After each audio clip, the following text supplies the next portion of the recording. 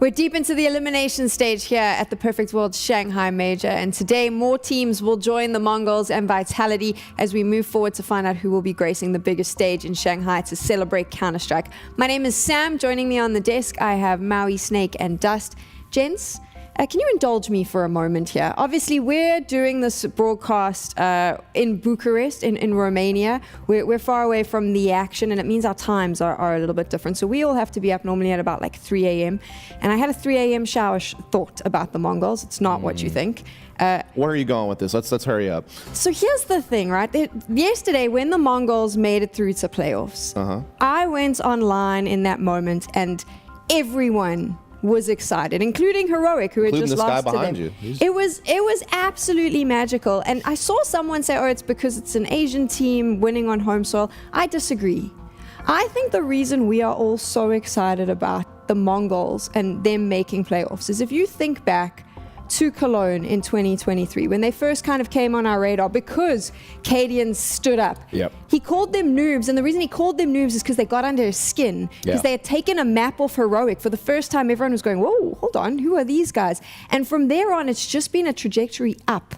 Yep. This team has consistently improved, and the reason we were excited yesterday is because they played some damn good Counter-Strike. They've played some damn good Counter-Strike, and we've got to watch that journey. It's the best thing about the majors, and it's the best thing about the game we love. Cadian also called them noobs because they didn't greet him in the hallway, apparently, too. But that's just an ego thing on his end. Now, for the Mongolz, the journey has been magnificent, and finally, they are reaping the rewards of their hard work. The Mongolz showing that playing a European style with a little bit of Mongolian flair is a better recipe for success than what we've gotten for the past 8 years of CSGO into CS2, where other Asian teams, sure, they look explosive, the firepower is there, their mechanics are off the charts, but the Mongolz are playing a style of CS that we all can back, that we all can see the logic behind. Yeah, indeed. I mean, this is a squad that is now the first team from East Asia in the 11 years that we have had Valve Majors that have actually made it to the playoffs, which is an incredible accomplishment in itself. But more importantly than that, they're a team that threatens to go deep, not just lose out in the quarterfinals. Also, think about the path they took to get to these playoffs. They beat Heroic, they beat Mousesports, they beat some of the elite teams in the world to solidify their status as a playoff contender. And, you know, just kind of going off of what Maui said, yeah, they are just a complete team. They can play defaults well, they can speed things up. They have an explosive fragging IGL. They have Senzu, who's one of the better entry riflers in the world. 9-10 stock continuously increasing for me as an AWP. I kind of thought of him as more just like a stable kind of rock of the team, but now I feel like he's approaching star status. And I think the evolution of Mazzino from kind of a passive, inexperienced lurker to now a peripheral playmaker has just really kicked this team over the edge for me. Is it fair to say, for a long time we said the Mongolz can go toe-to-toe with the best in the world? I think we need to change that story now. The Mongolz are one of the best in the world. They would be approaching that sort of tier. I mean, they've been in tier 1 for some time now and taking down the tournaments that really are set before them and they should win, like the Yala Compasses now, the Thunder Picks, like those kind of events. It feels like they're almost a shoo-in to make it to the grand finals. And honestly, that is because, like, again, they're playing a good style. Like, we're not just seeing them make it to the playoffs and thinking, that's a fluke, this is a good run for them. No, this is what we have come to expect with the Mongolz, and that's really the best thing, because when these plucky underdogs come up, there's two things you usually expect to happen with them. One, you don't think that they're going to be able to replicate it, and two, you think that they're going to have their players poached next. So that always becomes the driving narrative. Nobody's looking to poach these guys for obvious reasons. They speak Mongolian when they play. Like, nobody could really work with that. Yeah, they can speak a little bit of English, but like, no, they're accomplishing enough on their own that we don't have to really worry about them getting torn apart. I think they've done too much at this point to just be considered some type of flash in the pan, like, oh, you know, this is a cool, like, one little splash story, but then they're going to fade into the background. No, like, they're at the forefront of Counter-Strike now. They have a great map pool, I think, is also underrated. You know, they have one of the better abilities to flex in a pick ban situation, also just to add a little bit more credence to them. So I'm excited to see what they can do in these playoffs. They're on, somewhat home soil in Eastern Asia, excuse me. And yeah, I'm really cool to see what they're going to do in the playoffs. Of course, the other team that made the playoffs yesterday, Vitality, no surprises there. Everyone's pick'em's got a big high five, thumbs up, whatever it is. It was kind of expected. We needed it too, because there was a lot of 3-0 candidates out there who didn't quite get the job done. But Vitality was kind of that one popular pick that actually did kind of slide through there taking care of business. And it's important for us to see people like Zaiwu, Donk, Monacy reaching the playoffs, because so much of the world #1 for 2024 is going to be determined off of the back of the results of this event. And if you see one of those three not make it, their conversation actually becomes quite hollow quite quickly. And also, shouts out to Apex, man. I mean, the level of consistency that him and Vitality have reached. Sure, they missed one playoff at the very beginning of this year at IEM Katowice, but since then, it's been lights out. They're making every single playoffs, generally losing to some of the best teams in the world once they get to those points. And I will say, this guy's one of the best 3 in-game leaders in the world. I know people had their reservations when he first made the switch from entry fragger to in-game leader. He has proven at this point abundantly clear that he is, in fact, one of the best leaders and captains. And let's think about this. We entered this tournament with 2 favorites. It was Na'Vi and it was Vitality. And now, as the 2 teams we thought were going to likely make it to the grand finals and probably win the whole thing. Whereas Na'Vi has had their struggles, Vitality has cashed in. Their players are in rock solid form. Their map pool looks better than ever. They, again, took care of business. They never really looked shaky, in my opinion, at any point in time throughout their stay so far in Shanghai. And they have continued to show that, yes, we are a favorite to win this event. And that's pretty cool. Do you know what's kind of cool is Maui mentioned there that the discussion around the 3 top players, they all need to make playoffs. There's a very good chance one of them won't. It's possible. I mean, I think they're all 2-1 right now. I think Spirit are 2-1, and I think G2 are 2-1. And so they've got a couple chances at the least. I'm glad that none of the top players in the world are on Na'Vi. I'll say that. I wouldn't want to see them in a 1-2 situation right now. Here we go. We're taking a look right now at the top 5 players. I mean, this is the thing, right? You can see those 3 names in the mix there, but 2 of them are still fighting for their life here in the elimination stages, Dust. Indeed they are. Indeed they are. Things are getting crazy. In fact, I think we're almost guaranteed at this point that one of the top 5 teams in the world are not making playoffs. Whoever winds up losing between G2 and FaZe is going to drop down and likely have to face, another top team later on tomorrow, depending on how the rest of the results shake out. So it's going to be, a very, very dangerous day tomorrow for a lot of these squads. But good to see. I think at least Rain, that's the one that pops up for me. To see his resurgence is really kind of keeping FaZe alive in this tournament. Doesn't matter when it is, where it is, when you get to watch Rain pop off, it's something special. We have a lot of Counter-Strike for you today. Tomorrow's going to be tough. Today is just as tough. This is what's happening on the secondary stream. That G2 FaZe battle, that's a fun one, right? Again, this is B stream? This is B stream. This is just crazy. I mean, the firepower in that first game is going to be a spectacle. Also, I love the last one. Little domestic derby between the Brazilian teams, and Pain on the come up, Furia somehow actually looking fairly sharp in this stage. So that's going to be super exciting. Dust, you know what's really cool about that last game? Obviously, Fallen is a hero amongst Brazil players, right? He's a god. In fact, amongst most Counter-Strike fans as well. On the side of Pain, the superstar that everyone's keeping an eye on is Snow, rising up. I do believe that this is the first time they'll be facing off against each other at this LAN, and I'm kind of excited to see the new talents and the old clash. Yeah, indeed. We've seen different kind of classes of Brazilian player throughout the years. Fawn obviously coming up with the Kaboom TD team back in 2015. Then you kind of had the Tempo Storm Immortals. Now you have the Furia, and now all of a sudden you have teams like Made in Brazil and Pain who are representing that current generation of Brazilian players. So you have Fawn all the way from the beginning playing against now the latest players from Brazil to make their way to a stage like this. That is going to be a lot of fun. It is going to be a lot of fun. And we've also got a lot of fun happening here on the A stream. So let's take a look at the games that are coming up.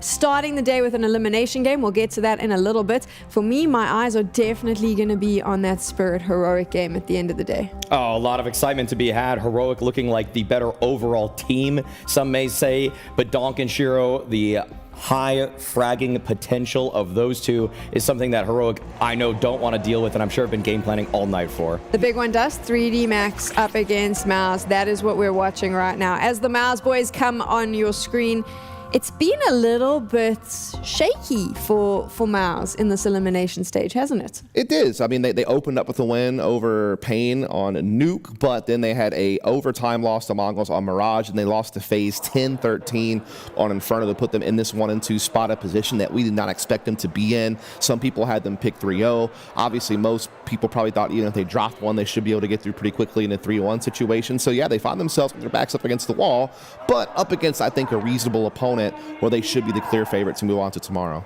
And Mouz actually, the thing is that they are generally so good in these lesser stages. And I hate to beat a dead horse, but I mean, guys, like, you're 1-2, and look what's in front of you. A stage? Are you kidding me? Like, why do we have to rehash this same narrative again? Like, if they drop the ball here in this elimination stage, the moniker will stick. They are studio merchants. I don't care that they had one singular nice Rio event where they were able to make it to the grand finals. If on the biggest stage once again, and really not even the biggest stage, like, this isn't the what it's going to look like in the playoffs necessarily. They fall, they drop the ball, and this team is not going to have a great offseason. Tell us a little bit about 3D Max for those tuning in right now, Maui. I think this is a team that maybe people haven't really had their eye on.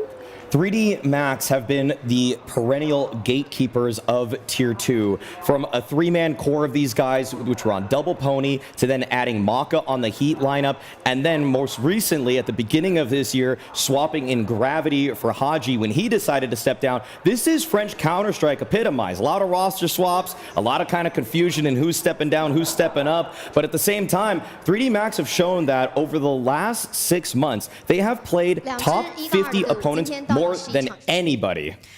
It's now time to find out how these teams are feeling. I see that Banks is with Shoei right now. Hello to the Counter-Strike fans early in the morning around the world. Camille, the crowd's giving you guys some love already, but it's been a bit of a tough run here for the elimination stage, especially against Mongolz and FaZe. What did you manage to learn from this? First of all, ni hao everyone, nyopi nyopi. I think we had a very good start to this tournament and RMR, and I will say that the last 2 games do not define the team that we are. We were not proud of the result, and coming into this game, we know we're going to give it our all, and we're going to show what we truly are. Banks 刚刚问他说，在现在的比赛阶段，他们其实输给了2支很强的队伍，蒙古队和 FaZe。然后他们在这2场比赛当中有没有总结学到什么？然后他说，首先感谢大家，感谢所有的粉丝和支持我们的朋友。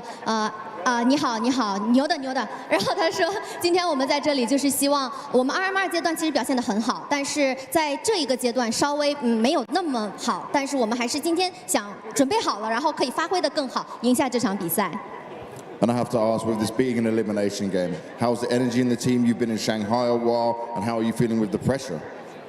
To be honest, I think the energy in the team is really good right now. We did our preparation yesterday. We feel ready for the game. It was some late night prep, but we know that we have an early game right now. We're going to come into it and we're going to be fired up from the round 1. That's what we need as a team, and yeah, I think we feel really confident. Banks 问他说：“你们为今天这场比赛准备了什么？有没有觉得有一些压力？”然后他说：“我们昨天晚上熬到很晚去做今天比赛的准备，但是我们也知道今天是一场最早的比赛，所以我们也准备好了。我们现在在现场就希望能够火力全开，奉献出一场精彩的比赛。让我们一起为他们加油，好吗？” Good luck, mate.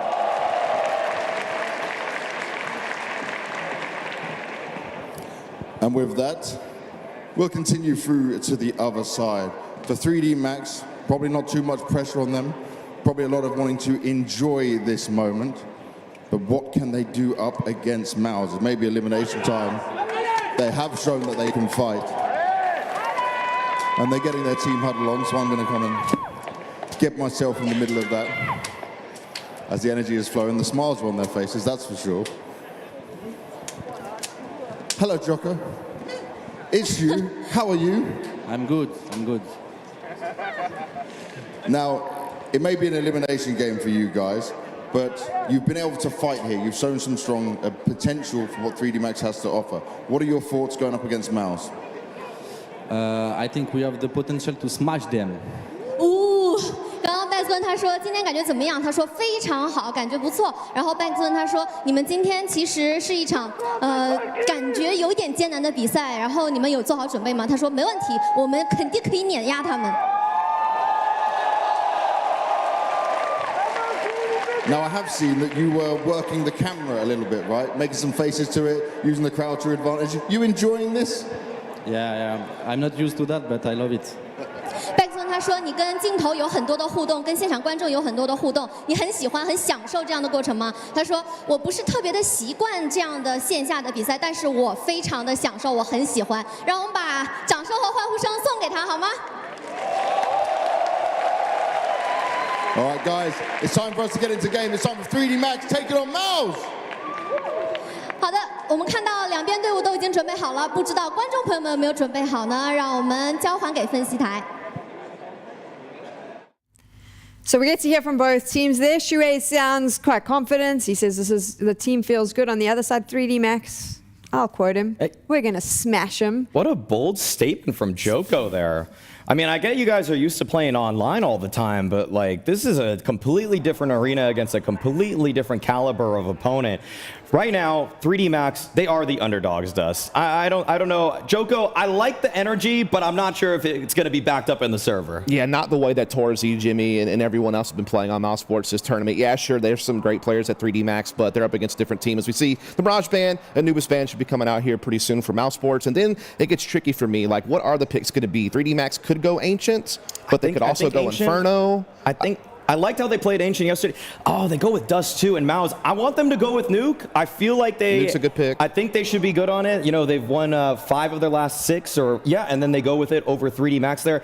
Okay, I will say this. You know, 3D Max, they've already won Dust 2 against Pain this tournament, and for the decider, oh, they actually get Ancient. Well, wow, actually Dust. I feel like for getting Dust 2 and Ancient, 2 maps that I felt like could have been the pick of 3D Max, they've got to be pretty happy with this veto.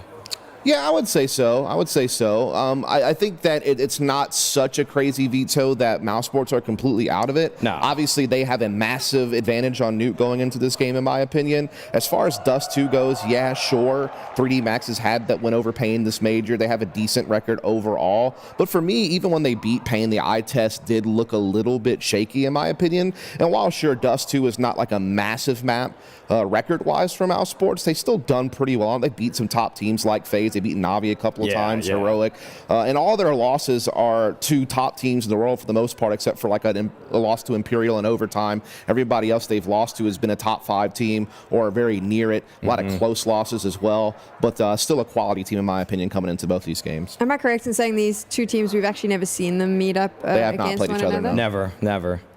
So they're coming in, and it's going to come down to who has the best game. And on paper, technically, that would be Mouz. Mm-hmm. Yeah, definitely. Mouz at this point have to step out of the shadow of the plucky underdogs, the academy guys. Most of these guys, this is their 4th major coming into this one. Whereas on the other end, 3D Max, despite the fact their average age is 3 years older than these Mouz guys, in terms of actual Tier 1 experience, Mouz have them covered hands down, and so they are my clear favorites going into this matchup. Yeah, I mean, Mouz has kind of made some recent changes on their Dust 2 where they've changed up their defense actually quite a lot. They've put Xerxen as kind of an A anchor. They've moved Brolin over as a B rotator. Since they have made that adjustment, their CT side has looked a lot more impactful and a lot harder to penetrate, and then their attacking side is just so damn good. I mean, Torzy's been one of the best players throughout the RMRs and the major combined.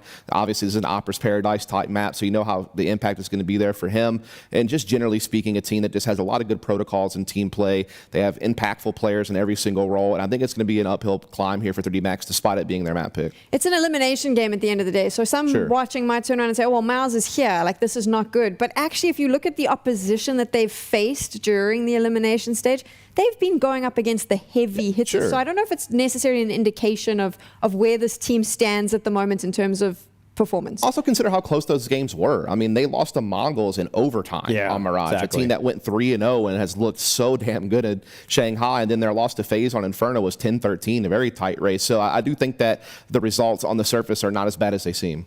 You know that the French fans are saying to the whole desk, shut up, you know nothing, 3D Max has got this. Well, let's find out if you're correct. Harry and Hugo are taking us into Dust 2. Yes, that's right. Mouz versus 3D Max. First set of BO3 for these squads in an elimination match, in an elimination stage. For Mouz, this would feel unacceptable after the playoff run they achieved back in Copenhagen, the history that this team have at majors, on stages as well. And what was supposed to be the gradual improvement you've seen from the Mouz squad at dealing with this sort of pressure. For 3D Max, It's the highest height they've achieved. Someone like Lucky, that dream that started all those years ago of getting back to majors with a French squad around him, finally locked in, but maybe brought to an abrupt close. It's 3D Max's map pick up first. T-side start as well as Mouz try to come through with mid-aggression. Joko is ready for it. Swings out for a double. And so this pistol round is off to a rip-roaring start for 3D Max. It's an insane read and now turning into a fake. And they're falling for it. Mac has hit a headshot on the A site. I think at this point, Jimpat realizes what's going on, but it's too late for this round. Maka and Joko piece it together with a full house for 3D Max. Crazy pistol call. Bomb outside B. And it's one thing to fake long, it's another to be holding T-spawn like that, knowing Mouz would come in confident and come in swinging. Joko puts him down. 3D Max starts strong. They said they were going to smash him. Well, that's not a bad start. Yeah, a pistol round where you take 1 HP's worth of damage is certainly not a bad way to open. I still have high expectations for Mouz today. I like the way the desk framed it, even though Mouz are in that 1-2 bracket. They've had really hard games. They played a FaZe, who pulled back a mighty match. They played a Mongolz, who fought them in overtime, and we've seen go 3-0. This is after Mouz took down Na'Vi 2-1 in the RMR. So they've, while proving themselves back there at the major, it's been a very different story. This is where Mouz still need to prove that they can be and that they are a championship level team and take down an underdog to fight for that final day of the major elimination stage. I think something that's going to be interesting here as well is 3D Max play a very explosive style, and Mouz going to be able to contain that. Even thinking back to those RMRs where we saw 3D Max battle up against G2 in a best of 3, that series felt like it had everything, all the twists and turns, all the miles on it, and some very explosive pieces from 3D Max. G2 got their revenge just yesterday. So 3D Max are out for blood. Walking through this mid-smoke, there's a bit of a gap. Torshi can see. Second flash was actually perfect, but Torshi takes it full blind. Plan A has gone nowhere, so how about plan B? They're going to try break through. Oh, Torshi finally bested. Lucky's opened up the B site. Impact not often the one to fall short in positions like that, is bested in the head-to-head. And suddenly, after Torshi's 3K in middle, Mouz thought this round was over. They thought there was no world that 3D Max could pick it up. But they find the trades. They get themselves into B. They've got a bomb plant now to work with. Low HP on both players. Oh, big molly. Stalled that for some time. Smoke in the tunnels. Mouz have a couple of flashbangs, but they're still going to need to move quick. Mouz can't afford to let this one get away.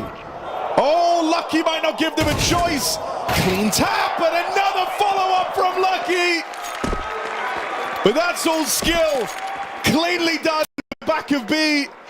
And Lucky carves apart for 3D Max. 2v5 or 2v4? Yeah, that's a crazy ending. It's even the opener that looks spectacular for 3D Max. When they get destroyed in middle, they still find smoke shots in response, pull back a late B hit. And Lucky... You can't believe the first rifle round goes like that. Torshi, 3K in CT. They get it down to a 4v2. Lucky with the opener into B and the 2 shots to close. The bookend of 3D Max. Yeah, it's been 5 years since we've seen him at majors. He made a couple with G2, made the elimination stage. Rest of his team absent. We know that French CS scene has a proclivity to make quick roster changes. Cut now, think later. But this 3D Max team has been together for some time, and right now the results are showing. This roster bearing fruit.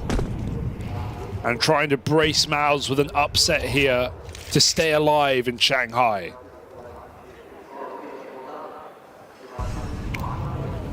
Don't know this one. Wow. No way he burns Jimpat off the top. They got tricks. Another clean round looking to get stacked up here for 3D Max. That really is a crazy Molotov. And they do it on anti-eco as well. They just XX B with one smoke, one molly, and a really well-placed flash, knowing that if we're against pistols, best position is car. 3D Max burn it out. 4-0, 5 alive. Here's the rifle round for Mouz. They can't wait forever. This has just been worryingly clean to open up. Outside of that 3K from Torshi and the spawn, there's been no resistance yet from Mouz. Torshi's AWP is out though, and we don't have Maka in the same vein. And Torshi has been a reliable piece of this Mouz team as of late. Boost up, spots over the smoke, and Maka plucked out of the round. Exercise spots the man in a car, but once more it's that Torshi AWP now, firing off for a multi-kill. Last time this wasn't enough. This time it has to be. Mouz can't let back-to-back advantages go against them. They've got the bomb trapped in on Gravity over here at long. Keen kill for Exertion to get away with, and he even manages to escape capture from these two players up in the A site, dropping down in a pit. This is a powerful position to play around this bomb, and Mouz all in the control. There's no flash here for 3D Max. Trying to lob that smoke through. Is Joker gonna just try and steal the bomb right out from underneath them?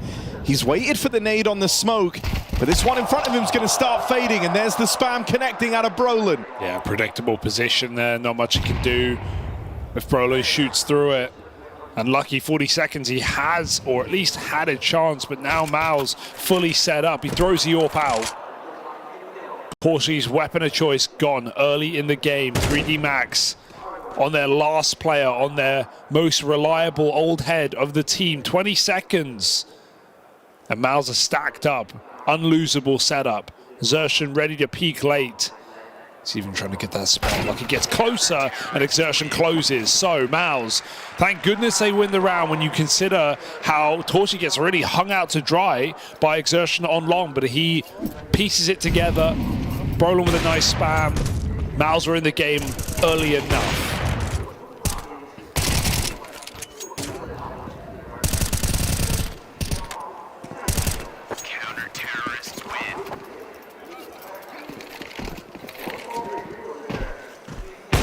Maka now gets to don that AWP. They were suffering from success in that round prior, right? Running a bit of a bonus with Mac 10 still in play. Exertion trying to be aggressive over here towards long.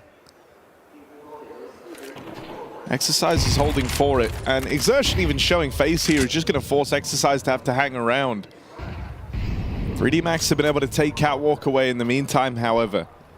And Joko's moving in for an opening. It's no util, no flashes to telegraph this hit. They try to run it dry, but they've lost gravity, and Joko is soon to follow.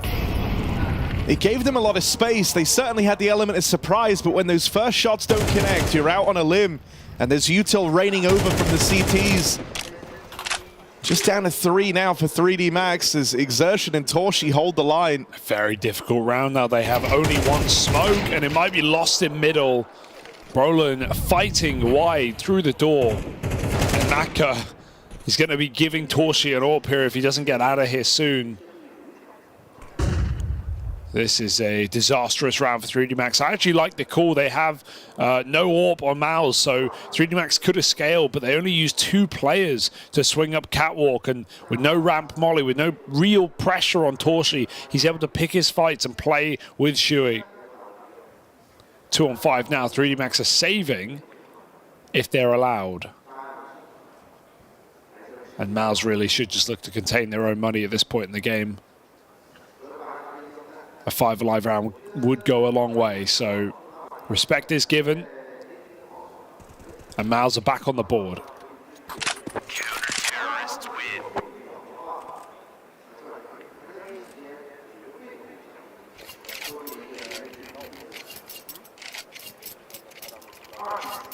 I mean, that's a good sign for Mouz, right? Being able to best that one cleanly. That's 3D Max trying to get cheeky with it. Like we say, a very explosive team. They run it out through Catwalk. And they certainly did get the drop on Mouz, but just couldn't find that first incision, that first kill to bring you into the site. I feel like as soon as 3D Max hit one of those cross shots, and they probably will in the half, they're just going to explode B. Feels like that kind of team right now. Losing long control exercise. And 3D Max take up Cat. Again, just Torshi, but it was enough last time. And it's contact out Catwalk again. Torshi's mollied this. Joko knows he has a good timing. Deals with Torshi over at ramp. This time that opener is found. And look at the space that's created for 3D Max. Lucky cuts down both B rotators in the meantime. Shui and Lucky meet up in the smoke. They pass by each other, but Exercise gonna catch him on the other side. You have B, you know Exertion's long. They're gonna go looking for Exertion. They're hunting him here, in this save. They pushed up top middle. They're wrapping through T-spawn. Exertion's found a tiny safety net here down in Suicide, but for the time being, he's alive. However, they're starting to piece this one together. Exercise moving around the spawn, should check this. Exertion's trying to steal himself away. He knew he was trapped. He didn't even try fight. He thought that was just bait steps for a top mid player, but 3D Max, they had him. Even if he got away with a kill, he's getting traded. And man, 3D Max playing confident right now to go for that contact play after it just failed, thinking, I know what we're doing. I know they don't have all, but let's abuse this while we still can. Walk up into Gandalf, find that headshot to Torshi, and the round just peters out as a result. Lucky gets 2 kills fighting middle. 3D Max on all fronts finding success. If I'm Mouz, I'm getting worried right now. It's only Dust 2, the opener of the series, in a game that screams 3 maps. But 3D Max showing a great face right now. Showing all the makings of an upset series.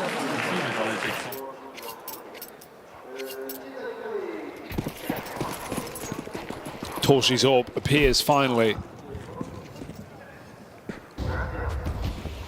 First time since it was thrown out of the map, and Mac is waiting. Torshi won't overdo it. But that smoke suddenly gives him a bit of freedom to fight top middle.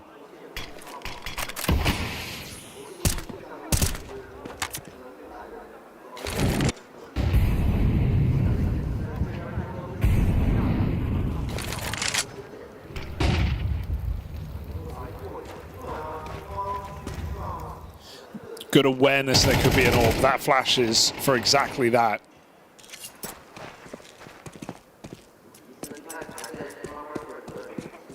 Regrouping B, Brolin and Jimpat on that bomb site.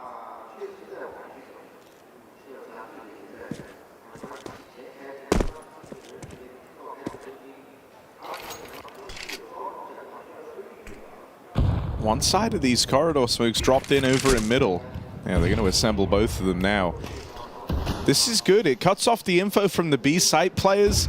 They have to kind of move down. You can see that Brolin's doing that right now, pushed up close to the smoke in mid.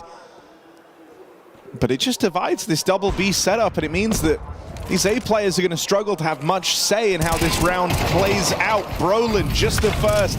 Spam connects out of Exertion. He's done a lot of damage. And Jimpat might have fallen down here. The last time we saw 3D Max attempt this, but this time is solid as a rock for Mouz. Great awareness. He was getting walked on out through the tunnels. Yeah, mid-to-Bs, you know, a lot of teams try and abuse them, but they often turn out like this with smoke spam, or more commonly, nades left in CT spawn just to pop those smokes open. Brolin with a nice play as well to throw some chaos into that round and gets a lot of info on numbers out middle. Nice anchor work for Jimpat, and 3D Max back to pistols.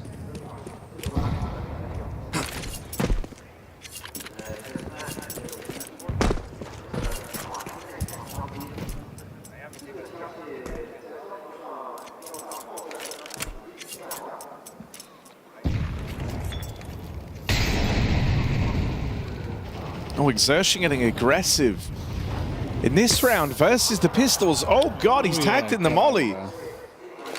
And look at 3D Max, they were really hoping he committed to that. Instead, just going to drop another smoke in. Joko can't find another opening just walking out catwalk, surely. Try him. Torshi Zorp is there this time around. Lying in wait as the Deagle tries to make its move. Missed shot from Torshi. And he falls back. Doesn't want to hang around and fight this. Doesn't want to risk giving that AWP away. That's a bomb plant locked in here. Can it get any sweeter? Can 3D Max get away with anything more? Joko throwing himself into these fights, but eventually it's too much. And Exertion, unlike Torshi, does not wait around before getting involved. He makes the play to mop up these Pistols. He's full blind, just running in there, scaling. Can't see a thing, but just getting the space for Mouz. That's what we know Exertion for, even on both sides. 5 alive round. Mouz suddenly kicking up dust in 3D Max's face as they get ready to take the lead. 3D Max, a full buy to stop that. And a very competitive beginning to this game. The first time this game has ever played between these two rosters.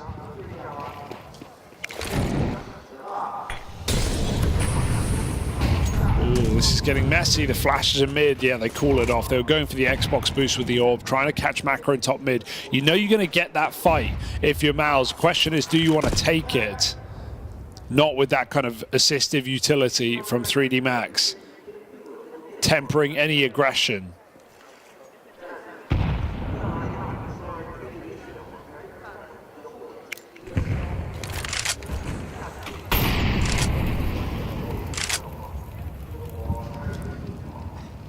Is that Joker faking the Molotov, Paul? I was. Because he did bait out the Incendiary, and now his molly was meant to be that much more effective. Oh, Gravity's missed the jump. Forget it. An error you can't afford to make here. Shui. Easy pickings onto the double kill over on short.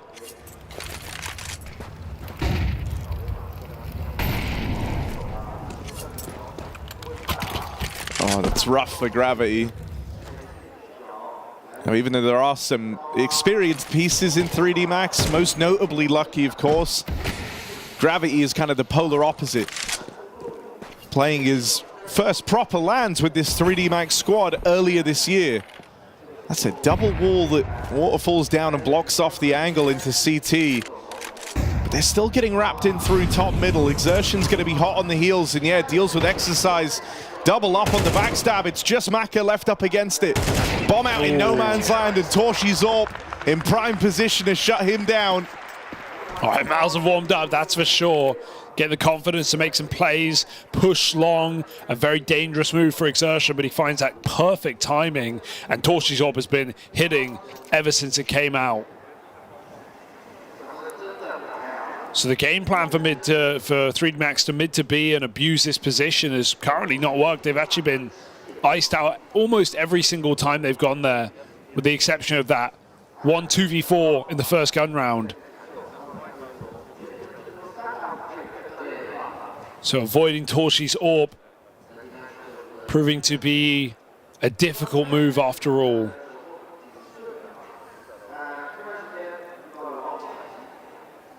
And this is where Mouz should absolutely take the cake here on the half. Got pistols out. 3D Max playing for 6-all.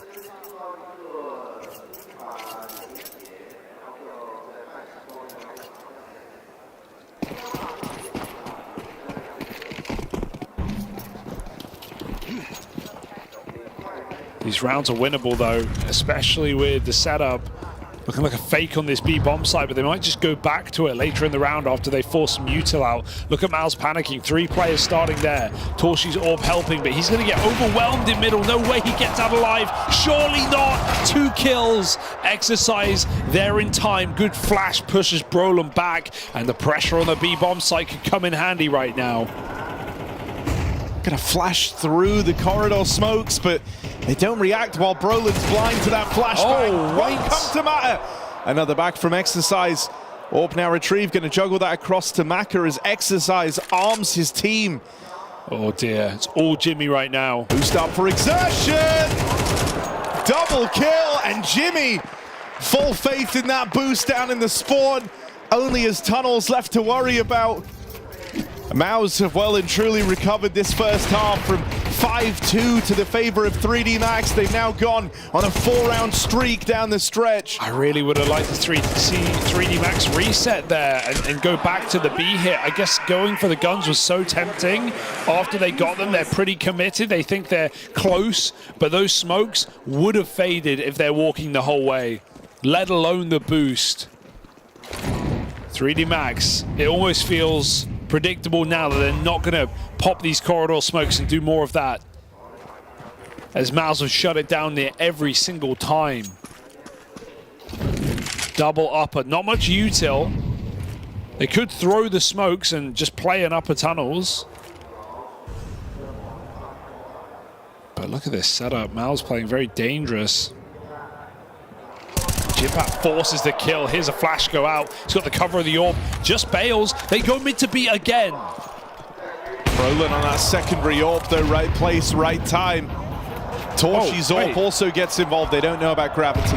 Oh, he's going to try and find the gap. Sneaking in, round the doorway. Brolin was suspicious the whole time. And Brolin will close this. That second orb delivers for Mouz and secures a winning half for this Mouz squad. They spend the half trying to avoid Torshi, but they still run into the AWP on the B bomb site. They just can't escape it. And, you know, considering something you touched upon earlier on was how this matchup hasn't happened. And 3D Max call a very explosive on-the-fly game. They have a lot of little tricks up their sleeve. And so I really like the adjustments that Mouz were pulling in on the fly. Torshi constantly watching for those cat walk-ups, and with the prevalence of the sort of mid-to-Bs that were being bought out from 3D Max meant he was always in a fighting position to try and help out on players crossing in the spawn. Some great awareness there. It just felt like 3D Max had their options removed at the start of this series. Felt like everything they were doing was working. They had some really nice calls dating all the way back to the pistol round. The back-to-back rounds where Joko contact plays up through the short side, expecting, you know, little resistance from Mouz as they're rotating players back from long, and instead kind of floating around ramp, waiting for util to be that telegraphing fact of the play happening. And so Mouz had to make adjustments on the fly here, but it works out brilliantly for them. They're able to piece together the 3D Max puzzle. Yeah, I only felt like there was one piece there on that T side. Mouz going to go for the B hit, late mid smoke. Akin to Mouz, 3D Max push up middle in the pistol round. We got Julie's at the top side right now. Shui going to get caught and run down. Exercised in lower. This is going to force Mouz's hand into that B play. And in they come. Joko can't hold the line. Exertion dealt with. It's going to fall to Brolin. This guy knows the B site. Yeah, they're going together. They run him down. They don't give him room. It's a nice play. They get out. They don't overcommit in the 4v1, and then they go 3-2-1. Everyone swinging together.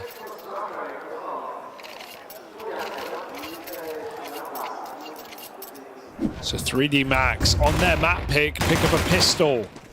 Hell, they pick up 2.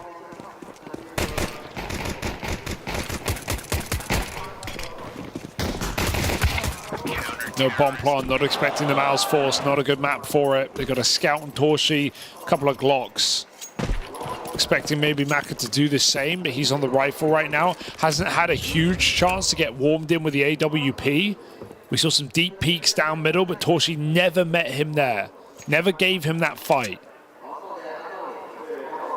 So it's going with the rifle for now.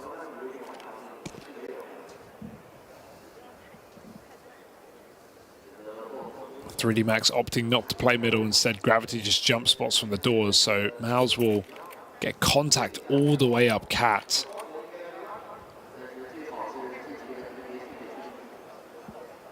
Run boost, perhaps? Lucky should be in a position that... Oh, it's a failed run boost still. Dink connects. Mac is here to support. 2 Glock dinks come down range. Careful. Surely this don't get out of control exercise here to neaten things out, and sure, you take a lot of damage, but you get away with the round, and that's what matters if you're 3D Max. Yeah. Mouz go back to the guns now. You know, I think Brolin had a good first half here, and that feels important, that feels consequential, because if you remember game one of the major elimination stage of the matchup versus Pain, Brolin was lights out. But since that point, he has really hit some struggles versus the tougher opposition. Started with the Mongolz, continued in that phase game. And so him, you know, stepping up here when it really matters feels consequential. He's someone that we have to keep an eye on. Because throughout the tournament so far, it's been Exertion and it's been Torshi, the two guys top in the charts, to try and keep the lights on for Mouz.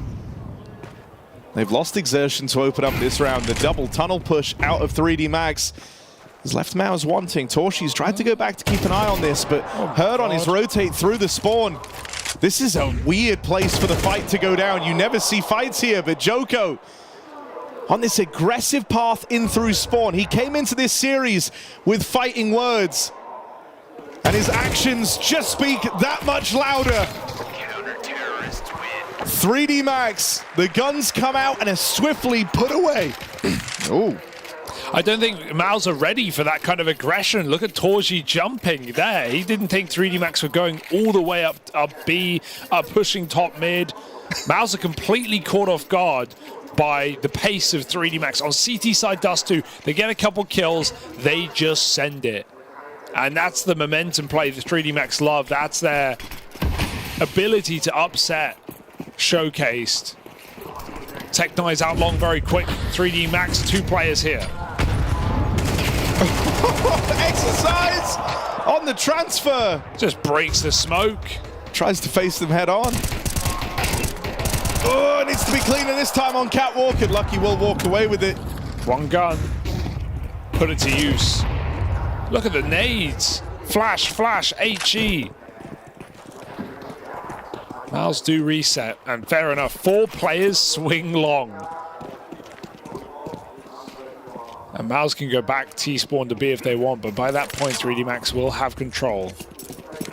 In fact, they have more than that. They've got 3 players moving over.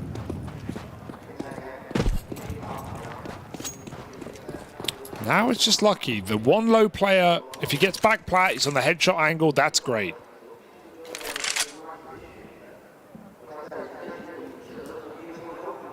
Mouz getting smoked out of B, just have to wait this. They need the clean entry from Brolin. Good timing on the re-smoke. Oh, still it's awkward for Lucky. Gravity's here to assist, but Torshi has been able to make it across. Last time 3D Max just chased this down, and they do much the same here. Good flash from Joko to tee him up.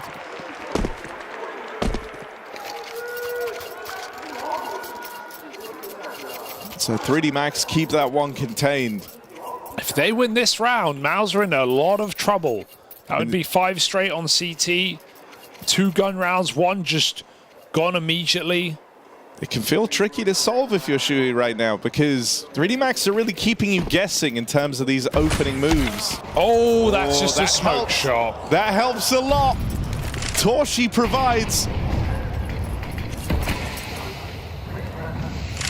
Long take in, but it looks like Mouz want to try play through this. That's crazy. Right into the hands of Exercise. That's what 3D Max are hoping for. In the meantime, Exertion taking room with Jimmy alongside him. They're out in B. And Lucky's got no idea. No. He has no clue. He's going to die on the rotate. He thinks the site is still clear. Moving in. That's a freebie. And so Mouz show it's not just Joko on his wild contact cat plays that can spring through the util and defy expectation.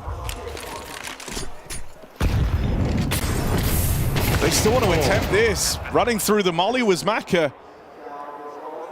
That's the AWP now gone, and Shui even holding these rotates. Finally, 3D Max decided enough is enough, but it feels like that's even later than you would have liked. They've sacrificed the AWP in doing so. Round could have gone very wrong for Mouz, but playing both extremities at the same time, contact through the long smoke and contact through the B smoke, and hoping one of them works to get some real estate. Unfortunately enough, that long hit pulled the B player out of the bomb site for a moment. A moment is all Mouz needed. They seize it and they take 8. Still neck and neck. And that orb lost in B. Not going to be a save here for Exercise. Certainly helped out by Torshi getting that mid pick. Otherwise, surely would have been an anchor in that B bomb site the whole time. Tactical pause coming out from 3D Max.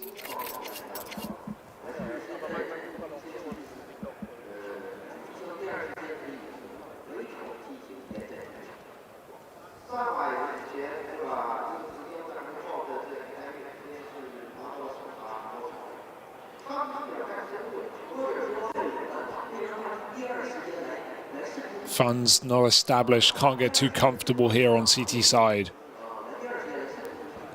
Even despite this 4-round streak. Mouz are chomping at the bits to get back in this map. And taking it poises them for a 2-0 and to eliminate the French roster from their first major.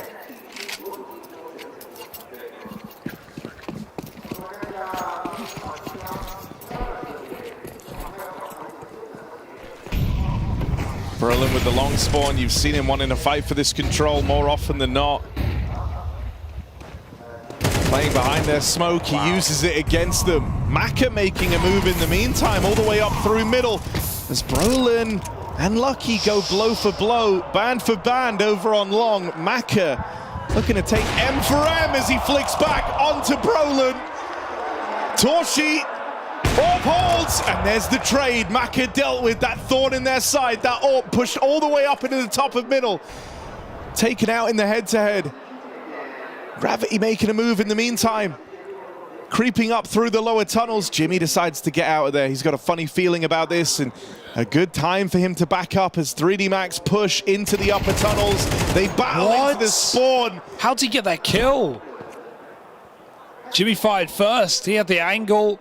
But he is not having a great game. 5 and 11 right now. Him and Shui are the same. Look at how much pressure's been put on Mouz, right? There's 45 seconds left in the round, and they're still trapped over here in top of mid. Finally trying to make their move. But Gravity finds himself another. Nearly topping the charts is Gravity. Left to Torshi's Orb so often. Torshi's been the guy trying to make all the difference across this opening map. From the 3K in the very first rifle to open is found on the AWP. But Gravity, the unavoidable force right now for Mouz. And that's crazy, right? Like, there's only 3 maps of play, but Gravity is one of the bottom-rated players of this major so far. And for the flip side, you may question, oh, but they've only had 3 maps. They've played some very hard games here, have 3D Max against G2, against MIBR. Well, Joko's number 10 in the whole major stage. So it hasn't held him back. Gravity, what a map, what a time to come alive. The young player, the most inexperienced player in this roster, and a 3K at this point in the game has absolutely changed the tune. Mouz buy down to the last dollar. And right when you think Mouz are ready to get back in this matchup, 3D Max poised them a question.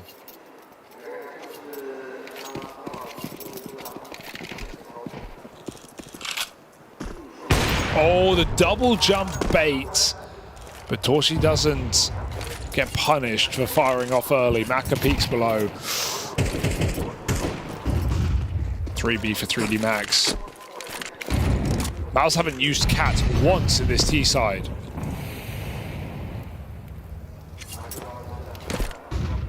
And Maka's going for it. Chip, I mean, I have a bad feeling for him, but he really needs his kill just to get back in the game. That's a huge shot to keep Mouz in the advantage.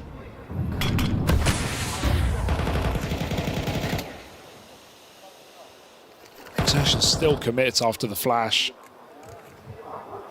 Just a little angle for only a moment. That's all he needed. They've knocked Gravity out of play. The only way's up here for Mouz. 4-on-3. Joko trapped out on an island over in middle. Does he just take this time to retreat? I like this gamble. It is going to be wrong. 3D Max will end up having to save, but it gives them their best chance to win the round. Joker was already tagged by that Galil. If he played middle or B, he would have been removed. So stacking with his team ensures a full save for 3D Max, allows a rebuy. Late in the game, we have these back and forth round trades. Again, I got to say, huge kill for Jimpat. If he doesn't get that frag, I think this game is probably lost. Just because of where we are, the control that would have given 3D Max in the round. Getting rid of the B lurker and allowing 3D Max to rotate out safely. So this keeps Mouz in the thick of it. Just a round behind. And, I think moments like that showcase the double-edged sword that is 3D Max's whole style of play, right? You risk a lot of the round there on that AWP peeking up into the tunnels, but as Maka has tried to make very obvious across these last few rounds, he likes to call a very aggressive game and he likes to be in the thick of it on that AWP. When it works, it can feel very suffocating. It can surprise and shock your opponents, but when it goes against you, when you lose that opener, go down 4v5, and then you answer it with more aggression, can leave you wanting. No up now. Another aggressive move. Double play into lower tunnels. Lucky with a chance to strike. And there's Joko, a helping hand lent on the upper tunnels push. Yeah, Torchwood is throwing mid-smoke. He never saw that rush in lower, so he's got to save this round right now with the AWP. They're out long. I can't believe Mouz got caught off guard by a pacey play from 3D Max. It's their whole playbook. 4-on-3, low players, not done yet. Oh, and there goes Gravity. Brolin dead, crossing first. Teammate in the site gonna get spammed out. Gravity keeps the pressure on with flashes. There's another swing, but it's low HP on Joko. Gravity might have a lot to answer for here as he's flashed out for a peek. Goes for the swing. Shui denies. It's down to this 1v1. The captain of Mouz holds on. A tie game as Shui stands and delivers. What a sequence. What a shot. The transfer from top to bottom from Shui. A very quiet game individually, but that is the kicker, the killing blow. Terrorists win.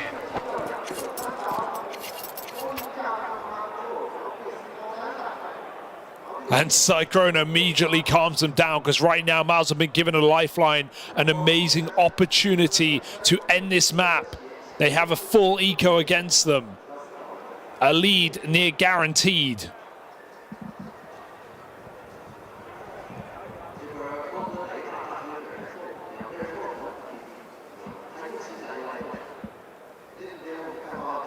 Those flashes were, I feel like, too obvious for 3D Max. Look at how Mouz, both players who fought that, were able to turn. Just able to dodge it completely. We all remember the Alexi flash over the wall from that EPL final. Feel like that would have gone a lot better for the Frenchman. Full mid-rush now, but Mouz have cottoned on. They know it's coming. They're here to deal with it. No problem. Game on for 3D Max.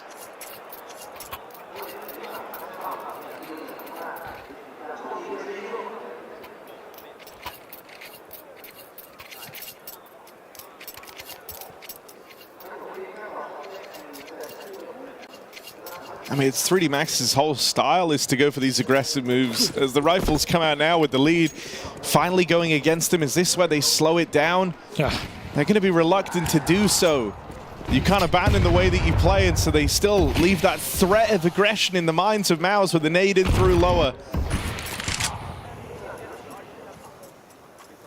But look at how ready Mouz were for that push. I feel like they wanted to go, but that nade from lower really scares you that there's a player on the fast flank and you've got to re-clear this position if you want to actually execute B. So look at the Util exertions having to pop down and lower as Mouz poised for an upper hit. And there's 3 CTs in the site. There's Maka trained in.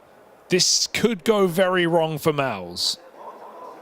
This lurk for Shui is doing nothing to sell 3D Max, but actually Mouz decide to use that real estate. Yeah, Shui actually made a really ballsy move there. He crept up and like called the bluff on the smoke. He peeked around it, saw no one was in the site.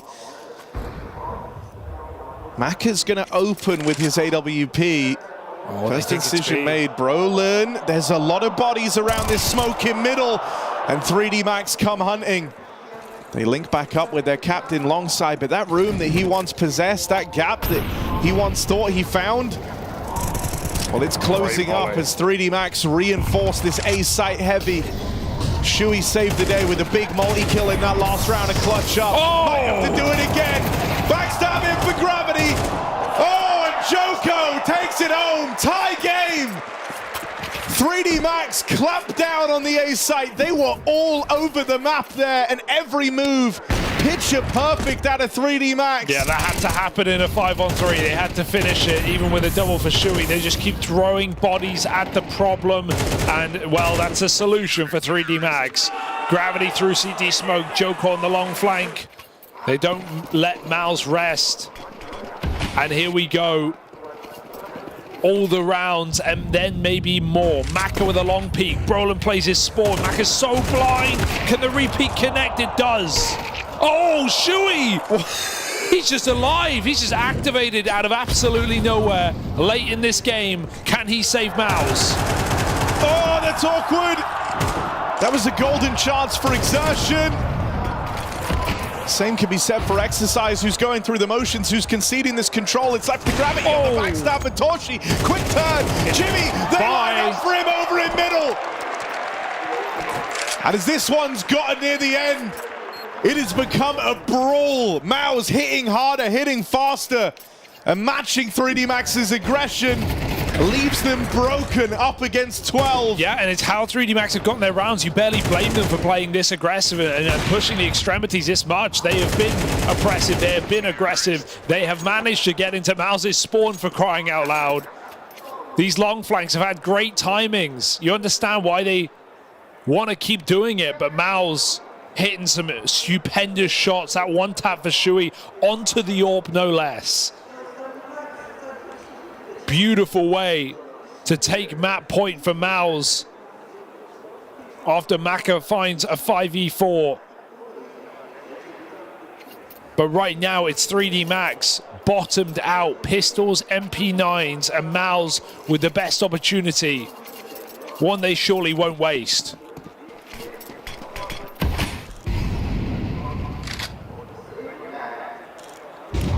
Look at the long stack for 3D Max. This fight on a Brolin has been fairly consistent. Oh, but the moment now you see it not come through, 3D Max have to start mobilizing. They've got to start moving here. He heard heavy nades. Fake mid-smoke. Exertion plays ahead of it. He already is in a position to win this whole game. Could have cut down those rotates instead. It's just the one and done as Gravity trades him. More aggression across the board here. Careful. Double up on short with the SMGs, but shots connect. Torshi and Shui. Kills a piece. A-site cracked, wide open.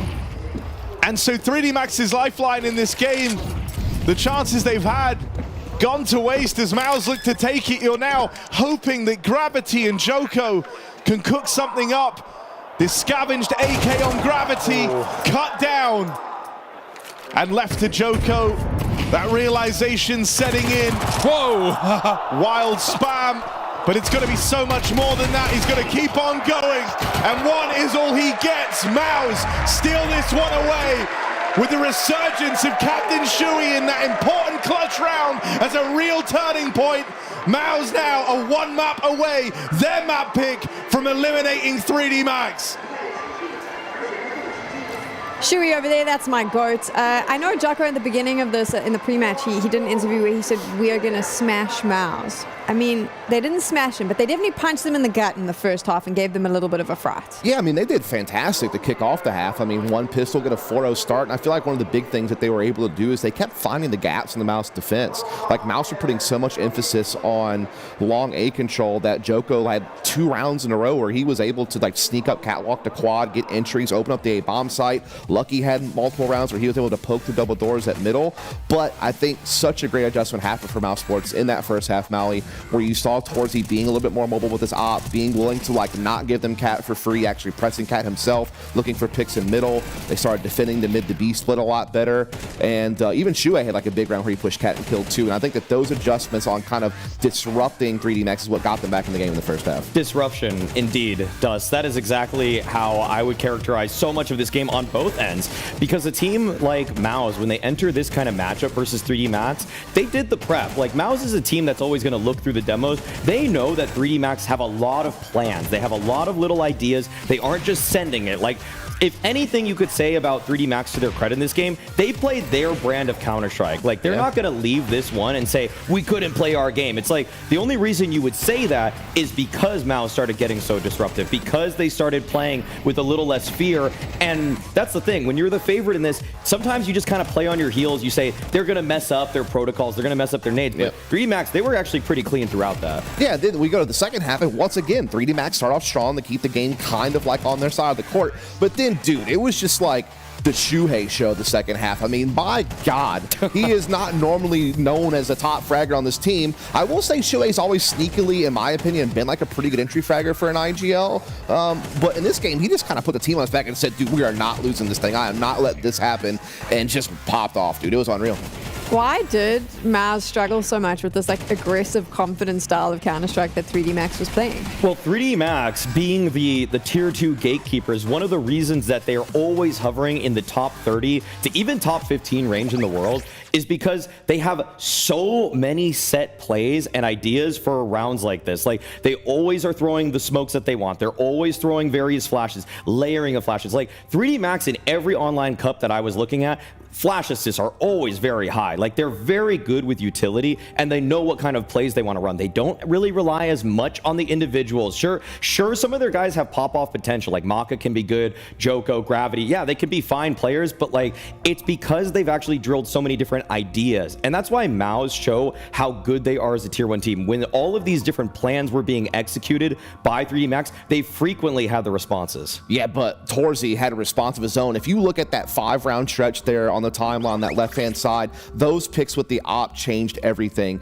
He kind of started to realize, oh, we're getting pushed on Cat. We're not covering that very well. You know, they're scrambling. They're charging us middle. We're not able to handle the pressure. Let me get the op out there. Let me be dynamic. Let me find some opening picks and slow this thing down. And I think that was so critical to them getting back into the game, because if that adjustment doesn't happen, all of a sudden that first half looks horrible. Like, they have almost nothing to work with going in the second half.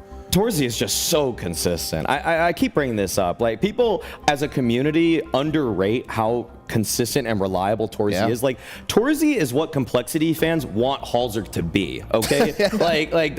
Unfortunately, like for Halzerg, you know, he has these like flashes, but then he misses some sitters. Like, Torzy is, especially in stage environments, he rarely misses sitters, with the one exception of the IEM Rio finals, like where he had a stinker. But everything else this year in arenas, he has been their highest rated player. Yeah, in a world where like Jimmy's kind of the best in his role in many people's eyes, and he gets a lot of, you know, shine for that, and Exertion just so flashy with the entries, you kind of forget about Torzy. And I think the other reason why I forget about Torzy is because you think about like, oh my God, Money's so good, or oh my God, Chiro's so good, or oh, you know, all this stuff. But like, Torzy's like legit a top 5 opera in the world, in my opinion. To pivot the conversation back to 3D Max, I know there's a round that you wanted to chat about, Mari, which kind of showcases the style of Counter-Strike that this team is bringing to the major. Right away, a tone-setting round for 3D Max. Sure, it's an anti-half buy for them, but it's just the way that they're going to use utility. They're going to play to punish. They're going to use utility. And this was a really clean B exec, all in all. We didn't quite get to see the molly that landed on top of the new box. Actually, you could see it right there. That close box that they have a molly set for. Like, that's what I mean. 3D Max just have all these tricks. The door is smoke. smoke. There's a flash to cover their entry. There's a molly on top of the double stack box. Like, they always have all the utility pieces that they need. And so in a way, even if their players aren't of the caliber of tier 1 players, they're always going to make the battlefield to their comfort. Yeah, again, I do want to give credit where credit's due. 3D Max on their map pick came out fiery. They came out with a game plan, as you noted. They implemented it very well. It's just Mouz adjusted so well, right? And it felt like once Mouz adjusted and kind of slowed them down, 3D Max didn't really have a second wind in them. And then the same thing kind of happened in the first half. Hot start for 3D Max, looks like they're on the right pace. Then all of a sudden, Mouz were able to kick their T side into high gear. Honestly, mostly off of some heroics, like Torzy had some crazy rounds. Shuhei, we talked about him. He popped off and had some big hero moments as well. And I feel like in moments where some of the players were staggered on Mouz, some you know, maybe not the faces you thought that would, came out and were like, nah, we're gonna settle this thing down. I'm such a Shui fan that I just want to like talk about him for the next bit, but we can't. We have to move on and discuss Nuke, which is obviously the Mouz pick. You can tell me what a great job he's going to do on that map if you like. I mean, this team is just so damn good on Nuke lately. I was having to look back at it again because they did have like a rough patch kind of in the middle of this year. They lost like 5 games in a row, and I was like, oh no, their Nuke is spiraling. But they've now won 6 of their last 7 games and against top opposition. And what I love about this team is that they're just so damn good. Like their outside control protocols are fantastic. And I want to highlight 2 players. It's Brolin, for me, is so important on this map for them because not only is he like a guy who will help them take yard, he's also a guy who will help them take ramp. Like, he's so flexible in how he'll entry. He also plays one of the most critical CT positions where he's kind of helping outer yard, but then he has to flip the script and help the upper as well. And he's so good at managing what is a very difficult position to play because you got to know what to be responsible for. And I just think they're better. Like, that's just the bottom line. I think everything about Mouz looks better on Nuke compared to 3D Max. For 3D Max to try to pull off an upset here, they really have to stick. I love the brand of CS that they actually play because it's clear that it elevates them above what the individual player's quality is. Like, they come up with lots of great ideas. They have lots of ways to be disruptive. And I feel like on Nuke, that this is a map that if you are just playing back, if you just want to play default, you're going to get beat by Mouz 10 out of 10 times. But if you're 3D Max and you're able to throw in some lobby aggression, some outside yard pressure, that's the only way I see this upset being even remotely possible. And I want to just see them go down fighting if they do go down here. It'll come down to Lucky, in my opinion. Lucky plays that same spot that Brolin plays on the CT side, and considering how good Mouz's outside control protocols are, Lucky has to be able to find and disrupt that alongside Maka's AWP. But I think the other big thing they have to figure out is like, Jimmy just had kind of an off game on Dust 2, let's be honest, but he's one of the damn best ramp room players in CT side in the world. How are you going to break him? You know, I think because otherwise you're going to be pigeonholed into other options that are going to make it very tough for you to win. 3D Max currently has their backs against the wall. Let's find out if they can come out swinging. She said she loves you, but she can't love me. But I love you.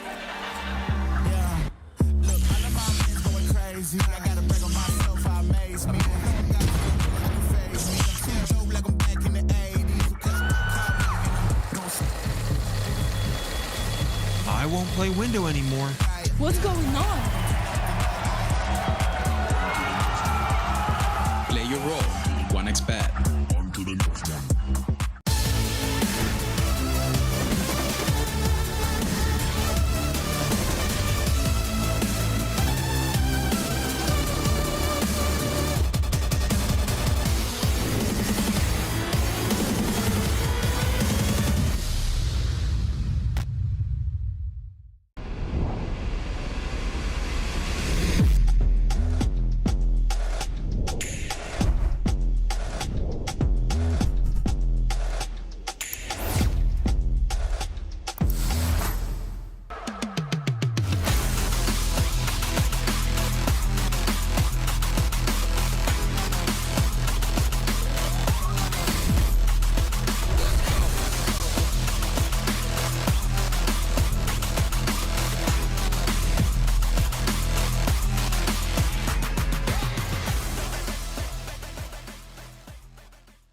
What is going on, everybody? Welcome to the Perfect World Shanghai Major. My name is Parla, and I'm very excited to be sat down with Maka of 3D Max. How's it going, brother? Doing good, and you? Yeah, good. How would you rate the journey so far? So you went 3-0. I think you beat everybody's expectations doing that. The journey is crazy because we were not expecting to go through like this. We were aiming to the major, but amazing. Coming into the RMR, what was the mood like in the team? The pressure piles on for the RMRs, and how did you guys get prepared? Things like that. I think we were aiming for this for quite a long time. It's been a process for 6 months with the new roster, and we were like pretty confident, even though we had like some bad results, for example, in the Thunder Peak. I think we went into the line like it was 2000%, I would say. Yeah, and so then you get here, you start competing, and was anything different to how you expected when you were actually on the server? I think it felt a bit wrong at the start because the Vetoes was not what we expected against TSM. We worked on Impertigo, but not as much as the other maps. Going into the maps, it was kind of close rounds, and we kept it up, and the confidence was building through the events. Your final matchup, a best of 3 against one of the best teams in the world. You were undoubtedly the underdogs. You went up against G2 and you got it done. What was it like going into that matchup? What were the talks that you guys were having before getting onto the server? I think we had like a quick talk about the matchup because we played them 2 times. The coach was saying with the training, you can't lose 3 times in a row to a team. We lost like twice against them, and it was the 3rd matchup. And for example, we played Mongolz 3 times in a row. We won them 2 times and we lost the 3rd time. So you're like, going to this, like we cannot lose 3 times in a row. We prepared this match thanks to the EPL matches, and I think it helped us a lot. And what was it like when you got it done? How much stress was relieved, and also, yeah, you didn't lose to G2 3 times in a row? I think too much stress. I can't like quantify it. I think for the whole night it was hard to realize, especially for me, that we made it.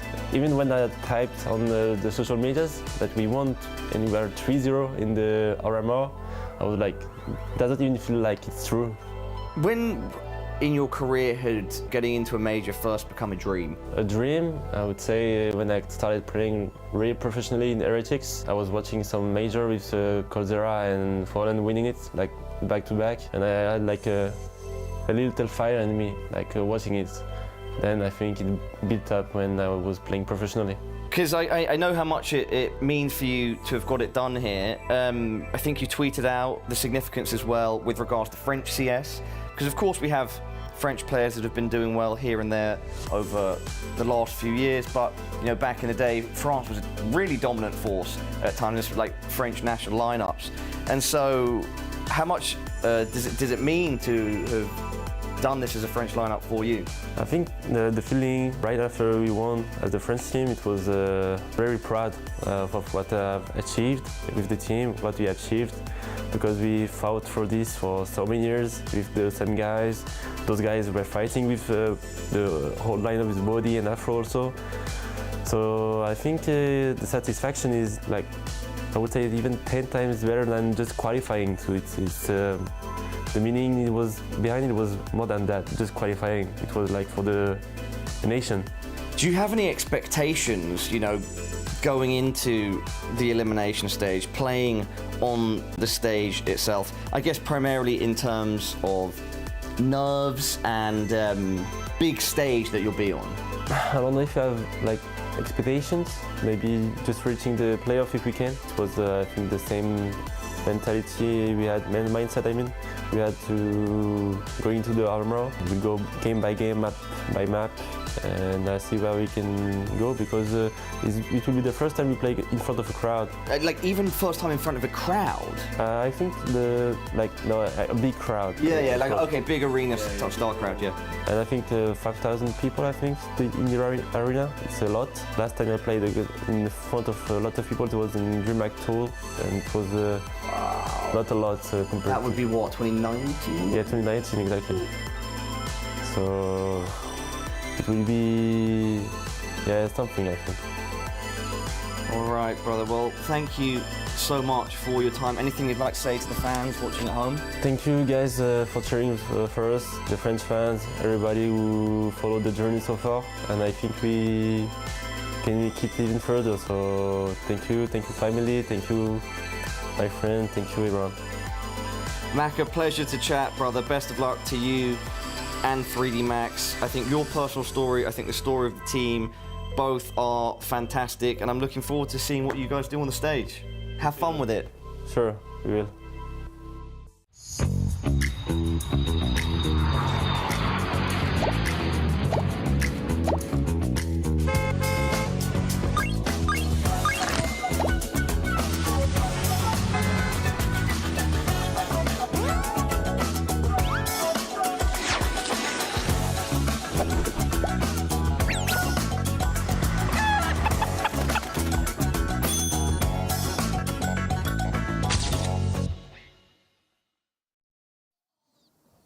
Elimination on the line. 3D Max one map away from it as Mouz level up to open up this series.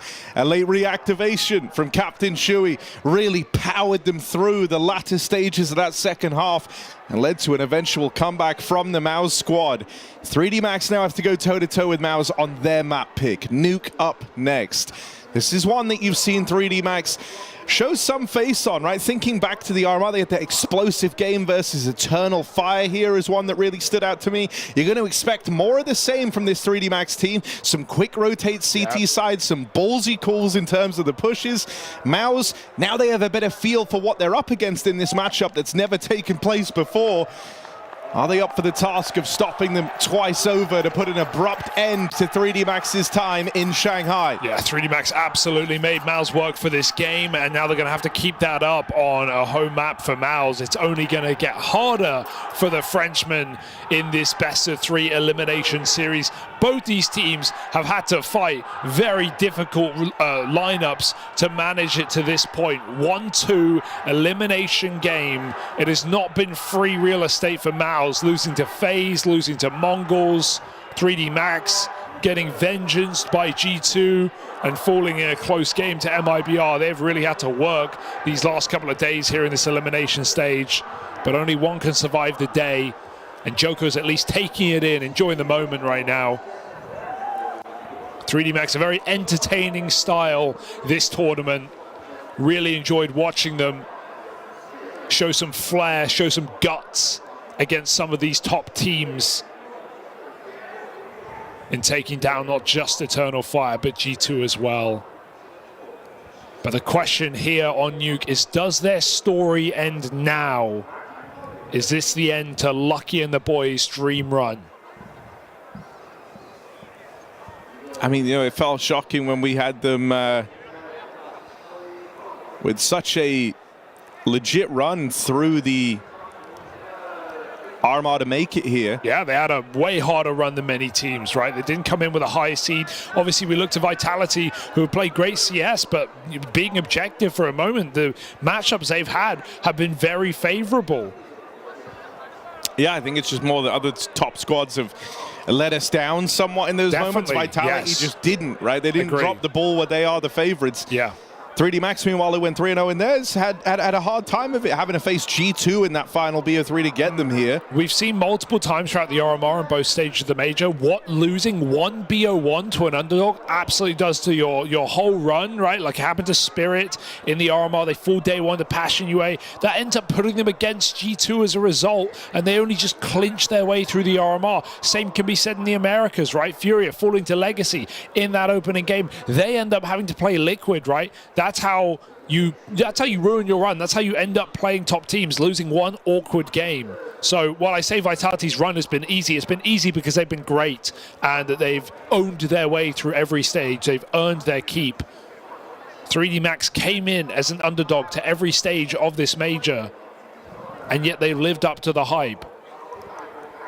One of the things as we get ready to head into Nuke, I think to bear in mind when we look at 3D Max and if they are going to try and recover this series, try and long it out to a third, the last time we saw them play was that Eternal Fire game back at the RMR we talked about earlier. If you remember there, Lucky nearly 40 bombs to win that game, right? Double OT.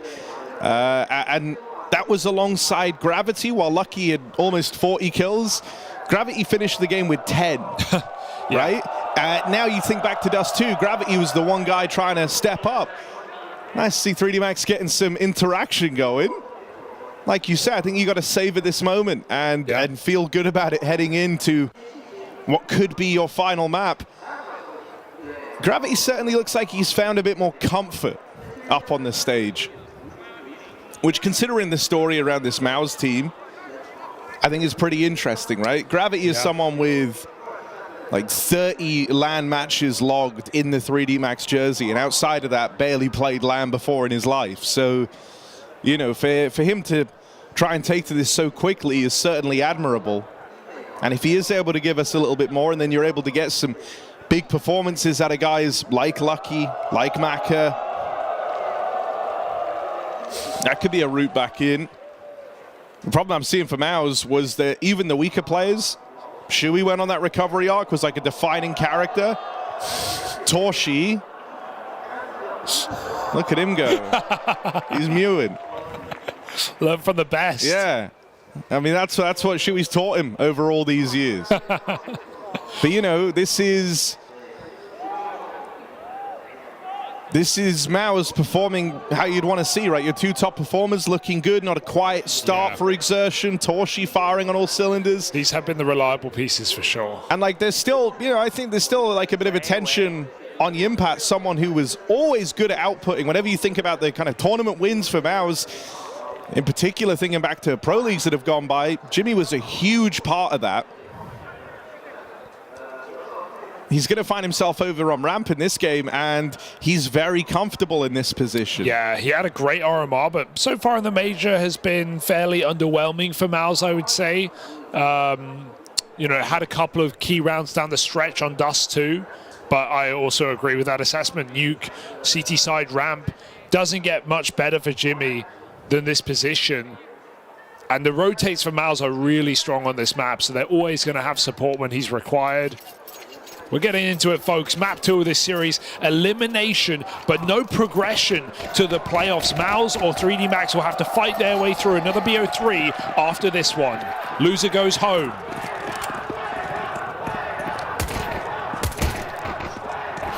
I know Mouz is certainly the team with playoff progression as the standard, what we've come to expect. And so I think for them it would be a very positive sign if they're able to close this out in 2. It's a crazy push. Drop down the vent, right into the exercise. That's a lot of damage done. Can't get away with anything else. Jimmy secures that path to rotate up into the top side, but he's low on ammo. They drop back down the vent. Mouz are getting crazy with this. These are the sort of moves you'd expect out of 3D Max, not the other way. And it just went surprisingly too well on upper there, right? Jimmy running out of the hut after the outside control finds a kill, and even though Mouz wanted to go B, he cleared out the A site completely. They come up vent, they go back down when they spot both 3D Max players all over the house, all over the shop for Mouz. But a team that's very comfortable at calling on the fly like that. I like that they're doing it. You know, I think you can exploit the pressure that 3D Max are feeling. You know, this is a jittery team, even at the best of times. And so, you know, manipulating this defense by never having a clear end goal in sight, especially in a round that's that wild, is a nice way to open if you're Mouz.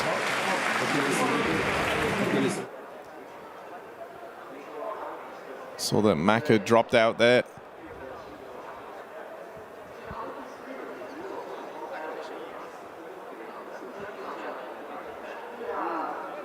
Now either he's perma-flashed or something's up with that computer. Brilliant pistol for Brolin as well. Been even quieter than Jimmy in these games that Mouz have lost.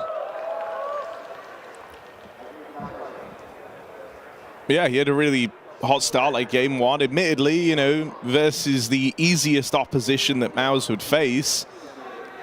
He looked very convincing in the Pain game. And that was on Nuke, if I recall. It was. Carried himself well, had a lot of impact, played very confident. Was kind of one of the guys to get the ball rolling before Mouz picked up that win. That's the only win that Mouz have right now. And in the games that followed to the Mongolz and FaZe Clan, he was far quieter. And, you know, one of the things that was always so appealing about this Mouz squad was it felt like anyone could step up. Sure, you had your sort of definable stars. You had the X factor of Torshi, someone who, especially since CS2's come out, has been fantastic. You have Exertion as this very confident, space-taking player. But then you had Brolin and Jimmy on extremities, and even the captain Ashui, who certainly weren't immune to putting up big numbers themselves. At this tournament, it has been a more standard, you know, like you have two identifiable stars and then the guys supporting them. And so I think for Mouz, it's going to be important to feel like everyone gets switched online, everyone gets activated on the tail end of this game. Yeah, especially with these rosters that are still left here in the major, and these predicament spots, these 2-1 games, these 1-2 games. Still Spirit Heroic, still Na'Vi trying to fight back on the last day. You know, I mean, this was something Flame said in his interview just yesterday with James Banks. He said he thinks the teams that have the best bond, especially with so much uncertainty swelling around after this major, are going to do well. And that's something that Vitality have been putting a lot of time and effort into. Well, these Mouz guys are supposed to excel in that sense. Yeah. You know, for the core of them, they have a long history together, even factoring in their coach, Cycrone. He's been with this team now bordering on 5 years. I think it's 4 years. Yeah, since the Academy days. Yeah, since all the way back in Mouz NXT. And they split, but they came back together, right? Should we go into Gamer Legion, but now brought back into this Mouz team, and adding on another young piece of Brolin, who ironically is the experienced player at the same time, but still a guy very early in his years. Yeah, they do have a good bond. And also, you mentioned uncertainty. To my knowledge, there's no Mouz rumors. There's no. I think there's been some rumors around Jimmy, right? Yeah. And even then, there's certainly other pieces of this Mouz squad. Like, you're telling me no one's been remotely interested in Exertion? Oh, I'm sure. I mean, but everyone's talking about how, you know, for the most part, for most players in the major, nothing's solidified. Even Rop said in an interview just yesterday that things depend on the major right now. Things depend on the result, how teams do when it comes to these roster changes. So I think you can save yourself, you can save the vibe with a deep run. Maybe players don't want to leave their teams after that point, but yeah, if Jimmy were to leave this team, it would be a huge loss to Mouz and a very hard spot to fill to get a player of his value. His output. He was just such a diamond in the rough type of find, out of right? Nowhere, because I think Brolin for Frozen was actually like a pretty... I mean, it was certainly a risky swap, right? Brolin, for the longest time, had just kind of been wasting away in the realms of Swedish Counter-Strike. Yeah, I did not think it would be as successful as this. I don't think many did. In terms of him being a young yet supremely experienced player, he fit the bill there in the same way Frozen did, someone that we've nicknamed lovingly the young veteran. Yeah. Brolin very much foots the bill in that regard. But Jimmy for JDC was... you know, I don't think anyone quite expected him to hit as hard as he did, especially when he first moved into this Mouz team. And sure, there's been some quieter games for him since then. Definitely. But the thing that always made him so attractive was that he would put up star numbers in not star positions. Yeah. Right? Like your ramp player Nuke is one of the top performers. I mean, your Nuke feels unbeatable at that point. Yeah, got your ice-cold finish veins and so clutch as well. Very calm. You know, I mean, even that is like a testament, something that Mouz have never struggled with, at least if their academy team, which now became their main team, was anything to go by, was their talent scouting. I think they've always had a great eye for that in the game. That's why we saw Mouz NXT, back when they were Mouz NXT, dominate the Academy Leagues. It was never even close, and that was back when you had guys like Donk playing in there, right? It was never really about him. It was all about this Mouz squad. Well, don't worry. There's still an NXT team out there somewhere, Harry. They've got a full mixed European roster. They got a Finn. They got an Icelandic player. Another young Hungarian, Bulgarian, and Czech player. So I'm sure we'll be seeing them one day. if I know Mouz. Just waiting for Maka to get back in, folks. Should not be too long from this point. Mouz won the pistol here on Nuke on their map pick, starting T side. Let's talk about Shui's recovery, because that end to Dust 2, he was with Jimmy 5 and 11, had a pop-off clutch round, followed up by one-tapping the AWPer in a crucial gun round to essentially set Mouz up to win the game at 11-all.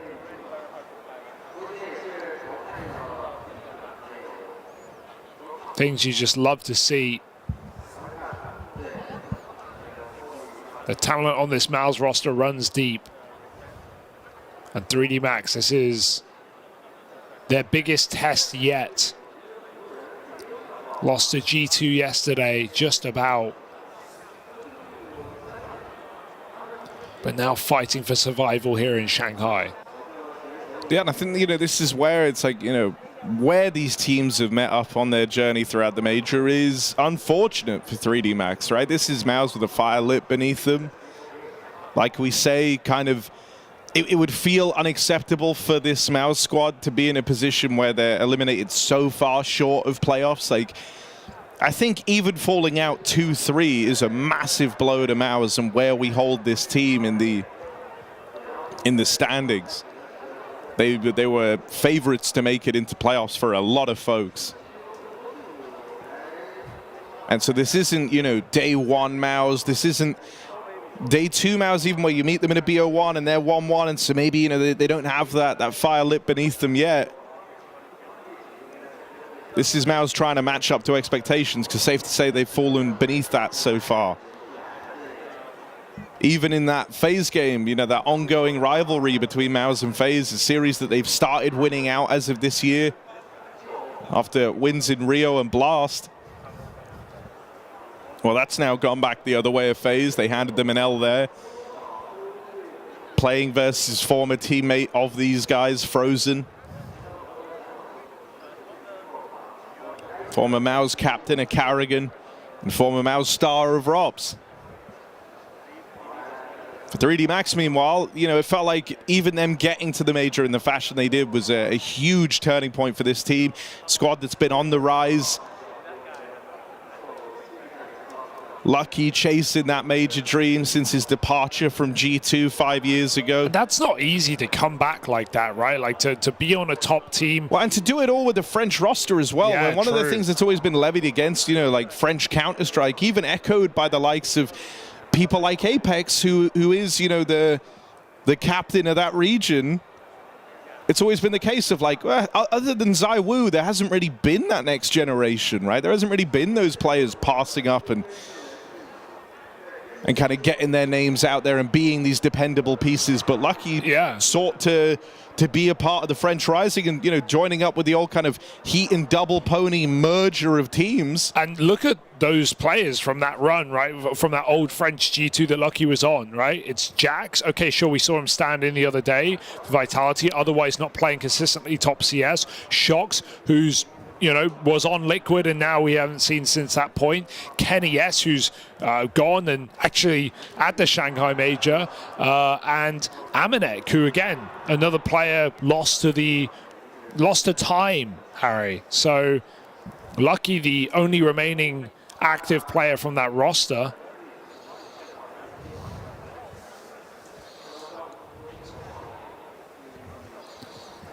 All right, folks, it feels like we have a bit of an extended technical break here for Maka.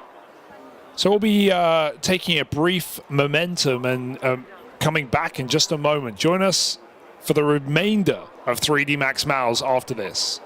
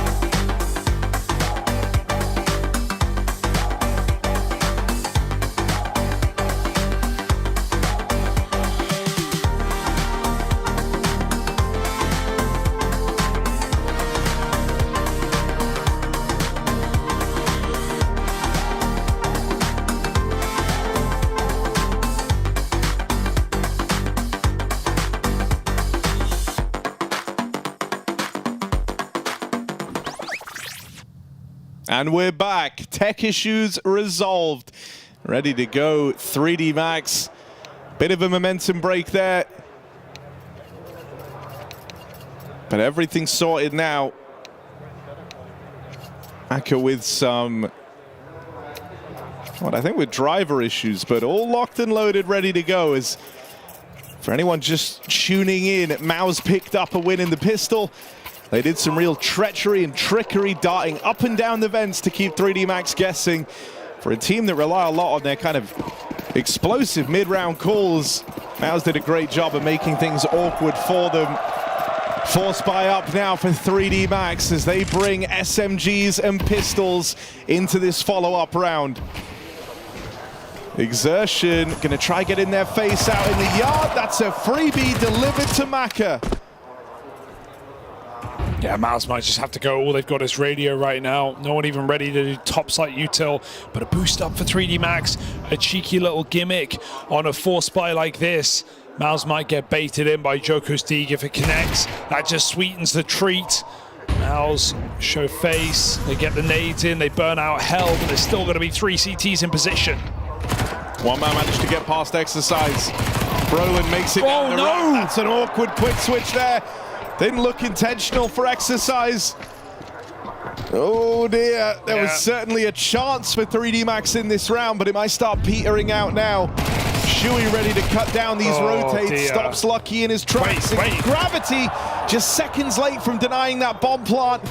Now's the one under the pressure of the clock, and Brolin with a big second round on that Mag-10. It's not often you see a mistake as glaring as that, but just a misclick for Exercise. If he doesn't hit his knife button there, I think he probably gets a double kill from that position. It's a very different round. It's an unquantifiable round there for 3D Max. And instead, it's a 2-0 lead for Mouz. And frustration might set in for Maka if this technical issue continues.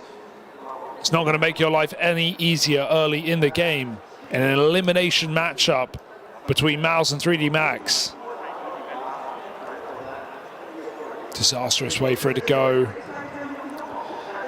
for the in-game leader. Have it happening, a captain of all people, far from ideal. You don't want him kind of pre-tilted coming into this game.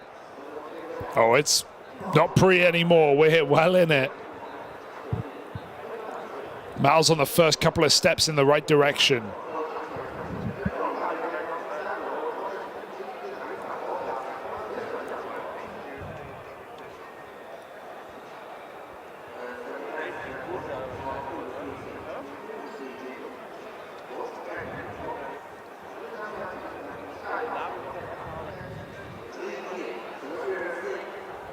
Yeah, seems like it's cropped up again.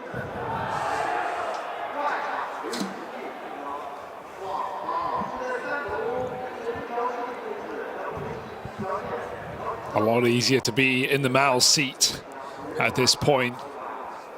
Just trying to stay calm. See a lot of players use these times just to breathe, close their eyes. Frozen has always been someone like that. Ex-Mouz player, very calm, very good at resetting, but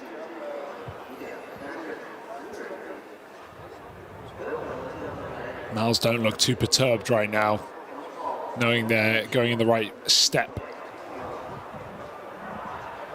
Yeah, I mean, they just picked up that win up against the second round force. They're going to get a nice string of rounds going early on here on their T side.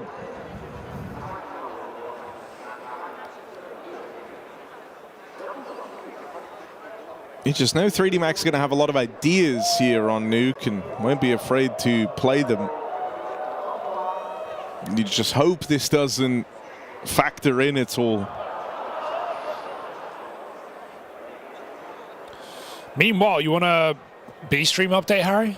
Yeah, go on, why not? FaZe G2. I tuned in a little bit earlier in our break and it wasn't looking great. Got destroyed. 7 rounds across 2 maps. G2, quick work of them. They may have started a little bit slowly with an L to the Mongolz. But 2 BO1 wins. Now a BO3, G2 are indeed in the playoffs. Oh, this is nice. I like exertion work in the crowd.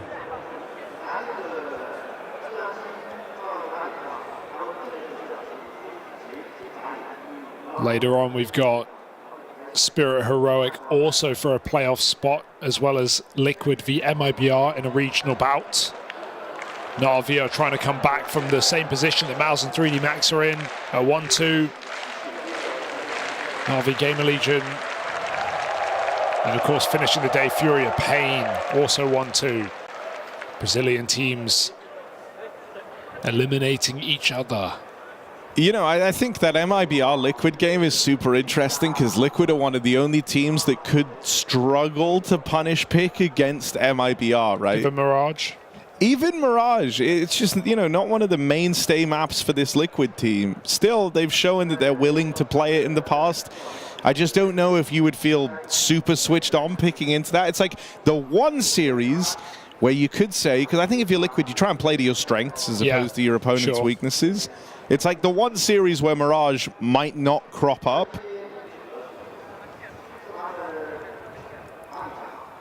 And so I actually think that one is pretty interesting because as we saw yesterday, Mirage is a serious weak point for that MIBR squad. Yeah, I also just think they got really heavily countered, right? Flames, he talked about it in the post-game interview about how they were prepped, they knew what MIBR were going to do. And you felt that in that game. Both T-side starts for Vitality, they were very slow at the beginning and let MIBR kind of walk around and walk into their crosshairs and make plays. And Vitality was so willing to punish those plays. Liquid, I think, are a lot more aggressive team. We're going to see them brawl, we're going to see them battle. And I think, you know, if someone like Yakindar is willing to give Insani some opening duels, something that Vitality never did. Maybe Insani can get activated, huh? I think a big difference for Liquid when we saw them on the BO1 on Inferno yesterday, against Fury it was Yakinder was getting traded a lot more. Yeah. So many times I've seen Yakinder go in like up top using B him differently and just get left to his own. So it was nice to see Ultimate right behind him in so many of those rounds, actually rifling up a Storm in that T side, and then back to the AWP on CT, still hitting his classic short shots. So that was one of the more exciting Liquid games I've seen from this major so far. Spirit Heroic, I think, stands out to me mostly because Heroic have looked better than anyone could have expected, I think. Managing to take Mongolz to 3 maps, really almost winning that series, maybe should have won that series on map 2. But they also beat FaZe, beat Passion UA in the previous stage to get here. And a Spirit that are trying to warm in, and they're so hard to quantify because they 13-2 Na'Vi. But it does feel like an off tournament for Na'Vi right now.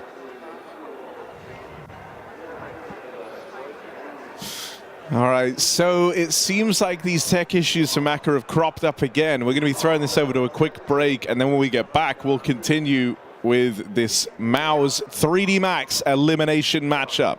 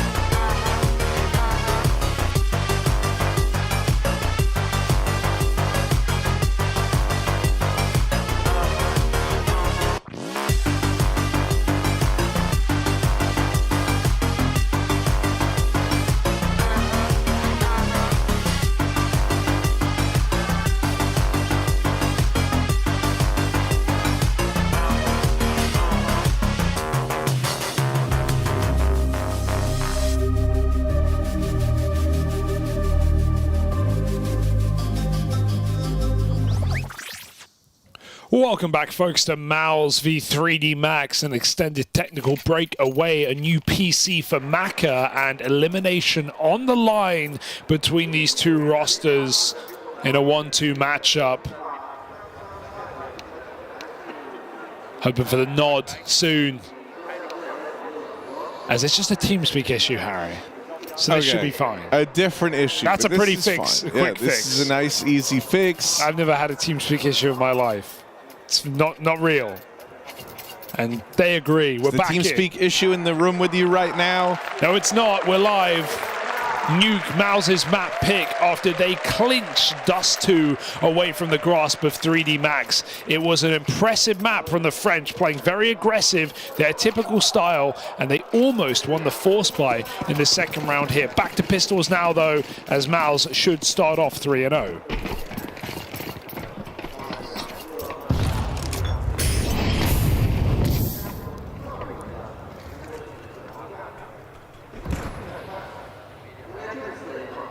Do have some util here to try and take pace out of the round on the side of 3D Max. Not much you can do about the yard smokes, though. Oh, they actually come through with lobby aggression, but Mouz are waiting for exactly this. And they get their reward. Lucky and Maka both trying to crunch on exertion out in the yard, but he's traded places with them and should have a freebie here on the fade of that smoke. Gonna flick back, finds Lucky, never saw Maka down secret. He will.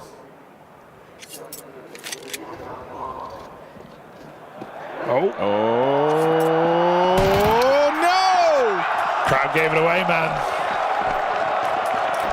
Exertion even giving them a little love heart sign. If they want to see knife kills, can't be doing that. He'll take it.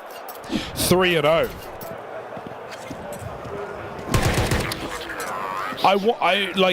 We're gonna get to the point where players realize they can't do that and they can't play sneaky plays because they're gonna get given away. I hope in the playoffs people take the kills when they get them.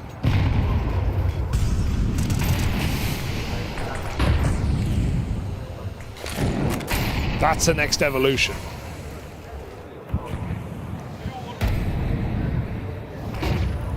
Well, in this first rifle round, yard smokes are in. And 3D Max, we promised you they would play a very rotate-heavy, kind of surprising style. They've already got 2 players down at lower. It looks like both of them want to come through with aggression. You've dealt with gravity, but are you ready for exercise? There's the double baby. They learned their lesson. Maka, won't connect. Down into the B site already, but Joko out on an island. Shui gets away with murder. It's just Lucky. Jimmy holding the line, delivered that final kill. What happened there? What's Joko looking at? Stuck on the railing, clearing dark or something. And Shui's Galil, again, akin to the end of Dust 2, shows up in a big way with a snappy shot back to single door. Nice bait setup in secret, but it's not enough to win the round. And Maka's close orb, nothing worse than facing on a Mac 10 that can jump round corners and still maintain the air of accuracy. 3D Max, force back. But it's Mouz running the board right now.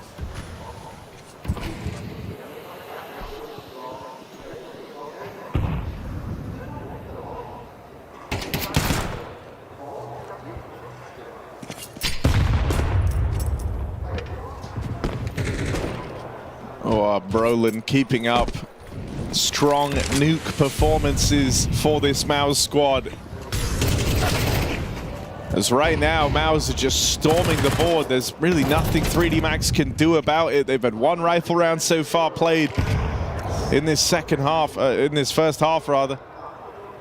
And relegated down to the pistols. They're getting iced out. No chance to find anything on this force. Yeah, it's flawless from Mouz. You can tell Mouz have a great game plan coming in, which is to abuse the outside smokes, but at the same time remain very vigilant of these lobby pushes, because it's the standard reaction. You lose info outside, especially if you're on a low econ round. If you don't have lower rotates quickly, or a guy starting lower, you need to take lobby back. And so in these half-buy rounds, every time 3D Max have pushed lobby, and Mouz have been so ready for it. Through the door smoke, Jimmy holds strong with another double. And Mouz have punished all this pushing for 3D Max. It's very hard to call around this right now. If Mouz are going to continue to run these smokes, you almost feel like 3D Max need to go back to that early secret drop or contest the yard earlier in the round. Because Mouz are just getting all the control. Yeah, I mean, you can just see, you know, Mouz have a very good idea of what to expect from 3D Max. And this can feel kind of brutal if you're 3D Max. Like, the way you might have to try and win out on this CT side is moving away from your usual game plan. You know, do they have the reps to do that? It's a bit different out in the yard. This time getting the better of exertion. And that puts a stop to this bullying out in the yard. Oh, Molly, brutal. Top hut, but it cleans closed door up, and they're just going to explode into this upper side. Torshi getting caught in the smoke. Bomb loose. Exercise makes a heads-up play to get that AK and block the door. Jimmy can't come back in. Shui's got to clear him from the lobby side. They're pushed on ramp. Shui's aware. Yeah, don't underestimate Shui right now. That would be a grave error, even though 3D Max certainly are given a chance there, a lifeline by Exercise in defense of the top site.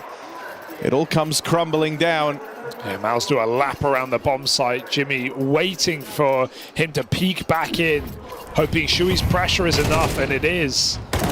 Another multi-kill for Jimpat. Despite the Anchor's best efforts, Mouz keep this flawless.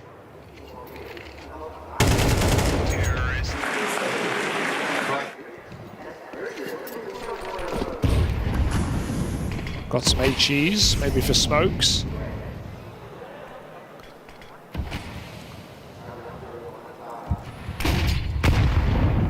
Oh, what a play. That almost feels like prep. It's so perfect, clearing that corner. On the anti-eco, Mouz still come dropping in. Roland gets traded. Molly could be disastrous for Gravity. There's nowhere to go. Lucky to be alive. Yeah, not going to spread far enough. Gravity allowed to hang around over here in main. Is Exertion aware of that? Does he think that Molly should have cleared the close corner? He seems very suspicious. Oh, he doesn't know where to look. That cheering gave him a moment where he thought he was dead on. Ends up looking silly outside, and it's just left on to Torshi. Uh-oh. This time the Molly lands better, forces Gravity off the angle at least, but with 45 seconds left. Tag, they give him another chance. That orb strikes twice for Torshi to find Joko. Wallbang's very, very close. Even now, 3D Max slowing it down, knowing they have to play a trade here, but these shots rallying in through main. One in the right place would get rid of Gravity. Lucky's ready to pounce out if Gravity falls. Is he? There's the backstab. Lucky arrives just in time. My God, those wall bangs were so close, and that would have killed the main player instantly. 2 or 3 of them right there. Felt like it was coming together. Joker pushing with knife out after he gets spotted. Do you not know who you're up against? Torshi, he loves a re-peek. And 3D Max win an eco of all the rounds they've won in this game. Or they could have won, it's that one. Better late than never. Can they keep it coming?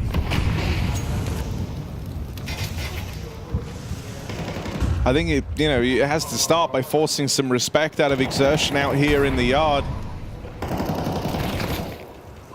Tagging him up is not a bad way to start this round, especially not with Joko taking space down in secret, but the rest of Mouz all grouped in lobby.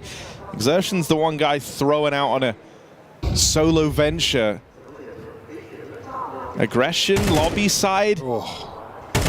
Shui looks like a star player right now. Just hitting the cleanest shots in this series.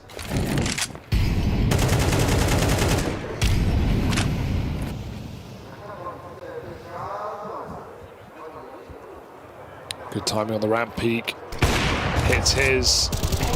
And the rifle uncrouches. A deadly 1-2 punch. There might just be a knockout on this round.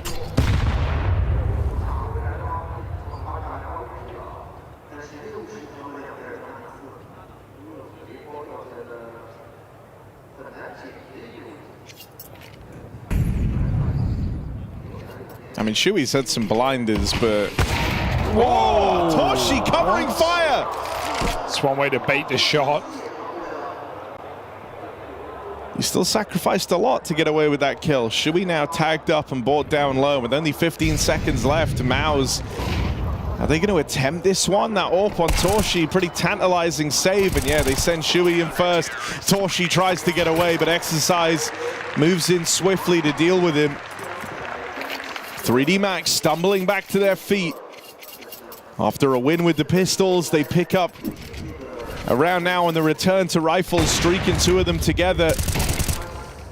But they need to be damn near flawless on the remainder. Oof. It's barely a wrist. And yeah, 6-6 is your hope. Don't know how realistic it feels right now. Mal's looking like they're still playing solid despite this 2-round take. Lucky again on the cross. Did this before. This time he's playing a little bit later behind the smokes. No one's waiting. No one top silo to punish this. Instead, it's meant to be Torshi's AWP, but Lucky lines him up to open. Exertion with a swift trade.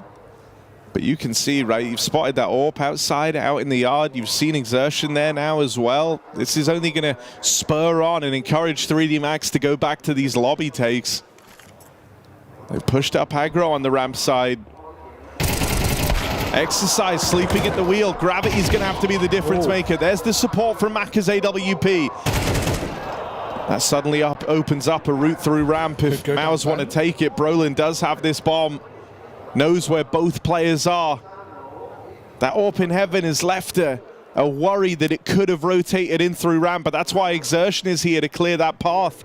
Oh, do they just group ramp together? Sure, you would expect the heaven flank for Exertion, but this is the last thing that 3D Max are thinking of. A really nice route to be. Now they start to run. 3D Max, they may realize, but it will be too late. That bomb is going to get planted in Astralis. Brolin getting it down.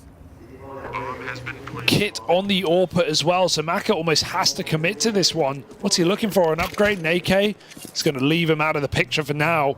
Gravity might just wait for his teammate before he commits to the double door clear, knowing this is a potent post-plant position for Exertion. They have a molly, but trying to maintain the element of surprise, they don't use it. Instead, they were looking at double swing Exertion. Nice shot. Maka gets past it. Was that retrieval of the AK worth it? That save with the molly, so valuable. Swing out from Brolin. Wait, that molly. Able to find a little safety net is Maka. And so everything saved, everything gained. Maka gets away with that 1v2 to keep this streak closing in for 3D Max. Very nice try for Brolin, tucked there in dark. Another inch on that Molotov, and it might have been enough to win out the round.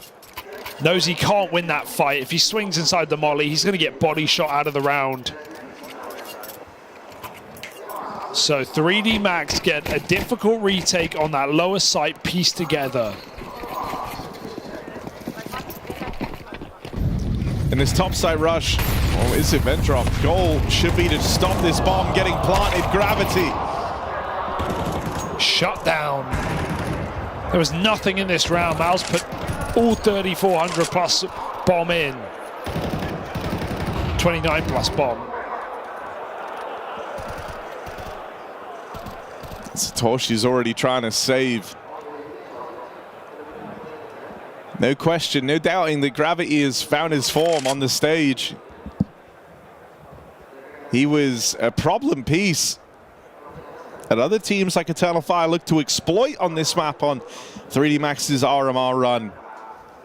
But not today. That 3K denying the bomb plant, denying Mouz ever making this round interesting, has massive implications looking forward. With all in here for Mouz, about to get that 3,400 check, but that leaves him with a partial buy around this AK. They needed a bomb plant here to be able to keep these buys coming out on the T side. Suddenly 3D Max are in a very real position where they could look to tie up this half from going 6-0 down. In a lot of ways, they've done the hardest part now. Yeah. Just one more rifle round really between it all. And an impressive recovery for 3D Max, who you wouldn't have blamed to dissipate in this game after all the tech pauses to begin this map. Down 0-1, down 0-2, extended breaks, back in at 6-0 down. They've now pieced 4 in a row, and this one should be fairly free following. Counter-terrorists win. So Mouz have to play for the last of the half. Hope this Hero AK can crack open a sight.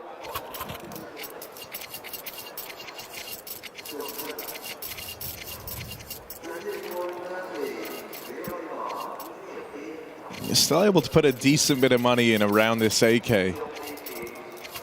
And you certainly should look to do so, right? Have Torshi kind of take a lot of the early fights. Juggle that gun around. Essentially, you pick your gladiator here and you send them out into the fray.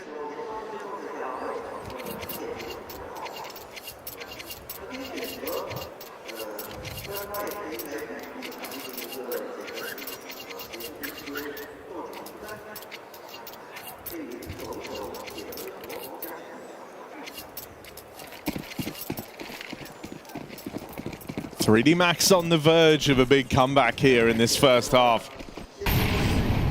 They look dead on arrival to this second map. They're now trying to split it right down the middle for a 6-6 finish.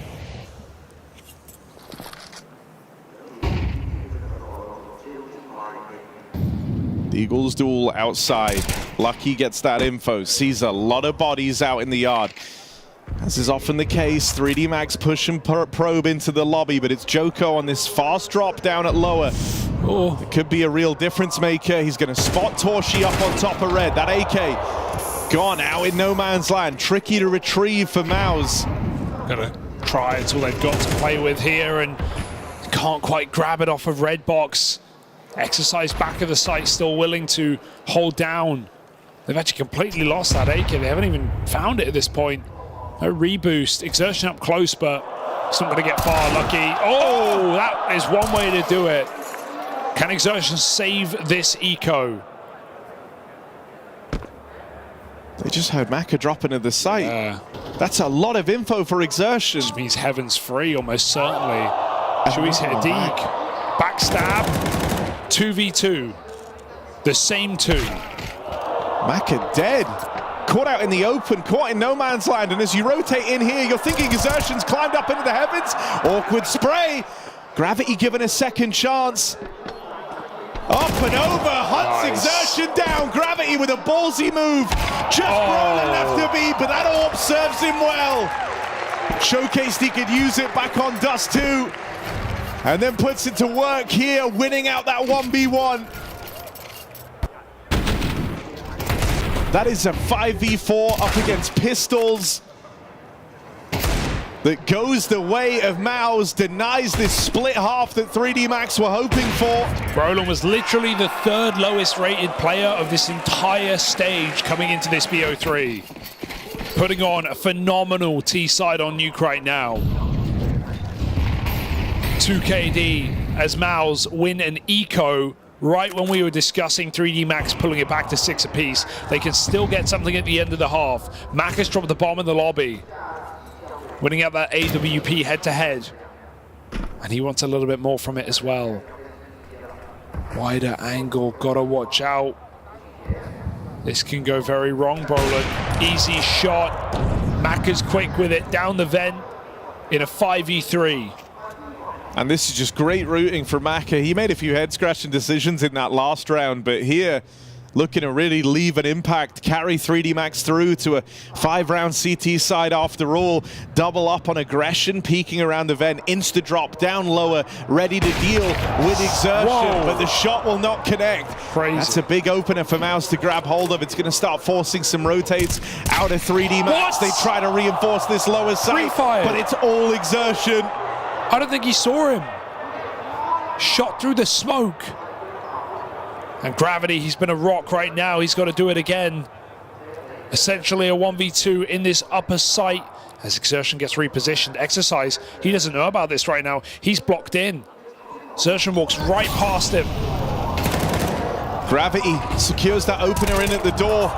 Exercise, besting Exertion, and so 3D Max will hold on. In spite of the gaps, the crazy double that Exertion provides, Gravity is able to withstand.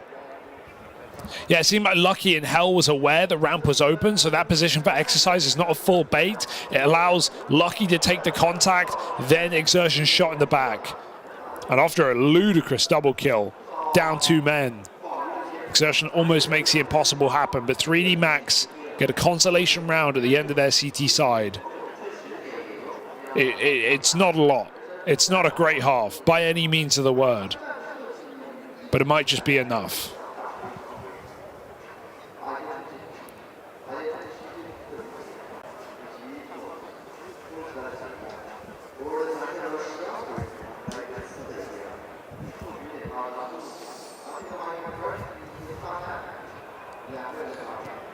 I mean, very reassuring having Gravity playing like this. For the one, it would have been fair to have all the question marks on. The one guy who you could have almost understand, you know, dropping off in a highly important position, elimination on the line for this French squad. He's answering the call. Him and Exercise, the main parts of resistance thus far for 3D Max. Last time it was Lucky, nearly 40 bombing that got them this spot in the elimination stage of the major. This time, it's the young gunner Gravity. Maka opening, P250 out in the yard, taking straight up fights while the rest of 3D Max try to explode out onto the ramp room. There's the reply from Torshi. Orpa's on the pistol round clash. Shui was dinked up though in the process. They know he's low. They've got him relegated to this little corner up in the heavens. Are they going to just fly up the ladder here? Yeah, he's got to hit the headshot right now. It doesn't matter that he has a great position. He's already tagged up. They go lower instead into the double stack. Yeah. There's no kit here though for Mouz, so they've still got to put up a resistance. Oh, it's a great bait and switch. Shots fire off from those dual Berettas, giving you a false sense of security. That's an awkward whiff from Jimmy, and it's left to the 3 HP captain. Shui moving in late to the ramp room. He can't win this, and so 3D Max step up to the plate in this second half.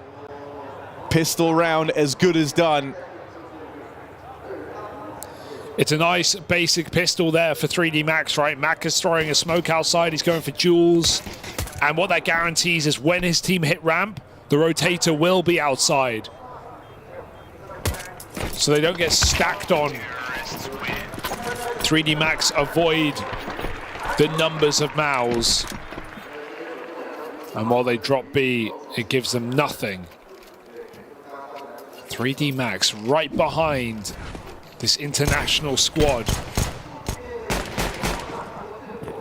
a team that anything less than playoffs would be a disaster for. A team that were leading 6-0 at the start of this game. They're about to lose that lead.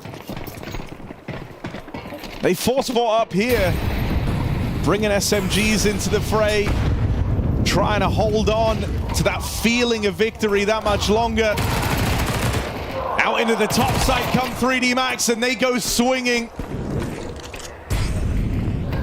They get out of this unscathed, only losing Joko, the price for entry. Just one player here. And a save called for Mouz. A map that felt like it was in their back pocket, like they were running away with, is now about to turn against them. 3D Max are going to find themselves in the lead in just a moment's time. Wow.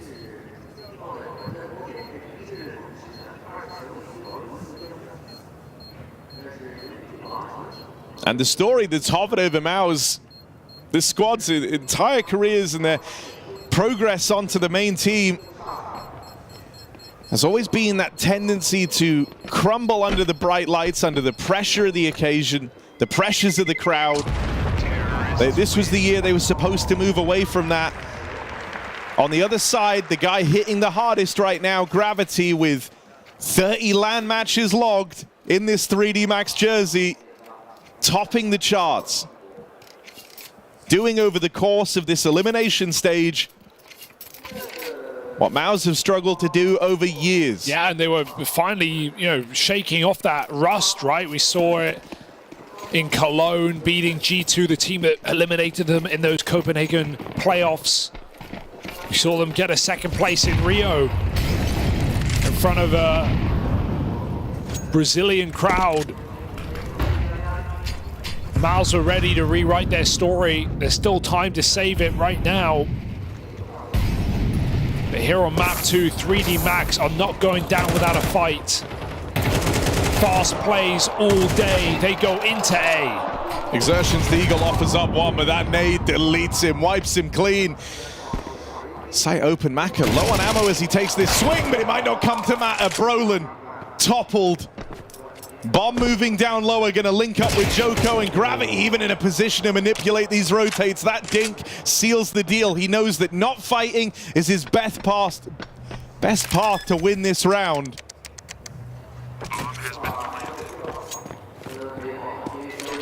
And so Mouz commit to the save. 3D Max up in the lead.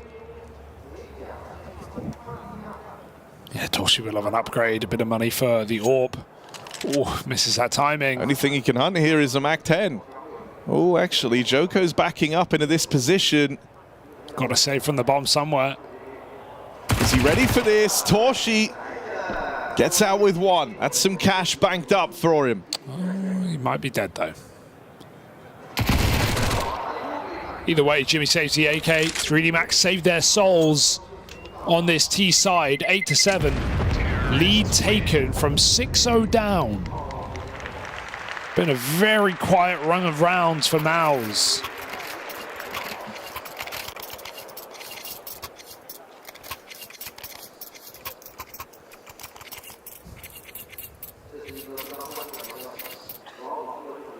I mean, this is a golden opportunity for 3D Max to take control of this game early, buy back in for Mouz, who have very much felt the tune change in this matchup. They were made aware of it early on. They were liberal with attack pauses here to try and course correct. But if they don't stick the landing in this rifle round, suddenly 3D Max are the ones in the driver's seat, really taking that pole position. Oh, Toshi's rotate though, he goes heaven, ramp is the gap. There's only one player here. We've said Jimmy is a rock, he is dependable in this position. He's got to prove it again. Headshot falls off, or rotates in, but Toshi blinded, gives it up after a single shot. A swing and a miss. Brolin holding A. Lurker gets nothing done, and 3D Max go back into Jimpat. That's the two top performers dropped out of the round here. This first rifle round for Mouz is explosive. Jimmy run through, and Shui quick down lower there to support him. That's what we wanted to see from Jimpat. 3 kills, well anchored, gets his kill, gets out, able to play off his team and still find success as an individual. 3 kills from the young Finn.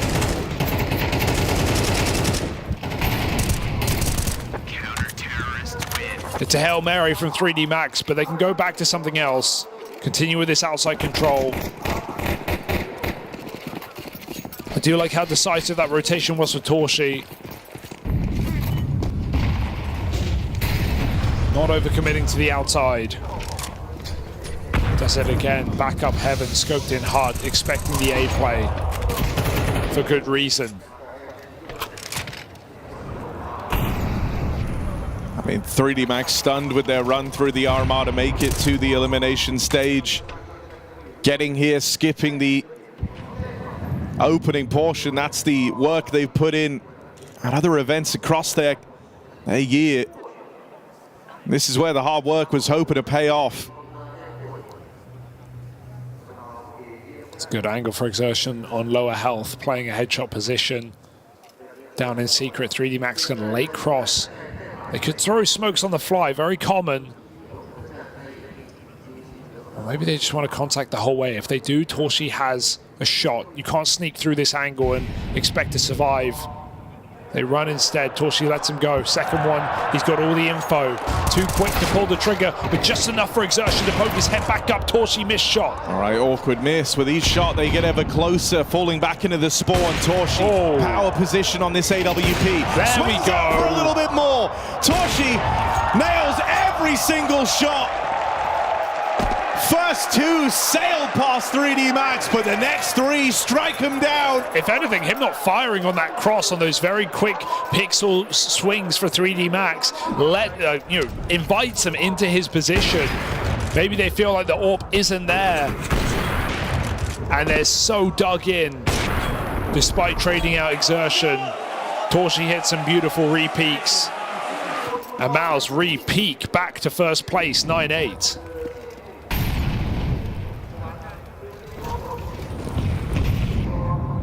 I mean, from 0-6 down, 3D Max already did something miraculous in finding themselves in the lead.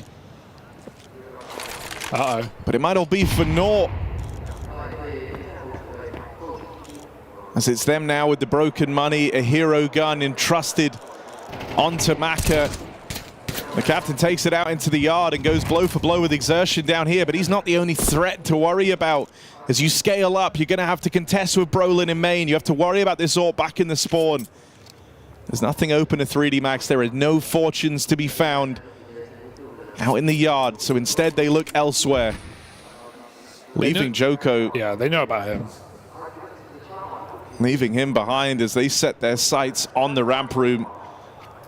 Jimmy was stalwart in the hold last time. Spotted on that jiggle, but he doesn't concede the angle. He's got Torshi's AWP even moved over to lend a helping hand.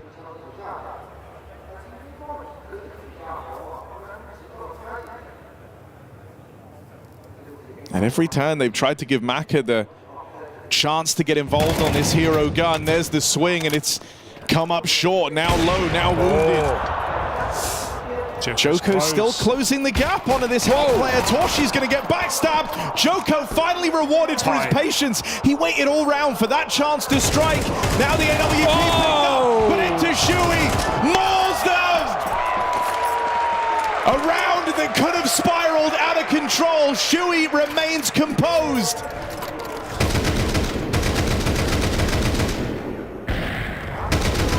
Water full of blood. As 3D Max just get shredded. It was only Glock armor, or Glock no armor, AK-1 armor. And Torshi gets rid of that with ease, so 3D Max can forget about it, can move forward. But they are running out of room, running out of rounds. Even that hero gun, though, you wanted so much more out of that round. You really needed a bomb plant at least to make it feel worth it, because look at this, right? Up against an 8-10 scoreline, the threat of Mouz approaching that finish line. You've got two players running Mac 10 or Galil. You're limited in terms of the util. That's going to affect the calls available to Maka here down the stretch. You couldn't even consider going for something like a top site rush here. You don't really have the util to do it. No. Out in the yard, you can throw up the wall of smokes, but Mouz have already shown a tendency to break those open, and so sometimes you've required the double volley of smokes outside. Already 3 sets of util lobbed out to the yard.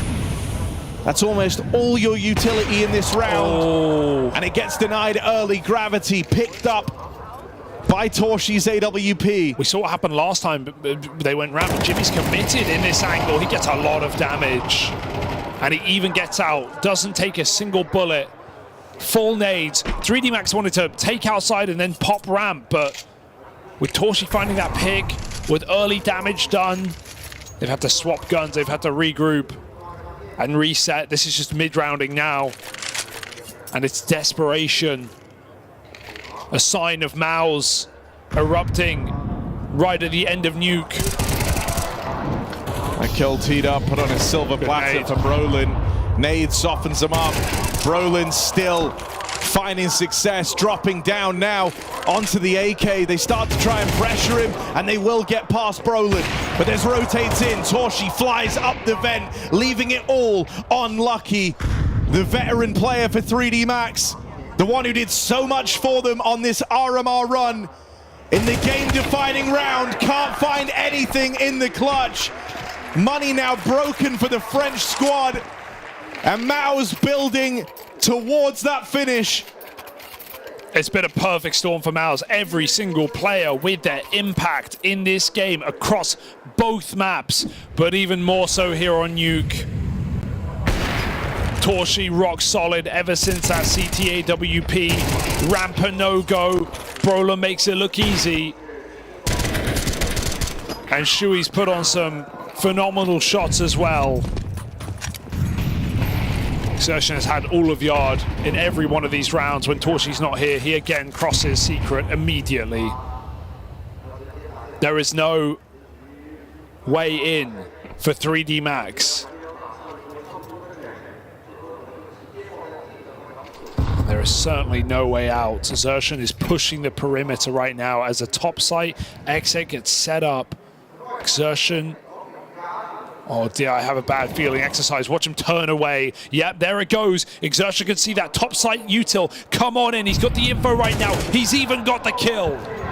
You've just lost most of the util for this top site here. On the back of that, Gravity and Joko doing what they can in the dying moments of this game. But because of the info, Jimmy's already here. Jimmy holds the line.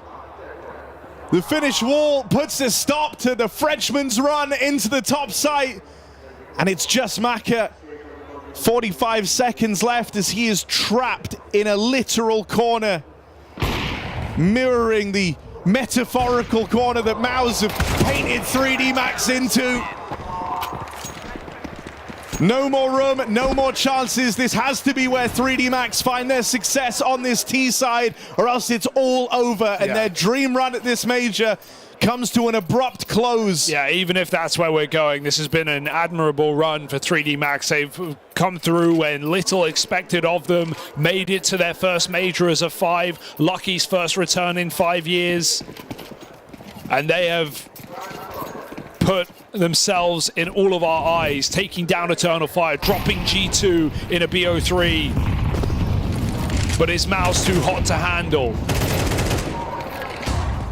Gravity doing everything he can to try keep this going. Joko there alongside him. Two kills found out in the yard as 3D Max get looser. They want to go out on their terms. They played an explosive, loose game across this series. And I'm glad this is the round they give us. They don't sit scared, they don't sit quiet. And that finds them even one more round of play at the major. That really did just look like the call of just go, guys, just get out there, get stuck in, take your fights, dropping smokes, go silo, and everyone finding a headshot, everyone getting involved. 3D Max fighting for survival.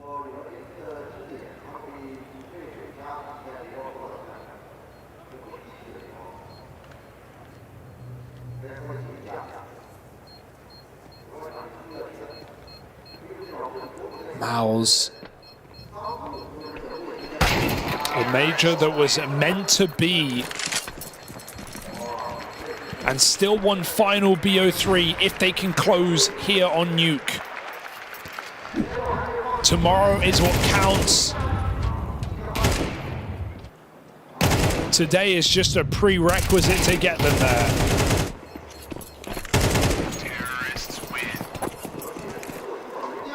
3D Max stunned everyone by turning this 0-6 start into something that looked recoverable. If that was the beginning of their second wind, if they are able to have that final push to try and take this into OT, that does change the nature of this game somewhat. But they've got a real uphill battle to get there. 2 more full rifle rounds to break through for 3D Max. Still such a big if. Mouz have, without a doubt, been the better team once the guns have come out on the CT side, and this time they don't lean into the fights, they pull back. The limit test for Gravity. He's got so far through these smokes. He's thread the needle. Just how far can Gravity push this? That kill collected for free, but it's Jimmy. You might think ramp's open now. Torshi started here right at the beginning of this round. They have no clue that this AWP lies in the ramp room. They don't know about Torshi. Strikes, gets himself out of there. Support now from Exertion. Gravity's flank was meant to open this round up. It's fed 2 into that AWP. Oh, no, what? Dropping in, eventually silenced. Exercise leaves Mouz exerted. And Torshi can't win this 1v3. 3D Max nearly walk into a trap of their own making, but they dodge it fast enough. They keep offering up these pockets of resistance, and they are refusing to go down without a fight. No way they take the AWP at the end. One shot, he's unscoped. But a missed chance. Torshi, he needs this AWP. They've got nothing in the next without it. Painted himself into a corner here. Torshi, they're walking his way. They want this AWP removed. It's the only thing that Mouz were going to have. And no longer 3D Max. This next round is meant to be the easy one. They've broken apart the big bank accounts of Mouz. This should come down to a one-round game. Yeah. Oh, that's a disaster for Exertion. I mean, he had the round in the palm of his hand. That kill back sight would have won the A site for Mouz, would have meant the 3D Max couldn't run in for free. But he thinks he's finished his meal and falls in with a pistol. Fast ramp explode, 2 players here on the pistols. Awkward opener, careful. Jimmy finds that. Careful. You don't want to go down to the eco. Lucky and Exercise. Quick trigger work with the trades. They're ready for the lobby re-aggro. Maka staying around to fight this. He's got the bomb. Maka has the bomb. The rest of his team have taken ramp in the yard. It's only USPs. You shouldn't be worried, but there's one kill found as they try to retrieve that gun. Lucky springs to life for the trade. And so crisis averted, lobby crunch denied. 3D Max, it all comes down to this. Yeah, whatever happens here, they've gone down fighting. And they want to fight their way into overtime. Exertion is simply just playing for an exit, playing for an upgrade, trying to give himself the best odds available for the last round of regulation.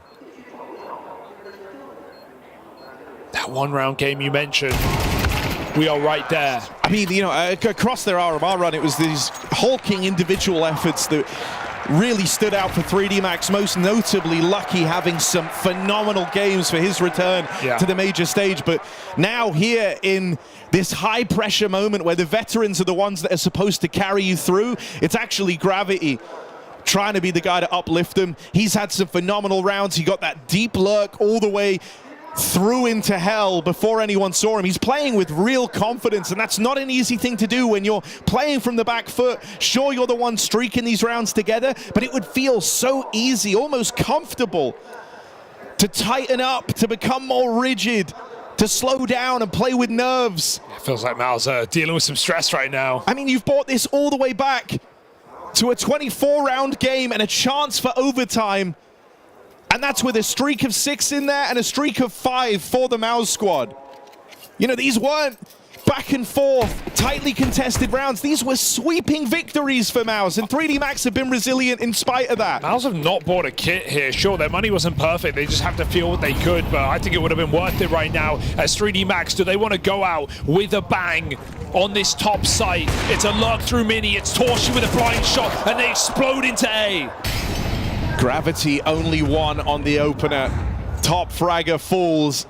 And now they try to test Jimmy in at the ramp room. Oh, support is on the way. 3D Max might have had their second wind. But this final push, this final round, has remained firmly out of grasp. Maka That's the kill that had to come through. That's the kill that could have tipped the scales, opened up the top side play. But Brolin has been allowed a second chance. Much like his story moving into this Mouz squad, he thrives when given a second chance. The one that got away might be the one that puts this all to rest. Brolin backed into a corner, but that's where the claws come out. Maka will find him. Bomb just a little too deep. Maka's dropped in, and Mouz shut them out the full 24 rounds. Mouz come back swinging in round 24. And for 3D Max, they went out on their terms. They played their game, but they will fall here in the elimination stage. A sour note to end on after a wild comeback in their final map of play. Someone's going to wake up at some points around the world, and they're going to go look at the scoreline, and they're going to see 2-0 to Mouz, but that does not tell the story of what 3D Max just did. What a fight they put up to come back from 0-6 to almost pull it to overtime. We have to give them a little bit of respect here. Tenacity and fire, those are words I would use to describe 3D Max coming into this one, continuing even up until the last round to play their brand of Counter-Strike. It was a pleasure to watch. It was a pleasure to have them in this major. Unfortunately, they weren't able to pull off the upset here, but I don't think that 3D Max is going to walk away from this game and say to themselves, we never really got to play our own game, because they did. It just wasn't quite enough to take down Mouz. Yeah, I mean, when it comes to the first map, it was just Mouz made such good adjustments to eventually take it over. And then when it comes to this one, it was, Mouz just being able to have such a fiery start. Shuhei and Brolin were just an entry force that could not be reckoned with at the beginning of that first half. They clawed it back, though, but then Torzy becomes the torchbearer for the second half with the AWP, constantly shutting them down defensively, making it so difficult for them to find any type of success. But slowly but surely, 3D Max grinded their way back into this game and nearly found themselves in overtime. And, though the story ends for 3D Max in Shanghai on this map, I think it is impressive what they were able to do. I mean, think about it. They beat G2 in the best of 3. They helped knock out Eternal Fire, one of the teams that we expected to be in this major that fell out in the RMR. They have some good scouts that they've collected, I guess you could say, along the way. I suppose it's one of those things where they can look towards the next season now and go, we've built something good here. We just need to keep growing on it. I think it was a wild card take as well. It always feels a bit disingenuous because they are leaving, right? But it is important to say, hey, you know what? Actually, these guys punched a bit above their weight. 3D Max have, over the course of the last 6 months, played more maps against top 50 opponents than anybody else in the world. We're always looking for that team that is on the grind, making sure to take all opportunities in stride and to try to define themselves through those opportunities. And I will say that job has been accomplished for 3D Max. For an organization that was out of CS, kind of flirting between both TAC FPSs, they were stepping their foot in Valorant. They took it all the way out. They jumped back into Counter-Strike. I think they're proud as an organization. I think that this 5-man lineup that was looking for an org for some time are proud of what they accomplished under this 3D Max banner. And despite the fact that, they couldn't go further, their efforts have bore fruit. It really has. I mean, you kind of think about it. Some of these guys have been like castaways who had, opportunities on top French teams in the past, never really found the success, kind of drifted back into the French scene. And while, the top French team has become now international on Vitality, this group has been able to get a full 5 of French players and, consistently be a force to be reckoned with in the European scene online, have participated in the the ESL Pro League and done well there, have done well in Shanghai, in my opinion, despite this elimination to Mouz Sports. And yeah, I mean, it's impressive to see some of these guys be able to come together and do this. But I mean, Mouz Sports were just firing on all cylinders this map. I mean, I think the frag distribution from top to bottom was only a 3-kill spread. Like, everyone was really pitching in. And Xerxin will ultimately be the one that gets the top marks. But again, the impact that Shuhei and Brolin had on the T side was phenomenal. Torzy's hopping on the CT side was fantastic. So they really got it from everyone today. Mouz is still fighting for their life in the elimination stage. Did you see enough there to think that life will be longer lived? The test that 3D Max gave them is unlike any test that other teams will probably throw in their direction. So many set pieces, so many calls out of spawn, kind of unorthodox ones at times, but ones that have been theory crafted. And for Mouz, yes, these games were close, but they still finished it in a 2-0 fashion. We saw a great distribution of frags between all the players who had to just really think, exert their problem-solving abilities and critical thinking in order to deal with so many different situations, and their protocols were completely tested. And so despite the fact that they were close maps, I think they showed enough for me to believe that if they're facing an underdog again, they'll be fine. I think what's great for me is that all of your usual suspects on this team are performing well.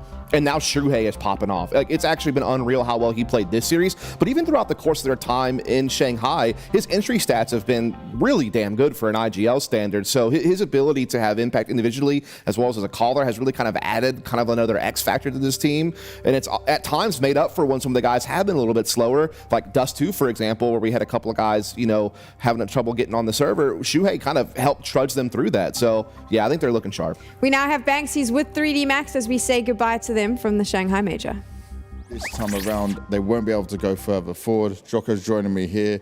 And I know it's sad when you end up losing a game like this, but I just want to get your first thoughts now you've stepped off the stage, now the game's ended. I think there is not like that much frustration because we did what we want to do, but there is like a little, like some rounds we did like mistakes individually on some position or some kind of rotation or etc. So we are gonna take that to improve and to be better the next time. But we are happy to what we did on this major. Looking at how you played just now against Mouz, though, on Dust2, you were ahead at the beginning. You then clawed your way back into it. There was certainly a chance. And on Nuke, you were behind, but then you fought back into it. Both games, you had a chance to win it in there. Is this one where you can say, look, okay, we're challenging some of the very elite and best teams in the world? There's more positives to take away? I don't think it depends on the enemy. It's more about what we did and what mistake we can do with the pressure, I guess, sometimes. It's always different to play again, like in front of the crowd, etc. So, yeah, I think we take a lot of experience to be there and to play on this kind of stage. And yeah, I think it's like good for us to see that we can beat and be close to that kind of team. And yeah, that's all. I guess we are improving event after event, and we hope to win one day a good Tier 1 event, you know? And that's a step forward you've been able to show that you can make here, because we look at the RMR 3-0, you get to the elimination stage for your first major, right? These are great signs, and the teams you played and how you did it. What do you think now when you look at your overall performances, though? Would you say you're satisfied with what you're able to do across this? I know it's not the win you wanted, but like you can see the progress the team made here in Shanghai. Yeah, I think we get like I don't know what to say, but maturity with this kind of events. Like I think we need this kind of experience to be like good on this kind of stage, and against Tier 1 team, it's always a bit different. And yeah, I don't know what to say more like about this. Like it's all about experience, and I think next time we will be better for sure. I want to ask about Gravity as well, the newest member coming into the team. Obviously, comes into this and things start to look better for you guys. Can you just explain to me what he's been able to add to the team, what change that has brought for you all?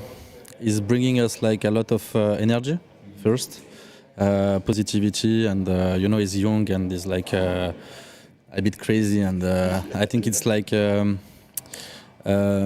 removing stress for everyone, like when he's screaming, when he's like, you know, he's doing this kind of job. I think you need one guy like this in team to be like good in this kind of event. And yeah, Gravity is a good young player, and he's gonna have a good career, I guess. For the careers, for the rest of you and going forward into 2025, we spoke about this just off camera, that you're going to get a nice boost to the Valve rankings for sure. It should change some things coming into the next season. How ready are you for that potential new challenge of these invites and events you could get to? We are hyped. Like, imagine us like since 1 year ago, we didn't believe that we are going to make all of what we did.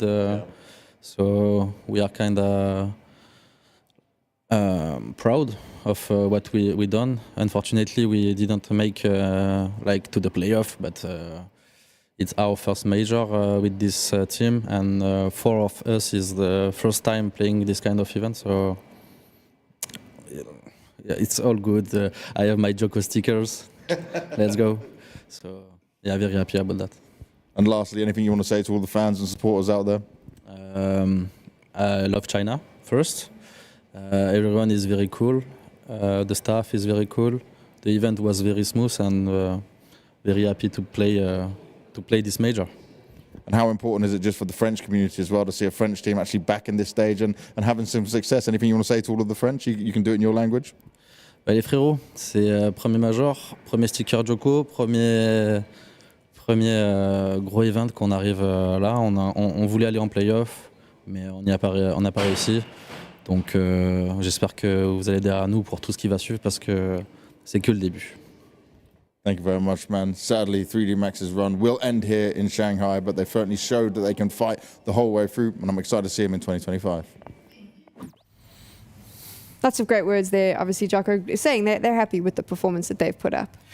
Took him 4 RMRs to do it, to finally qualify for the major. So he just got the job done on that front. Of course, everybody would like to make the playoffs, but all in all, to be the first French-speaking lineup since 2021 to make it to a major in general, 3D Max, they're walking out of here proud. Yeah, I mean, it's a cool mix, right? Because you've basically seen a situation where you have veterans like Maka and Lucky who have kind of reinvented themselves in their careers. You know, Maka being now an opping IGL, who's also kind of been a star for this team in many occasions. Lucky becoming just flex rifler who's developed so well. And you got the young guys in there like Gravity, who still has so much room to grow. And even though his overall numbers may not jump off the page, he was an effective entry fragger for this team throughout the course of this tournament. So it's definitely something to look ahead to going into 2025.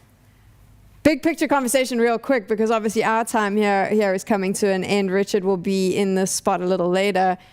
There are so many top 5 teams that are going to be fighting to try and secure a place in the major tomorrow. This is going to be a bloodbath. We got FaZe bowing out to G2 earlier. We have Mouz fighting back from the 1-2 that they found themselves in. You can expect that Na'Vi, if they are able to take down Gamer Legion, they're going to have to fight through that also. And who knows if we see an upset between Liquid and MIBR. I mean, and Heroic themselves. I mean, so many of the elite teams right now are still not yet qualified for the playoffs. I selfishly hope that many of them do, but I wouldn't mind a little underdog story to keep it interesting. Yeah, it's one of those things where we already have some really great teams secured in the playoffs, right? G2 got their spot today. Obviously had Vitality and Mongolz get their spot yesterday.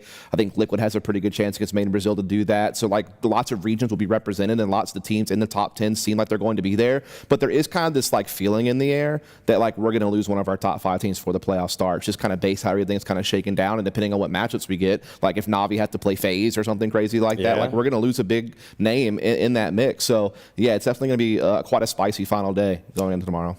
What the boys are saying is you don't want to go anywhere, because the rest of the games today will determine what tomorrow looks like. It's going to get hot, it's going to get spicy, and it's going to be tons of fun to watch. So make sure you stick around after the break. Richard's back to take you through to the next match. She said she loves you, but she can't love me. But I love you.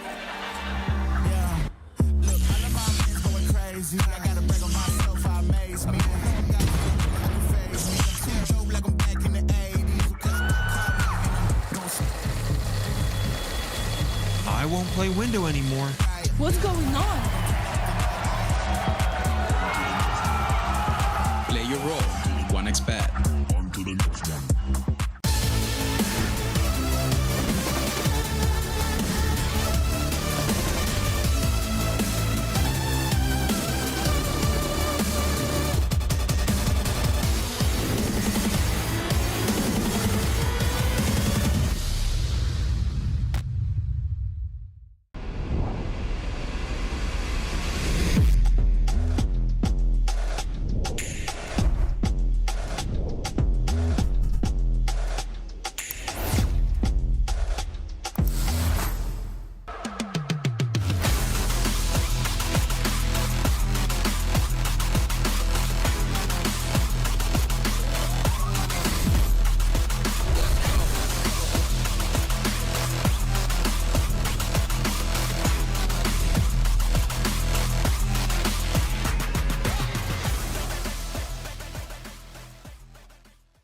from the pains of missing out on the first CS2 major in Copenhagen to now leading his team here in Shanghai and going 3-1 at the RMRs. We've got Liquid's Twist with me, and quite a journey, quite a different way to do it. How much does it feel different that you're the IGL and the one taking the team in that sense? Being the captain this time around, there's just way more responsibilities for everything. Yeah.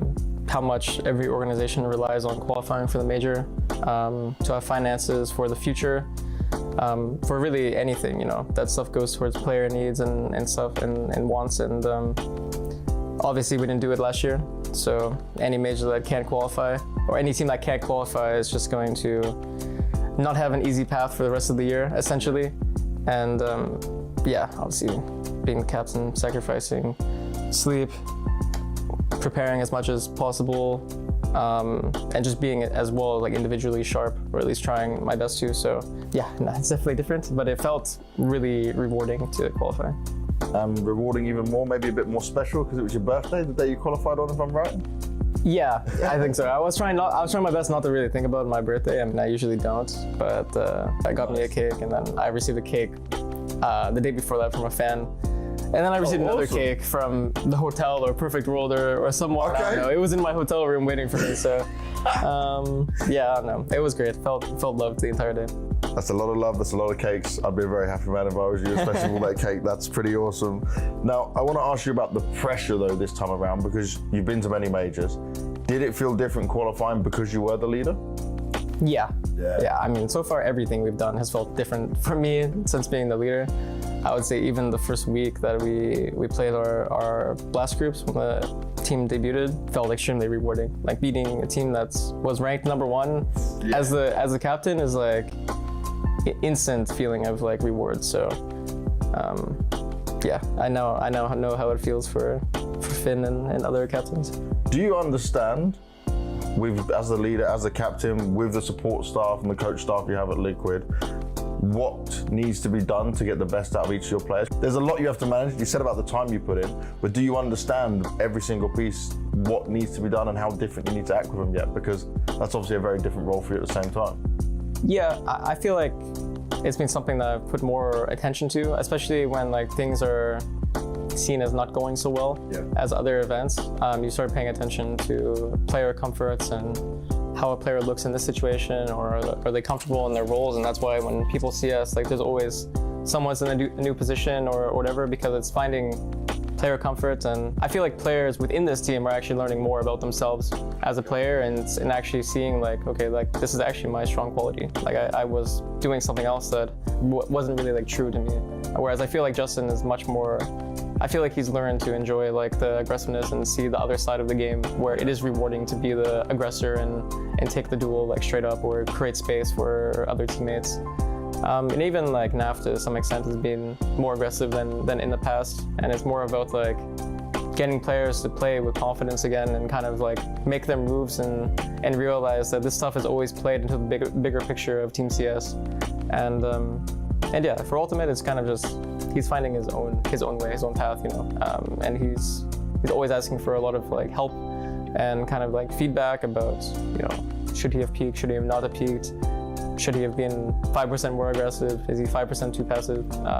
So I think it's good when players are reflective and wanting to learn. It makes everything much easier, and I would say work ethic is definitely not an issue when it comes to this team.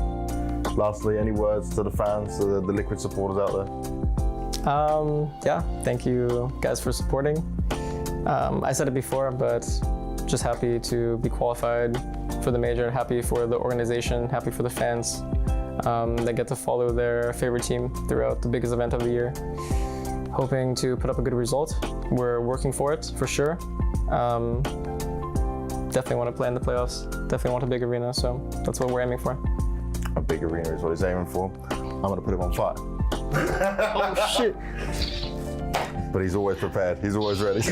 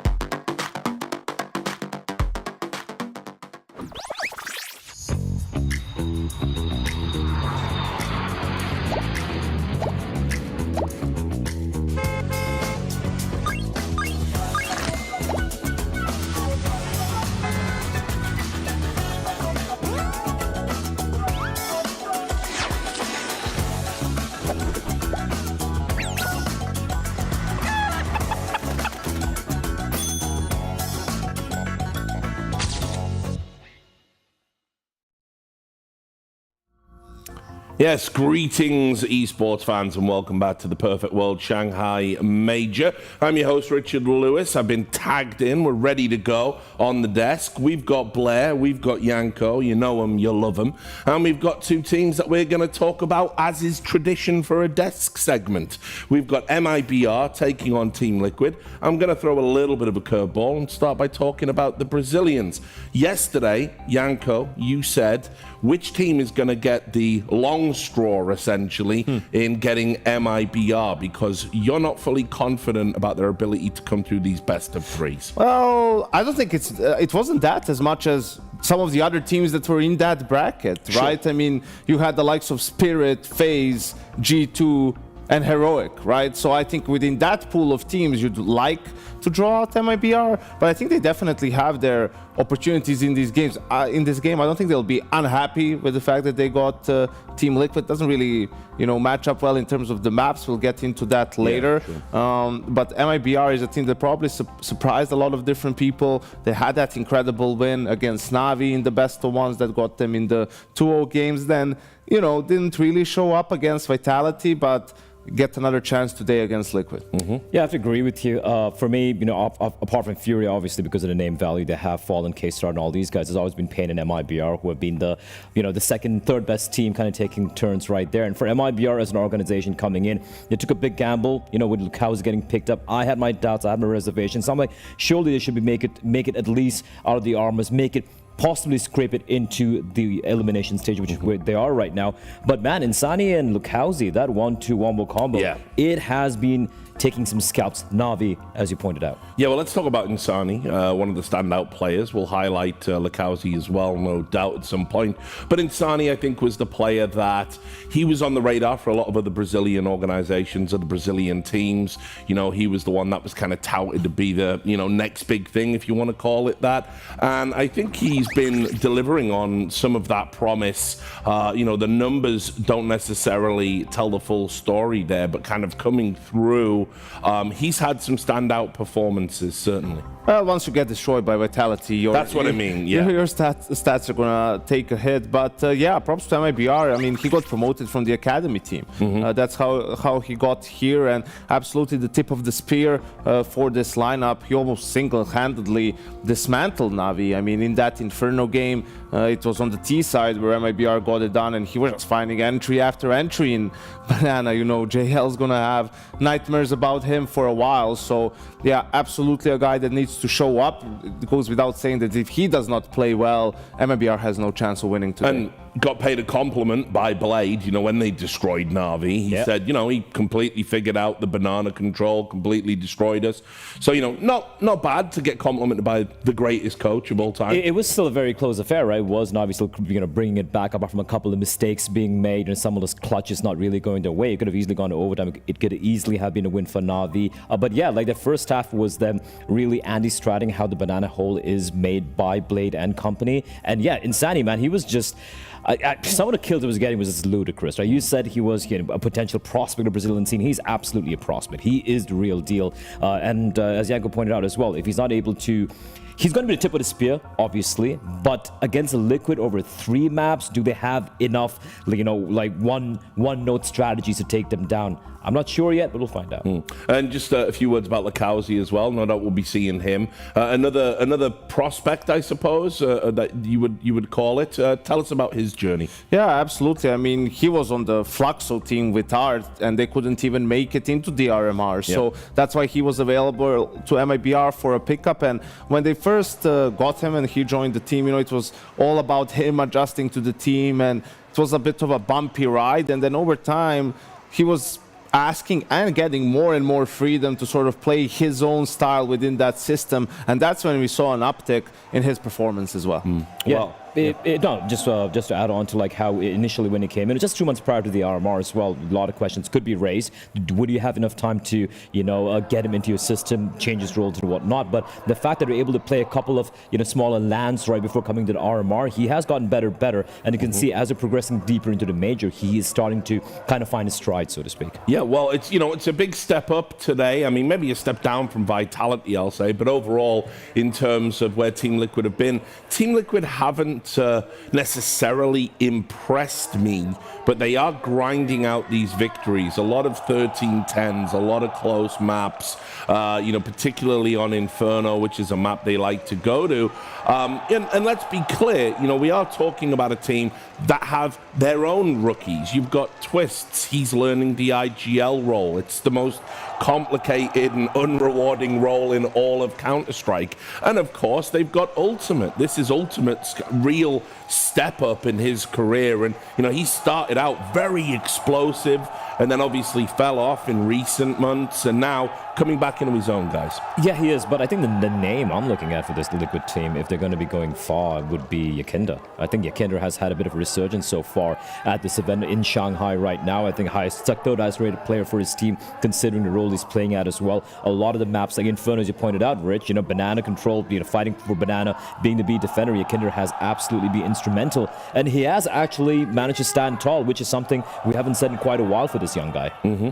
Yeah, definitely. And I think also for Team Liquid, it's fair to say they haven't had the toughest of runs yet. Like, sure, in the best of one opening against Na'Vi, yeah, that's a tough draw to have as your opening game, but this is your, again, probably best opportunity to get into the playoffs. And I think for the aspirations, Team Liquid has an organization, and just this lineup in particular, Twists as an IGL, I think he sees this as a must-win. And I actually share that, especially once we look at, how the map pool looks like. It's very likely that Liquid will get two of their best maps in this pool, and if that does indeed happen, then there's no excuses for them not to win this game.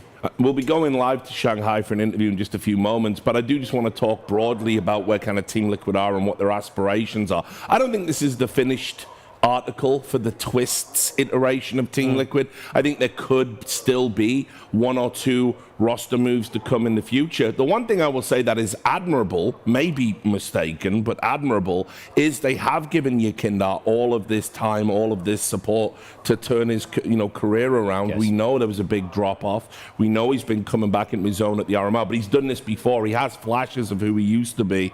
And then he goes back to, being low impact. But, look, if they're able to get a deep run at the playoffs, maybe they decide to stick out and give Yakinda his 5th or 6th chance. If they completely, drop out, because even in drop out, I think Yakinda has shown enough so far at this event. Again, there's not much of sample size with Team Liquid, because the one best of 3 they played was against FlyQuest, where they won pretty convincingly on the second and third map right there. But most of it have been best of ones. But he absolutely has done much better. And even if they, I think a playoffs run should be something, I wouldn't say the guarantee, but expected, so to speak, especially going up against MIBR right That's here. Liquid's pedigree. You have to aim for it. You have to aim for the top, and I think the playoffs in bare minimum. I think I've seen enough to at least have faith for the next few months. I don't see any real changes for this particular team, even when we have the great circus of roster changes supposed to make. I think it's a little bit ungrateful to talk about it now when he's playing well and they're doing well. I think that's something you leave for whenever the tournaments end for them. You look back, and it's hard to gauge. I feel like they should still upgrade if they have the opportunity, right? If there's talent out there that has been more consistent, and maybe, someone who also fits the team culturally, but yeah. And here we are, we're going live to Shanghai now for the interview. 阶段，不知道他们准备好了吗？ Mifa, you've had some best of ones that have looked pretty good for you guys, but I want to find out what you thought of the performance so far from the team here. We're very satisfied with how we've performed so far. I feel like that we're delivering solid performances, but with that said, I don't think that we have shown the best part of Team Liquid yet. So I feel like that we have more potential than what we have shown, and we are very determined that today is going to be the day we show it. Banks 问他说：“对于现在队伍的表现有什么样的总结？”教练说：“我觉得我们表现的还是比较稳定的，但是这同样也意味着我们并没有把我们所有的潜力和所有的最好的表现激发出来。我相信今天即将是我们为大家奉献出我们所有的潜力和最好的状态的一天。” Now, personally, for you as a coach, you've never made a major playoffs. What would it mean to you and also the team, especially with how much you guys have been grinding since the World Final, constantly being on the road? It would mean everything to make the playoff, not only for me individually, but for us as a team. When we started 5 months ago, we had so many unknown variables in this team. So if we're able to make this work and actually make it to the playoff and make ourselves, Team Liquid, all the Chinese fans proud of us, then it would mean the world for us. Banks 班兹文他说，对于教练来说，其实他并没有带领过队伍进入到 Major 的 Playoff 比赛阶段。那么现在如果能够进入的话，如果能够顺利晋级，对他来说意味着什么？他说，5个月之前我们刚组建队伍的时候，其实有很多不确定的因素，我们也不知道会发挥的是什么样子。但是现在在 Major 的比赛上面，我们希望能够尽全力，并且进入到下一个阶段，对我们所有队伍来说都是非常重要的一步。在所有的中国粉丝在现场为大家奉献出精彩的比赛，对我们来说都很重要。Thank you. Thank you very much, man. Good luck. 让我们把掌声送给他们 ，Team Liquid。And from Team Liquid into MIBR. And this team, they've shown some great form. They managed to beat down Na'Vi already. Let's see how far they can take it, as they would love to grab that playoff spot and make it through. The players are sat down and getting themselves ready for it all. The last minute warm-up before we go into it. I've got Exit with us here, and I guess Exit, yesterday was a very tough game against Vitality for you guys. What difference did you notice in the team when you played Vitality compared to some of the other games you played? I think Vitality, like, they outplayed us yesterday. They played really good. They are playing a really good CS, but I don't think we showed our A game yesterday. We didn't play well as well. And I think we need to bring this up again to beat Liquid. So let's hope. 班兹文他说，在昨天对阵 Vitality 的比赛当中有什么样的总结？有没有回去看一下录像？然后他说，我们其实昨天的比赛是完完全全被对面给统治了，感觉他们 CS 打得很好，我们自己也没有发挥到最完美的状态，所以今天我们希望能够加一把劲儿，然后能够把今天这场比赛打好。You said about not letting that happen today versus Liquid. What have you guys talked about as a team to make sure that doesn't happen? We just told ourselves to play our game, to have fun, and to do the things that we are doing in practice, and the things that we did in the first day, that we beat Na'Vi and 3D Max. And if you do that, we can beat anyone in this tournament. So let's bring this up. 班兹文他说，那么对阵Liquid的比赛，你们有什么样的想法吗？他说，我们也讨论过，我们希望能够聚焦在我们自己的游戏上面，然后好好的打比赛，然后能够发挥出我们真正的实力，就像我们第一天打败 Na'Vi 一样。如果我们能够发挥出我们打败 Na'Vi 的状态，那么我们一定可以赢下所有的队伍，都不是问题了。谢谢 ，Thank you。让我们把画面交还给分析台。So there you go, getting the thoughts before we get into the sparring, and we can start by talking about the Veto and where this might go, and we'll bring us back to the point we opened up with. One of the criticisms is, does MIBR have a deep enough map pool here to really take a run at these Tier 1 teams? Well, I think against Liquid, they match up very poorly, right? I mean, they don't play Dust 2, which for Liquid, okay, whatever. Liquid's going to veto out Vertigo, and then both Anubis and Mirage haven't been that great for MIBR lately. Both are punish picks for the side of Team Liquid, and Anubis is their best played map. They do decide to go for Mirage because it is a slightly bigger punish than Anubis. If you look further than just the statistics, and for MIBR, a little bit interesting the fact that they go for Nuke over Inferno. Inferno, a map on which they have bested Na'Vi, and Liquid actually has looked decent on it lately in this tournament, outside of the FlyQuest game. That leaves actually Anubis as the decider. Liquid wins this pretty hard. Which honestly, I think is like very surprising to see MIBR veto Ancient over Anubis. Yeah, well, I thought they picked that play. No, I agree. I feel like maybe a curveball being trying to be thrown in here by MIBR. But yeah, just unlucky for MIBR that in a couple of the maps, the Liquid are pretty poor on, as Janko alluded to. Dust 2 and Mirage are maps they don't want to really play out. They don't want to play either, but here we go. This is heavily favoring Liquid, no matter which way you look at it, in all honesty. Especially with that Inferno coming in. Anubis and Mirage, MIBR is yet to win this map with this lineup on LAN, Richard. Like, that's why they're having issues. Like, sure, I thought it was going to be Anubis and Ancient, which were two of the most successful maps for Team Liquid. In the end, MIBR goes for Anubis over Ancient in that sort of a scenario. But yeah, this is why it's such an uphill battle. On top of that, you pick Nuke, you have to start on T side of Nuke. Not the best of opportunities for MIBR. Well, just quickly bringing our commentators as well. There they are. We always give Moses the Team Liquid games. I know, it's unreal. You must be punished. Well, you know, it makes me nervous every time I hear you guys say that they're favorites. It makes me really nervous every time you guys have something positive to say. Can you just like talk a little bit of shit for like 30 seconds about Liquid? I think they're absolute favorites, Jason. We'll be doing that in the green room. Well, look, guys, we are about to get into the game. So, Dinko, Moses, have fun commentating on Team Liquid versus MIBR. Thanks, brother. Have fun chilling. Have fun having a drink of water, sitting back, relaxing for a little bit. Liquid MIBR.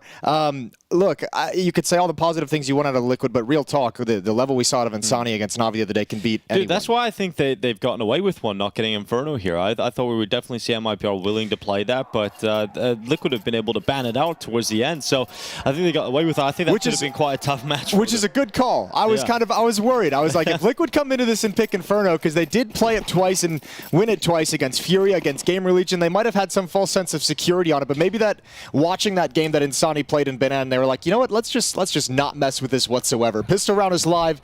Execute towards the A bomb site coming in. You've got JKS playing back towards the ticket. Looks like he's going to get mollied off the position, although a missed Molotov. That was towards triple.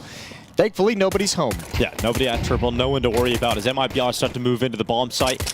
A lot of space being taken, and Team Liquid are just going to have to accept the fact that the bomb is going down. But they've got a flank going on quite quickly through T-spawn. It's not just one player. There's two coming through T-spawn. And Twist is the man with a kit and utility, but he's currently pinned in the ladder room. Yeah, and I think he's going to have a tough time getting involved in the action with that kit. You got two players pushed up in jungle, one by Khan, and he's going to be the only player coming from this. So all the success has to come on this flank. And Yakinder, beautiful shot to start things off. Yeah, one of the players that was talking about that we have to look out for today. And well, he's taken down by his counterpart in Insani. Great shots from Locality coming in on the follow-up. Ultimate fighting back here for Liquid. Remember, Twist is the guy with the kit, but he's still in connector and needs a headshot real quick as they start to move in. They've got to get on that defuse soon, and the time is the problem. Not enough of it. Team Liquid will take all of the kills, but MIBR take the pistol round win. Yeah, pistol rounds have been a real issue for Team Liquid throughout this event. CT side pistols, they're now 1-3 with the loss here. T side pistols, they have yet to win one. So really struggling to get those positive starts and halves. Really struggling to win this round, and this is just a nice easy take. As easy as it can be for MIBR, and just due to the retake nature of two players coming on the flank, two from CT spawn, that kit not involved in action until it's way too late to even get there. 1-0 for MIBR. Force by shot away here for Team Liquid. Want to get the scout out for Ultimate. 2 MP9s, 2 Deagles.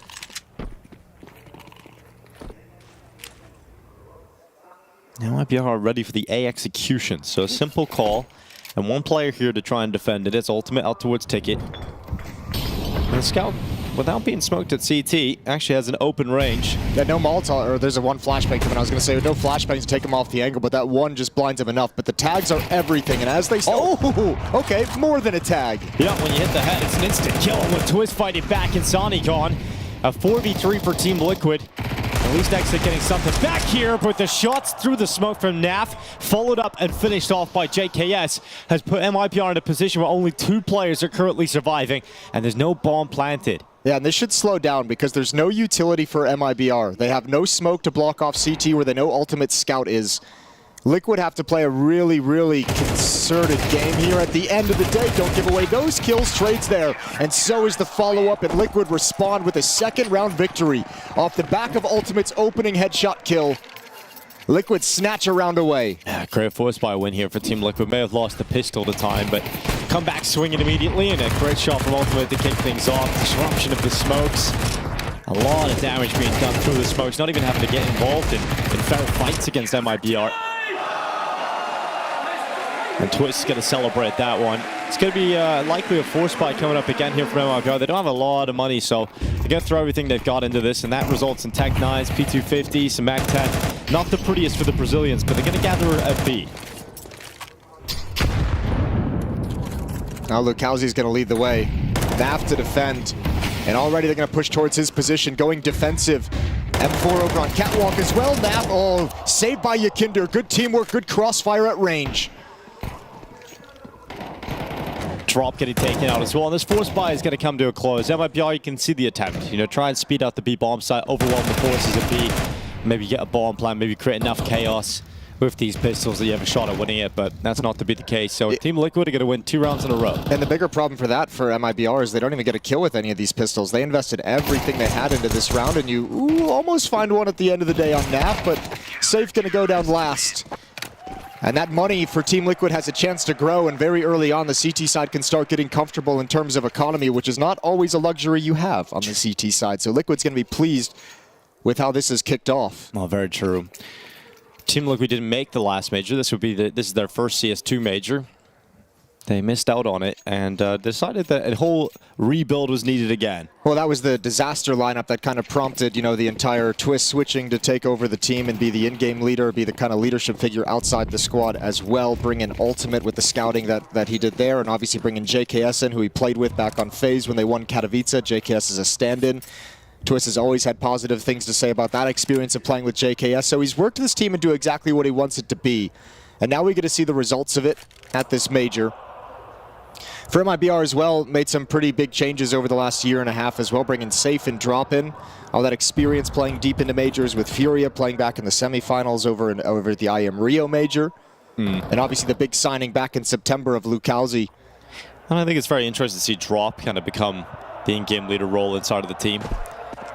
You know, especially when you talk about the semi-final placings in IEM Rio, you look at Drop's reaction after losing the game, obviously very upset. Would have learned a lot as the youngest member of that team and started to grow into this MIBR roster. I mean, you can tell, obviously, like, in-game leaders aren't exactly growing on trees these days. We're having a lot of players having to slide in. Manufacture them. Yeah, slide into that position. You take an experienced player to move into that role. I think Twist was very vocal in that he wanted to try in-game leading, but I think his was more a motivation of wanting to be the leader of the team.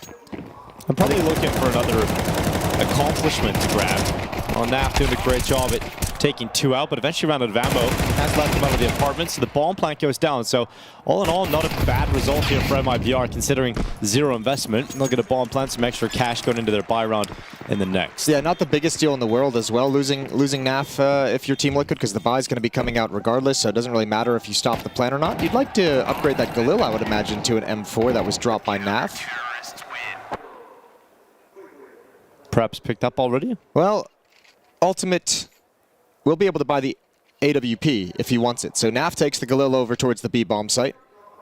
And the AWP is in the field of play for both teams. Safe has it as well. 0 kills for Safe, 8 kills to start the map for Ultimate. 2 per round so far. Yeah, he's had a great start into this game, but this is where it really matters.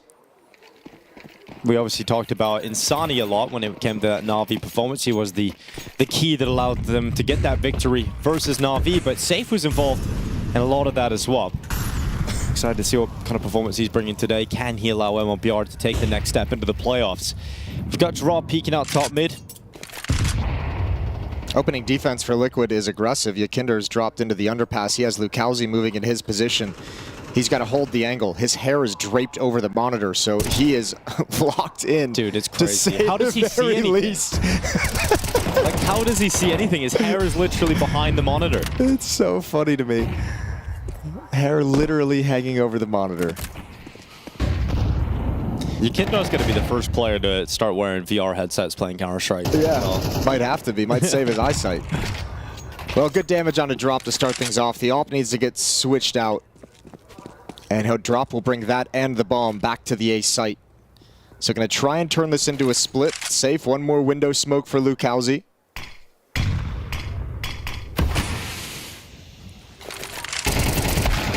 Exit. Grabbing Yakindar, making quick work of him. 40 seconds remaining in the round.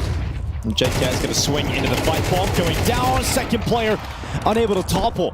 And so Exit stands strong for a squad, but Ultimate chiming in again. 9-0.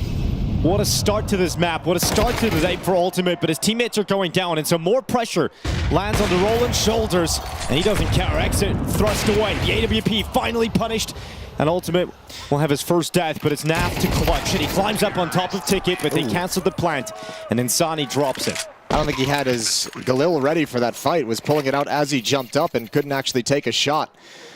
A long drawn-out round that Liquid end up losing. AWP is picked up again to be passed over to Ultimate. Had great impact, but the miskill from JKS on ramp, the follow-up, he thought it was clear after he was flashed in. I like the play. Yakinder's aggression gets information. But just a missed fight from JKS there, and Twist gets mollied out of position. And Ultimate just stays pinned down. A beautiful shot from Insani on the pop-up.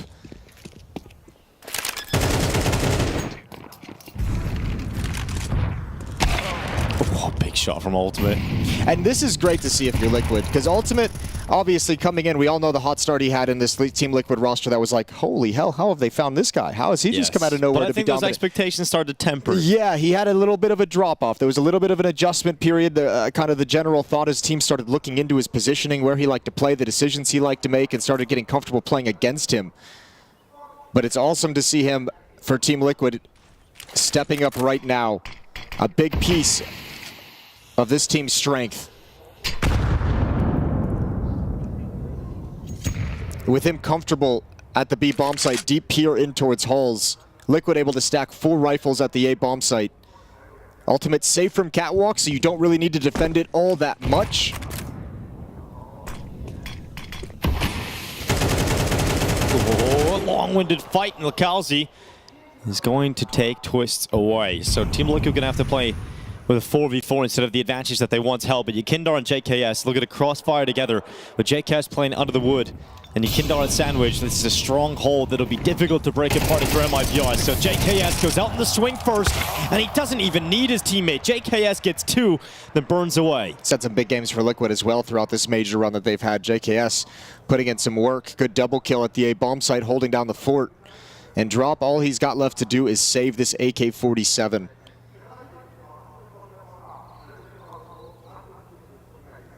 Battle of 2 young in-game leaders. But Twist is 5 years older than Drop. 5 years his senior? 5 years his senior. And for Drop, 20 years old, being an in-game leader of a squad, looking to progress into the playoffs of a major this early on in your in-game leadership is an impressive result for Drop if he's able to accomplish it today. But it's going to be difficult, given the veto and given the opposition he's up against. It's always fun for me being back in the PGL studios here in Bucharest, just because this was the studio where Twist really broke out into the scene back at the PGL Krakow. I guess it would be the minors or the major qualifier back then. They had a triple overtime match against Flipside, which was Electronic's breakout game as well. And Electronic and Twist going head-to-head, hitting like 40 frags each across those overtimes. Was an absolutely incredible game. Yeah, discovering some of the Counter-Strike's best players ever. Twist obviously went on to become the most decorated North American. Yeah, 2 Grand Slams. Just one of the most decorated Counter-Strike players in general, yeah, really. The Antwerp Major champion with FaZe. He's done well for himself since then. That was a devastating loss they experienced. Spoilers. But obviously has had plenty of success since then. JKS going to slide out into the open. There is just that one hero AK-47, and the timing works perfectly for JKS. Roland hits the shot. Ultimate hits the shot on the jump. Roland's just such a fun name to say. JKS especially when he's from Poland. JKS waiting under the wood. JKS climbing up on top of the ladder. But he's stuck on it. He got stuck to the top. Unfortunately, his teammates taking everyone down in the site. And a little bit awkward for JKS. He managed one of Lakalzi before going down. But a 4v2 should be comfortable to close here for Team Liquid as they leap into 5. Yep, Twist steps up and says, I'll find out where you are. Exit goes down. Safe trying to make the run all the way to the other side of the map, but Naf's already got a feeling. Rotating over, he'll be in market. There's no access to the bomb site. No access to the bomb plant. Naf, the insurance policy. It'll be 5-2 for Team Liquid and a pretty solid start. Even the round they lost, it felt like they had under their control, but the ensuing round, no issues whatsoever. And if Ultimate is going to be getting his 1 to 2 kills every round with the AWP, MIBR is going to have a tough time. They might want to maybe drop away from kind of the default spread style where this op can really exploit you. Find its one pick here or there. This might be a world where, okay, they've got a lot of money. Let's get into the bomb site, get a bomb plant, force them to retake. And even if we lose, we can take out a lot of players. We can do damage to the economy, start grinding it down. But MIBR need to find a way to have some impact on this T side. We're now 7 rounds in. And they're going to be running out of time shortly to put rounds on the board. Well, Drop is going to lean on the experience of his coach, Knack, as he turns behind him. As a coach has been a part of 3 majors, including not including this one. Was with Luminosity for 2 of them at ESL 1 Cologne 2015. DreamHack Open, Cluj-Napoca 2015. So pretty early on, quarterfinals in both of those. And then for MIBR, he was in the challenger stage of the Antwerp Major. Liquid's being very aggressive at this A ramp. Second time they've flashed into it. JKS wants to stick around. Oh, he wants to go for more. There's the flash over. Almost 2, but great damage onto Insani. But again, just disrupting. Even if you only go 1 for 1, even if you only get damage on that second player, MIBR's like, damn, now they know exactly what we were lining up to do. Yeah, and out of the timeout, immediately your party is spoiled. And Ultimate shouldn't go any further than the angle he's currently holding with the AWP. They had the idea I was discussing as well, going for an execute. And now look at this, more disruption as Yakinder pushes towards top middle. And the timing's favorable as well. He gets behind the box just before he's spotted. And so Yakinder has a really powerful position behind the top mid boxes. He can peek out. They're not looking at him. And it should be more than 1, but they were able to react quick enough. And Yakinder goes back. His second kill, and Yakinder nearly takes everybody with him. Eventually stopped by drop, but at this point of the round, there is not a whole lot of hope here for MIBR. Blay on the desk talked about it a lot as well. Yakinder, throughout this major cycle, has been showing an improved level. Probably not the Yakinder of old that was just very, very dominant, one of the craziest entry fragging, playmaking, space-taking guys we had coming out of the online era and maybe his early days in Liquid. But he's getting back to this point where his aggression is having a lot of impact for Team Liquid. And once again, you have JKS aggressive on A ramp to take away the initial plan of MIBR, and then Yakinder with the information slides up middle to take away the second option for MIBR, and another round where they just can't even play. MIBR is getting beat way too early in these rounds, and all they can do is save once again.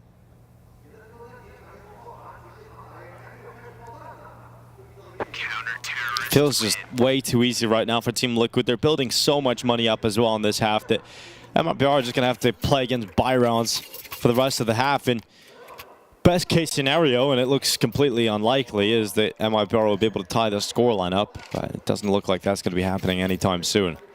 This is a cool CT side, though. I mean, one of the criticisms you'd levy towards Team Liquid with this kind of roster and the constitution of players is how passive it feels. Like Twist kind of has had some of his aggressiveness taken away as the leader, kind of orchestrating things. Naf and JKS, notoriously 2 of the most passive players we've got. And Liquid's finding ways to work Yakinder around the map to put him in aggressive positions, activate JKS, so he's involved in the action early in the game. And it's panning out very well. MIBR try and pick up the pace, gain some map control, and get in positions where they can negate the aggression, and they've done just that. Utility to back Naf off the angle of Catwalk. I say they've accomplished that, but Yakinder has no fear. No, none whatsoever. And he's going to be moving closer and closer to T-spawn. He can count the grains of sand on this map. Well, Ultimate waiting for the eventual push in towards B. Should be able to claim the life at least 1 here. And then Yakindar's flying. How much does he want to push it? He's going to clear mid first, so there's a little extra seconds for MIBR to pull this off. The problem is you're going up against Ultimate, who's been incredible. Well, he misses this one, and he's dinked. A lot of pressure being applied, but the triple run has come out instead. Ultimate got, so it's on Naf instead. And under the window, he's got 1, but plenty of help from his teammates, plenty of help from his friends. And I think JKS even grabs the kill coming up Catwalk late that Naf was worried about. He turns for it, and JKS finds it from the A bomb site. So this time, it's not the aggression that kills MIBR. It's the aggression that gets information of what's coming, and everyone knows where to look. Split towards the B bomb site fails. And today, where we saw MIBR's T-side bury Na'Vi on Inferno a few days back, the offense here is ineffective. They did play this map, and their series loss to Vitality yesterday, it was 13-3 in the favor of Vitality, a devastating loss for MIBR. And shades of that coming back here against Team Liquid. MIBR, once again, trying to lean on this A play. Hasn't been all that successful. Yakindar's going to play it sandwich again. JKS roaming the bomb site. And they've got Ultimate, who is now comfortable enough to peek out on the side of the smokes. Hoping he can catch one towards ramp, but they're not giving him any fights just yet. JKS peeks out from under the wood again. He's always the first man to take contact, and this time it's Naf flanking. He's so quick to get it behind. Yeah, but I think the hit pausing made him kind of second guess and say, I don't actually want to give anything up. He's going to come in late. Yakinder goes down after a double, and JKS handling business. NAF might not even be needed, but no reason for Liquid to take any deaths, so JKS backs away, lets Ultimate clean things up. 8-2, a 6-round lead, and no issues for Team Liquid. They've got plenty of money for these remaining rounds. Yeah, they're keeping this in complete control. The Team Liquid defense, a 13-2 scoreline on the board of Ultimate already. 13-2 KD is crazy. And they've never stopped moving, Team Liquid. Whenever they sense that there's quiet in some part of the map, this time it's NAF. Like, they're always challenging the extremities to get information, to get flanks, to be disruptive. And MIBR, through the 10 rounds of play that have been completed, haven't been able to get a hold of that or stop it whatsoever.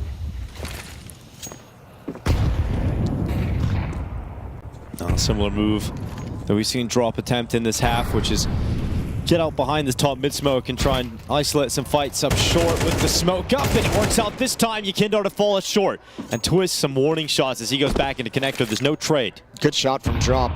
This is maybe the best round they've had in some, I mean, since the guns came out, essentially. A man advantage is a luxury they haven't been able to play with.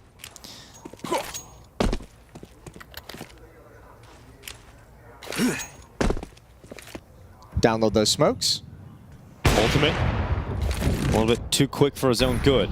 Sees a shoulder, and look at that from JKS. The push into Insani, that's going to be so frustrating. Insani had grenades in his hands, and JKS just walks into a free kill. And again, it's the indication of what that means. Molotov going to go underneath balcony from the halls, so he's like, okay, there's going to be an A push. They were trying to line up and execute, so I'm just going to smoke off ramp, destroy that whole concept. And once again, MIBR not able to slide into exactly what they want to do. They have to go for the audible, have to go for plan B, and look at Liquid shifting across the map already. Yeah, and look at the time. That's also a massive problem here for MIBR. You have 30 seconds left to get into this B bomb site. And Twist is waiting in the side. He'll call for his fellow Canadian to come over and try and help. Big X factor here is Lucalzi in middle. But we know how good Twist is at holding down this B bomb site when asked. He's got NAF to take the first contact. Damage done. And yeah, Lucalzi does not turn out to be the X factor as Twist executes exit on the bomb. It is now safe, fighting in the apartments and trying to fall away.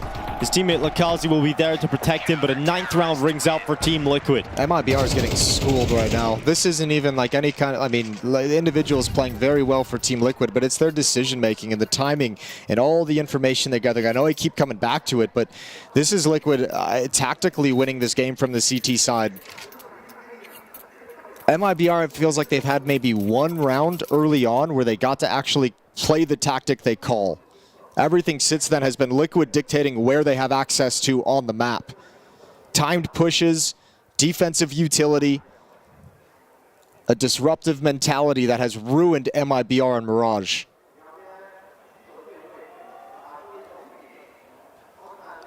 Well, Knack with a second time out here.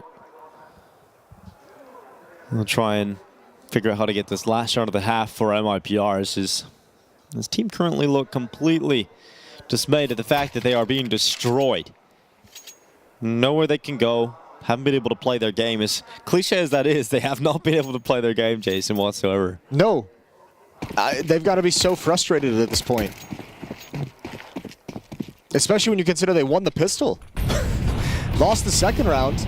Won a gun round, lost the next one, and then it's just they've had no chance since then. A lot of the conversation around Liquid, if they do end up qualifying for the major, is going to be the route they've been able to take to get here.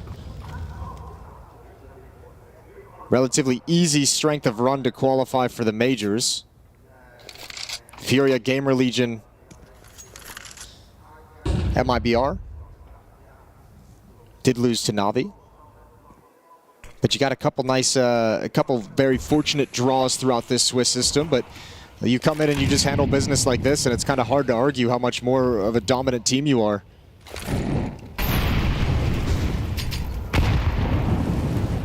No, slowing things down in the underpass. Insani has lost a lot of his health. Timing is everything for Yakinder. Yeah, he's going to back away into the ladder room, allowing Ultimate to take a peek down into connector. There's a boost going up in the window. Double boost. And MIBR have got control of the window room. Got to be worried about this at some point. If you're Team Liquid, but Ultimate not considering it, and now they're about to find out the hard way. JKS turns, but Ultimate has now been alerted in time, but he's stuck at the bottom of the stairs with an AWP, and he misses the first shot. Gets into the smoke, and somehow gets away into the connector. He can take safe down a short, and Ultimate making the most of this moment. He's still alive, somehow, some way, and a 2v2 as Ultimate turns back. Another one from connector, bomb at his feet, an exit left to fight on this 1v2. Desperately needs this round with 8 seconds left. It has to be about kills. He's got Ultimate, but Naf is just a chill guy, and he's going to hang out at that B-bomb site. Ultimate disappearing into the smoke. That has to be such a frustrating half for MIBR. I'm stunned at how outplayed they were in every single situation. I think towards the end, just so knocked off their game. And that was such a timid MIBR. Where against Na'Vi, we saw like the relentless aggression and Sonny playing with crazy confidence. They seemed so scared and uncomfortable in every situation moving around the map. Liquid just harassing them every step of the way, and no player could find any sort of confidence or comfort in how they wanted to handle Mirage. 2-10 in the opening half. Now we switch over. Liquid going to be on the T side. And once again, point to their pistol round history. They've won 0 T-side pistols in their games here in the elimination stage. If they get there first, that would be that'd be a nice way to close this out quickly and easily, with no stress. Just get the job done. Team Liquid's map pick. Up next is Nuke. We'll definitely expect MIBR to be better versed on that map. We'd imagine they get into the series a little bit. Yeah, I mean, that is an important piece of context. This is at the bottom, you know, rock bottom of MIBR's map pool. I guess we can kind of see why. Mm-hmm. It's the bedrock.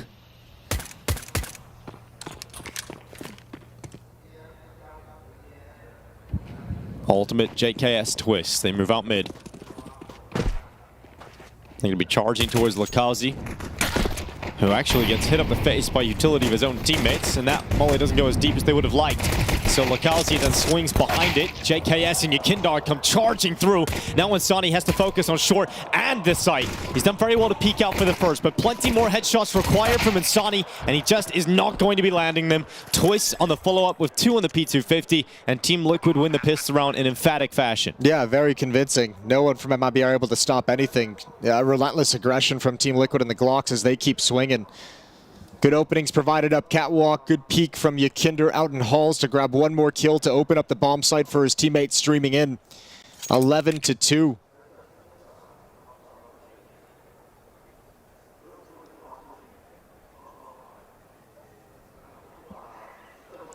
It's an 8-round run if you lead back to the first half. Exit close towards Yakindar, and nothing saved. Not a thing for MIBR. No positives in this pistol. I think we talked about this in like a previous series as well that we casted a lot. Is, you know, the idea of trying to play yourself back into a series. Like, use this. You're gonna lose this map, right? Like, it feels like everyone knows it. Viewers know it. Liquid know it. MIBR knows they're gonna lose this map. But get a few rounds here at the end when you get the guns out. You know, get a stretch of 3 or 4 before Liquid are able to close out this map. Give yourself something positive to go into the break between maps with. It's really reaching and scraping the bottom of the barrel in terms of value, in terms of positives that you can take away from this. But anything that feels like it can give someone a sense of life of going in and being like, okay, we got our ass kicked in this map, but we started to figure it out these 3 rounds. We started to come alive. We got knocked off our game. We weren't playing our game individually or as a team, but at least we had this stretch. And if we play like that going into Nuke, we can handle Liquid. And that'll be about the only positive thing you can mention. Yeah, but even that seems unlikely. It does seem very unlikely.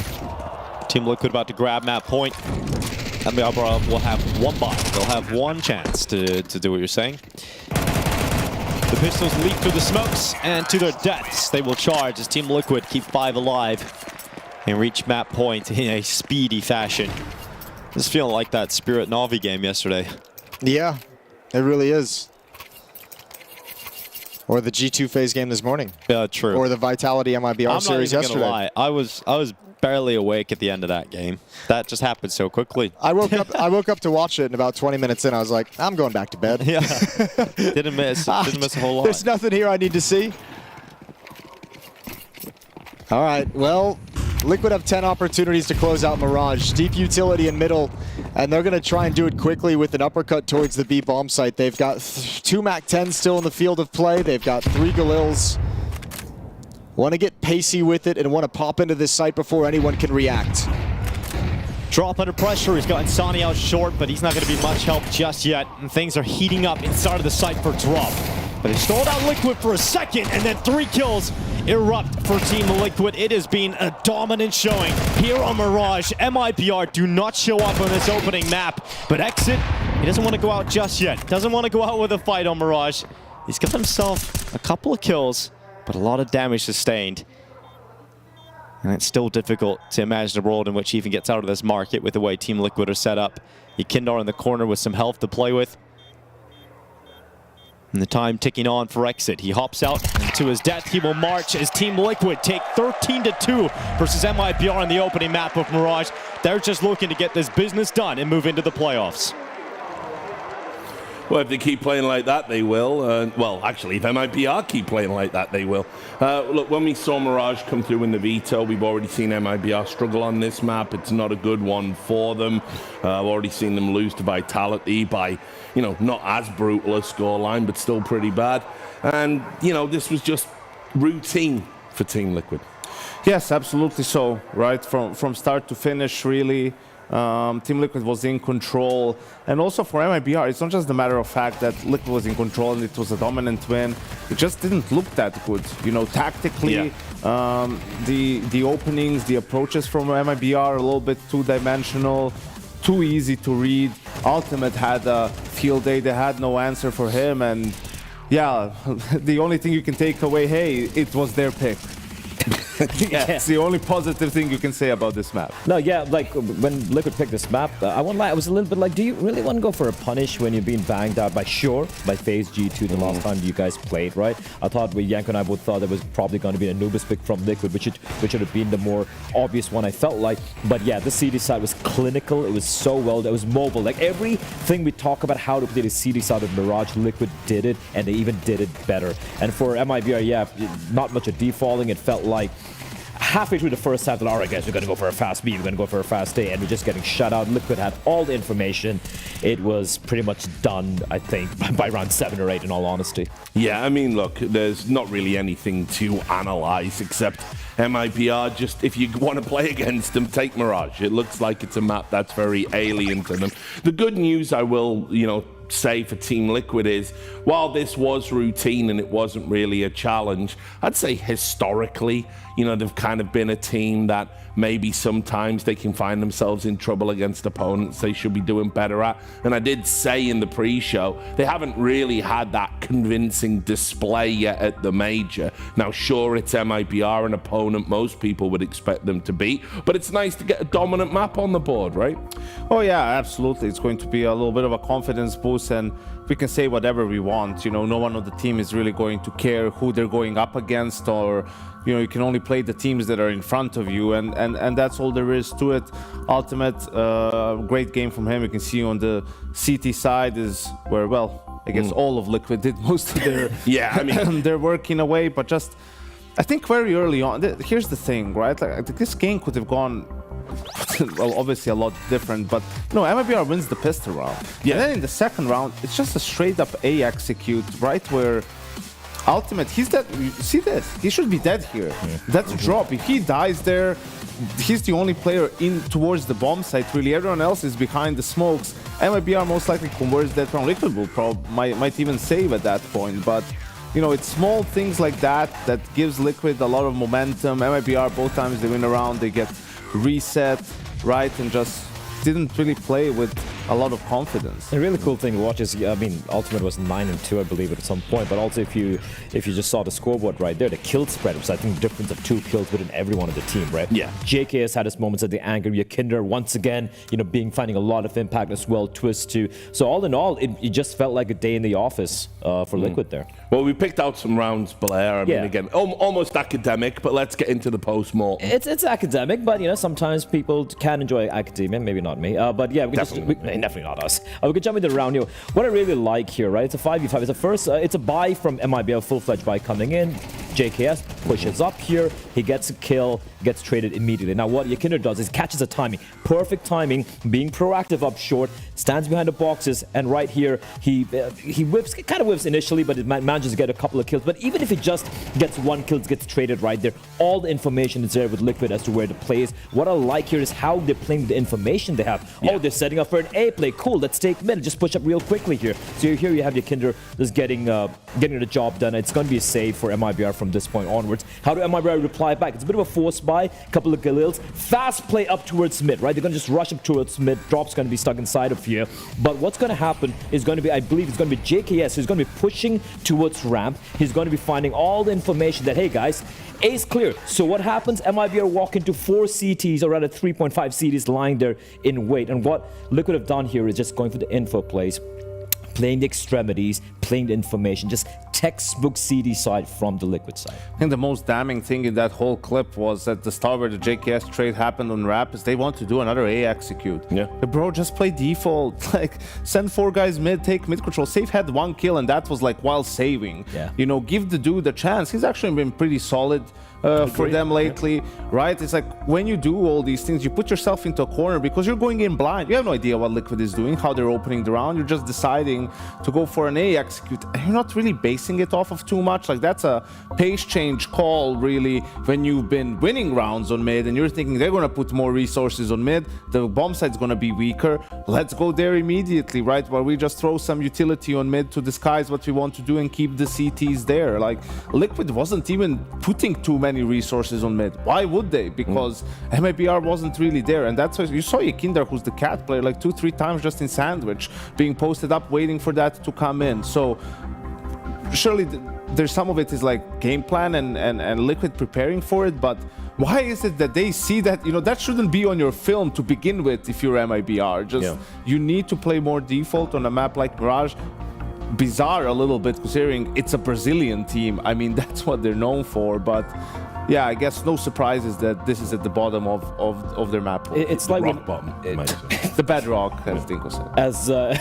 As you're coming into a map when you don't really probably have much tape on the team, you're not sure what they're going to be throwing up at you. You haven't had time to anti-strat, whatever. By the way, Liquid have only had, I think they won 2 CT rounds the last 2 times they played Mirage in total. They haven't really had much success there. And as Yango pointed out, if you're MIBR, if you play a little bit of default, you figure it out on the fly as it goes. There's still 12 rounds to play out right there. Instead, they're like, all right, fast mid, fast, very reactionary, just kind of one-dimensional. And clearly a map they really haven't put in much work. And we talked about Twist, Richard, on Liquid and being the same for Drop. He's new in the IGL role, sure, right, for the MIBR team. And now you're going to have to go to Nuke and start T-side, I believe, most likely, and you're gonna have to figure it out to give your team, a chance to stay alive and fight for this playoff spot.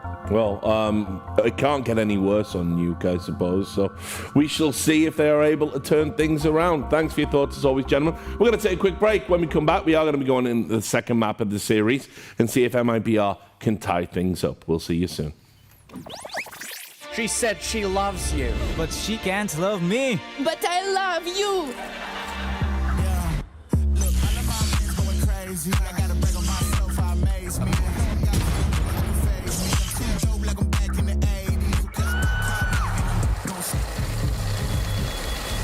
I won't play window anymore. What's going on? Play your role. 1xBet. On to the next one.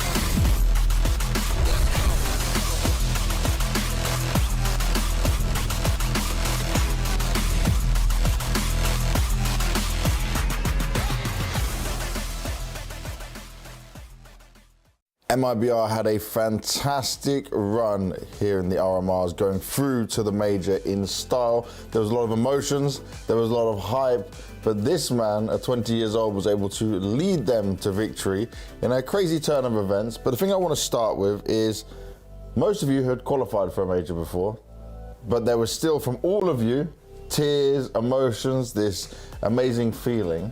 Why was that? I think it was more because of relief. Okay. We didn't qualify on the last one, and we were pretty confident that we would do this. MIBR, I think there was like 3 or 4 majors they were out or something like this. So when we just qualified, going 3-0, it was just a relief. We were just very, very happy, and that's why Safi and Sunny and Lucas were crying. Was there some concerns you had though? Was there like worries? Because doing it when you did, going into big tournaments, like normally it needs some adjustment period. So can you try and explain to me some like the emotions and feelings you personally went through? Actually, I just became an IGL and we were playing in Brazil, and I was like, okay, I'm gonna wreck everyone. I'm just so much smarter than them. My team is just much better, and then we started losing. Oh. and then we played again against Spain, and it was like 13-0 for them. And we lost 12 rounds on T side, and I was like, okay, I'm not sure if I can be a good IGL. You got humbled very quickly. yeah, very quickly. So I was like, yeah, let's see, what can I do? And then I just started learning a lot of things from Exit, from Beat, from NAC. They were really helping me. So we just went from Cologne, and we were playing 9Z, Pain, and Heroic, and we hadn't beat them in a long time. So I just became an IGL, and then I just go face it straight, the demons of my team. We just beat Heroic. It was a really confident start for us. Then we lost. I'm just trying to make my path in a good way to be a good IGL and be a good leader for my team. But you have been now in Shanghai since the start of the Americas. You've not gone home. You've been here all this time. But how have you spent your schedule? I think we had like 2 or 3 day offs during the whole time. But when we qualified, we had like 3 or 4, so we could. So it's like so it's like a week of break, something like this. Okay. And today is a break also. So after a break, today, but you have media, so it's not really. Yeah, it's like, so after today we're just practice till the tournament starts, and then we're gonna be playing till the final. I hope so. We just went to some parties when we qualified. We just went to discover Shanghai. We went to some park that I didn't remember the name. The other guys, they went to Disney also. Okay. So no, I didn't. Overall, I'm just staying in the hotel. I'm just doing my routine. I'm not changing anything. But my boys, I think they needed that. Yeah, I think they're enjoying more than me. But overall, I'm liking here. Would you say there is anything that you are worried about as the team or within the team that might stop you from progressing? Like, what do you think is the biggest thing you're trying to fix, trying to solve, trying to look at here? I think it's more about how we play the calm game. If we can just keep playing calm, like not taking decisions too fast or trying to overthink too much. So if we just play our game, if we just feel comfortable, of course we are playing in front of the crowd, so it will be a different feeling for everyone. Yeah. So as long as we can just feel the crowd, see the crowd and understand, like, okay, they are here for us. They are not here to put pressure or something like this. We're just playing our game. It's just the same thing as we're playing from home, from our computer in our room. So it's just the same game. We just play calm. We just play comfortable. We just trust each other, and then everything will be fine. And finally, anything you want to say to all the drop and the fans out there watching at home? Bom, galera, é isso. Dia 30 começa o Major. Espero que vocês torçam pra gente aí. A gente tá trabalhando bastante aqui pra entregar um bom resultado pra vocês, e a gente com certeza vai conseguir fazer isso quando chegar dentro do server. Então é isso. Somos MIBR, torça pra gente. Beijo, mãe, te amo. Well, Drop, I've got to learn a lot about you. It's been very interesting and eye-opening. And with that, you get the burn.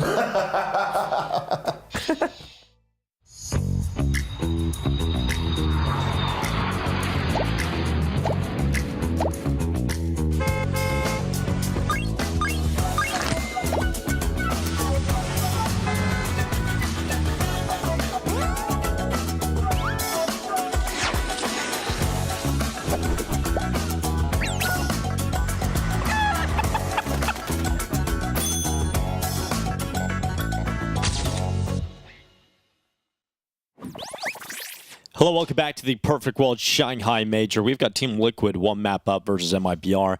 And what a map it was. One that MIBR are going to hope to forget. We're going to move now on to Nuke, Jason, and this is hopefully where the series begins. Yeah, hopefully. I mean, as we mentioned, Mirage at the bottom of the map pool for MIBR need a bounce back. And I think that conversation has to be, look at the aggression that Liquid brought out of Mirage. Now, you can't probably do it on Nuke in the same exact fashion as frequently with which Liquid did it, but if you're MIBR and you know they're going to have no fear in terms of making aggressive plays, especially early on in the half, you have to be really conscientious about where the gaps are on the map. It's going to be interesting to see how they're able to work this, but tough call starting on the T side as well. If things go south quickly, we know they can just get buried. Liquid have had really good nukes in the past. We saw them handle FlyQuest earlier in the tournament in the opening stage when FlyQuest was on that hot run that they had and actually looked really good on Nuke as well.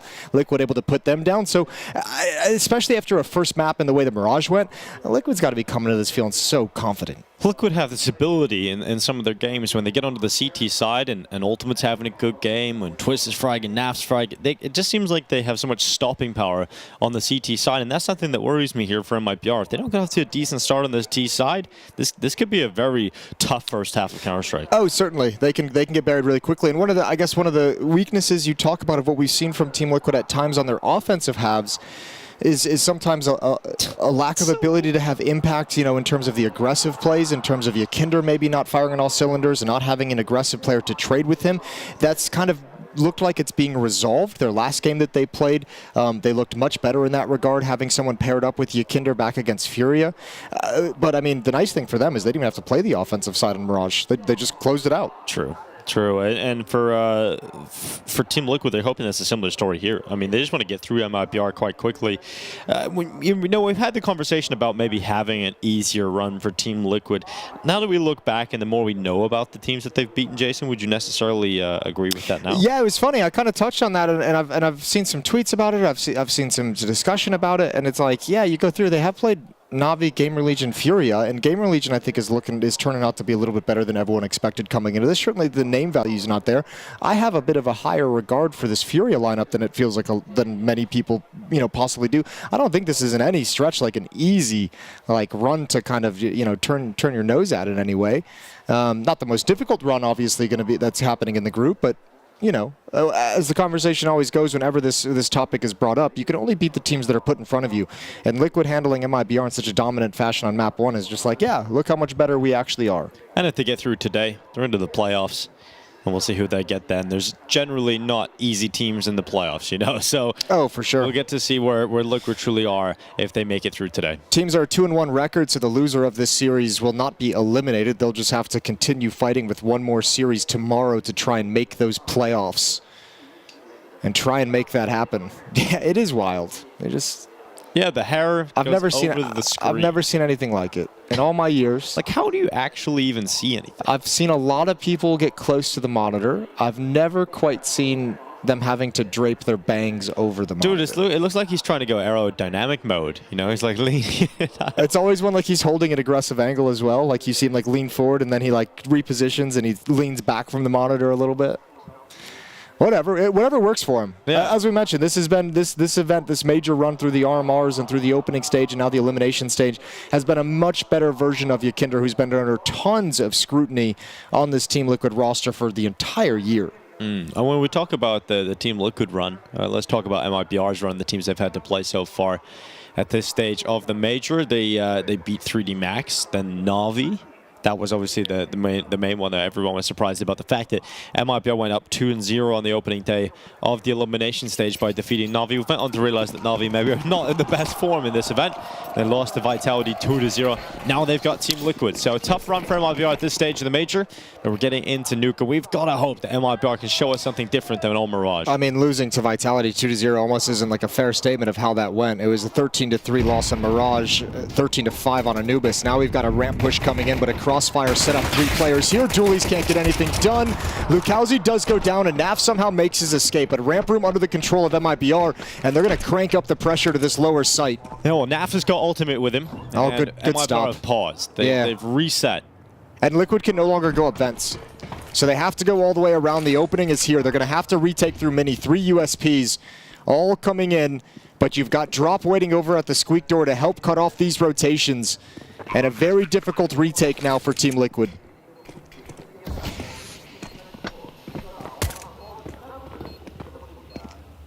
trying to come back into the site. It's going to be Insani playing from heaven.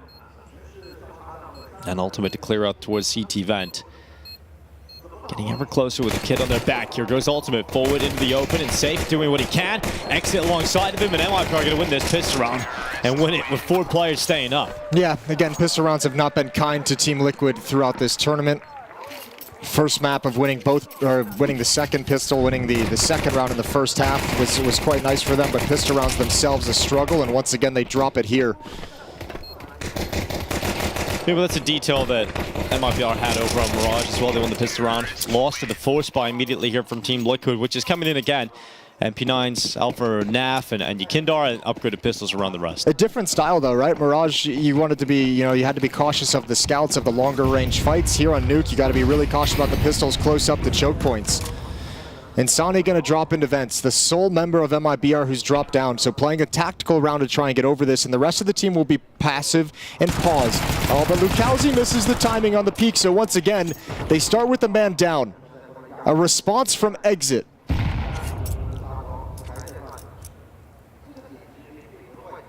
And Twist waiting in big garage, off angle for the cross. Hopefully Ultimate can be a distraction. Well, they come on by. Tough shot to land with the Deagle.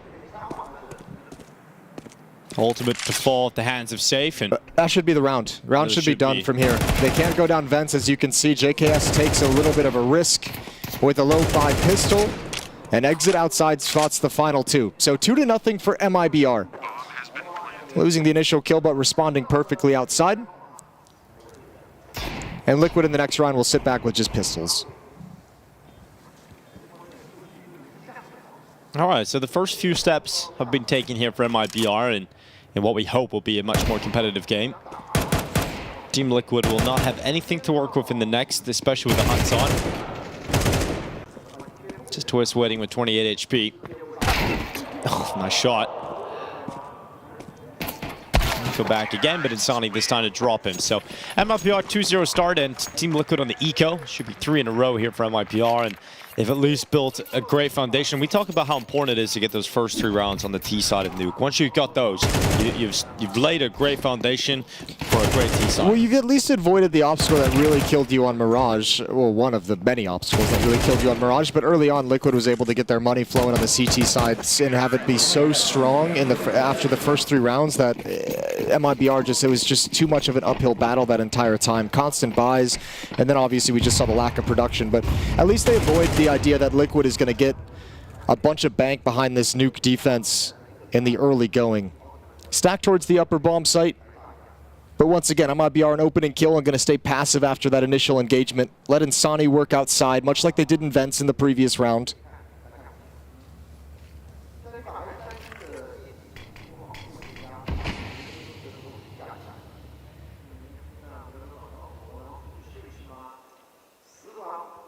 MIBR being disciplined. Even in a round like this, they don't want to slip up. And so just staying nice and passive at the moment on this T side.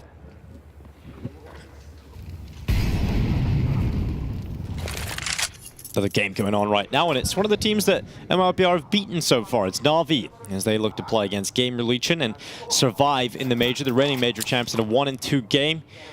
And they've got Gamer Legion to try and bounce back against today. Yeah, interesting conversation coming out from Alexi after that loss as well, and even Blade. Blade talking about how outplayed they were on Banana on that map, how Insani just knew everything they were doing. Alexi talking more mentality, how it needs to shift to get them to qualify and moving deeper into the playoffs if they can make it. Good kill from Exit, is dinked up. Lukowski gonna trade off Exit's death, and it's 3-0. So Guns, M4s come out. Ultimate, I imagine he goes for the op. Yeah, I mean, how dominant he was on it on Mirage, you would imagine it's coming out straight away. He's got the Kevlar with it, so op to the hands of Ultimate. And MIBR really couldn't deal with him on the CT side. He was a beast. No, they had no chance against him. He was nailing everything. So we'll see how exactly he decides to open up Nuke, if that confidence is going to carry forward. We know he's going to get aggressive at some points, but where does he want to be positioned for this first gun round? No utility to force out the AWP. And Ultimate heads towards ramp. for a deep angle to open up the defense, allow Naf to be a more supportive element elsewhere with the nades that he brings into the fight.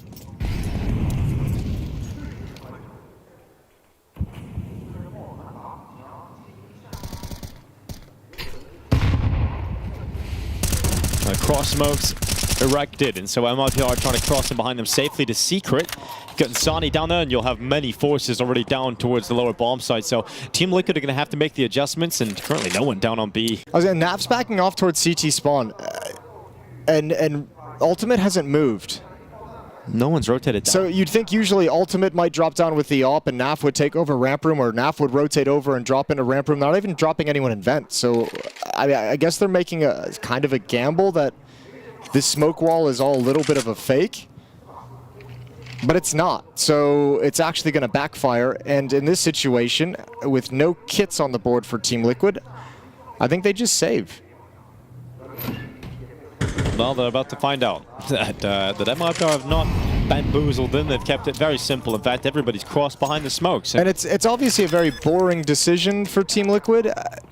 That's why I'm thinking I have to assume they're just trying to make a gamble on a read that it's not going to be the lower bomb site. But with how brittle economy can be on the CT side, I don't exactly think it's the worst decision in the world to just concede and just go for this kind of a gamble of staying up top and not rotating down, and just make sure you preserve everything. In the next round, they'll have kits, they'll have utility, and they can start fighting back. But this is a very, very, very rare kind of a round in Counter-Strike where nobody's taken damage on a full buy round.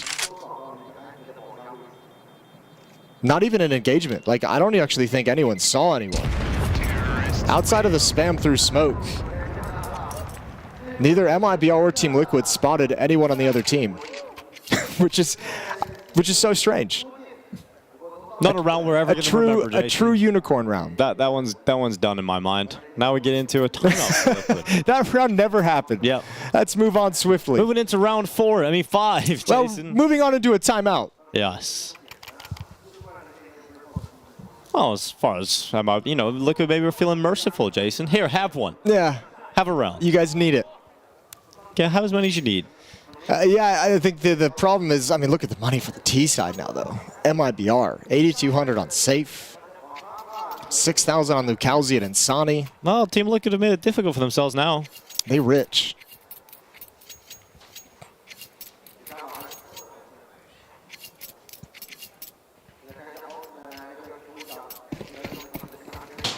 All right, this is the round where we get to see Ultimate's AWP out first for the gun first round. time. First gun round. Let's go. Team Molotov outside. Twist's going to be moving in towards midi. Barrage of utility into his position. And aided down to 50 HP.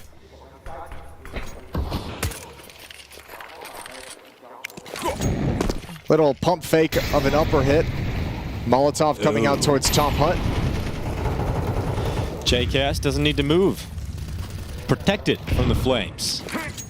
It's all good. It was all a fake to get out some defensive utility, which they drew out of Yakinder, and now we set up that smoke wall again, and we'll see what Liquid decide to do. They've already put a player in lower. That's Yakinder, who's dropped down, gonna walk over towards Secret.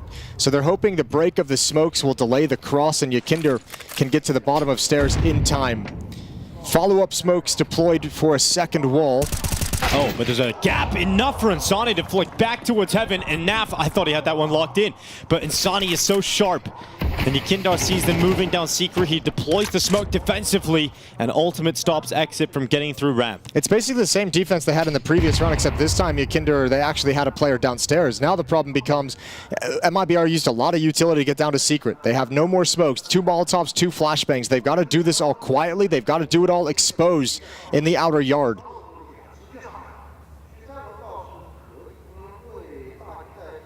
JKS hanging out on top of hut. Insani coming closer to him. 20 seconds. On the follow-up in behind. They're letting this Heaven play go first, I'd imagine. Safe.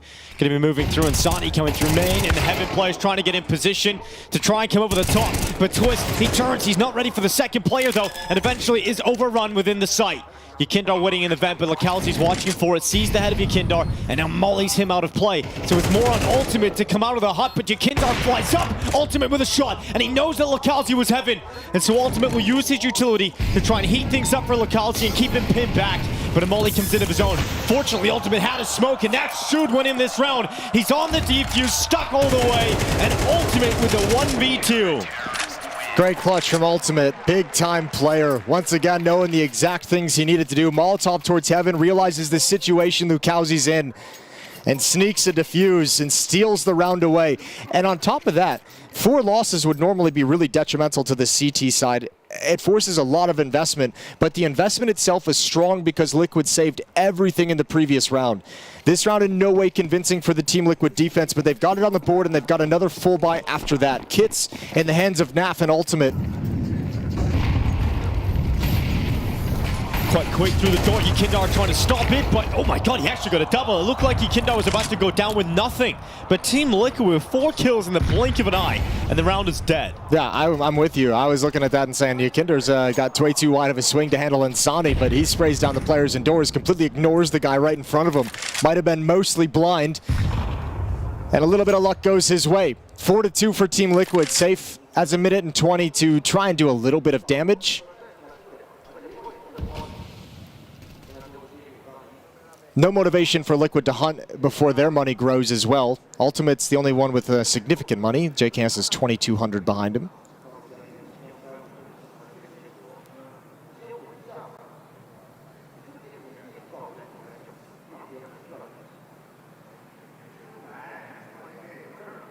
This MIBR team trying to avoid disaster, that 2-0 start and then losing 3 best-of-3s in a row. That's got to be devastating. We know that happened to FlyQuest in the previous stage after their blistering start on day 1 of the opening stage, not able to convert any of the series play they were involved in. Yeah, and I mean, there's always one of those stories at the majors, isn't there? With the fact that there is best of ones in the opening day, you play 2 BO1s. Yeah, a good day can get you right on the precipice. But you're always closer than you think. You're always further away than you think. You think you're much closer after 2 BO1s, right, and you realize you're gonna have to play against some of the better teams in the best of 3s, and your chances just dwindle from that point onwards. So for MIBR, they would have been aware of that. And I think if they weren't, then they got a great reminder, thanks to Vitality. It's been a cool journey for this MIBR team as they've tried to rebuild and reinvigorate the brand, which feels like it's been a process for them since whenever it was brought back in, I think 2018. When the brand was revitalized with all the old legendary players and had some success.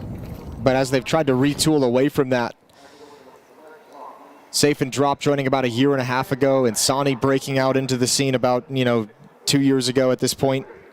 Or breaking out in terms of potential and what he can do, and seeing it come to fruition here, adding in Lucauzi.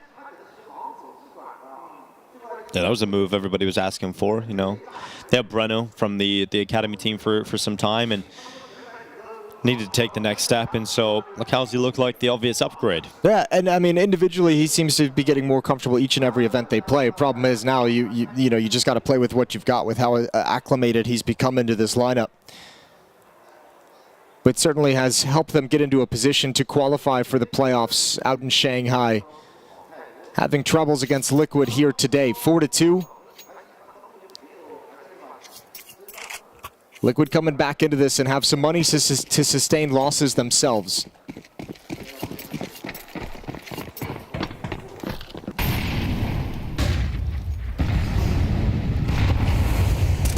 The last round from MIBR ended immediately. It's a save longer than the round itself.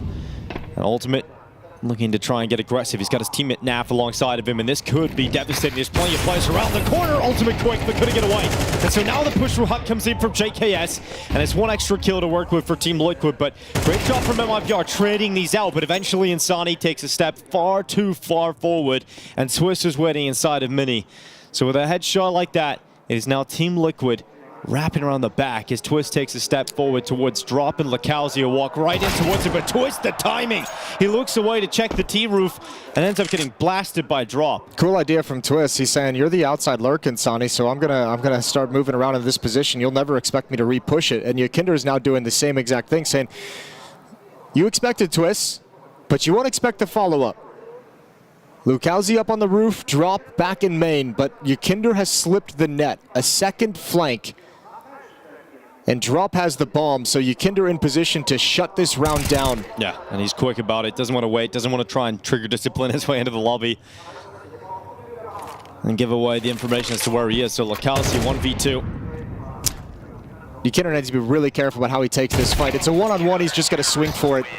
Good win, good follow-up, and once again, MIBR.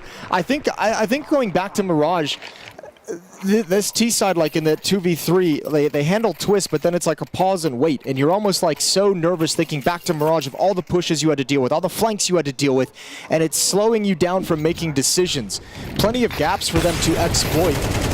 They do a pretty good job handling this well-timed lobby crunch from Team Liquid. Now, Naf did make a step on that push, which is why they throw the Molotov and why they're actually prepared for it.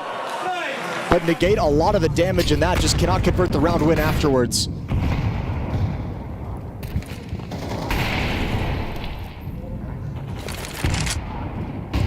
Here comes the charge. Locality. Here's the hero AK, the player with the important rifle, and Naf just destroys everybody as they charge towards his position. There's no getting past Naf. P250 left outside, and that scoreline has been tied up very quickly. Very quickly. Naf very strong over in ramp room as well, as you can see, not caught off guard. There was a small timing with that first player where maybe was a bit advanced for Naf's expectations, but handles it all very well. 4-4, 4 straight for Team Liquid's defense. And now that money is built up. Now it becomes so difficult for MIBR, winning multiple rounds where they're having trouble just getting the first on the board.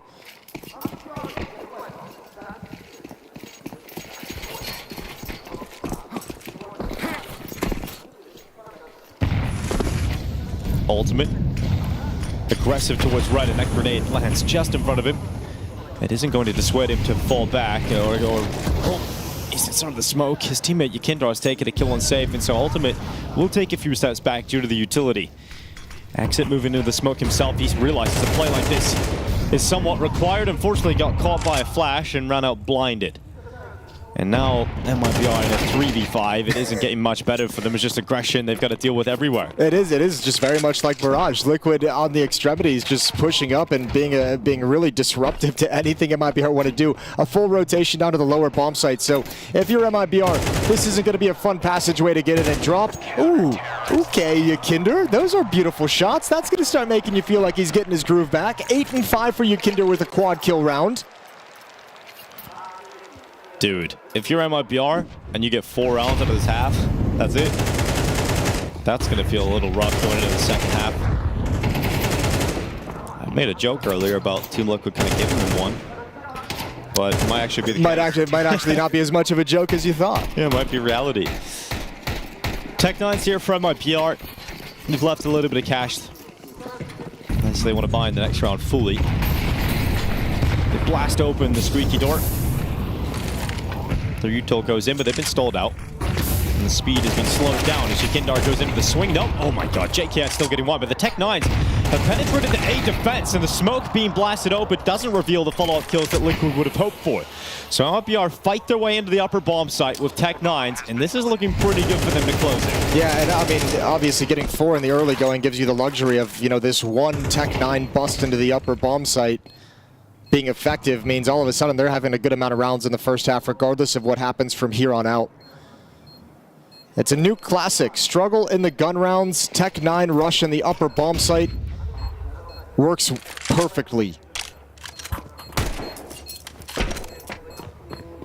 Defenders being forced to try and fight at the choke points at door. Yikinder exposed to Molotov, exposed to flashbangs in the sky. Naf going to try and take some weapons out of their hands.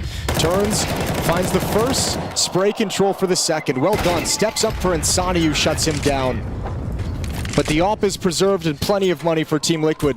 2 rounds remaining in this first half. And a second timeout here for Team Liquid.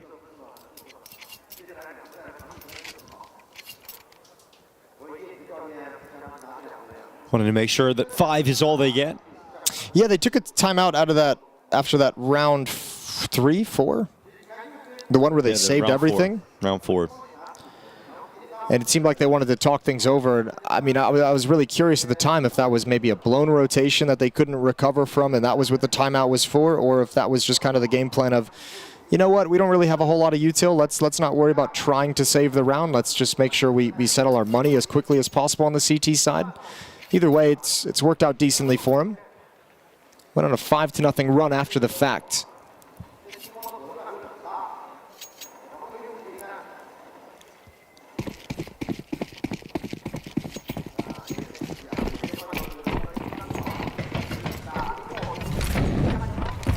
Ultimate spent a lot of time in ramp room with this AWP. Not positioning it outside, and there goes Yikinder. Spammed on the drop down towards vents, so an early disadvantage for Team Liquid to try and recover from. And leaves JKS very much alone in this upper bomb site, which sucks, to be quite frank. Well, ultimate in ramp. Maybe it's going to work out. As he waits, it looks like there was a little bit of pressure being set up to go towards him. Flash going through. Well, he's blinded by it. Has to toss out utility. Quite uncomfortable now for Team Liquid. They're going to make readjustments and send Twist up into the rafters. The hard thing is Naf and Ultimate are both over in ramp room at this stage of the round. JKS almost wanted to get aggressive. There's no information outside, but Liquid also know they can't go for the typical response of any kind of a lobby crunch because they know how many bodies are there. Well, just under 1 minute left on this clock. But as long as Naf and Ultimate, both of them over in ramp room now down low as well. There's so few resources Liquid have to work with, and also on top of it all, they have no information of what's coming. So JKS and Twist have to go huge inside of this upper bomb site defense. Yeah, incredible individual effort required. JKS tossing up utility, trying to delay to allow the readjustment of the defending players. 20 seconds. JKS still at the back of the site, and no kills from JKS. Twist instead now steps up, and over the top he's got one, and one is not going to be enough.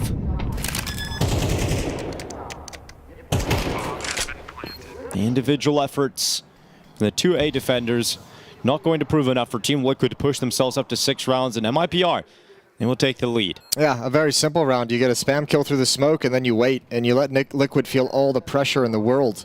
And they never, there was no risk taken anywhere. I guess the risk was kind of not shifting anyone away from ramp room in that lower bomb site. Naf was in vents for a little bit, but they had no information outside. And you're just really susceptible to that upper hit. So well played from MIBR. Got to give them credit where it's due. Looking like they got a little bit more life and a little bit more comfort here on Nuke. Even trading Naf off at the end of the day. Again, money's so good for Team Liquid, it really doesn't matter. Ultimate can drop over as many weapons as he needs. But MIBR take a lead, 6-5, as this opening half of Nuke comes to a close.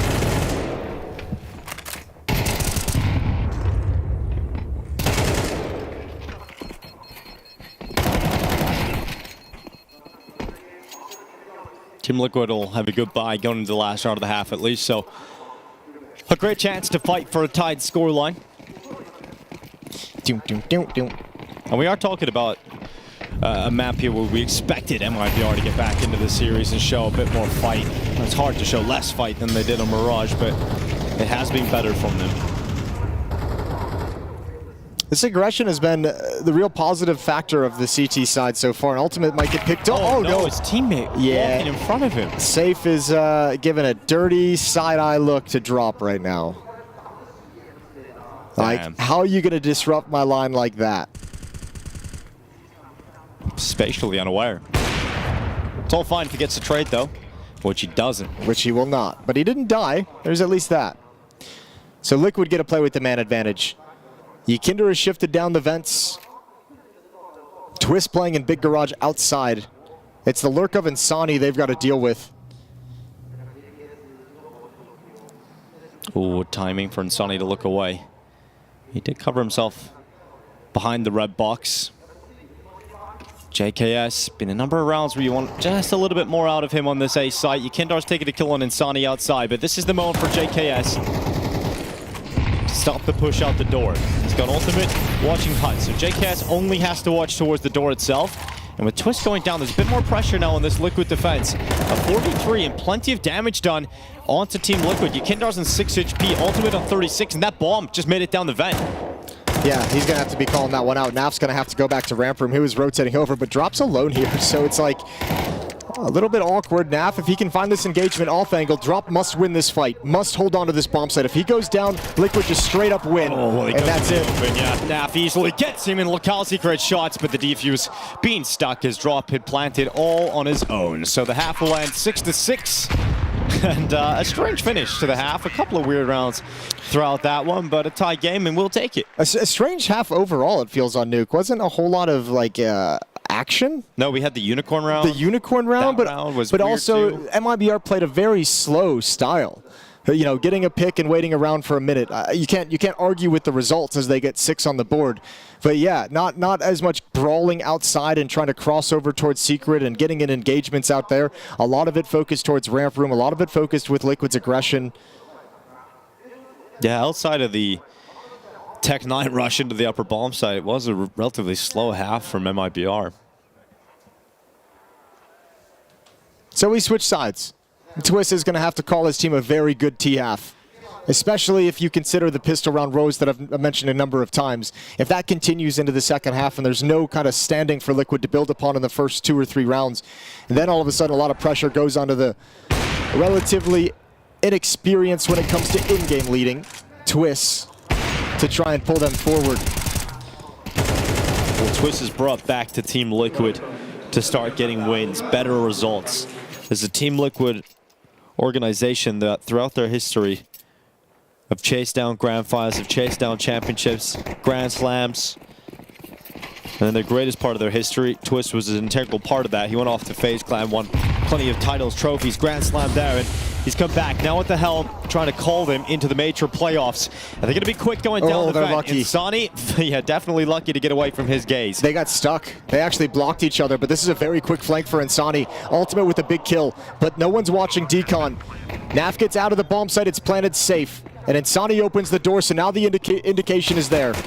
Naf turning back, fighting, drop it, ramp, he goes into the swing at Decon, but Insani lands that headshot. Here comes the flank around the back though. Yakindar to the back of exit and making sure that it is going to work out here for Team Liquid. Lukowski stuck in the vent with nowhere to go. And we talked about some of the weaknesses. You've mentioned it multiple times. Team Liquid have struggled in pistol rounds, but not here in this one. And this pistol round's gone very well for them. Nice shot from Yakinder at the end, 7-6. Liquid take a lead and they get that good start. The luxury they haven't had a whole lot throughout this elimination stage. Anubis would be the third map if we need it, if MIBR's defense can stand strong. But good entries from Team Liquid. Opening kill was theirs. Naf on the follow-up to really secure the bomb site, and Yakinder with that late flank as the insurance policy.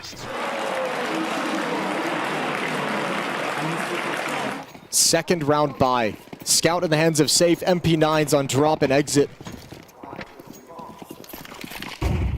Well, Safe is very good at getting tags on the Scout. You can often give your team a chance when he's got it, but this time ripped away by Twists. What a shot from Van Dalken. That is just something to marvel at with that range and how quick it happened. Safe just, he's got whiplash. Probably will continue into the next round. That's the thing of beauty from Twists. Wonderful shot, wonderful pre-fire on the angle. 5-on-3 and Liquid can just hit the pause button. They know with a weaker, diminished weaponry, if MIBR want to get back into this, it's got to be something crazy, some kind of a response they don't expect. So everyone on full notice for a push. Twist going to be moving forward towards Hell. He's got ultimate there for the trade if required.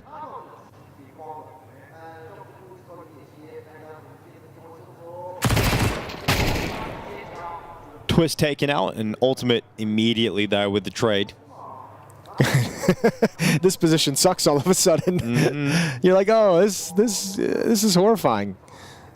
Yakinder joining up with ultimate, so once again Liquid being patient, waiting for spacing to promote trades. Exit just primed, ready to go. With the MP9 at this kind of range, the AK will be favored. And with all that damage, 1 HP left on ultimate. But he's still able to win the essential fight. Liquid's just got to be careful with the time. 20 seconds, Naf's cleared out the upper bomb site, Lukowski down low, so it's all good. Ultimate can't drop down without being worried that he might lose that 1 HP. So he's still going to stay up there, play the safer option. All right, so Liquid handle business in the pistol round, the ensuing round as well. No conversion for MIBR. And Liquid will have an easier time in the third against USPs, and this gives them the driver's seat, at least in the early going, at least for the first gun round, and we'll see what MIBR can do to stop them.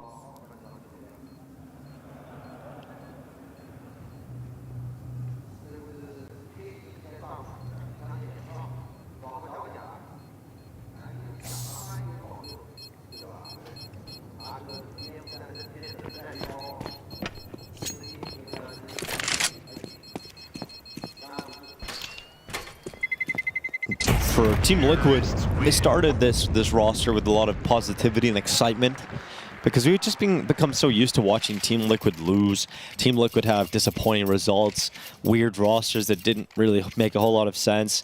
Actually, then they brought in Cadian, and you were expecting, okay, this is a team that this is a great move. This is a roster move that should deliver some great results, and it didn't. It disappointed.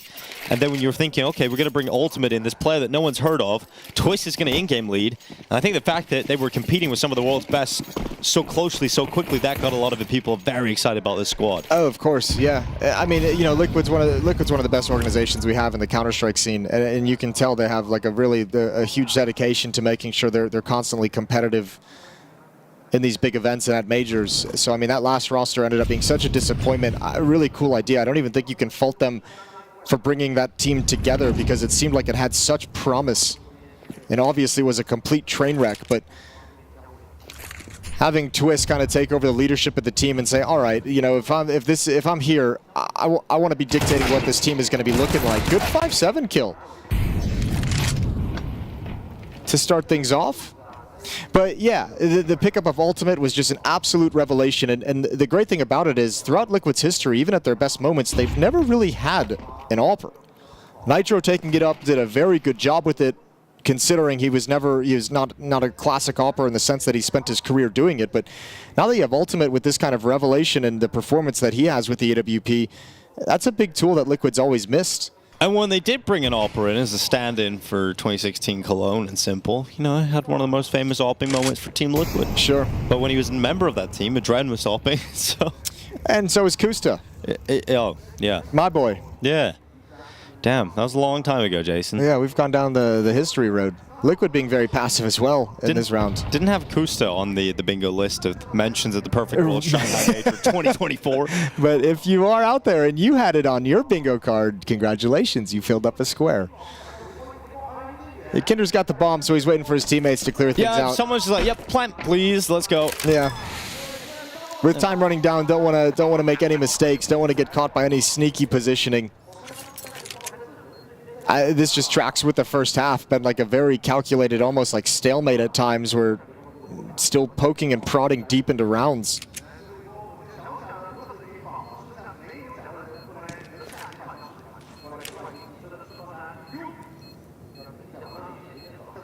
One last gambit to try and get some kills at the end.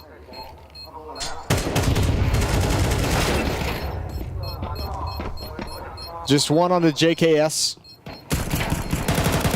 Liquid trying to evacuate, but encountering resistance. Bomb will go off. Yakindo dies with it, so Liquid take 4 deaths in this victory. Not ideal. But now comes the gun round from MIBR. Safe with the AWP immediately. M4s and utility picked up on the other 4 player. MIBR have everything they need to have some stopping power in this round.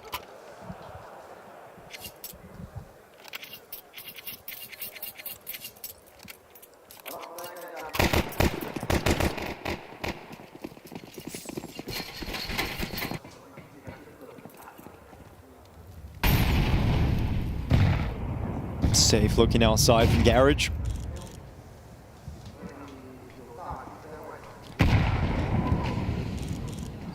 And Team Liquid go out with the same controlled approach. The outside smokes to deploy, severing the vision of Safe, but that is once again given to him by the grenade, but they were aware of that, so Team Liquid actually let that utility come through. Then they move into the open, but Safe will not be denied. JKS is found outside. And MIBR given the advantage, but Team Liquid explode, and Yekindar moves forward, hunting that AWPer down, and now applying pressure to the main player of Insani. But here comes the attack out from Team Liquid. They burst through locality. Exit gets a double, though. And with those 2 kills and the bomb rolling to his feet, the round is done in favor of MIBR, unless Ultimate can pull off a 1v3. And he'll come out from the door, he'll swing into the open, And that first fight against Insani is the end of that. 7 rounds for MIBR, opened with a safe kill and closed by Insani. Yeah, the safe kill is massive because it takes away the trade ability through Mini. Which, I mean, if you can go 1-for-1 there, Exit cannot play this position with any kind of safety. So actually a massive opening frag from the AWPer. AWP is recovered at the end of the day. And now all of a sudden you go back to that previous round of Liquid losing 4 against USPs and 1 save 5-7, and that's actually devastating to the economy. So they decide to play it conservative. Ultimate's got a hero AK-47, Tech 9 and armor on players that could afford it, but Twist and Naf relegated to pistols, no armor and utility. Gonna try and blow up into this upper bomb site. Yakinder spots one in the site. Player on top of HUD had safety at the edge of the Molotov. And MIBR handling this hit with no issues. Nice and clean from MIBR, and the gap is now just 1 round. Exit with a 4K. Impact in the previous round. Make sure there's no danger in the follow-up. On the Team Liquid, not a whole lot of money, Jason. Still not looking too good for them. So you'd imagine another round where get a couple of Tech 9s in here, maybe have some upgraded pistols around that. Yep, I'm with you. And this is going to be a tied scoreline, most likely for MIBR. Tons of smokes, but no Molotovs, not a whole lot of flashbangs either, so I imagine this is going to be geared more towards outside than towards upper ramp room. Well, they've given Naf the responsibility of being the hero AK carrier. So let's see what Naf can do in a round like this. As Ultimate in the previous round, I think they're saying, you know, Naf can play a more passive role on the T side, so doesn't necessarily need an AK-47 in that next gun round, or by the time he gets involved in action, there'll be rifles for him to pick up. Smoke broken open, a second one comes in, much like the first round where Safe got his pick. This time Liquid maintain their patience. Follow-up smoke wall is erected so they can cross towards Secret.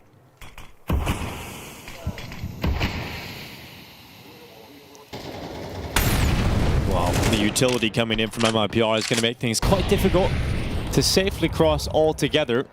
It's going to delay, and those smokes will start to fade away soon, but Team Liquid actually made it down with significant numbers. Yeah, but with the 2 smoke walls set up outside, there's no smoke for this lower bomb site, so it's going to have to be brute force. You're going to need to get this kill or trade on Lucalzi. Dinked on Yakinder. Now he knows what's coming. He's got a second teammate as well. Faked the door. He went fakes the door. Through. They look at the door, but he's already to the right side. So Lucalzi gets one out of that fight. The rest of his teammates rotating down and getting involved in these duels. Team Liquid keeping it close though, and a bomb plant coming in. Ultimate taking steps forward, wanting to find a better weapon, but there was none found. So he remains in the deagle. He goes to the control room, and JKS waits at the back of the bomb site. Ultimate into the open to fall at the hands of Safe, and so it is on JKS, who has no chance because a sick flashbang lands right in his face as that fight came in. So score is tied up. It's going to be 9-9. MIBR do get that result, but Team Liquid getting the bomb plant with extra money coming out in this round. I would have liked 1 or 2 more kills in that round, but that's the consequence of not having a smoke when you get to that lower bomb site. There's those deep angles up at the U-Haul, and then obviously can't just drop a smoke inside the site to plant inside of it. This is the 3rd and final timeout used by Team Liquid. They've had a rough time getting going once the guns have come out on their own T side. So final chance for Mither to motivate the boys, get those last notes across to the team. It's going to be all Twist from here unless MIBR give him a reprieve with a timeout of their own. MIBR playing to survive and move on to Anubis as a 3rd and deciding map. Liquid would love to close this series out in 2, but struggling to get it done.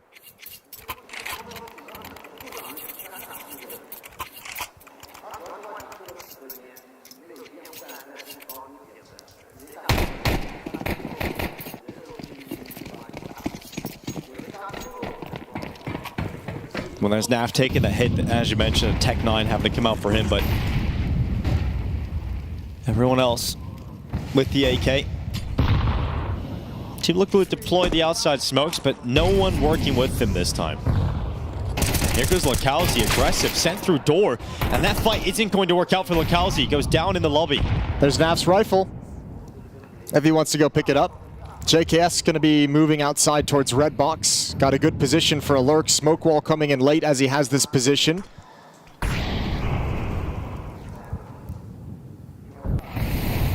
No nades to break it open and get information on what's happening with the cross. So that'll put some pressure onto this defense, especially in a 4v5.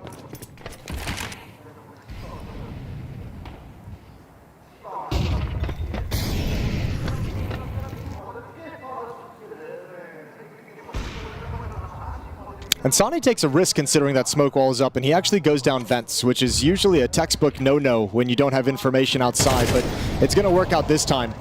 Good shot. Oh, better follow-up. There's another player coming in, though. Exit's going to be down at control side, 3-on-3, and he's going to beat the timing of that Molotov. JKS gonna easily fall at the hands of Drop. And Team Liquid into a 2v3. Exit with a follow-up. Leaves it all on Naf. He started this round with a Tech 9. Now with a rifle in his hands. Has all of the work of his team to do. So many fights in 3 different directions. And it proves impossible for Naf to muster.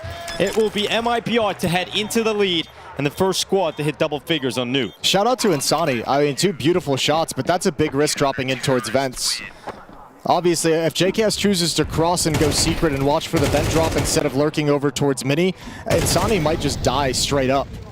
But the risk pays off, and he delivers with 2 kills behind it. JKS thinking that rotation would come a little bit quicker, had to play a little bit early to try and alleviate some of the pressure downstairs. And MIBR have gotten a grip and got a stranglehold of this CT side. Now 4 rounds in a row for them.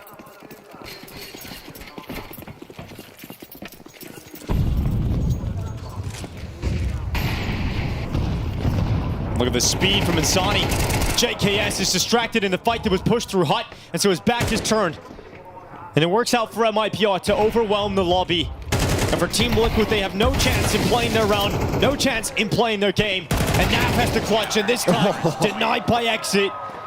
11 rounds to 9 is MIBR taking control of Nuke. And over on Mirage, we said that Team Liquid did a great job of making sure that MIBR couldn't play their game, couldn't get into these rounds, couldn't play off of the calls that were made out of spawn, and MIBR being so disruptive at the moment to Team Liquid, giving them a taste of their own medicine. And I like it a lot just because MIBR, this is the first chance they've had to do something in this series, and they have some money behind the CT side, so they can open up the playbook and go deeper and take some risk because they could recover a lot easier now with some cash built up if things go south, but they haven't yet.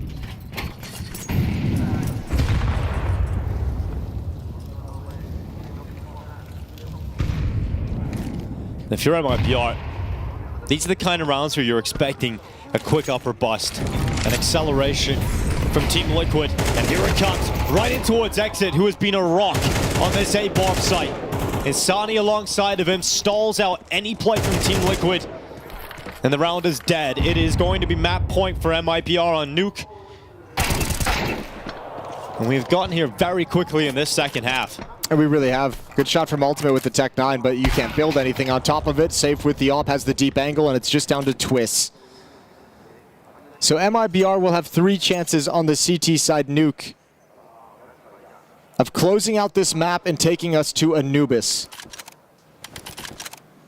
A good recovery from a devastating loss on Mirage that they obviously were able to just shove to the back of their minds and forget about for the moment. But it brings us back to a conversation during the Veto on the desk of the ban of Ancient to allow Anubis to be that 3rd map. I think if I had to guess, if I had to hazard a guess of the mindset of MIBR, it would be that they prepared for Anubis thinking it would be picked, potentially. Well, they've come in with the prep. It may be an unfortunate day for Team Liquid as they wanted to try and qualify into the playoffs straight away, but not going to be doing it in a 2-0 fashion. Unless they can turn this around from a 12-9 deficit. And they can't even construct the boosted the way they wanted. Yeah, I don't think JKS realized he wanted the boost. They went for the run boost, it failed, and I think Ultimate still wanted to get propped up, but that obviously ain't happening. So Safe will be in secret with the AWP. There's more lobby aggression. Yakinder can't handle it. Lukowski just stepping through a smoke again. The confidence now beneath MIBR to take those kinds of risks has got to be frustrating for Yakinder. Naf has an attitude to clear out that squeak door quickly. Yeah, he's like, I've had enough of being bullied in lobby. So he goes back, he fights, he stands up for Team Liquid here and gives him a chance. 4v4 again. Naf this time fighting through the vent in towards main. It's a kill that puts Team Liquid ahead on the player count.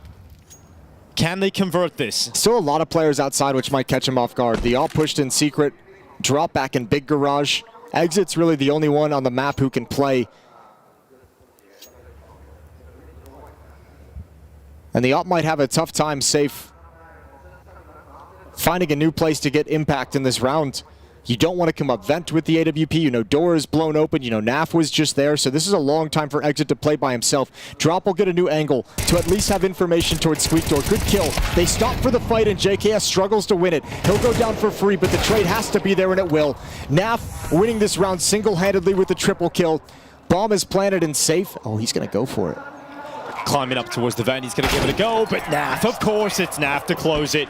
All of his hard work, and he keeps Liquid alive for at least a round longer. Yeah, quad kill. A little bit of attitude in the round from Naf. Plenty of money for MIBR to buy in this round, but moving forward, things are going to get a little sketchy as weapons are built up. Although Insani, $6 grand behind you, yeah, they're fine. I take it back. They're all good. Liquid's got to come back the hard way and force overtime against full buys each and every step. Well, Naf has given you a chance. And perhaps the hope that you can pull this back into overtime. Insani with aggression outside this time. Good info picked up at least for Ultimate. He's seeing 3 players positioned outside early. How does Team Liquid want to deal with that? Some pressure applied in Hut, but cut out by utility and slowed down. Yeah, great response from MIBR off the back of their opening kill. Just dump utility, the only response that's really dangerous. As you mentioned, 3 players outside, upper will be weak. JKS no. misses the shots. That was the equalizing kill, and Liquid really on the back foot, and Anubis looms. Yukindar with a pick as he charges to the fire. He's got his teammates going forward, but they're all dying to this man drop. He will close out the second map for MIBR, and this series needs 3. Yeah, it needs 3, and Team Liquid are going to be bitterly disappointed with that one. MIBR's map pick going their way to level up the series. Maybe the plan in the future, Yanko, is just if you get Mirage and a Veto, forfeit that, keep yourself fresh, and then play the second map of the series, because, you know, they did look much transformed, although I am going to say there are some fair criticisms we can level at Team Liquid's game there.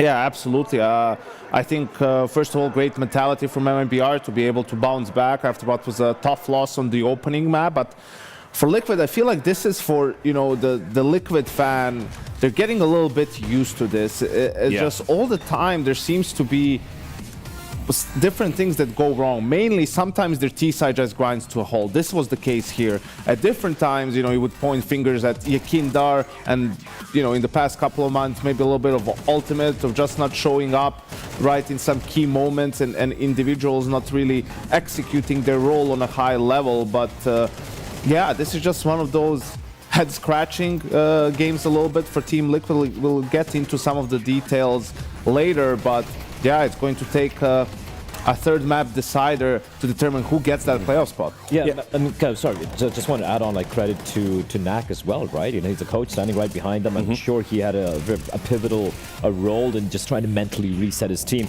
and also just getting off to a good start, really helping out MIBR. Sure, Liquid are able to kind of, you know, bring it back, tie things up 4-4, but MIBR just getting off to a bit of a hot start, getting a bit of momentum rolling as opposed to what was a non-starter in Mirage absolutely helped things. But the fact that they're able to continue to apply the pressure on Liquid the later we got into the game.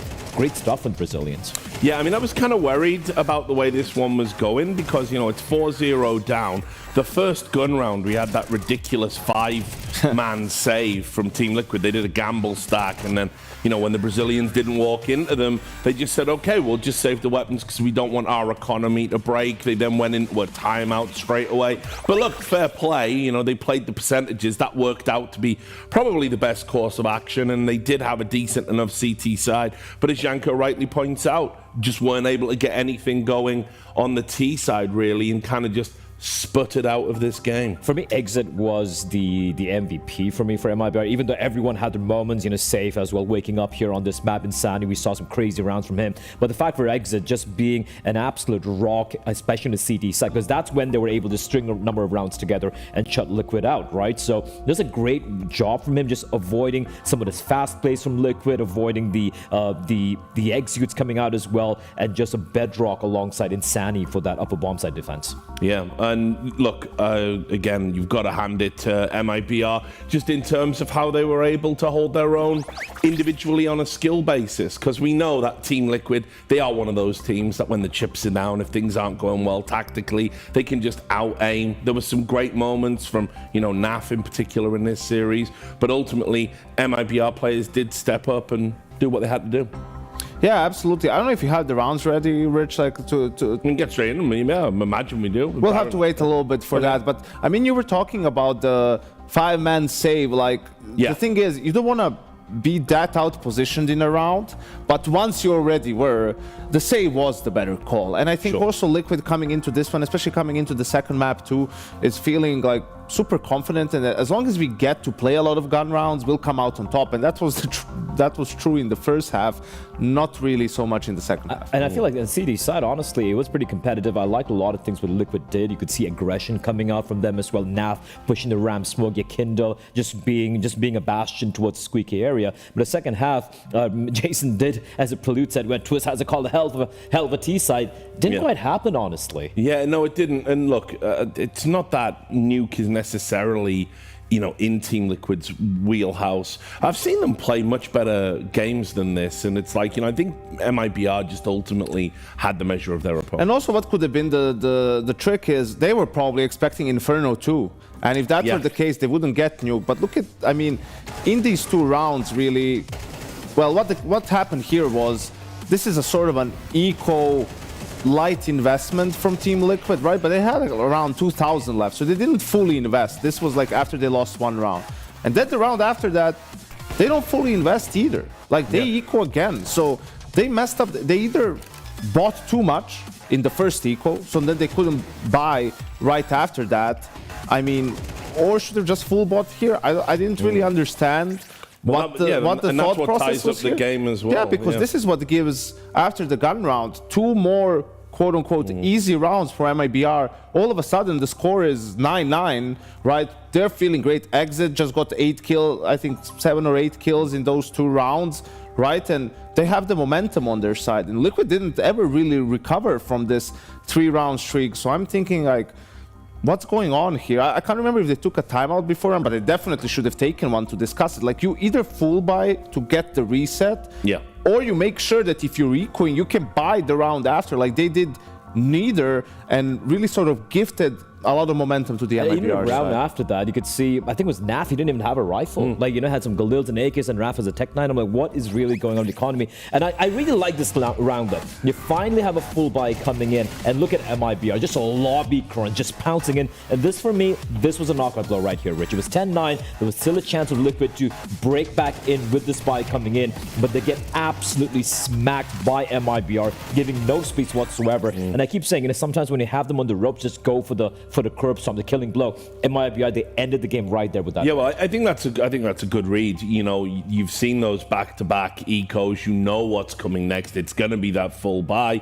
So you switch it up on the CT side and you get aggressive, get in the face. And this is where I want to give praise to Drop, right? Because you know, we said that, you know, Twist and Drop in kind of similar predicaments, or like situations rather. The new IGL's coming in with a new team, and the fact that Drop had the cojones to go for that. It's like, I could completely forgive them for playing way more static, being like, all right, guys, you know, we have the round lead, you know, play it safe, play it more static, play it more default. Instead, it's like, we're just going to catch him by surprise and win the game right here and there. Great job from him. Yeah, could have backfired as well, right? I mean, you know, very easy on that T side. Yeah, completely. Yeah, absolutely. And I think now for Liquid, it's okay. You got Anubis. I don't know if they expected to get Anubis. Like, if you pick Mirage and you're looking at the maps that are remaining, like, you're looking at it and you're thinking, the MIBR is probably going to veto Anubis in the second phase, and we're going to have Ancient as the decider. Maybe they felt a little bit different and still did extensive prep. These orgs have, you know, a big staff as well, who's working in the background, and probably did the prep for, you know, all the maps really.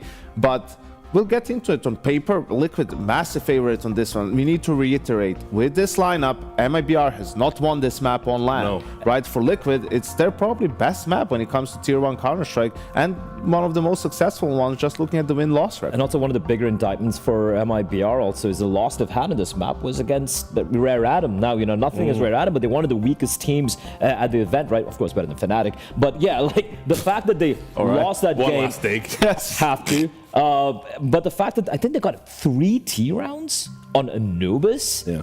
Yikes. Yeah. Well, look, I mean, they've decided to let it through against one of the best Anubis teams in the world, so they must have a trick or two up their sleeve. We're going to find out if they're able to execute after this break. She said she loves you, but she can't love me. But I love you.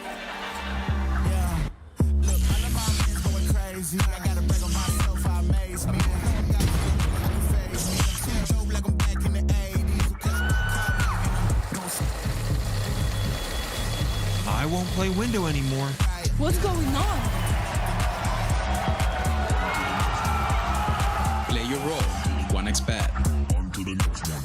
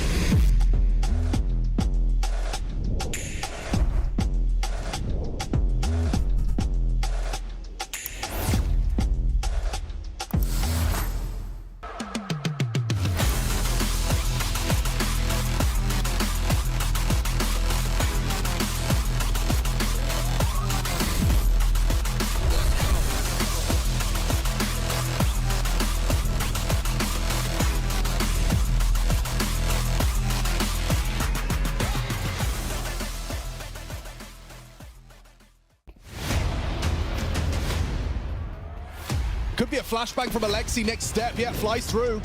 Bit set up, but unable to deliver. There's JL, down to Donk, double from him. They had the idea, they had the strategy, individuals lacking, and Donk quite the opposite, a triple from him on the Glock. And make it 4, plucks Alexi from the skies. Just like holding up close on Cave, and nice trade. Oh! Jocko's sharp, How's isn't he he? done that? It's if Jocko overplays his hand too soon, too early. Jocko has pushed out. Okay, triple kill for Jocko. We could have a quad kill here. Oh! Jocko!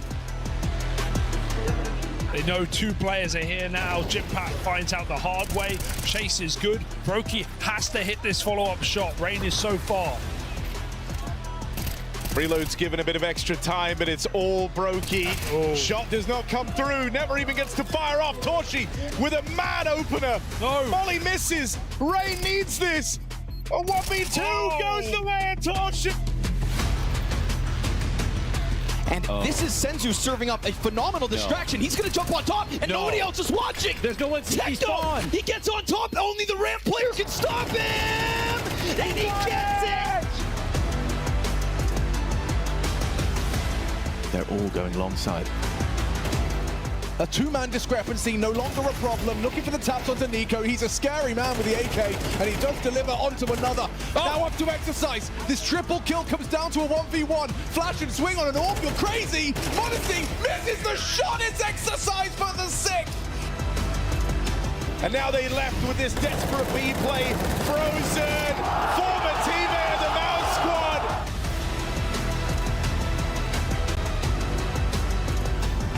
Oh, upshot in, bomb spotted. Not making moves, not getting into this B site, no chance. They do hit the ground at the very least, finally able to peel 1 defender off, but Dexter's here to post a multi-frag, soften up Blitz as he did in the last round. Everybody that steps forth.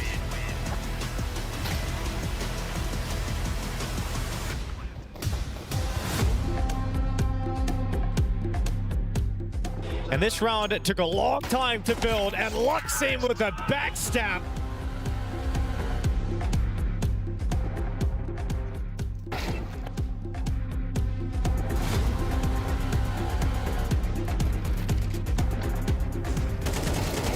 Yuri has open gunfights.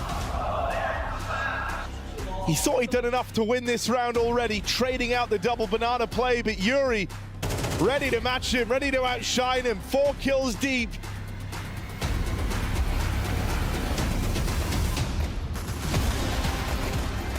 Coming through for Nafa with a flash, it gets traded out. Skulls with a double, make it 3. Skulls is putting Furia on his back. Oh, Skulls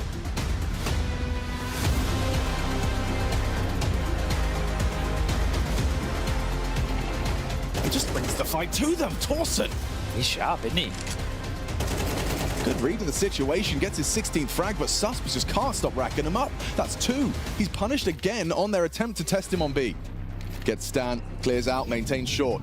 Jaber is flanking. Volt is crossing, spotted. Slen goes down, as does Volt. Perfect. Wildcard connect from 2 different individual duels.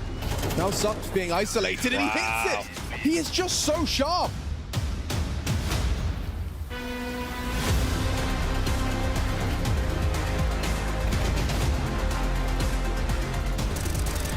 It's just not the case here, and it won't be with Deagles either. Senzu has a field day as he gets the anti-eco piece.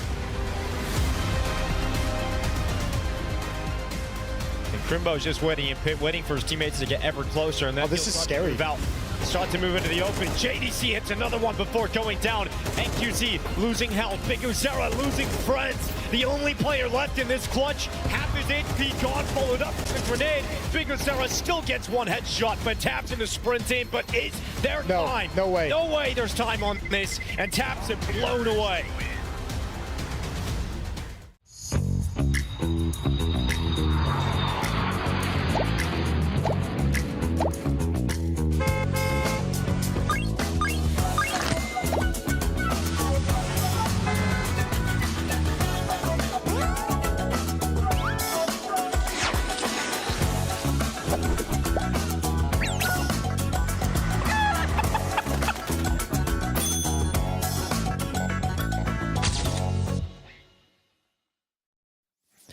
One of these two teams is moving through to the playoffs of the Perfect World Shanghai Major. Team Liquid and MIBR now split maps as we go into Anubis to decide who's moving through and who's going 2-2. This should be very, very strong in Liquid's wheelhouse as well. There's a very real chance this turns out like the opening map of the series, which was a stomp in the favor of Team Liquid. It's a good map for them. They've got solid wins on it. This is where it felt like they really started to put together exactly how they wanted to utilize their philosophy of aggressive CT plays from Yakinder, moving him around the map.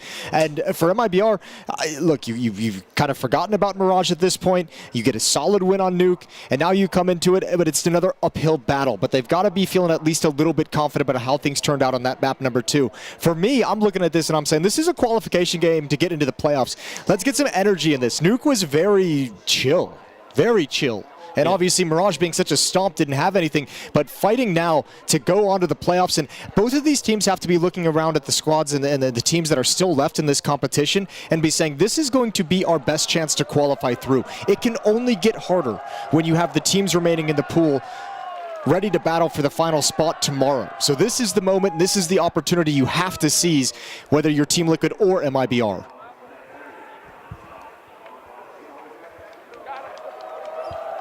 They're going to take to their seats, and for Team Liquid, it will be disappointing how the T side of Nuke went. Can't afford to see a slow T side here on Anubis. We didn't have to see any of their attacking side at all on Mirage, did we? You know, that was just the CT side was so strong from them, they didn't have to actually see it. But that is something I'm intrigued about coming into Mat 3 is what level our Team Liquid going to bring to the attacking side of things. Yeah, how do they want to open things up? I mean, again, and we go back, I'll mention just one last time, the pistol rounds would be a lovely thing for Liquid to be able to find in this third and deciding map. For both of the teams, the pistol rounds are going to be very, very important to those hot starts and kind of alleviate some of the pressure on you early in the halves. We'll have to find out, but I mean, you know, there's some crazy teams still left in the pool that you're gonna have to that you could contend with. Obviously, Furia and Pain are playing later on today. Furia is not a team you really want to run into in any sense. Can be very dangerous. Mouz is there, FaZe is there, Na'Vi is there. This is the best chance you've got. Yeah, you don't want to have to play any of those teams. No, if you can get over MIBR or if you can get over Team Liquid and avoid playing any of those squads in your 2-2 series to either go to the playoffs or be eliminated on the final day in the elimination stage, this is the moment of opportunity. And we'll see who's going to seize it at the end of the day. Anubis about to go live. Third and deciding map in this series. A stomp for Team Liquid on Mirage, 13-3 if you're just joining us. Nuke was a closer affair. In control of MIBR, 13-10 was the victory on Nuke. And now heading into decide on Anubis. Liquid CT side, MIBR starting on the offense. One last check of the notes as the pistol round gets underway for JKS. And here we go. I like the point that the desk brought up, that it felt, Yanko talking about the two force buys that kind of like back-to-back, that was like a mismanagement of economy, that weird fourth round where all 5 players from Liquid, it felt like they got really disorganized and kind of thrown out of their game a little bit on Nuke early on and never truly recovered. So it's about to get your attitude back. Well, some attitude immediately into this pistol round as MIBR go 3 for 2 in the opening fight. So they'll settle down after that mid-fight goes down, and we wanted action. There you go, Jason. Yeah, started things out quickly. A nice little brawl. 3 players, though, go down for Team Liquid. You get the initial kills, but then those Glocks stream out wide. Way more bodies in middle than they probably expected. And hard to figure out how to recover this round if you're Team Liquid 2-on-3. But Naf and JKS, if they hit this timing on the flank, MIBR hasn't quite turned the corner just yet. There's the utility, there's the spot, but again, the Glock just reigns supreme. And JKS is going to be left in a 1v2, bomb being planted. Yeah, the problem is they know exactly where he is. And so they can position themselves perfectly and make this almost impossible for JKS to come back. It's planted at the back of the bomb site as well.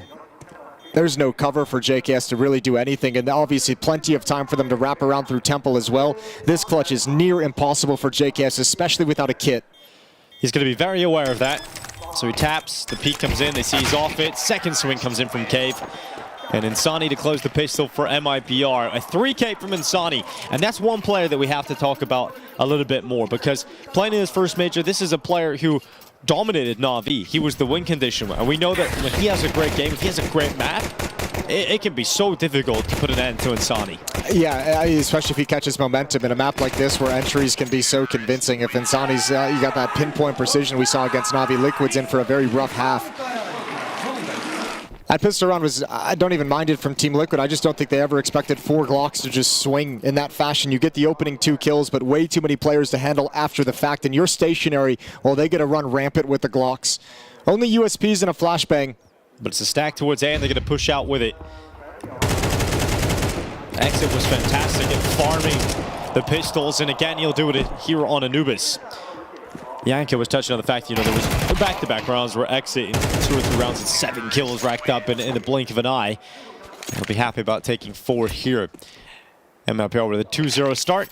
They deal with the first 2 rounds quite easily. And now Team Liquid onto the buy. So it's M4s, no op, to be sighted for ultimate. Yeah, we've seen mostly throughout this series the CT side force up in that second round, keep enough money for the op to come out on the first gun round. Not this time. Going for the M4s immediately, and MIBR, the knowledge of those unarmored USPs, going to let them know this round is investment. So first gun round in round 3.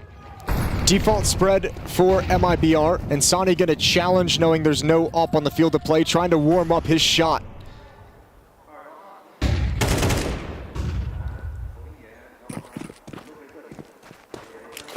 Flash setting up Yukindar to go aggressive. Doesn't fully swing it. Tries to isolate that close fight off the top of the ledge. Doesn't see anybody. Now Flash to be sent in towards A main, this time from MIBR. Exit running in. And they've got A main control. And this is a good round so far from MIBR when you consider, this third round buy, there's going to be a lack of utility for Team Liquid. So already at 1 minute and 12 seconds, they force a smoke out of the A player, which kind of forces the hand of the B defenders to get aggressive and try and get some control of information. Twist has rotated over to the A bomb site with a follow-up smoke. Canal is going to be a point of contention. This Molotov is going to force them forward. Oh, that's a good swing. Double swing from Yakinder and ultimate. And MIBR not in position to take advantage of the information gained there. 3 players coming to B main. Do they have another flash for this? Doesn't look like it. It's going to be dry as Yukindar moves into the open. Sani will punish that. He goes back into the fight to try and duel with Naf and Temple. 30 seconds remaining in the round for MIBR. Still some pressure being applied towards A main. Safe has the bomb in his back, and they're going to go for an A split finish, but there's not a lot of time for this. Yeah, Twist is reading this, and this was the same problem they had on Mirage. Stalled out for most of the round. Yeah, dropped down. Back to ultimate, low HP, still gets a headshot. Naf still alive in the site. 12 seconds now. Naf coming back, getting into a good position to try and stop them from coming out of connector, but the smoke is out and the headshot's in. Lakauzi plants the bomb, and MIBR 3v2 as Team Liquid start to come back into this, but with Twist going down at Temple and JKS alone with no kit, no utility, and no teammates, there's no chance. Twist has got to be so frustrated about this round. He was just ping-ponged back and forth from A to B over and over and over again. Could never get a good read. And yeah, the clock running down is really worrying for MIBR like it was in the opening map of the series, but the fact that Liquid go for this third round buy and don't have the nades and Molotovs to stall things out throughout the round gives MIBR such an advantage as the clock dwindles. 3-0.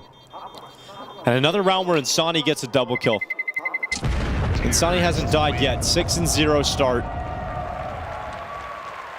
Good impact from MIBR's star rifler.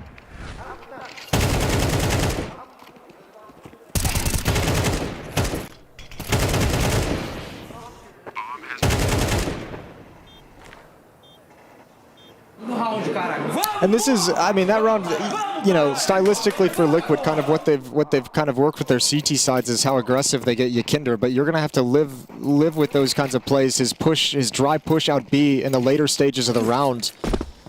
You know, in one sense, you look at it and you're like, why are we giving up this free kill? But he did gain a good amount of information. It's just, that's the consequences of that style of play. And sometimes it's not gonna pan out exactly the way you want it to.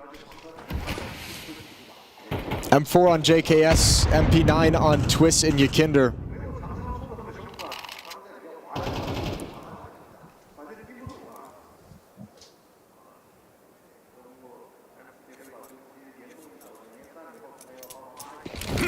Util gonna drop in towards the B bomb site. There's no intentions of moving with it.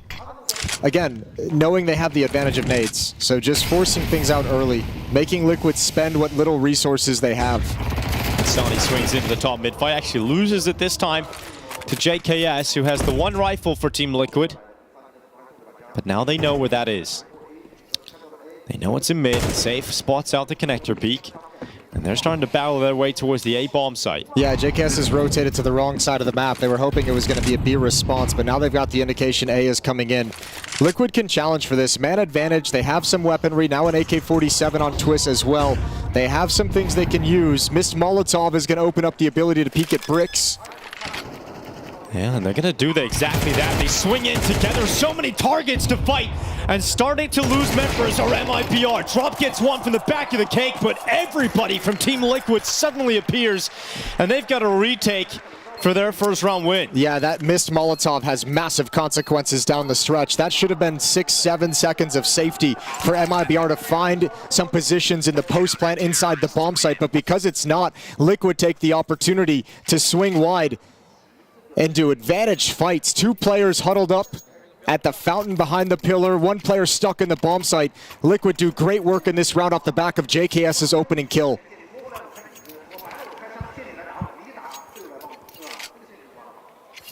And now Ultimate's got the AWP. And now you've won a round with a relatively light investment, so money escalates for the CT side, and MIBR is forced to take a timeout.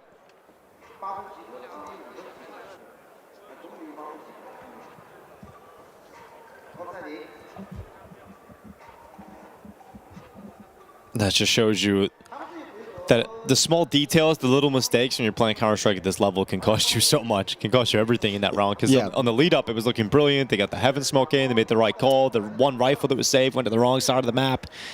Yeah, they had the advantage of actually getting into the bomb site for free. It's just everything after that, and very light utility for Team Liquid. I think they only really had one HE grenade in that retake. It's that salvage weapon off the body of Insani from the opening kill, and then the missed Molotov that just buries you. So MIBR out of the timeout. Full buy. Money's starting to get a little bit tight. A plant would be lovely, even in a loss. The big X factor now is the AWP on Ultimate, and the utility gets much deeper for Team Liquid with Molotovs added into the mix. Oh, the aggressive stance for Ultimate will not pay off as Exit just appears suddenly on his crosshair, and Ultimate is blasted away. Twist trying to hold on to middle, but he can't do it versus Insani, and this is not an ideal start for Team Liquid by any means. Yeah, that's putting it lightly. This is a disaster to open things up. Twist gets pulled into a fight inside the flames as he's blowing open the smoke, and Exit just destroys Ultimate, who has been rock solid for Liquid throughout this series, but he's going to have to recover from a cold start, 1-5. And I think Liquid's going to want to save at this B bomb site. They can recover the AWP and B main.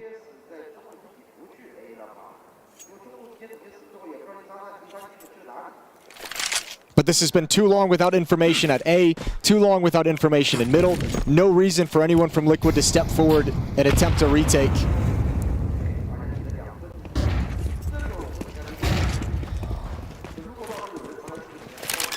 So 4-1. And this is the scary part about MIBR, man. They just, when they get in the mood, when they're firing, they can be so tough to put away. You know, exits look sharp. Sani also. I don't know if Yikinder can't find the AWP. MIBR might have stolen it away. On the beach, JKS at least puts up a fight against Insani. But there's so many other players here for MIBR as they realize it might be worth taking one of these rifles away if you can get Yikinder isolated. Oh, it'd be so beneficial if they could grab one more. Well, they do have a chance as Lacalzi is getting closer than Yikinder would like. Yikinder still stands a chance in holding on to this with the cover around the corner. And no one was there to follow up. And in fact, Yikinder gets an upgrade. So an AK to peel away with into the next. But for Team Liquid, it is a pretty worrying start so far on this CT side. Yeah, and I mean, look, you're going to go through these difficulties on CT side, Anubis, where it's going to feel like it slips away and you got to battle back for it. We know Liquid like to get aggressive with Yikinder over towards A main from time to time. They haven't really been able to do that. And I'd be curious at how effective that style can be against MIBR with how slow we've seen them play on Nuke and now here on Anubis as well. Being very passive in the first 30 seconds or so. Ultimate has another AWP. This time over in middle. Oh, good peek for Ultimate. Into the open. Insani to go down. And Team Liquid finally getting their AWP involved. They tried to get him out towards B main a couple of rounds prior, got blasted away by Exit. And look, speaking of Exit, making so much noise. And Yikinder's aggressive play outside of A will hear all of those steps, and it allows him to be ready for that fight. Yeah, taking a big risk, very, very exposed to stairs to anyone in canals, but it pays off. And now Drop has to recover the bomb. 3v5, it's their turn to be at a massive disadvantage in the round. And do they even want to go for this? A minute on the clock, and they're all the way back in T-spawn. They have not even gotten any kind of control, and they're just saving.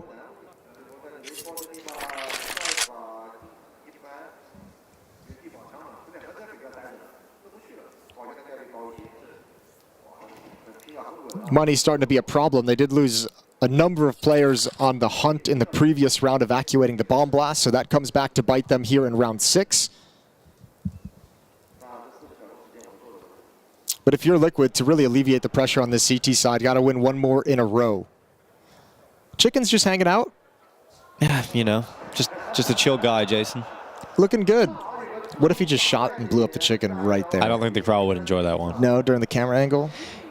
It feels like a lot of these rounds are won decisively either way. You know, it's just there's like one moment that's ending the rounds. There's not a lot of fighting mid-rounds. There's not a lot of... There hasn't been a whole lot of that at all, Jason. It's because of the way MIBR is playing so passively to start. It's like if you get picked off in these passive setups, you don't have the players or the resources to take a whole lot of control. If we have a more aggressive T side, even if you lose a player or two, you've gained some map control that puts pressure on the defense, forces them to peek for information, forces them to shift a little bit on the defense, and maybe you can find a way back into the round, an avenue back into the round, a kill that opens something up. But when you're basically back wrapped around T-spawn and lose 2 players, what are you supposed to do? So a long extended save into round 7.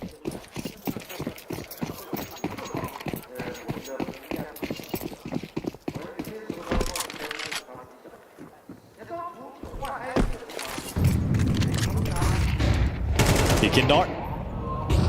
Opening kill's good. Flash is followed up. And so Yikinder, he's chasing it down, but he goes a little bit too far. And it looked like Ultimate had a chance to get 2 players with 1 bullet, but it's not to be the case. And so the numbers are evened out.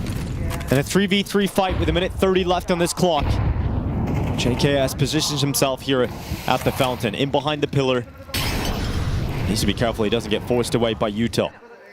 Molotov misses its mark though, so he's got relative safety. There are 2 defenders at this bomb site. And NAF is close by over in Temple, so B has no information to it. Minute on the clock. MIBR can work their way. Double peek, and they've been rewarded. They've got one, and that's the bomb. Ooh, note the bomb is on drops back, so he's safely able to back away. What's NAF gonna do? Pushes in towards Temple. Can't die here, and he will. Oh. Lucalzi, that's a huge find, and Drop's gonna start running. So now they have to get aggressive, but can they beat him? Can they beat him towards Khan? Oh, they might. He turns around, he didn't have a weapon in his hands, and so the bomb goes down, and they chase after him. Drop does not get away. And Lucalzi now must clutch this one alone. Twist is going to consider the window, but he jumped up, he gave him a chance. And now Lucalzi has a 1v1 up against JKS, who he's seen on the bridge. And Lucalzi looks to end him, to bridge the gap between MIBR being behind in this round and pushing them towards their 5th round victory. JKS swings, stays composed, and wins this round for Team Liquid. That's a big time clutch from JKS. That round was everything for Liquid CT side. It breaks the money of MIBR. No bomb plant. And that relentless aggression in A main works out. Drop thought he might have been able to get away. But what a long route to run through canals, and he could not escape the aggression.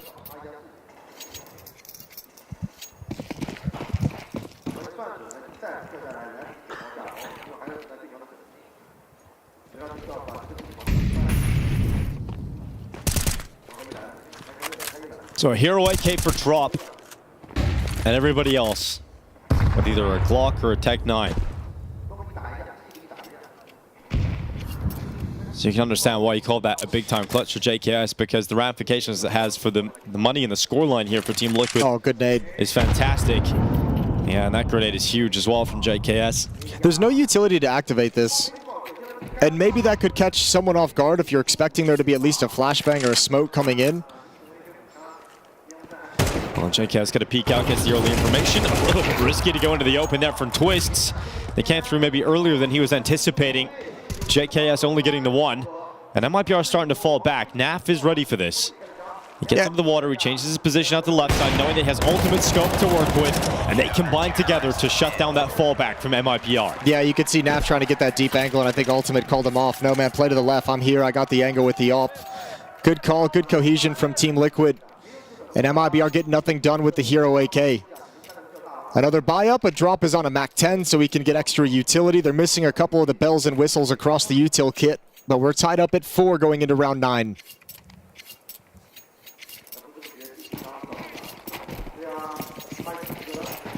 Three rounds in a row, 4 of the last 5 won by Team Liquid.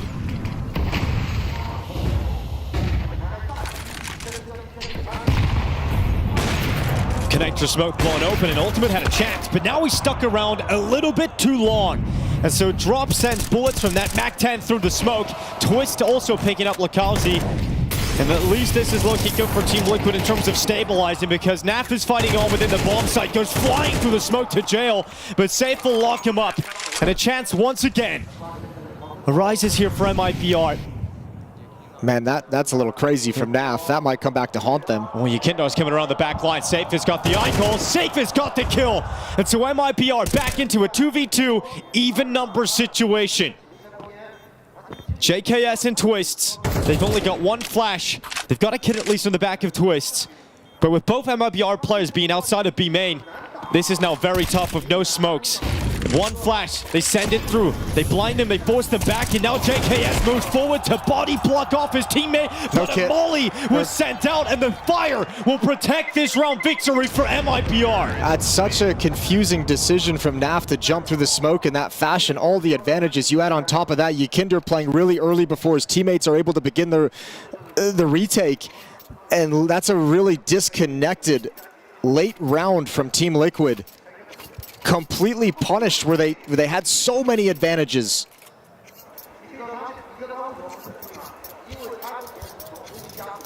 Devastating way to lose a round. Yeah, it's going to be frustrating. The one positive is here for Team Liquid, they have got better money than that of MIBR. Oh, and like overall, their CT side is working. You know, like that round, again, you've given yourself the advantage. You had that push out A main that Yukinder was finding really, really nice timings on a couple of times throughout this half. You had them whittled down at the B bomb site. NAF took out the platform player. You had all the advantages for the post plant, and it feels like just handed them right back to MIBR.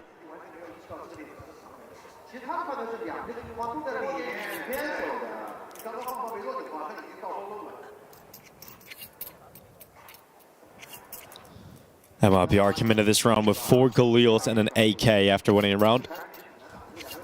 Those are just mistakes you can't do. Like it's going to be so tough to qualify with those kinds of mistakes coming out. It's put Liquid on the back foot. They could be up 5-4 in the driver's seat with an even bigger economic advantage. Now it gets sketchy, and now there's a chance for MIBR to really ruin their day. Molotov from Twist misses. Still disconnection between the Liquid defenders. Yeah, not clean right now. Ultimate. He's got the off out on camera on a snapshot from Insani. Dude, that's like the 3rd time Ultimate's just got straight up deleted. Exit early on in this half. Now Insani just bangs him out. Ultimate is finding no comfort. Mirage, he was unstoppable. But MIBR punishing him every step of the way here on Anubis in the first half.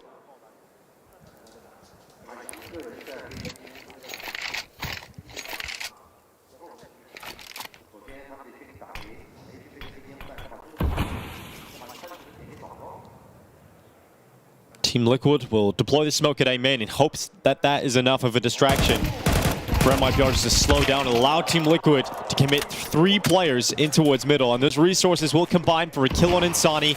They get that 5v4, convert it back into the 4v4.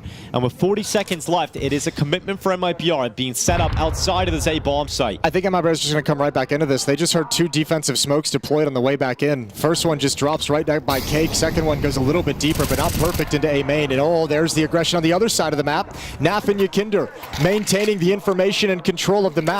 And now a little bit of panic for MIBR sets in because 20 seconds left. They realize they've just got to go through Connector. They've got to go through 2 players of Liquid though, and this round's done. This round has nowhere to go for MIBR, and as long as Liquid just stay alive, they shouldn't let this one go. JKS sprints into the open. Here's another fight being offered up. At least they've got Twist in a safe position inside of the B bomb site. Round is done. If Naf drops any of these players after the time, it's going to be devastating for MIBR. There's one, and the second just about getting in to the next round alive. But that's $300 left for exit. At least Team Liquid are able to bounce back after a round they should have won.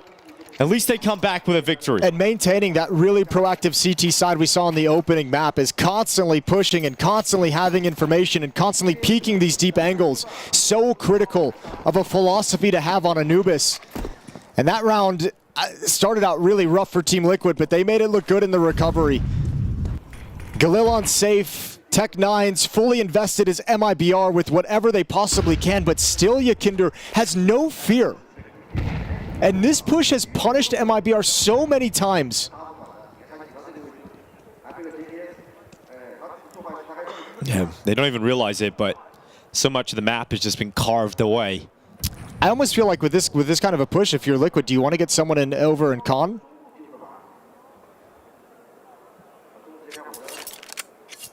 Maybe too many resources at that part of the map to keep eyes on canals. JKS and Yakinder such strong positions. MIBR don't even realize it. It does make the defense play passively at the B bomb site. Twist deep in CT spawn. Naf playing over at Ivy with a little bit of utility, but this is all a fake and Liquid know it. They're calling it out towards middle. Yakinder gets distracted, looks away, and gives safe the pick. Ultimate at least getting one back here for Liquid, and JKS knows that exit's up here on the rugs. That Glock is dealt with, but it's MIBR leaping their way into the B bomb site, bounding their way towards Naf. And he looks to tie them up as they move into the bomb site. Naf is taken away, saves life. The Tech9 swing though, Naf is gone. And a plant being secured here for locality, but really shouldn't get off the plant spot. Immediately taken down by Ultimate, who will finally feel like he's able to get involved in a round. It's not with AWP. Instead, it's with the rifle he gets his 3K. They can have the AWP if he wants it. Twist can drop one over. Naf can drop one as well if he returns the favor with an M4, but it hasn't been the greatest hap for him with the AWP. This double push in middle, you take out Yakinder and you think there's no way there's a second one. Yakinder's been doing it all half, but surely not JKS there as well. And maybe if MIBR had some AK-47, some better riflers, they could have come out on top, but money issues have plagued them in the last 3 rounds.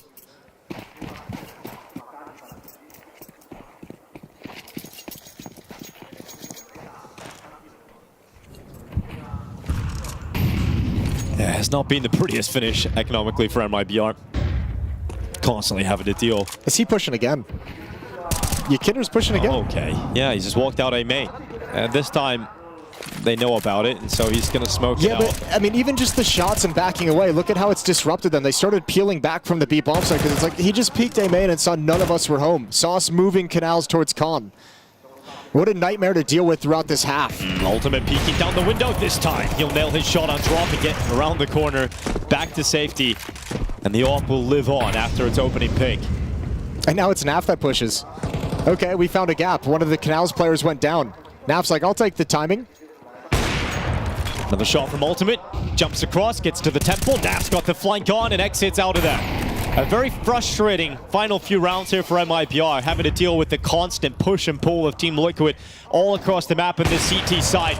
And the proactive nature of Team Liquid's defense will allow them to end this half with a scoreline of 7-5. And it took the entire half. It took 12 rounds for Ultimate's AWP to come online and have the impact we know it can, but look at the difference. That round was easy for Team Liquid, picking players off and letting his riflers take advantage in the opening in the offensive setup. 7-5, I think Liquid probably feel like it could have been better, like it could have been 8-4. Definitely could have been. Not bad considering the way this started, losing the pistol round. So they switch sides. It's Liquid on offense to see what they can bring to bear. Winner of this map qualifies for the playoffs of the Shanghai Major. Hasn't necessarily always been the greatest T sides from Team Liquid. We've seen them fall flat on Nuke, the reason why we're here. But once again, the T side led by Twists. Have to try and close it out for qualification. I'll say at the very least, this is one of their better maps when it comes to productivity on the T side. Offensive halves on this map can be much better than some of the other maps in their pool, a map pool that Liquid has struggled to get under control. You say the word struggle, well, Team Liquid have had their fair few struggles on pistol rounds, as you've said throughout the series. Well, the pistol round win here could put them in a real comfortable position to kick off this second half.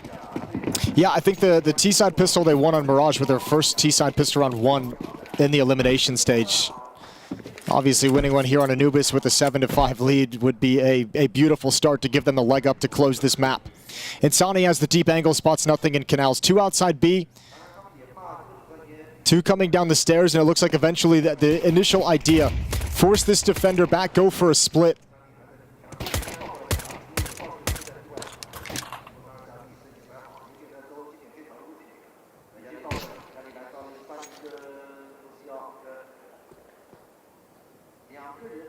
Keeping it quiet for the time being, but it's just the calm before the storm as Team Liquid get ready to split into this B bomb site.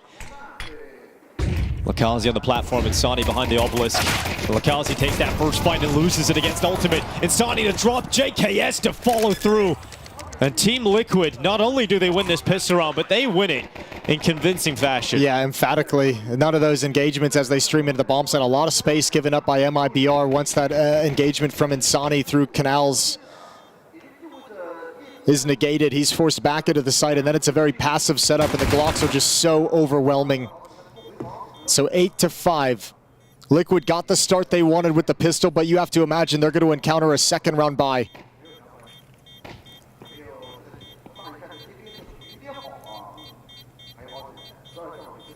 Exit hanging around, hoping he can remove some of the Kevlar, but he'll drop away.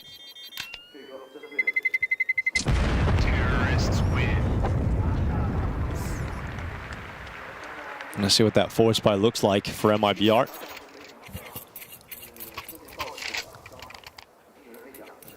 If they decide to go for it. Oh, they're going for it. There they go. There they're going for it. MP9, safe exit and drop, picking up the SMGs. 5-7s on Lukowski and Insani. This, you'd imagine, going to be relatively fast-paced, or at least really aggressive when they pull the trigger. 3 MAC-10s for Team Liquid. There's a lack of head armor across the board on the defense, so the MAC-10s can chew them up.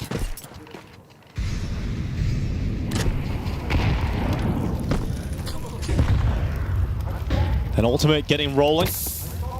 Great knowledge of the spread of those Molotovs. He had a little sidewalk and avenue to exploit. Yeah, look at the speed of Ultimate as well. The fact that he was able to do that has allowed him to get so deep. Playing around the smoke, he'll come through camera, but MIBR start to become aware of that possibility. I wonder if there's any information, if either Ultimate or JKS might have heard some of this, probably not JKS, but maybe Ultimate heard the flashbang, and now he certainly hears the numbers rotating. He's going to pull Liquid back to the A bomb site. I mean, look, he hasn't had any production in terms of frags, but this position so early in the round, you can see the amount of information it's been able to gather, and just tells them, Yakinder, throw a fake at the B bomb site, throw some utility, get their attention, keep them committed to the B bomb site defense, because A is wide open. Yeah, and as they're all distracted, Ultimate can take more space as he heads down through storage onto the beach. Let that be a lesson too. You know, sometimes when you get into those nice positions, you don't really have to do anything with it. You don't have to be hyper aggressive. This round, Ultimate and Team Liquid win with information. Been a couple of rounds throughout this series that have been won without any action. And Ultimate getting his reward now. Some of his eco kills being teed right up. His teammate Twist goes down and exits on the chase. And Ultimate runs away. He doesn't want to get involved in that. So for MIBR, it is a round loss. But as long as they don't sustain any further losses of their members, yeah, next round at least keep 3 MP9s and a 5.7 and all this Kevlar in behind it. Right, next round will have a similar level of stopping power to it. But Liquid on the verge of double digits. 4 rounds away from the Shanghai playoffs.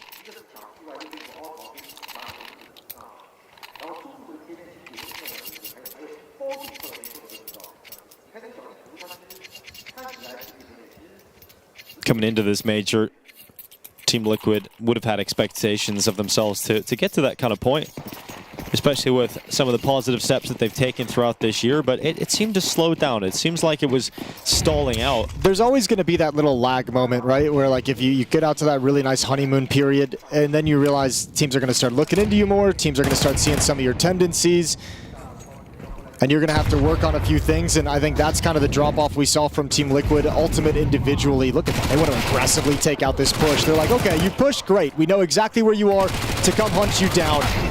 Yakinder can only get the one, but there's not a whole lot of strength behind these 2 remaining players. Safe is going to find a MAC-10.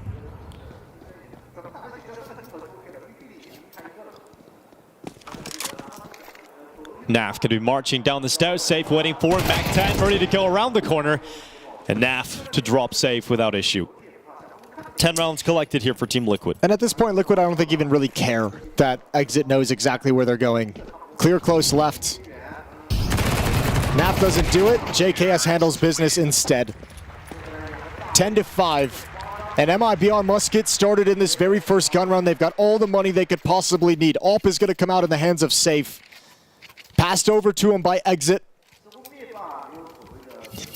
And as you've mentioned, this is MIBR's best chance. It's the best chance of both teams to qualify into the playoffs, because if you fall into that 2-2 bracket, you have got some really deadly teams down there. Na'Vi, FaZe, either Spirit, Heroic later today. Like, there are some teams down there you do not want to have to face in the deciding match. So getting through in this game is everything.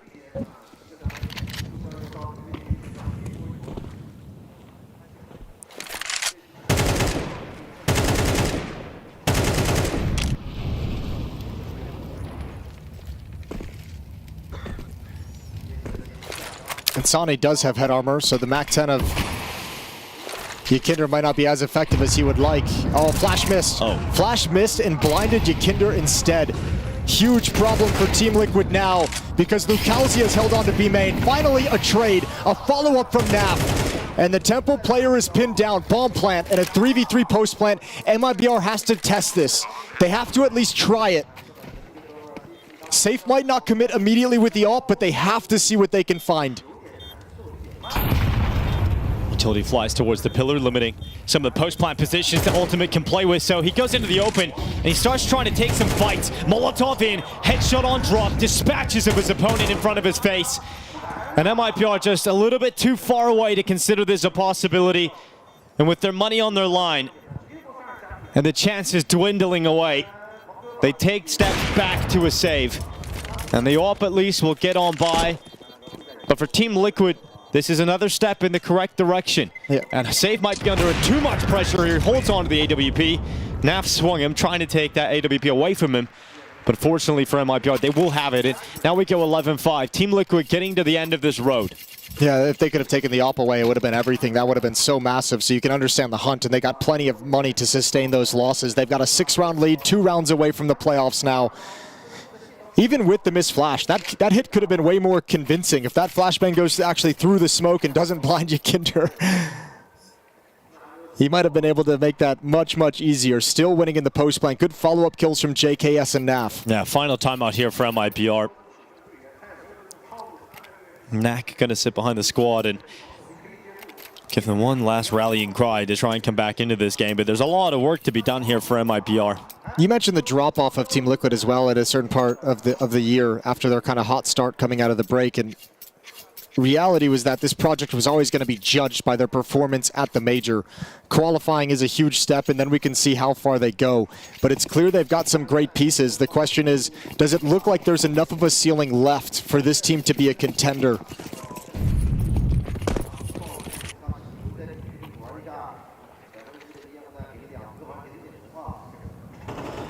Exit with the A main flash sent out. He gets to peek just around that corner, but doesn't know how many players from Team Liquid are waiting on the other side. And JKS, he's going to go through it with a flash. Exit has to get further and further back.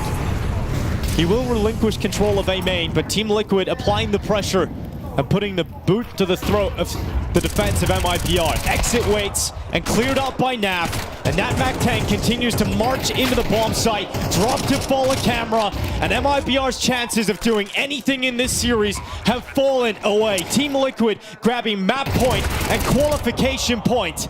Insani will do everything he can as he gets this one good go, but Twist to put him in the ground. And for Team Liquid, they are now 1 round away from the playoffs of the Shanghai Major. Yeah, this is Liquid putting so much pressure on the initial defenders. They're basically playing a game, especially with these MAC-10s still in hands that have never been fully taken away from them. It's like, we can be aggressive, we can disrespect your smokes. With these flashbangs and the mobile SMGs, they're forcing MIBR players, saying the only way you're going to beat us at this point is if someone gets you a multi-kill. If your initial defenders can stand tall and take down 2 of us, 3 of us, and it's just not happening.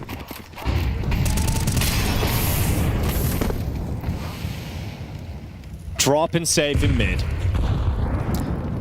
Now some utility and some presence from Team Liquid, but they don't stay committed to that fight straight away. Ultimate's not going to be happy about the amount of damage he's taken on board here, down to 30 at health. And Team Liquid start to drift towards B for a finish. All the success that Twist has had in his career, this would be his 6th major playoffs, but it would be his first as an IGL, and I have to imagine that's going to be all the sweeter for him pulling this team together. And it's a call to finish on the B bomb site. Great shot from NAF, a follow-up from NAF, and now just 3 clicks away.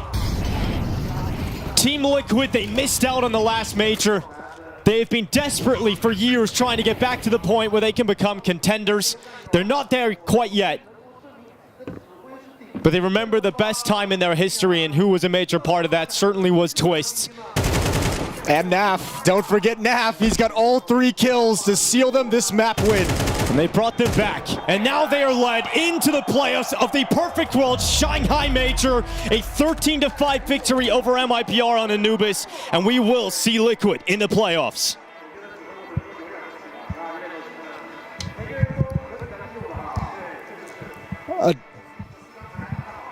We'll be seeing Team Liquid in sound issues at the moment.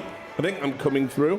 Anyway, yes, I got you, baby. Yeah, you got me. I got you too, babe. And that's exactly what Twist said to Team Liquid and his teammates. I got you guys. I got this right after Liquid failing to even qualify for the Copenhagen Major, the first major in CS2. Twist said, enough of this. Give me the reins. I'm going to take over.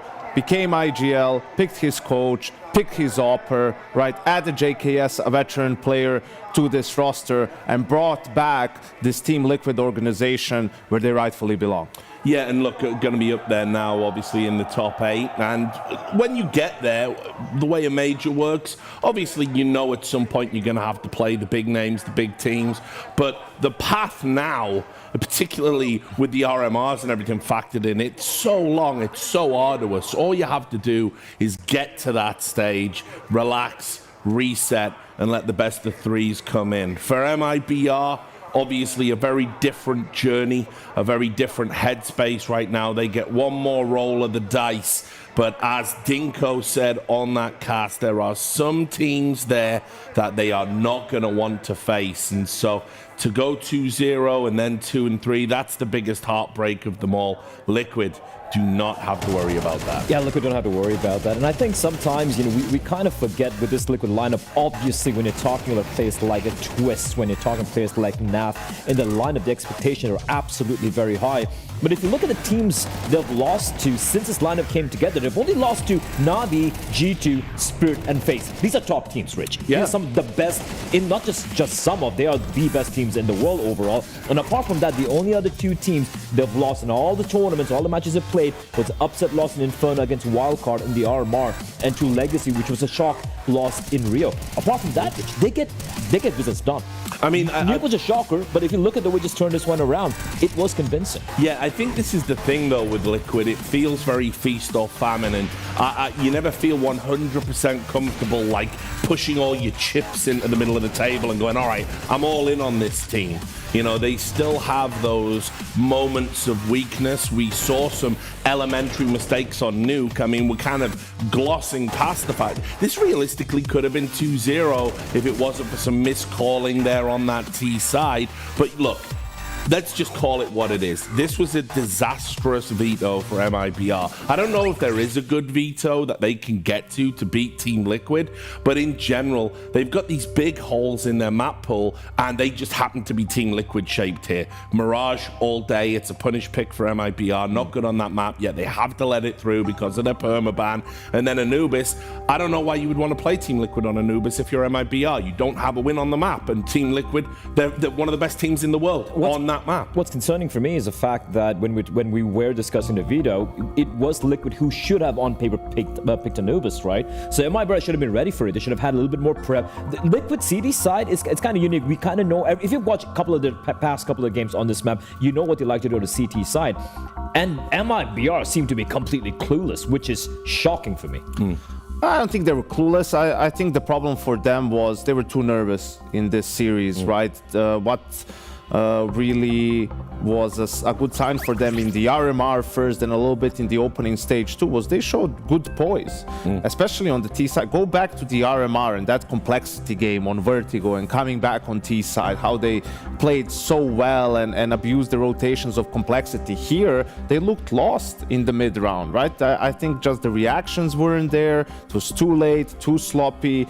Communication must have been, not on point. So you really need to find a way to turn that around and say, listen, okay, we were at 2-0, missed one opportunity, missed the second one. If we're going to lose a third time, let it be being ourselves and playing our own game. Let's not stress about what might or may not happen, right? Let's just play the way that got us here, really. Right, well, we're able to hear the thoughts of Ultimate, who's with Banks in Shanghai. We're going 3-0 in the opening stage. It's your first major. Then you come into the elimination stage and make your first ever playoff. What do you want to say about that? How's the feeling? I mean, it was fun, especially winning was fun. Like, we lost one game, it was not that fun, but the rest, very enjoyable. How do you stay so composed? When I talk to you, when I see you, you seem not bothered by all of this, when I think a lot of people would be so excited, so emotional. No, I'm leaving the stress when I'm by myself alone. Then I can be stressed. Right now, not the time for it. Was there some stress on Nuke, though? Because I think there were certainly some chances in there, but MIBR became more alive, and they certainly were able to push you guys a little bit. Yeah, that's for sure. Nuke was, decent at some point, but, it was not our game. The CT side felt a bit off. Then T side felt good at the beginning. Then we, stopped playing well. So it was a bit unfortunate. But yeah, overall, not bad. Acceptable. Acceptable, but you did get a very dominant performance on Anubis, and that's why you're now qualified through to this. Do you feel like right now, when you're kind of going through the emotions of this game and when you're able to qualify like this, do you feel like the peak of Liquid is still yet to be seen? Oh yeah, I hope so. It's going to be championship run, hopefully. Okay, championship run, you're definitely confident. How do you view the whole run you guys as Liquid had so far throughout the major, making it to playoffs? Looking at the games, looking at what you guys were able to do. You've had some close games, but you have been winning even the tough games. So just describe to me your thoughts overall on how you guys have played. Yeah, I feel like the RMR and major run was fine. Like especially RMR helped me a bit because like we obviously played against a bit worse opposition that we usually do. Yeah. So it gave me a bit of confidence, let's say, after like few past tournaments that I had was not so good, like my performance. So it gave me a little bit of confidence for sure. Like just prepared me for the major, you know. And for your confidence right now, you've had stage games here on the opening stage and the elimination stage. I know it's not a big, hugely packed out arena, but it's still a sizable crowd. Do you feel like you're enjoying that? Do you feel any difference? I feel like I had a problem with it when I was playing like the fall finals in Denmark. That's where like the pressure got to me. Yeah. So I just needed to learn how to like ignore the noise, just focus on myself and like this box that I'm playing in. So yeah, enjoyable now. You're very good when it comes to talking on interviews. You're very good on the stage right now as well. You went through this school with Pasha at the same time. How much did that actually help you getting to this stage? Oh yeah, it helped me a bit. Like I would say a lot actually at the beginning. Like it was like the first meeting that I had with actual esport, like how it feels to play when people are watching and not that little amount of people. I was playing live, I remember, 1v1. And there was also like people cheering in the, like some crowd, mini crowd. So yeah, it helped a bit. It was the first experience. A good first experience that has got you now all the way here. What do you want to say to all the fans out there supporting you, all the Liquid fans and the Polish crowd that's coming out and saying like, okay, look, we've got someone at the very top again? Yeah, I mean, thank you all for the support. And I hope someone is supporting me. We will see when I see them. But thank you everyone. Appreciate it. And you already said, major run, major championship run. You believe that much? Oh yeah, that's championship run. Championship run. You heard it here first. Let's see if Alderman and Liquid can get that done. But right now, they are certainly looking good. Yes, thanks for that. So, look, you heard it there. Ultimate. He believes they can win, Richard. Yeah, a little. Never would have guessed it. I know. They can win it all, Team Liquid.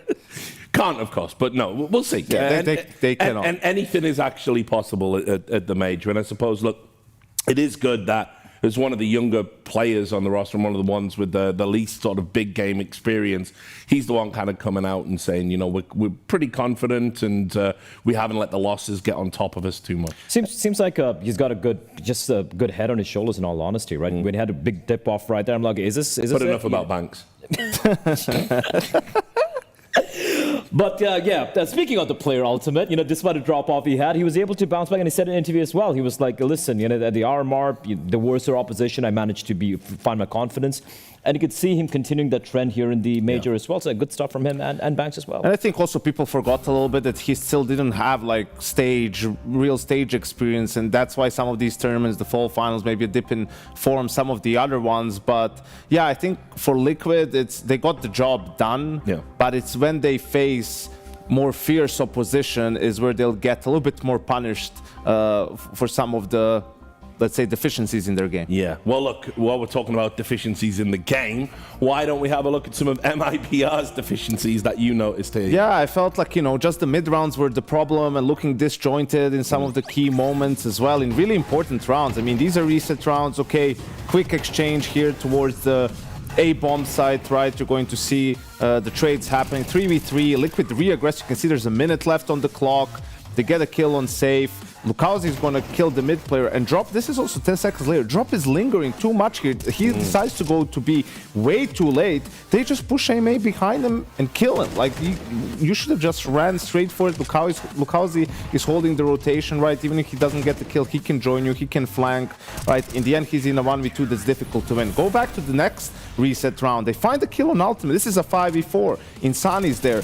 The rest of the team is going to fall back outside of A main. Liquid re-aggresses mid to try and find the kill. They do.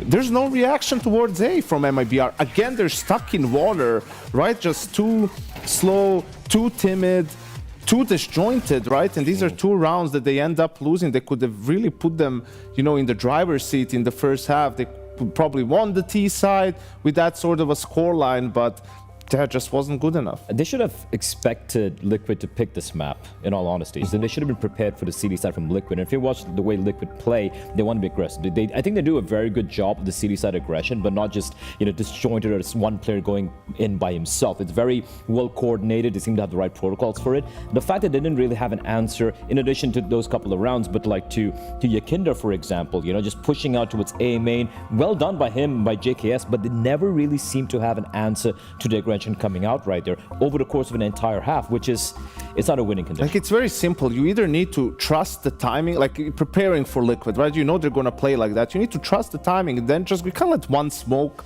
block you. Like, that's what they want. Like, they use the smoke to buy time for them to make a play somewhere else. So you need to trust your preparation, trust your instincts, just go together as a team, get the trades and get the bomb site. But for MIBR, too much hesitation in this game. All right, thanks a lot, guys. So there will be one more chance for MIBR, but coming up next, we've got Team Spirit versus Heroic. Make sure you join us after this short break.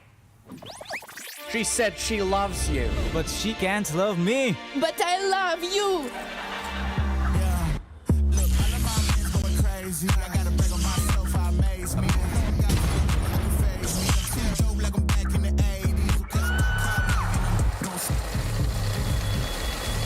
I won't play window anymore. What's going on? Play your role. 1xBet. On to the next one.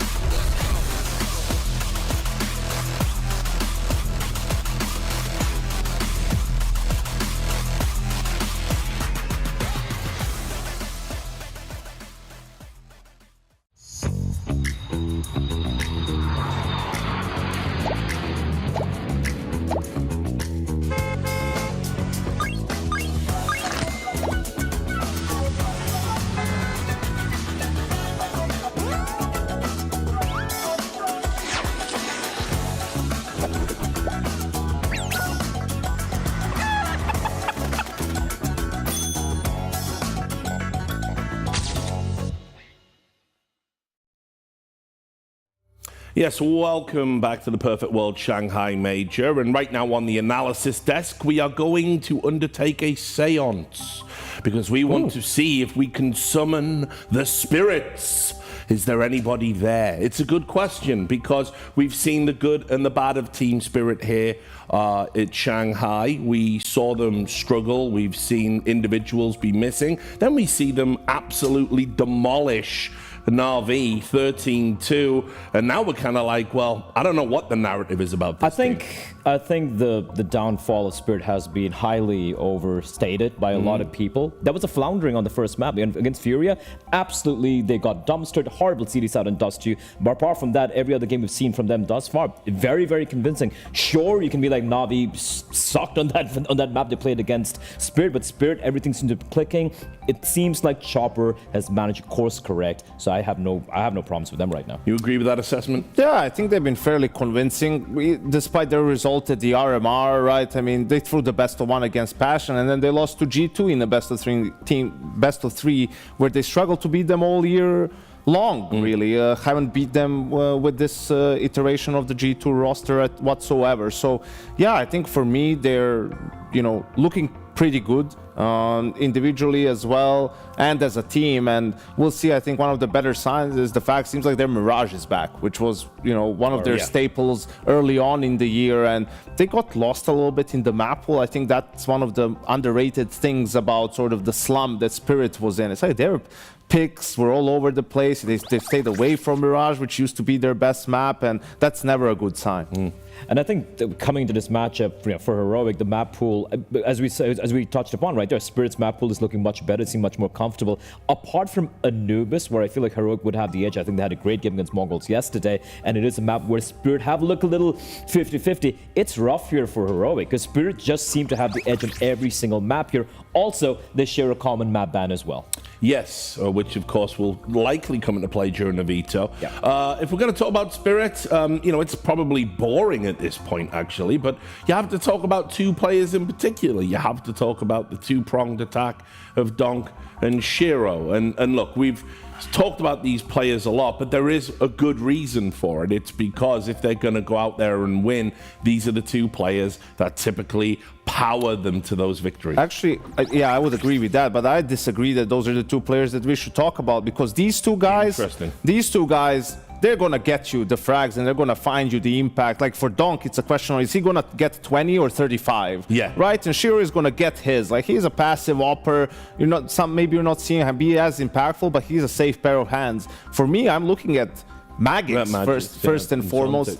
Zontix, yes, right, as well. He's been a little bit better in this tournament, because what made Spirit so good in Katowice and first half of the year is actually everyone was doing their job. And Magix says that the anchor and sort of especially on the CT side, being almost an impenetrable wall, right? And the problem is once your supporting cast falls off a cliff, all of a sudden, I mean, Shiro's coming in on the rotate, the bomb site is already down. Donk has like people double peeking him, double swinging him, right, as well. He doesn't get fair fights anymore, really, and it's harder for him to find the impact. So I think it's the supporting cast that really needs to sort of step up, because they've been failing the stars, so to speak. I think Jankos hit the nail on the head, and I'll just say it, put it out there. Unless Spirit win the major, I think Magix is going to get cut.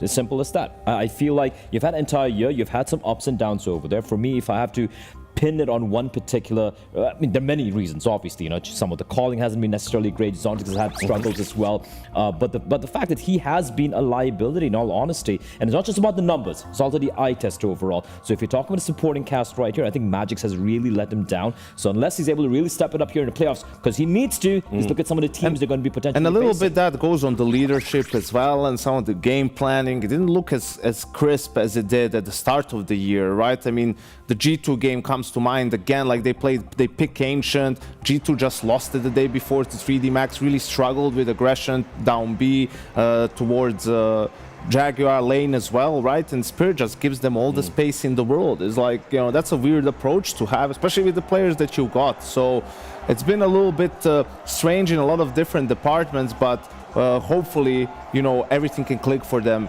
here. Yeah, well, obviously their opponents, Heroic. Blair, you've said it best. You think they're a team peaking at the right time. The peaking at the right time. My worry is I don't think the peak's going to be good enough to take down Spirit. And yesterday we said it at the end of the game against Mongolz. That was their golden ticket into the playoffs. That Anubis game, when they got into overtime, it looked like they had it in the bag. That would have been them making it to the playoffs. And now you got into Spirit, who are looking, apart from that, as we said, apart from their one loss, they're looking incredible right now. It's going to be way harder. It's a good point, actually, that you bring up yesterday's game, because, they're the ones that are hard to reset from mentally. When people are actually at events, and Janko, you've been a coach, you've been in these situations where you've had victory just within that tantalizing touching distance, you lose, and then you have to say to the guys, okay, one more chance, one more opportunity, we'll up and at them tomorrow. But it can be very hard to get yourself motivated. It's true, but people talk about that. You need to really live it. Like that stuff, that's not going to happen from yesterday to today. That's happened in the 6 months leading up to this tournament, right? Like that happens in practice every day, doing things the correct way. And you don't need to talk about it. Like, what to do, because you've done it before and you know how you're going to get it done. It's just about going there and playing it out. And you might be the lesser team on the day, but you did it your own way and you have nothing to regret. I think that's the most important thing. And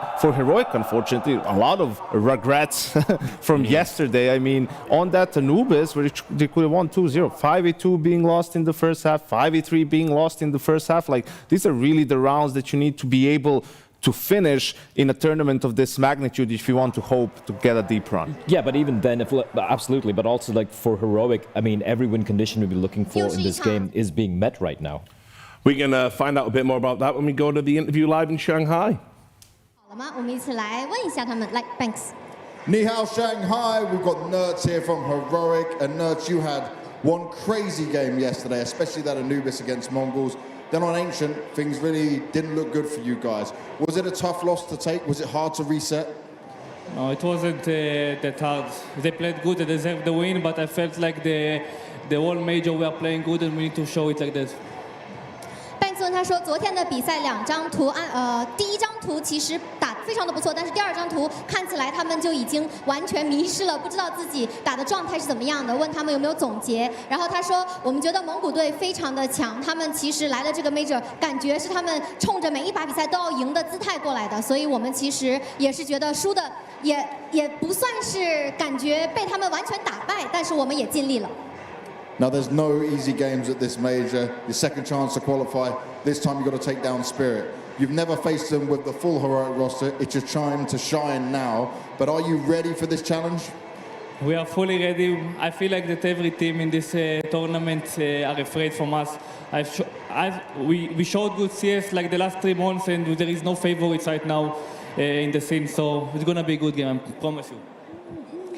班克他说，这一次也是以 Heroic 完整的阵容在面对 Spirit 的比赛，他们有没有信心？然后他说，在过去的3个月当中，其实我们都是以我们的姿态，在每一场比赛都打得很尽力。今天我们希望能够为大家奉献一场精彩的 CS 的比赛，我们已经准备好了，这场比赛一定会非常的精彩。 That's a very confident Nerds. Good luck, my man. Good luck to Heroic going into this one. And we will move on over to the Spirit side. When it comes to Spirit now, they did look shaky at times. Against Na'Vi, they were oh so dominant. And they're going to look to try and continue that against Heroic. So Nerds may be confident himself, but let's see how it goes on this side. Magix is ready. He's looking at his fingers right now. Hello, Magix. How are you? I'm feeling thank you. You're feeling thank you.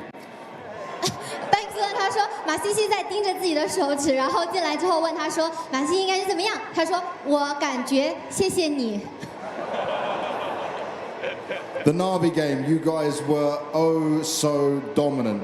Was there something specific that changed in that game for you guys? I don't know. 拜村他说，在对阵 Na'Vi 的比赛当中，他们看起来是完全把对面碾压了。你们是有过对 Na'Vi 的战术针对吗？然后 Magix 他说，我不知道呀。So I guess I'll just ask you this: Are you going to win today and qualify for the major? Depends on Donk. 拜村他说，好吧，看来我有点放弃。那我来问你，今天的比赛你们能赢吗？你们能够进入到 major 的正赛吗？Magix 说，取决于 Dunk 打得怎么样。Let's see if they can do it. They may not want to talk, but they will want to fight. It's Spirit. Take it on Heroic.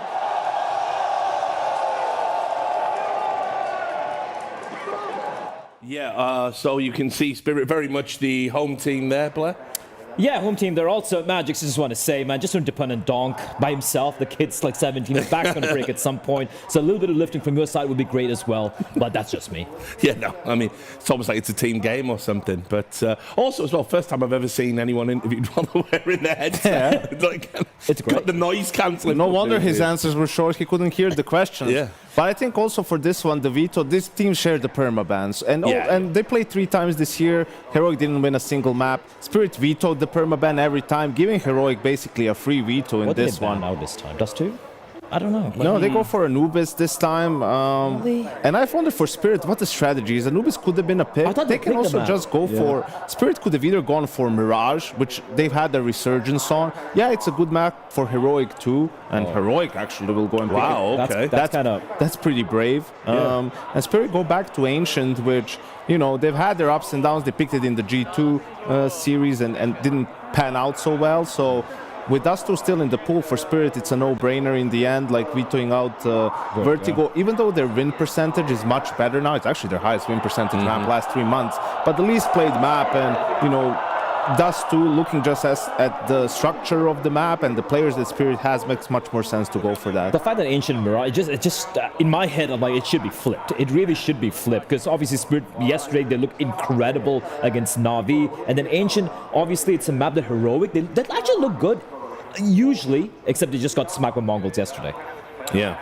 Well, I mean, look, overall, I would say Spirit definitely heavily favored in the Veto. You've got that Dust 2 looming as the decider as well, which, you know, the fact we know that they Anubis, picked that historically. I mean, the fact that Anubis just got banned out by Heroic is honestly very puzzling. Sure, they might be trying to throw a curveball. They might have some, I don't know, pocket strats, a particular plan in store for us here. But logically speaking, I think Anubis would have been the one map where if I was a betting man, I'm like, okay, that's the map Heroic could steal it away from Spirit. But hey, who knows? Can we talk about the deficiencies for Spirit on Ancient that you've noticed? You said it didn't pan out very well for them when I think it just sometimes it's like a matter of game planning, right? Not really realizing the weak spots of the opponents, right, and targeting that. In general, yeah, this is actually where you can point a little bit more towards Magix and Zontix, like the anchors, and especially Magix when they go for these be aggressive plays, like whether it's him and Chopper, like going down Banana, right, going for some aggression like that, or just holding that bomb site and being a strong anchor. Like that's what you'll have to do, because Heroic, they're known to go for these pace changes. Like yes, they'll play some default, but they'll also switch it up and just run at you, and you're going to be able to, you have to be able to shut them down. And we've seen Heroic have their moments on this map for sure. Yeah, Kixin for me is the guy. I think he usually on this map calls a great T-side. We saw Anubis as well. I think he really knows how to use his pieces. And again, I'm going to reiterate, when it comes to the pieces right now, Tessus and Nuts are peaking together. Yeah. That's the important thing. They're peaking together. And we had Dexter. We're starting to see signs of the old Dexter. Maybe a miracle could be pulled off here. All right, then. Well, we're going to get into the action now. It will be Spirit, Heroic on Ancient. Take it away, guys. Thank you very much, Richard. Team Spirit versus Heroic. It has the potential, especially on this first map of Ancient, to be a banger. Both teams looking to qualify into the major playoffs. Needless to say, Team Spirit are the favorites coming into this series, Jason. Yeah, but you know what? As someone who's been down on Heroic since this lineup came together, while enjoying the pieces but haven't really seen it coming together, they keep surprising me, and they keep playing better than I always expect them to. So, fair play. I'm going to give them the benefit of the doubt coming into this series. They've got a real chance here against a Spirit team that, while, you know, Donk is looking great, obviously, while they're getting to this point of qualification, we have seen a couple weaknesses show up here and there throughout this run. A couple shocking losses. But Ancient is a map that's going to be supremely comfortable for them. And right now, heading into the 8 bombs, and it's only Shush here. When the utility rings out, it'll pull over Kixin as well. But is there any stopping power in these two? Shush waiting to the left side of the big box. Donk is out first.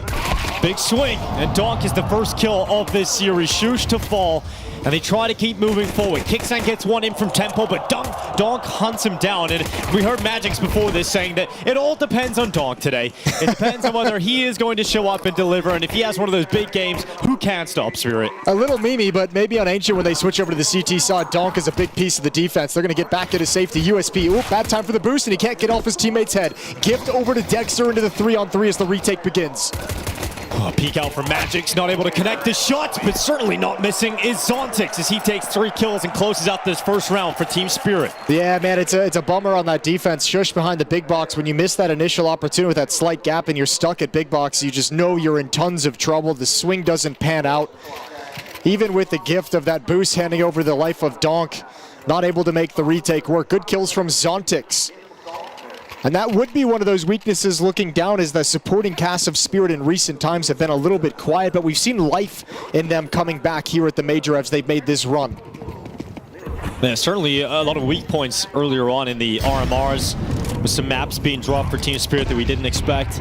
Then into the Major, not exactly the most convincing from them, but they're starting to warm up. I mean, I tell you, has got rid of Tessus. When you beat Na'Vi 13-2, yeah, it's kind of a sign that you're coming back. And I said this a few days ago when we were casting Spirit. I said it feels like this team are the roster in top Counter-Strike that dismantle, destroy teams more often than anybody else, right? You see the most 13-2s, the most 13-3s dished out by Team Spirit. I mean, Donk's first game at Katowice this year was a 13-0 win. Like, this happens. Team Spirit can get into the gear, and it doesn't matter who's on the other side. You know, Na'Vi, the best performing team of this year on average, and they destroyed them earlier. I think a lot of that comes down, I mean, obviously to Donk, but just the role he plays and having someone performing so well in it the way that he is. When you have your entry player being that dominant and that strong of a force, you can snowball snowball a lot of games because he provides you a lot of 5-on-4s, a lot of 5-on-3s even. Yeah, let's continue that conversation around Donk because he did start the year with one of the greatest performances we've ever seen in Katowice, and everybody's starting to think, okay, he's clearly front runner easily for #1 in the world. That stalled out as the year went on. His Team Spirit's results didn't necessarily live up to the expectations they set for themselves. So the conversation became a three-way race between m0NESY, ZywOo, and Donk, and I think a lot of people agree that whoever wins this major is going to be considered the #1. Yeah, this major has decided it all, and I think the players obviously don't care about that, don't really consider it in the way they play the game. That's just a fun thing for us to kind of keep track of and talk about. It's a good conversation point. And yeah, Donk might have slowed down in that race as the legs fell out from beneath Team Spirit in the middle around the Cologne time, which is a horrifying tournament for him. It's maybe something they don't think about now, but certainly something they will think about after their careers, right? When you look back on things, I'm sure Simple at the moment is sitting back and maybe realizes there's more that he can achieve, and obviously he's got that hunger to come back and realizes it's maybe not going to be as easy. So you don't want to leave anything out there. And right now, for Donk, obviously not going to be thinking along those lines yet, but for Team Spirit, they've got to get him there, got to support him to that point, and we're looking at a 3-0 start here for Team Spirit. And remember the conversation too about peaking at the right moment in the season, peaking at the major as well, being such an important thing for teams who have won it in the past. That's a big talking point for them. Spirit with that huge win over Na'Vi, qualifying for this, as we mentioned, some shakiness back in the RMR, some shakiness perhaps in different stages, but if you come into the major playoffs and you're starting to play your A game, it's a perfect feeling to go into the playoffs with. It's also a conversation that I had the other day when we were watching the Mongolz play in the reverse sense of, are you peaking too early? Can you maintain this form? The incredible, the run through the Asia RMR, the run through the opening stage, now the elimination stage. Can you keep this up through the playoffs as well? I just wonder how high the mountain is going to go. And Bly had that conversation on the desk as Richard asked him, you know, Heroic have been peaking. They've been getting better and better as this tournament has went on. And we're just wondering, sure, it may have hit their peak, but is it high enough to defeat Team Spirit? We're about to find out. As we get into the gun rounds, Heroic will have their bye. Dexter on the AWP. We started to see more classic performances from him over the last few days. Donk inside of elbow. He's managed to get himself comfortably into the corner, and he wants to go out and fight this, but the fire tickles at his toes. Yeah, nice little Molotov to block that pathing because he's willing to challenge it. We know that. He'll take mid control. Miss Smoke up in the plants, up in the jungle. Yeah, that one gets a laugh. With this position in middle safely for Donk. Magic's keeping information on any aggression down the B ramp. Spirit's going to start working the map. Bomb comes back to B. Donk threw that smoke out towards Donut a little bit ago, so they're not utilizing it to cross over towards red. But it's certainly going to apply that pressure to Heroic, thinking the possibility of a lurk in the middle of the map is something they have to consider. Tess is in cave. Dexter with the AWP in the B bomb site. Molotovs for this position, and he'll have to make a decision when the execute comes in. Two heavy hitters here for Heroic looking to defend this B bomb site. Team Spirit with 45 seconds left start to make their move, and through cave they will go. Chopper at the front, Donk doing down, and now Shiro able to follow up. It's an AK into the kill on Tessa. Dexter holds off the B ramp, but he's taking damage, and he drops down around the corner, so Shiro has to come out from cave and fight. And Magix is left 1v3, and all of his teammates gone. Heroic hold on to the B site, and they get their first round win. Yeah, good aggression from Dexter when the Chaos is coming in on the execute, stepping forward into the fight over at ramp. Nice double kill in cave that gives him safety to make that kind of a play happen, and pins down the Spirit players, prevents them from swinging wide. Perhaps due to that missed smoke, but by the time they pull the trigger on the B hit, there's no smokes for long, there's no smokes for short. They needed a knockout punch coming from cave, and Tess's prevents that from happening. Timeout taken by first Spirit. Timeout. Yeah. Really early on in the game, but wanted to discuss this gun round as Shiro gets the AWP out. I mean, look, they're spending all their money in this round. Everything they've got is going into this. A little bit is left over for Zontix and Chopper after their investment. Chopper going down to a Tech 9, and they're basically just saying, let's not let Heroic get out to a good CT side start. Coming up with a tactic. They know the AWP is in play. Might have a money round lined up to give them a win that they're so confident in. They want to bust it out early at a critical moment. Good flashbang, nice jump from Kixon to keep Magic's attention on the peak, susceptible to the flash.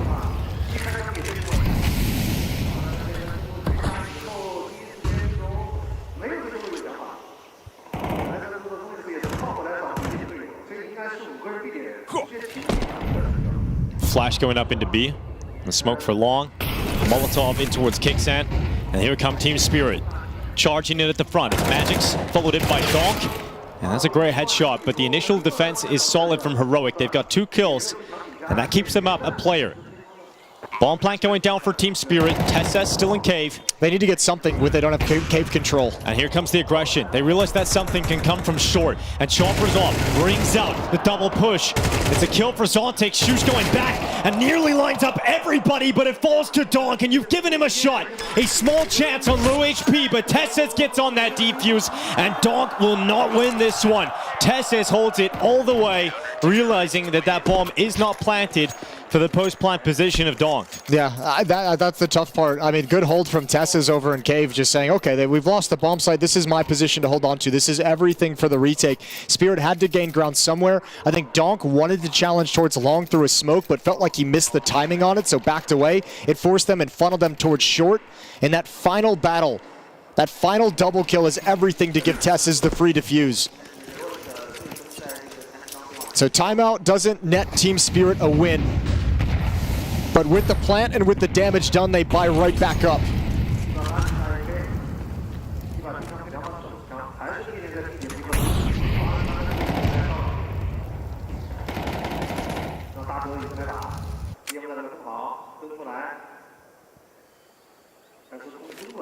If Heroic win this, they will have weathered the storm of the early rounds here from Team Spirit, and they're going to try and go B. They really must feel like this B bomb site is quite a weakness. They're going through it anyway, charging into the attack. Dexter wanted to prove that it's not a weakness with Kicksant beside him. Eventually traded out. Dexter goes aggressive. 1 extra kill before being put in the ground. And so the bomb planted, and Team Spirit looking to close this one out. Difference is this time, they've got that cave control. And Donk has got their AWP in his hands instead of the rifle, and well, he's gone. Nurse just charges in, but that smoke, no way. It protects Zontic inside of the smoke, but Nurse seems to be alerted to that possibility. Zontic hides, not wanting to give his position away until he finally decides to strike. And good patience as Nurse was worried about that smoke. He takes a pause, he waits for the reaction, and he ends up winning the rounds here for Heroic. Did Zontic see something, or did he just fire because of the crowd noise? I guess it was the crowd noise. It might have been the crowd noise. The crowd noise definitely made the situation more tense. Yeah, a little bit more tense. I think both players realized there was something weird going on. You could see Nerds kind of flicking over between the smoke and the entrance to cave, unsure of what was happening. So Team Spirit try and just constantly, repeatedly break down this B defense of Dexter and Kickson, but they rise to the occasion with some help from Tessa's over in cave earlier on. But still with the plant and 3 kills, Team Spirit buying right back up into this. AK-47, 2 Galils, 2 Tech-9s, not willing to give away this economic battle early on. How mid they go, and Donk eats a grenade. That'll leave a bruise, and everybody's blinded. It's awkward. It's real awkward in mid, but Donk is able to survive. Another Molotov coming in. He won't survive that. It's just way too much. Crossover to Red Room doesn't matter because Tess's just pushes right on forward. Yeah, I mean, for Team Spirit, it's been constant battle of buying and trying to barge their way into this B bomb site, but they've been stalled out again. And the only thing that's making it possible is the fact that they're getting kills in these rounds even with the bomb plant. Is the fact that they're able to whittle down this CT side, but if they're not able to do it, they have to give up the fight eventually. Zontic goes back into cave. Here's a peek from Tesses. That'll draw one of the kills back. It's still a very difficult round here for Team Spirit, but as the time ticks on and the positions that Team Spirit currently occupy, there is some strength in this post plan. Nerds is waiting patiently. Zontic wants revenge from the previous round fight, and he will get it against Nerds. Shiro holds on. It's just Shush with a hit on his back and a chance to take out Zontic. He knows he's got him pinned in the corner, and Shush has got that headshot, but there's no time for Shush. It was delayed long enough, and a 2v4 flipped back for a round victory for Spirit. It pays off in the unlikeliest of rounds when you're down by 2 players. A very nice attempt at the retake, but a better hold from Spirit. Shiro delivers. And finally, they've broken through. Heroic, I think, have to force up here. No losing bonus as well, so they take a timeout because they know the investment that they have is not pretty in any way whatsoever. You neutralize Donk, you neutralize the mid play, you handle everything early on, but still lose the round. That is crushing. And for Team Spirit, the relentless efforts of buying and trying to get into these rounds over and over again, realizing that they didn't have the best purchases. They didn't always have everything they wanted. It looked like it wasn't going to work out. It looked like they were finally going to have to take the eco, have the reset of their economy, but they fought forward, and somehow, some way, Zontix and Shiro combined to pull this round back, and they have now put Heroic in a weird spot. A war of attrition. Team Spirit come out on top of it for the time being, but Heroic still got that AK for Shush. He was able to save that over. Nurse with the M4, 2 MP9s and a CZ. This is the buy that they have available to them going into round 8.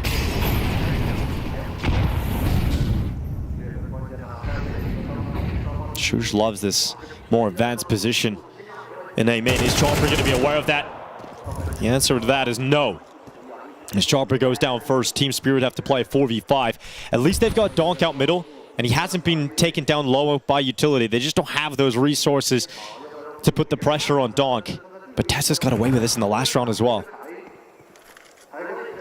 Really haven't seen a whole lot of production out of this mid presence from Spirit quite yet. It hasn't netted them any advantages either. Getting Donk out, this is the most aggressive he's been, the most push forward he's been, but look at the utility on the Spirit side. 2 smokes and a Molotov.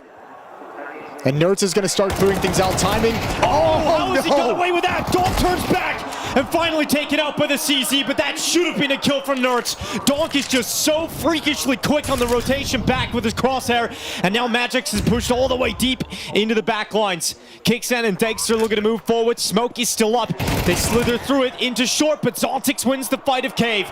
And winning that fight has proven so important in these post plants as Magix sets up the distraction and Zontix runs away. No kit. Dexter's gonna smoke out the Cave. Dexter with no kit. Limited time to win this. He taps it, he does not stick it, and Zontix isn't applying the pressure. But Dexter has to go to it again. He's missed the opportunity. He's lost it now. He can't win it any longer with no kit on his back, and Zontix not offering up the chance early enough into this round. Dexter will get the kill on the way out, but it's not the round victory. That's another disadvantaged round from Team Spirit. Another round where Heroic handled most of the action early on and lose the B bomb site late. 5-on-4 here. You find Donk, I mean, the fact that he gets one there is mental. But still, it feels like they're in a decent enough position. Again, Cave, as you mentioned, the deciding factor in these late round post plants. Spirit once again with the plant. They're getting into these bomb sites, winning rounds. Spirit's buys just tell you how competitive these rounds are and how much damage they're taking over and over again. They're winning the rounds, and they're still having to play with Mac 10s, Galils. They don't have enough money. Fortunately for them, if they limit their casualties in this kind of round and the Mac 10s make some cash, well, they might start to stabilize. There isn't a whole lot to work with here for Heroic. A default pistol around the corner. No Kevlar. That Mac 10 will shred right through Kixam, but Magix sustains a dink and still gets that kill on Tesses. The nice thing is with all the challenges that we saw Spirit go through early on, you mentioned how good of a team they are at sometimes blowing opponents out of the water, and they are a team that when they sense that weakness, when they sense an advantage, you can just see how convincing they are. Magix is just like, I'm strolling up with this Mac 10 going investigating. I know how you like to play this, jump spotting over at the stairs. I'll turn that corner on you so fast. And Nert's going to try and keep this M4 alive. And then now the question becomes, what's the buy going to look like in the next round for Heroic? Dexter only has $100, so the op won't be in play.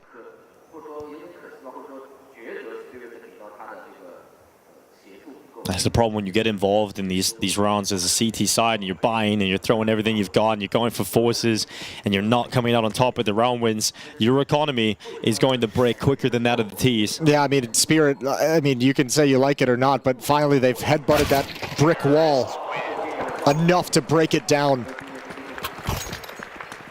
I would imagine another timeout from Heroic, as this will be a really scattered buy across the board if they go for it.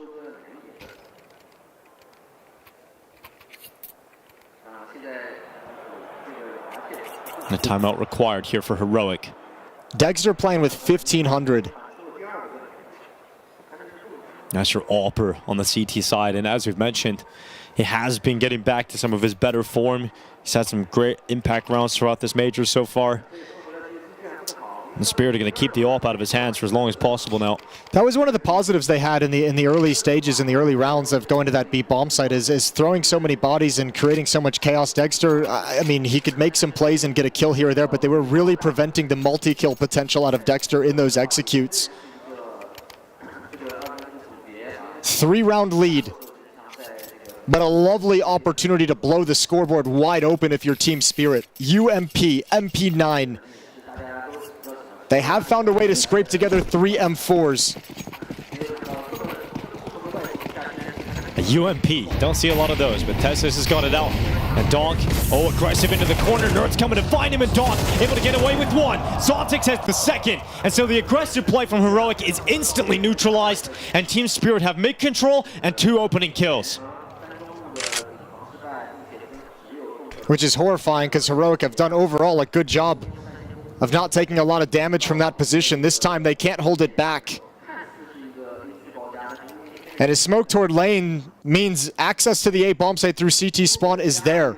And Heroic no longer have information of whether it's being utilized, which puts pressure on Dexter and Donut. Test is about to get cleared out, but that UMP still stands strong.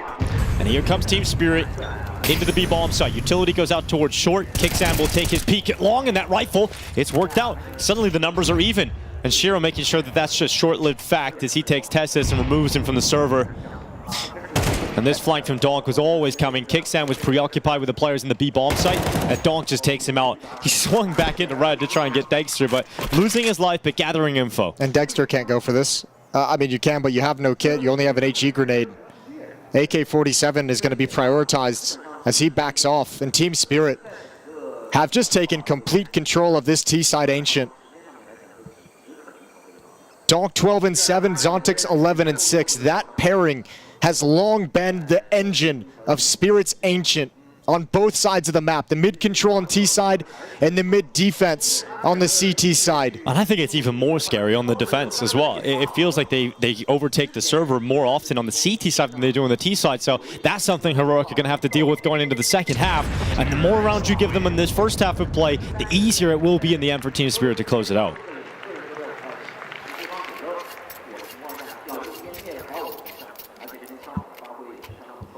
And right now for Heroic, in another situation where there's not a whole lot of money available to the CTs. So an 8th round win is the most likely outcome of round 11.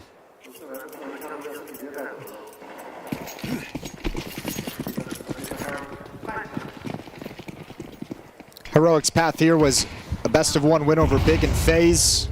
Series lost to Mongolz. That qualified the Mongolz through to the playoffs. And what a great game that was. For Spirit, it's been 3 best-of-1s. Took that devastating loss to Fury on day 1. A win over Wildcard and Na'Vi. To give themselves a chance to qualify today for the playoffs. Winner goes through. Team Spirit lost the opening kill. It is Magix that has gone down first.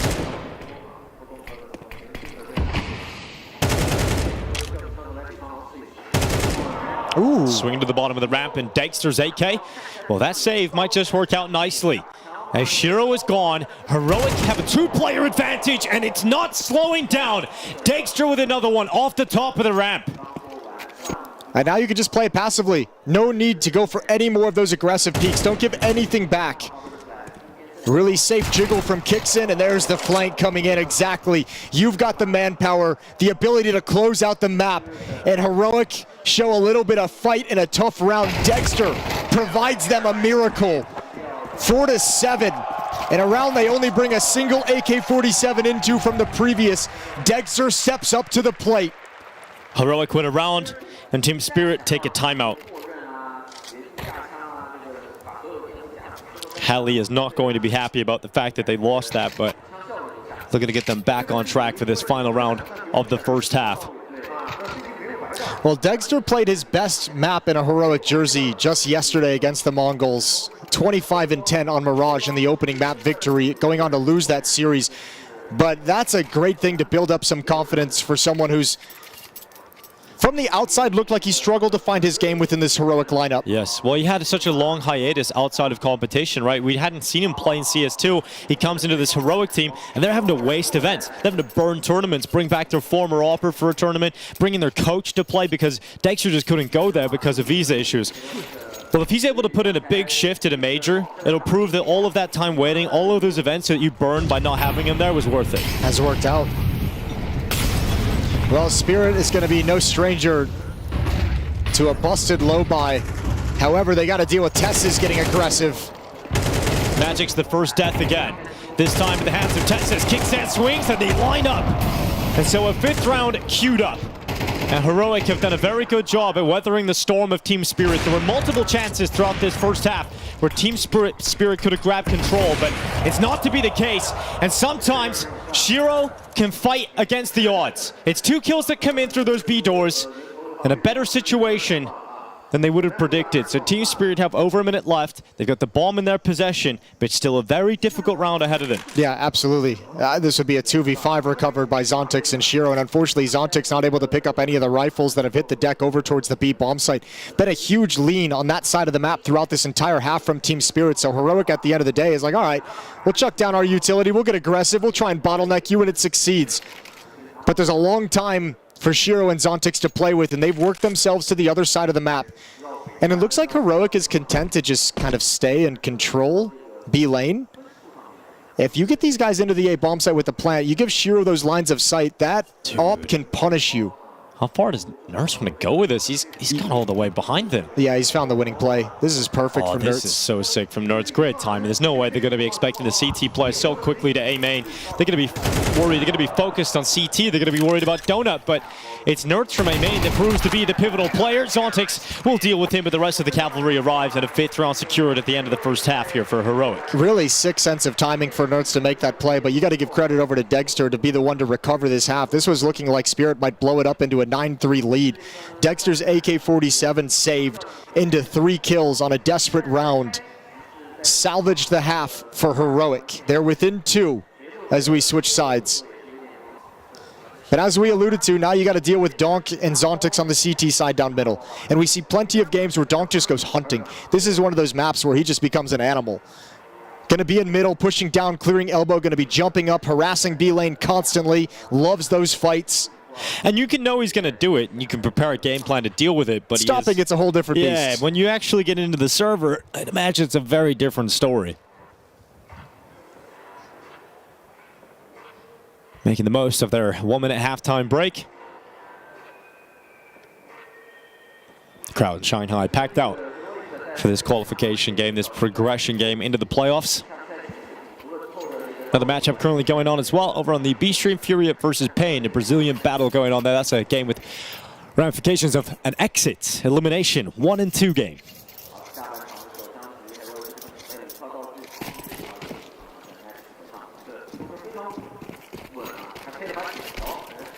(3-2) split towards the A bomb site. 3 defenders here. 4 if you want to count Chopper up in red room. Zontix jumping spots. I don't know if he spotted the bomb, but he got at least a glimpse of 1 player. And Heroic might just choose to slow this down a little bit, but it doesn't look like they're dissuaded from moving forward. And Chopper's the player with a kit. He's currently at red room. Most of the focus is on the A main attack as well for the defenders, so if they stop the bomb from going through, it's a big issue. Grenade goes into the back. It's going to be kicked down with the first kill, but Magic's laying down the law with his Joe Berettas and keeping the bomb pinned in A main, which means they need to be more successful on their mid push. And Magic's is just killing everything with a Joe Berettas. It's his 3rd kill of this pistol round, but his teammates are going down. Chopper finally getting involved. Dexter to hit the deck, and Nertz asked to clutch. Can he win this one in a 1v2? Nertz at CT, not finding a peak, not finding a mistake from Chopper as he stays disciplined. He plants his feet and he hides around that box, so Nertz has to go for the fight. And now it's just Magic's on the other side, and damage done. Nertz has dropped him to 3 HP, and Magic's has done everything you could ask of him in this pistol round, but you just need a little bit more if you're Spirit. And Magic's, it's going to be difficult to provide. He's got the info that Nertz is still at default, and what a shot from Boris! That looked unthinkable that he would win that when his HP goes low, but Nertz cannot handle the heat. That's a filthy shot from Magix.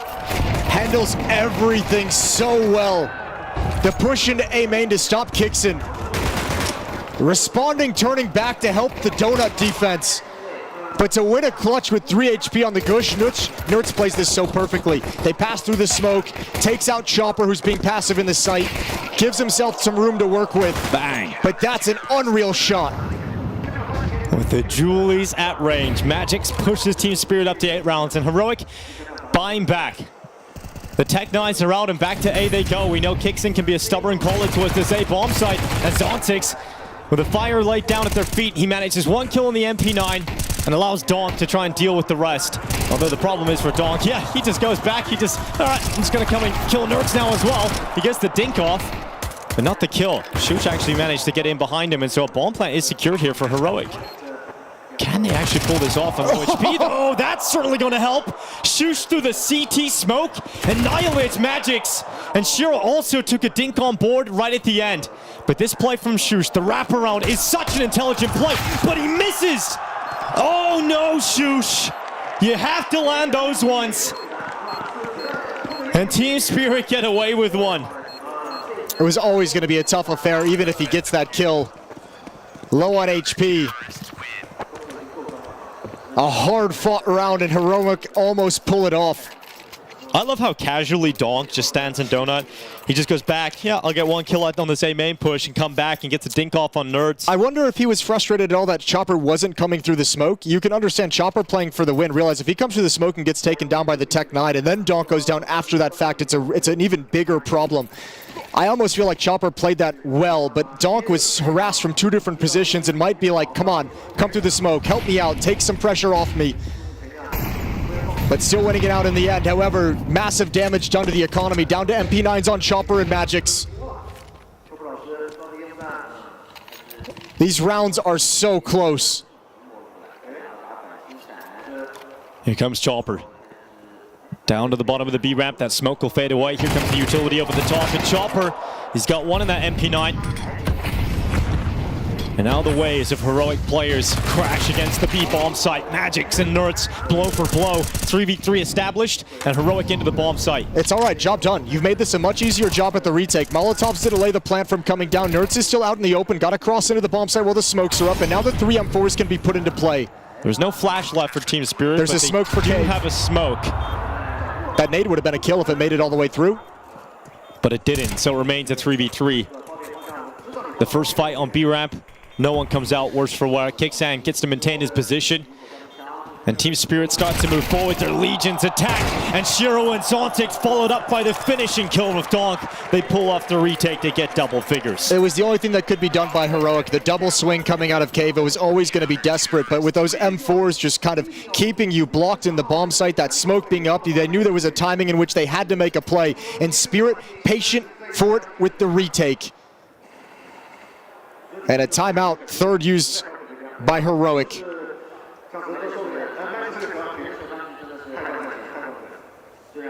MP9's going 1 for 1 is just enough for Spirit to close out the round.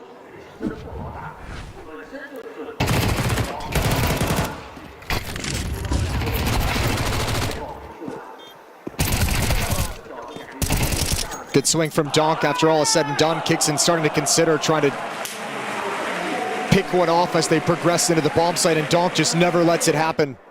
10-5.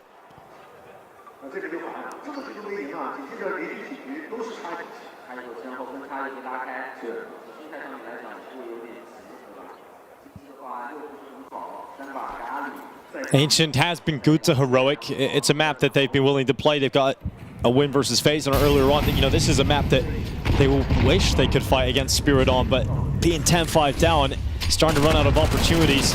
And this buy matters so much. And Kixan just charges right through Jag. He'll win the fight against Chopper. The in-game leader, Jewel, goes down, and it's now in favor of Heroic for at least the next few seconds. How does Spirit want to play this? Magix and Zontix. Retake style towards long and short. Plenty of utility for Heroic to block off these choke points and get into the site, but Zontix at least wants a challenge early if it's going to come. There's the long smoke. Short coming in as well. Cave going to be blocked off, but I mean, you don't have any way of getting into this fight. Maybe activated by a flash? They just blew the smoke. So they're just going to leap out. So Zontix is waited behind that smoke and gets a kill on the spam, but traded back by Shush immediately. Plant being secure right now for Heroic, and they will maintain that player advantage. Now, Team Spirit have been able to get their way back into these retakes, but they've been even number situations. Now they've got to go in a 2v4, and Shush is not letting that happen. He silences Magix and Donk, and Tesses moves forward to remove Shiro. Good job by Heroic. I mean, Shush gets 3 kills, but I give all the credit in the world over to Kixon. The fast, aggressive play in towards Jaguar and Cave, taking that kind of map control, keeping pressure on the B defenders throughout the round.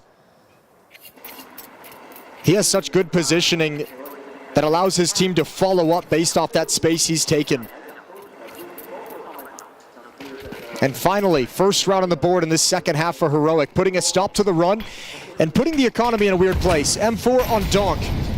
2 5.7s, 2 MP9s. Spirit gonna have to have a grimy round if they want to win it out here. Well, Nerds climbing up and catching Magix, trying to sprint on down the B lane. So once again, it's an opening kill here for Heroic. And Team Spirit could really use every advantage they can get in this kind of round. And so Chopper with his 5.7 stands strong. Shiro was in behind him, and it proves too much for Dexter to handle. So a 3v3, not a bad outcome at all here for Team Spirit. Very committed Heroic to swinging on that ramp and taking control. Some wild sprays trying to predict the positioning of those 5.7s. A beautiful trade in the favor of the defense. But Donk, he's going to be quick to react. And Shiro sits at short.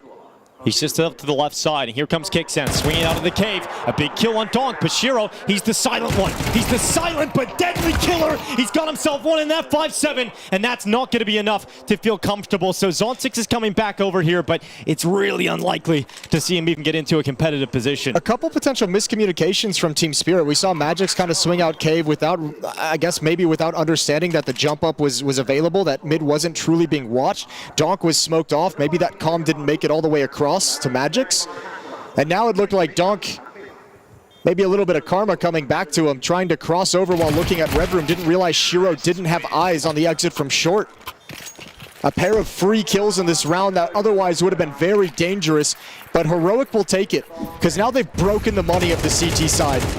Well, we spoke about it a few times. In the first half, we were saying once they switch to the CT side, Donk is going to be a menace to deal with. You're going to have to deal with him climbing up, getting disrupted. We haven't seen that yet. We haven't been able to see it yet because Team Spirit haven't had everything they want. They haven't had the full buy with all the utility, all the bells and whistles. That'll come in the next round, but we're looking at a scoreline of 10-8 before that happens. So Heroic have played themselves right back into this game. And this is what I mean. I haven't always felt the most confidence in Heroic, but you can't argue with these results with the way they're fighting back into this game. Tesses waiting for the push in conjunction with Kixon, and they delete everyone. A lot of firepower available for Heroic, and in this round, no resistance from Team Spirit. So they only lose Dexter. Fantastic work in terms of building the money up now for the T side. They've got a couple of buys left in them, even if they lose this. But here comes the purchase for Team Spirit, and it's one where they finally get the off out for Shiro, and everybody has a rifle bar Chopper, who will take the hit to an SMG so that he can afford more utility. Which is fine playing over at the B bomb site as well, especially if he wants to get aggressive at any point down that B ramp. Again, we've seen him go 1 for 1 on that and gather a lot of information for his team. Let's see how they decide to play middle. Because you're right, we haven't seen Donk jump up yet. We haven't seen anyone challenge the B lane from the jump up. This time, there's the deep Molotovs. Instant smoke missed. And coming right through the Molotov is Zontix. That had to have surprised Nerds. I wonder if Nerds got the info. He might have spotted Donk climbing up there as well. I wonder if it's an intentional missed smoke to activate that play.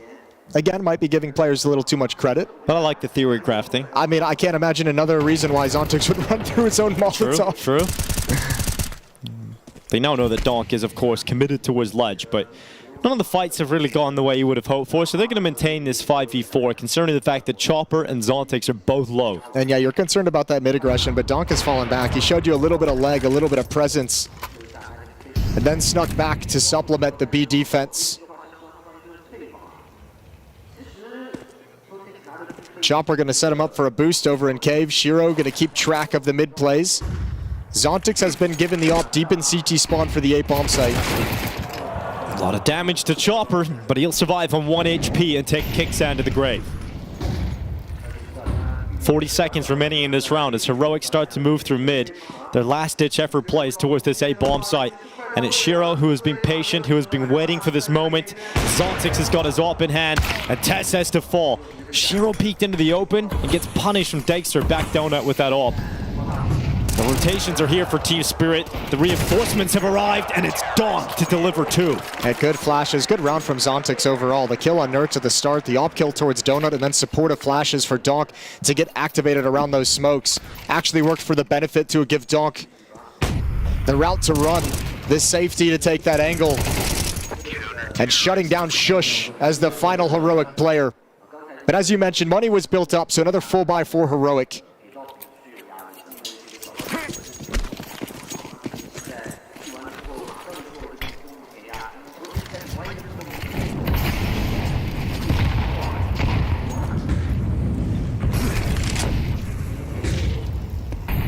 Donk this time starts a donut instead of a climb up, and Zontix smoke blasted away at red, and Donk only able to get one. So the initial fights go the way of Heroic, and now they can accelerate in towards Shiro, who went to the back of the big box.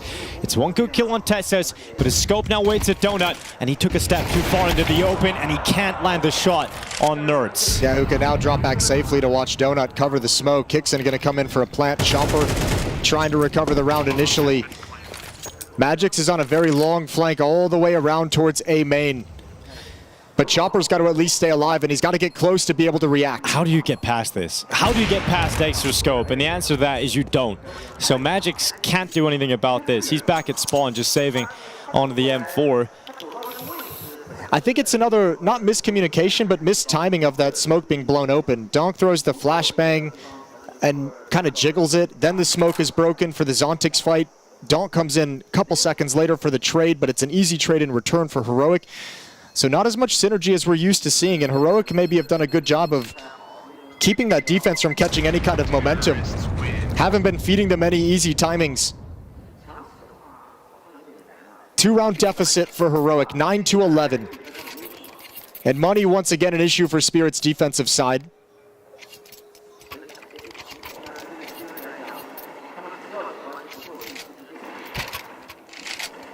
M4 passed over to Donk, and that's the only motivation they need to invest into this. But a very important round. Heroic win this. They can tie things up at 11-11.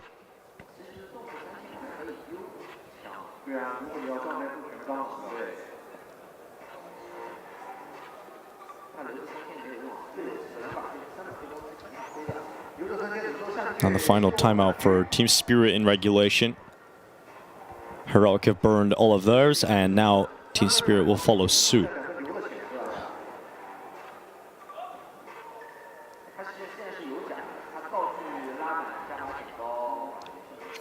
Heroic coming in as the 7th ranked team.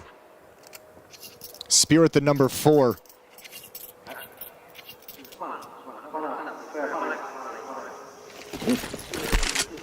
A very close affair. These rounds brawly and close.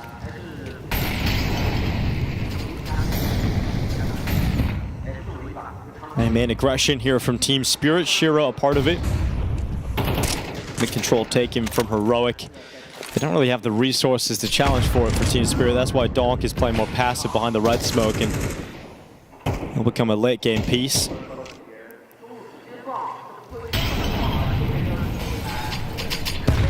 This cave fight.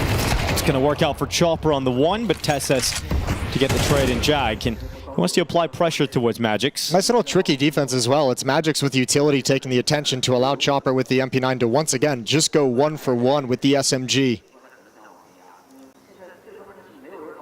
Zontix waited the whole time.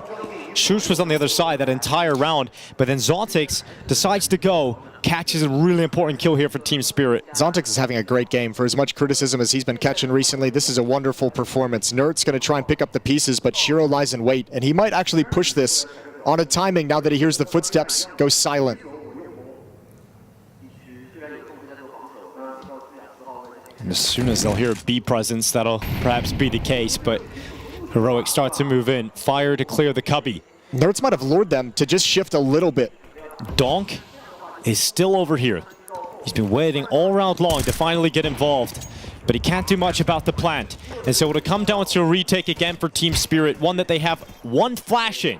They've got a kid on the back of Magic's, and Shiro's on the flank. Magic takes a big shot on Dexter. With him going down, the chances of Heroic holding on to this are 0. Finished off by Shiro, and we are looking at map point now for Team Spirit. Dexter slides into the bomb site. He had that position on ramp to look towards short, but he swaps positions with Tess's and puts the AWP in a situation where it has to swing left to that short fight, and completely destroyed. 12-9. Spirit's gamble on the force buy in that round pays off. 3 opportunities to close out the map, and now they've got money behind them. They've had such a labored time getting the economy on both sides of the map, really. Even the first half was a crazy amount of force buys, Galils, Tech 9s being picked up. It feels like their economy's never been comfortable, but still able to gather rounds on this march to a map 1 victory. Team Spirit's pick of Ancient looking good for a win here.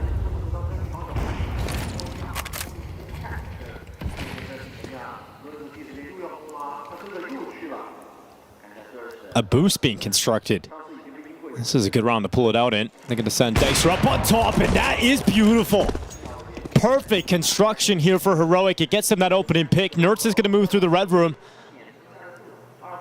And they know they've taken down one of the B defenders. Where does Nerds want to go with this one? Around the back. I feel like Nerds has found some really good positions in middle. Where we talked about the defense in mid so much, Nerds has been a champion. Surely.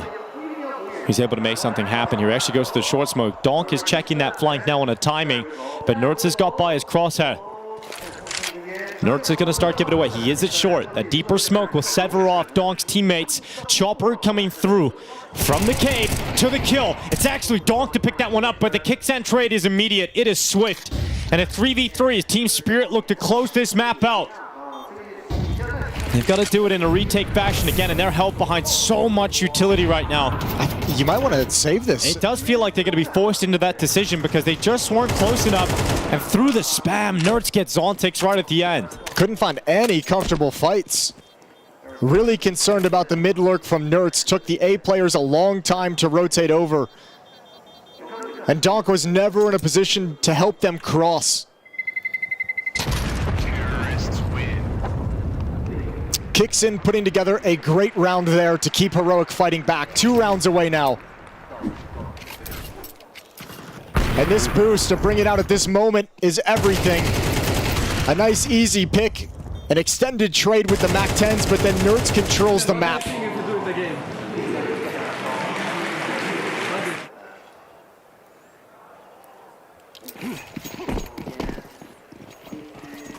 Money is about to shatter for Spirit too. So if Heroic win this round, they do set themselves up with a great chance for 11. It's the quick donut smoke being thrown out. Heroic want to go with some speed into this A bomb side, and Chopper cannot handle the pace. He's gone. Donk trying to sprint back over to the donut in time, but it's panic stations for Spirit. Nerds has to cross with the bomb though, so they need to force Shiro off the angle, which they will with Molotovs. Good kill onto Zontix, and once again, a situation where Spirit, I think you have to back away. That kill might keep you around a little bit longer. And look at Kixin. He's going to go for a late flank through Donut. So now it becomes a stall tactic for Heroic to hold back the retake so this play can come in. Donk only has 7 bullets left. He hits the immediate dink, but without the kill, there's no chance. Kixin's on the hunt. Spirit drop away, but yeah, this could be a big problem because we talked about the money. We know they won't have much left, and if you lose your op, if you lose this M4, Heroic will increase their chances of overtime drastically, and Kixan knows that. So he moves into position, and Shiro is up first. There's no way he's got this. Kixan gets the headshot, and just Magic's now left alone. Kixan will not be able to drop him. He will blast his own teammate away with a grenade. And Magic's trying to get to the AWP, but does not want to take the risk moving into the open. So we'll settle for the AK-47, but regardless, the money is broken here for Spirit. There's not enough to get a full buy. And there's no timeouts remaining on either team, so they just got to do this on the fly. They got to do it in the chaos and pressure of the moment. What a great hunt from Kixin. Gonna wrap around through Donut until that kill comes out, and then realizes I have the perfect opportunity. I know they're gonna fall all the way back to the B bomb site. 2 rounds in a row for Heroic, 1 more to force overtime. M4 on Shiro, AK on Donk, light on nades. And Nerd sprinting out of the elbow into middle. Establishing control early. And this is all possible because of the round where Heroic construct the triple boost and set them up with a chance a couple of rounds ago. They literally build themselves into the game. Yeah, brings a great time to throw a little bit of cheese into the game. Dexter's been the hero in that regard a couple of times. The AK-47 triple kill in the first half. Now that boost finding them an opening kill. Shiro and Zontix to defend the A bomb site, and they're going to get a lot of love. Nerds is beyond that smoke, and Shiro is beyond saving, and so are Team Spirit in this. They have to attempt it. They have to go in for this 3v5 retake, but it is not going to happen for them. Nerds has been so excellent in this T-half. Most of the impact that he's had is due to controlling the middle of the map, but now he busts out the brute force, a double entry. And I think that's Spirit sunk. I think that's overtime. You have nothing to activate this retake, and you have no kits. Little gap, and the shot will land on Chopper. Every step is a heroic runway towards overtime. And they had to stay in this. They had to come back from a large deficit. It looked like Spear were getting to the end. It looked like they were about to end this first map, send us into Mirage. But some great calls and some great team play, and Heroic have forced us into the bonus rounds. That's so impressive from Heroic. I cannot even understate or overstate how impressive it is. What a great 3-round comeback. Beautiful calling from Kixon. Kixon always has a great feel for when to call the fast A play. It's something that Heroic have in their back pocket, and it's so effective. Well, it's been beautiful to see at this major, considering the conversation around this team while they struggled to make this lineup work. The changes, the sweeping changes they had to make after the departure of Stown and Yabi. You have so many questions. You're like, can Saw as a coach come in and replicate what he did at ENCE and build this team up? Can Kixon as an IGL, inexperienced in Tier 1 Counter-Strike, a lot of potential, a lot of positive words, but not seeing a lot of it early on. Yeah. And now you're seeing all that come to fruition. That coach IGL combo with some of the calls and T-sides they've had at this major have been very impressive. Yeah, for Kixon, they also proved that that run in Paris with Apex was not a fluke. There is something to be said about his in-game leadership when given time to build a system. And he's fragging. 20 kills to lead the way for Heroic.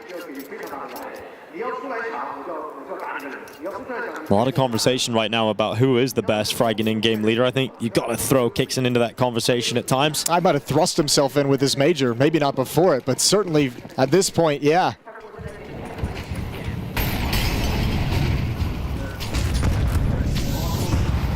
Money not a problem for Spirit coming into this round, at least of overtime. And so they'll have the nades to try and slow down this mid-take. You've got to say a lot of storylines around Zontix and Doc's dominance in mid, but for a lot of it, it was Nerds.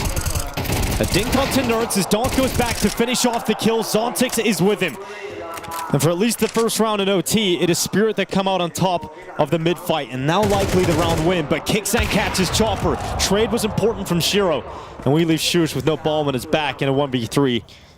Part of me thinks maybe Heroic's been able to take advantage of this defense because we haven't seen that mid-dominance from the Team Spirit CT side, and you can attribute that to whatever you want. You can attribute it to low economy, not able to have the resources at all points, but really we haven't seen Heroic harass from the jump up nearly as often as we see Donk and Spirit do against other opponents. The game plan from Heroic of getting Nerds out, tons of utility being spent to get him out safely, it was enjoyable. It was good to see Donk and Zontix just say, you know what, no matter how many times you get blind, how many times you get naded, we're going to fight for this. We're going to challenge it every step of the way. Shush gets the first kill in an attempted 1v3. And Magix and Shiro will play this without information of where he's dedicated himself to. Jump up towards the B bomb site. 20 seconds. Shush is going to have to start running soon. He's going to need somewhat of a sprint finish into the B-bomb site here. And it is doable for Shush as he leaps into the site to plants in, but Shiro hunts him down. He realizes he hung around long enough. He knows that he has to commit to the plant. There's no risk of him faking it, and if he had, it would have been a victory regardless. So Spirit, 13-12, back into the lead. And Actually had the resources to fight for mid this time.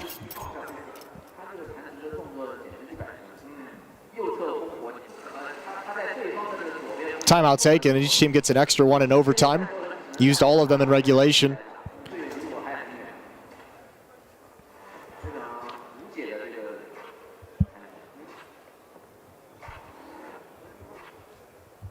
Three straight rounds for Heroic to force overtime. Team Spirit couldn't win any of them, and then they win the very first round of OT.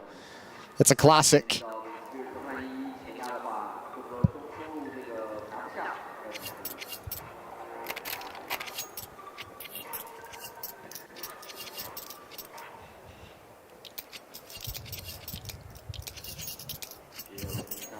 Yeah, it's just you get the extra money.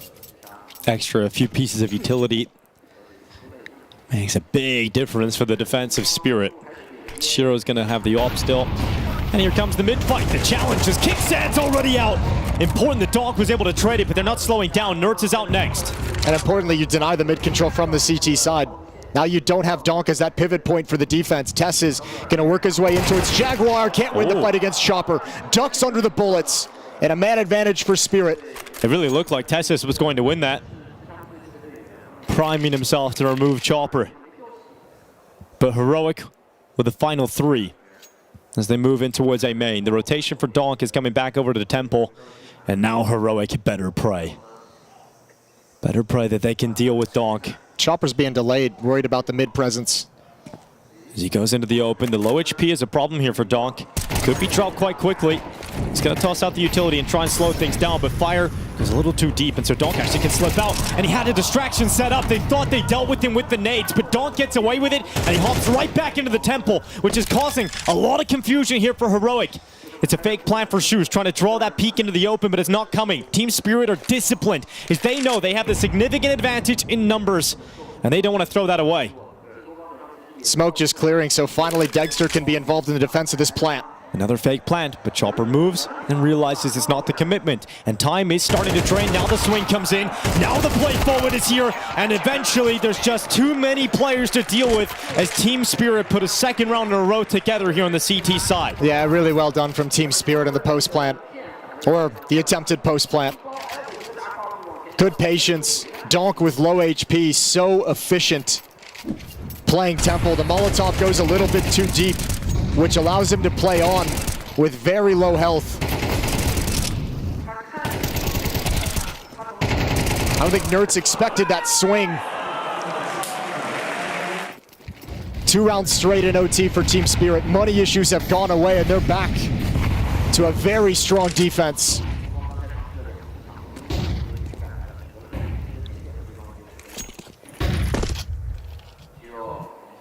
Oh, Shiro putting a scope into the cave, sees the shadow. Tessis primes himself, but unable to take the shot in the first go. He lands it this time, and Tessis is somehow still standing. His teammates fighting on, but Shiro eventually getting that kill. And it's so important that he gets that pick because it keeps Team Spirit in with a shot at this. Utility goes in, and Shiro locked in the cave. So it comes down to the 2 players rotating in. One of them Donk, one of them Zontix. And Shiro's still alive. That'll be something in the back of the heads here of Heroic. They do not have the cave control, and Donk goes into the open. Dexter gone. Is there another kill offered up here for Donk? A second headshot. Zontix dealt with, but it's information as Donk looked to the ramp. But it's Shiro and Donk together, the 2 heaviest hitters of Spirit, to try and grab match point, but Donk unable to turn. He was so close to an unthinkable play, but Heroic withstand at the very end. Look how hard they had to work for that round. Even with the 2 openings in the B bomb site, even understanding Shiro's trapped in cave, it took every single player of Heroic to hold off the retake. Donk almost makes it work. So 2-1 as they switch sides in overtime.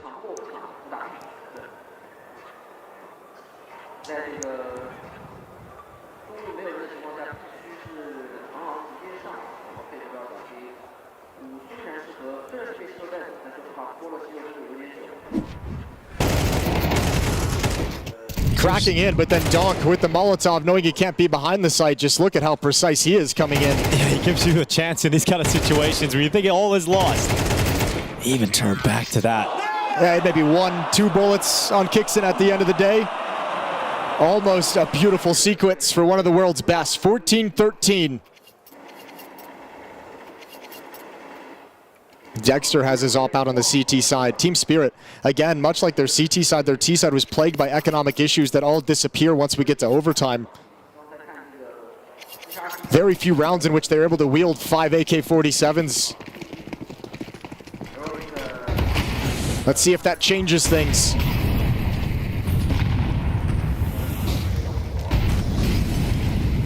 Donk out of elbow into the fight, but the flash caught him. He still gets the double kill. Sits them on their asses, and Donk has got the mid-control that Team Spirit desire. Oh, that smoke took an awkward bounce. So gonna plume at the base of the stairs. Tess is gonna try and recover the situation, but Magix is well aware of the possibility, gets the information. There's the swing from the jump up, 2 for 1, and Kixon has to back away, and ground has been gained by Chopper. And he goes back into the cave, kicks in. Oh, is he gonna be aware of this? He got his gun out, but was still marching forward. Just such good awareness as that fight is extended down the B ramp of saying, all right, I'll keep moving forward. No one here to stop me. That point for Team Spirit. Heroic have got to do it again. They've got to find a way back into the game once more. The remaining rounds of overtime all need to be picked up here for Heroic just to get another overtime secured. They rattled off 3 in regulation to make overtime. They got to rattle off 2 in a row to force double overtime.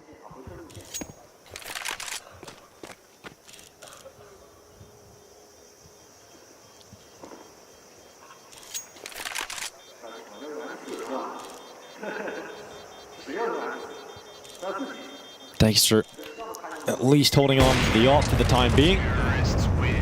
And he will be allowed it into the next.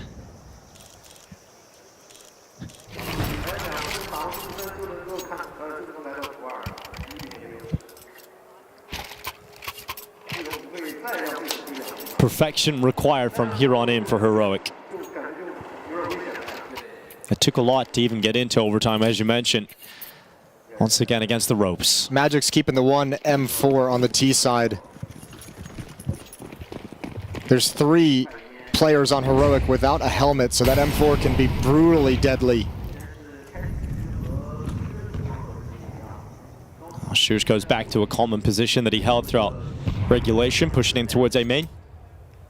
He has got Dexter holding the deep angle with the AWP as well, so Shush can just focus on what's right in front of him.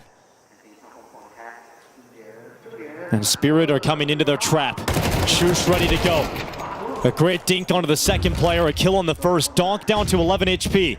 Now Dexter waits and strikes the chest of Shiro, but into the open. His repeat is punished. Donk picked up that op so quickly for the rebuttal. But with no HP, he can't really apply a whole lot more pressure through A main. We descend into a 3v3, and Magix is like, you're shifting to the A bomb site. I've got room to work with. And there's those 3 players without helmets that you mentioned alive right now. Nert's aggression. Shot goes through the legs, and Donk is going to be frustrated about that one. Now has to sit back and watch as Magix and Chopper try to close this map out. And no chance on Kickstand, so it's all Chopper. And he's not really in a position to win this round. That's the fight Magix wanted against an unhelmeted opponent as well with the M4. Couldn't land the headshot, the clean kill. 30 seconds. Chopper's going to go for it because who cares about money at this point? Only 1 round remaining.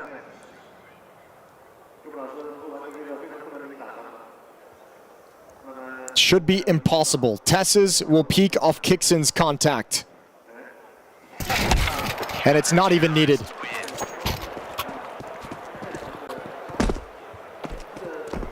One more round, and we go again. Team Spirit going to take the timeout. I love the A setup on the CT side from Heroic. Shush getting aggressive, taking in position in towards A main. The fact he gets a dink out on Donk as well. Yeah, that part's brutal. And even Donk reading the follow-up push, almost able to connect that op shot.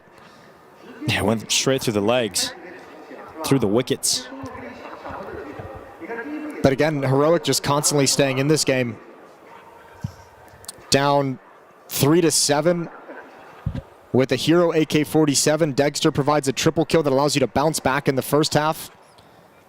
Spirit having 3 chances to eliminate you at the end of regulation, responding to that challenge. And now putting yourself in a position to force double overtime.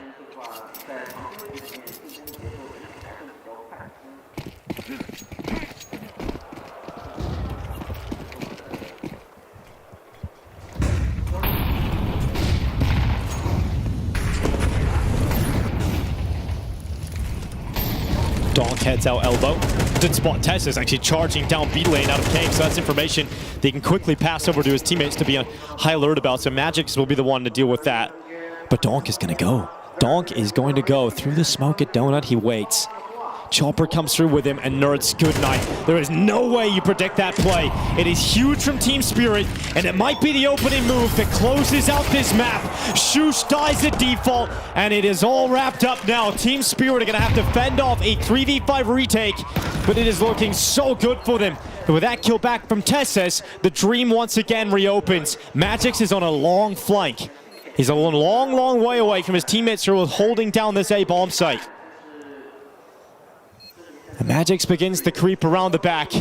Donk actively looking around the CT smoke.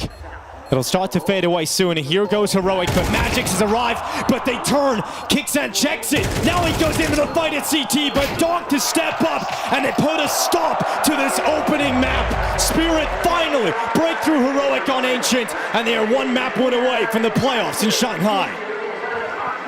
Spirit fans get a bit nervous there with that last round, but it's all good. They have won on Ancient, one map away from being in the top 8 of the major. Over 30 kills again for Donk, but Rich, Spirit don't make it easy on themselves. They want to give us a game. They wanted Donk to get a 30 kill, you know? They want to push it to overtime. That's the only explanation I have why this was this close. All hail Donk, I guess, on team, everyone on Team Spirit included. Bro, I've just never seen, I couldn't believe it like a couple of rounds ago. He is low HP, he's in Temple, right there in a 4v2, waiting for the bomb to be planted. And Chopper is swinging first, full HP out of Temple for Donk to trade in with red HP. Like, you just don't see that. It just tells you like how much faith they have in this guy. And to be fair, Donk really has to use Chopper as a meat shield. Like, it is the best use of Chopper. Yeah, no two ways about it, right? But yeah, I mean, I think the game got unnecessarily close a little bit for Team Spirit, but you have to give props to Heroic. I was going to say, I do want to give props to Heroic. I thought, like, in this stage, you can see in the highlights right now, maybe the game's getting away from them a little bit.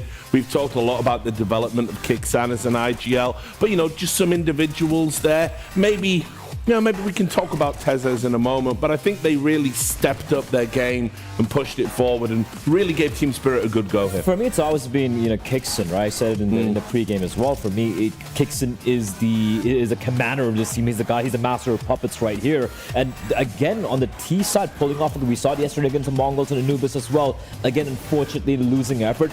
But round 23, for example, when you know Team Spirit are on map 1, just calling for the brazen fast A hit, that's the sort of things I want to see. The small little tricks being pulled out here as well.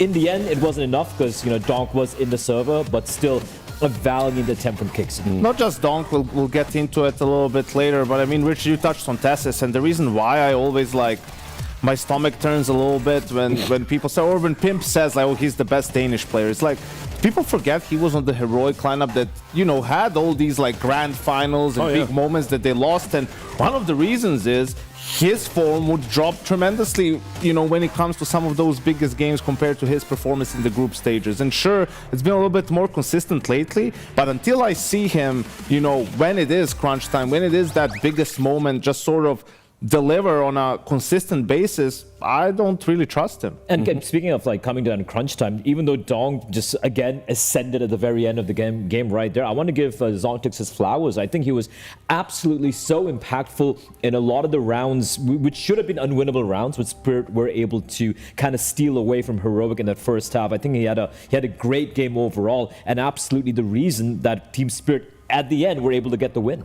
Well, I mean, look. Of course, I talk about. You run out of positive things to say. I mean, I guess we can just frame it this way: the hype is real around this player. You know, even when Donk has the little dips, like I saw one tournament where I think he had like his lowest rating like ever in his fledgling career, and everyone was like, "Lol," you know, he's washed at 17, and you know all the other sensible discourse you get out there. But in terms of someone who's been around a while, it's very hard to think of a rookie player player that like has been this impactful, particularly at the start of a game where his style of play is so unique. It's the style everyone wants to emulate because it's what has the impact in this game. Yeah, one obvious one is, you know, Zaibu, but he's an AWPer. Like, when was the last time we saw a rifler have this much impact and be an aggressive rifler at that, just going for openings time and time again, mechanically incredibly skilled. I mean, he's a phenom. There's no two ways about it. And, you know, Spirit,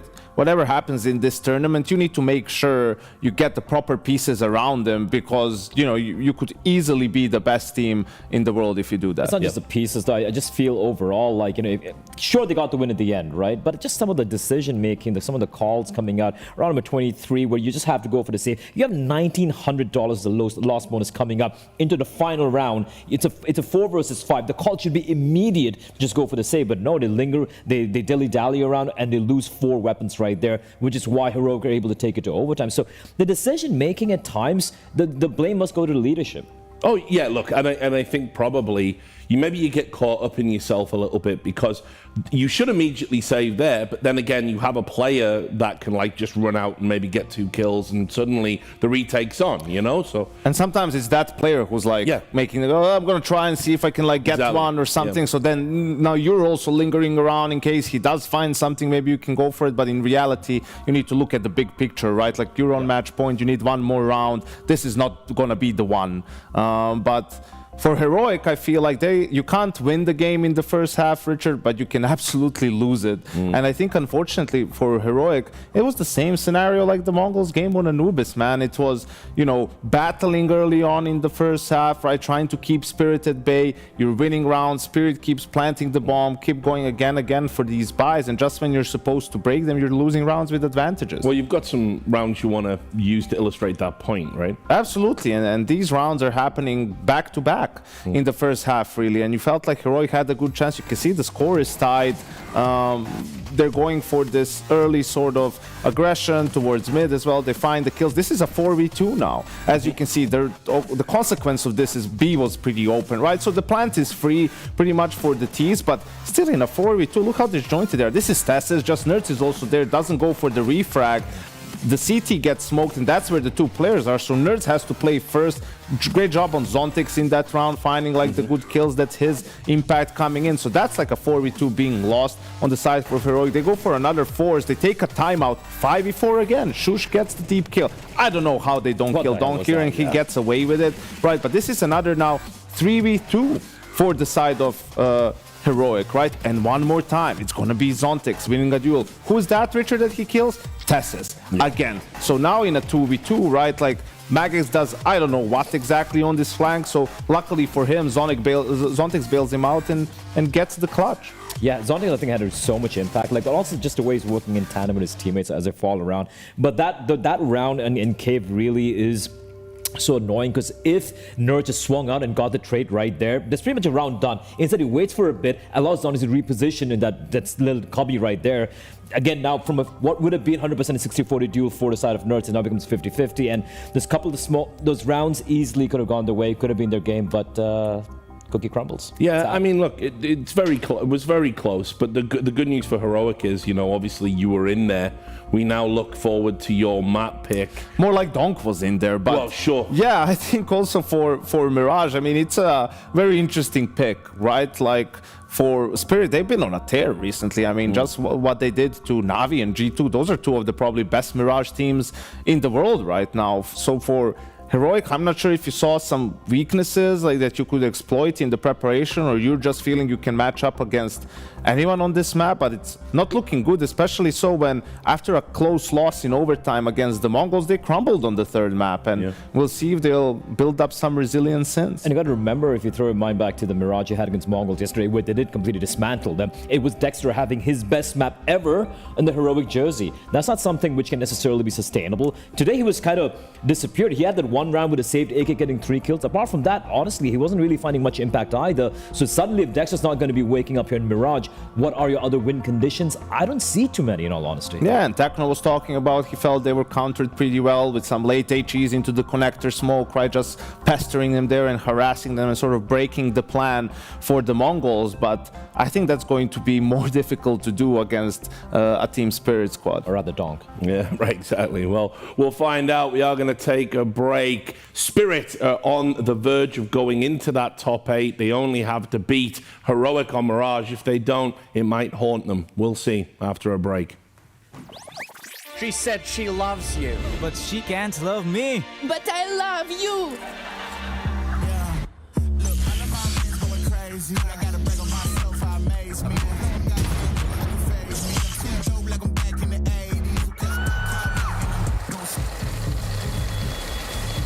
I won't play window anymore.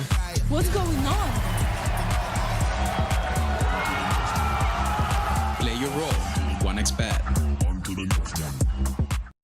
One of the favorites for not just the RMRs, but the whole major itself is Team Spirit, and they had one hell of a crazy run when it comes to the RMR. A bit scary at times it might be, but I finally get the chance to talk to Chopper, the in-game leader, and understand exactly what has been going on. So Chopper, first of all, how are you? I'm good, really good. You're really good? Yeah. Even after what I would say was quite a scary RMR, how do you view the performance? It was really scary after the game with Passion and G2, I guess, also. But we was confident about we won 2 second game in last day because opponents not so good for beat them. They good. They make 2-2 points or 3-2 like NIP. It's really good, but they are comfortable teams to play against them. We don't scare about. We don't pass to major. I think we was confident to go in. That's good that you were still confident and not scared. I want to ask for you though, was it stressful? I have situation in my career on major when we do 2-0 or 2-2, and it was maybe 3-4 times, and for me it was really scary. Now, yes, and I think, I don't go to major. I'm really from RMR, and now this time I don't think about it because. We play really good game against G2. Yeah. It was close game, and after 5 games or 6, we won map on them. For us, it's a little bit achieved.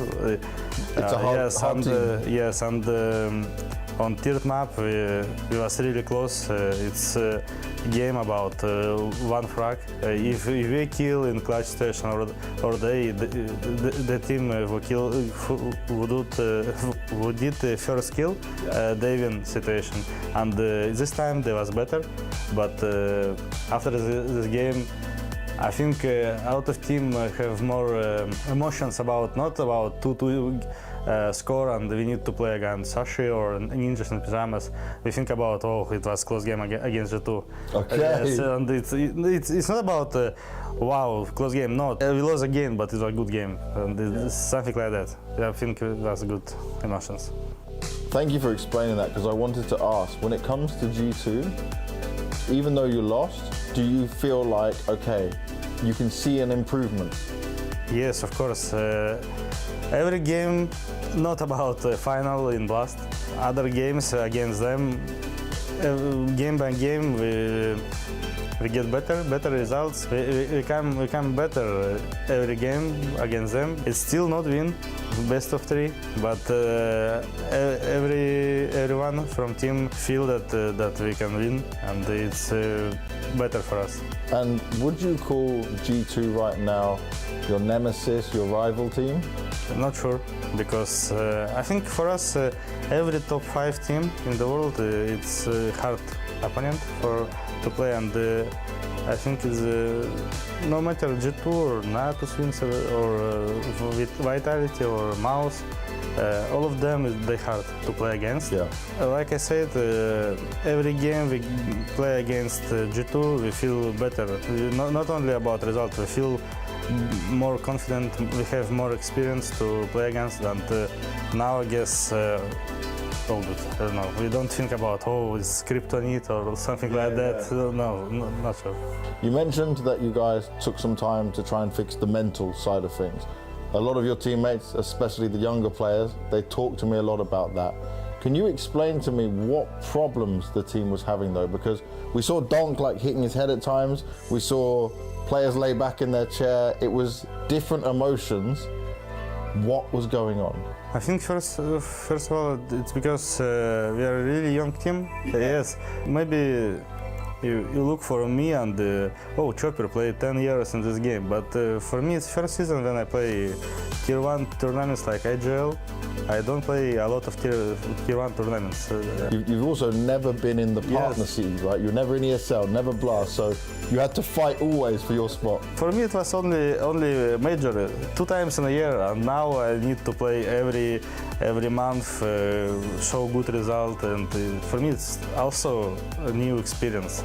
I want to also talk about Spirit this year in 2024 because it looks incredible when you start off with the win at Katowice, then Spring Finals you get the win. You had second place at World Final. I think Cologne was the only bad event of the very best events. You obviously had the BB events as well, but they're not the elite teams, not the very best. So how do you feel about the year? Because it's the best in your career, right? But do you feel like you should have won more? Are you happy with this? Of course I'm happy because it's really my best season in career. And first time I win T1 tournament and win another one. 2 more good tournaments. Yes, but of course we want more because it's last tournament in the year, and we want to make better what we can do. I don't know. Now we're getting closer to actually taking part in the major, but there's a lot of fans giving a lot of love, especially to Team Spirit out there. How is that feeling for you guys? You enjoy it? Yes, of course I'm enjoying, but for me it's a little bit also strange when I'm like about a lot of people cheering us. Don't cheer, they incredible players, and a lot of people fun for them and for our team, and for me it's good. Then lastly, all you have to do now, and you can say it in Russian if you want as well, anything you want to say to all the fans, everyone out there? Спасибо, что поддерживаете команду. Мы стараемся улучшаться и показывать лучшие результаты с каждым разом. Иногда это получается, иногда нет, но спасибо, что поддерживаете. Nice. Thank you very much, Chopper. I finally get to tick this one off the list and get an English Chopper interview done. That I'm very lucky for. And let's see if he gets his dream come true, if they'll lift the trophy at the end of the Shanghai Major.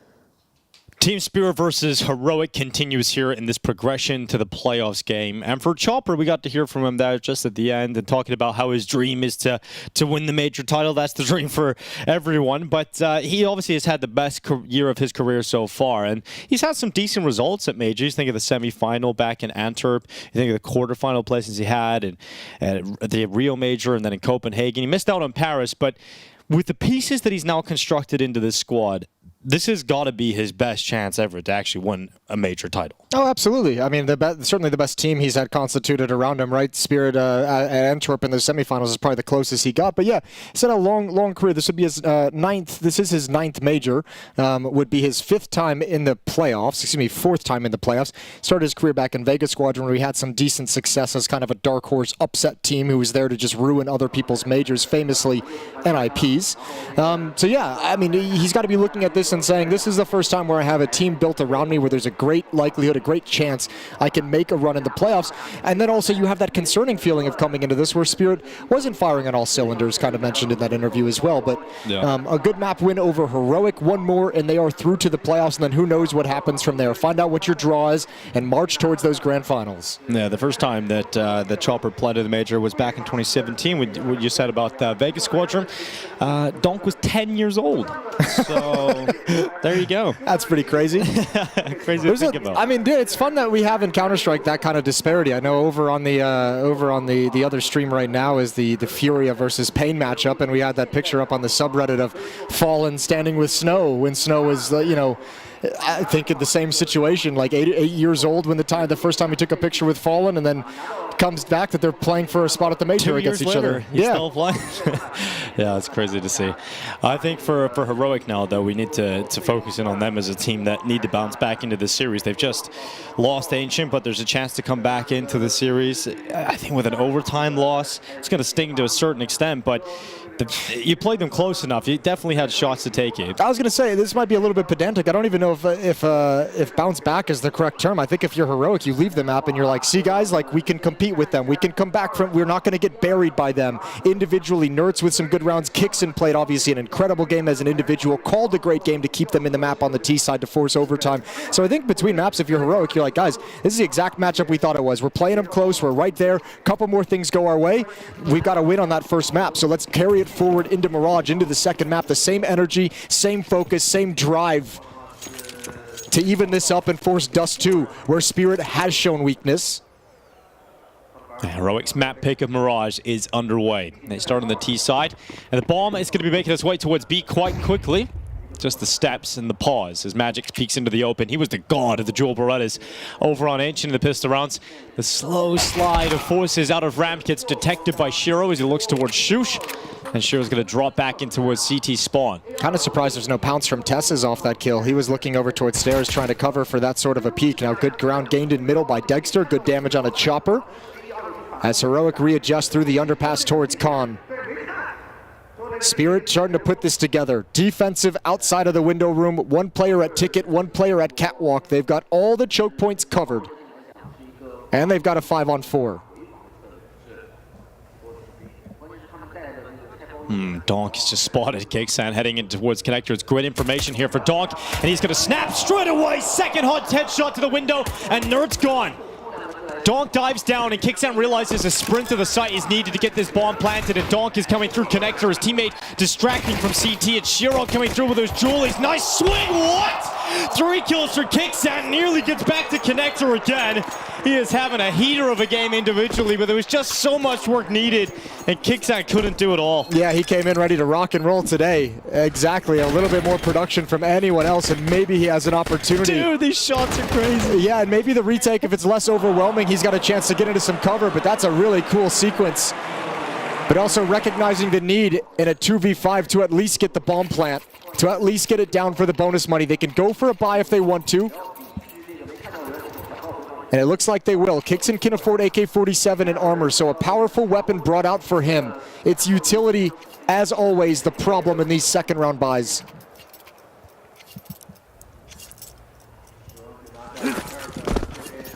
The first half of Ancient was littered with economic problems for both teams. Got into this war of attrition when it came to the money, and you didn't really see a whole lot of really solid buy rounds. I feel like the Spirit never really was all that interested in saving in that first map. No, just kept buying, just gun in their hands every time. If you can get a rifle in Donk's hands, which was cool. A shot. It was a lot of fun. Yeah, true.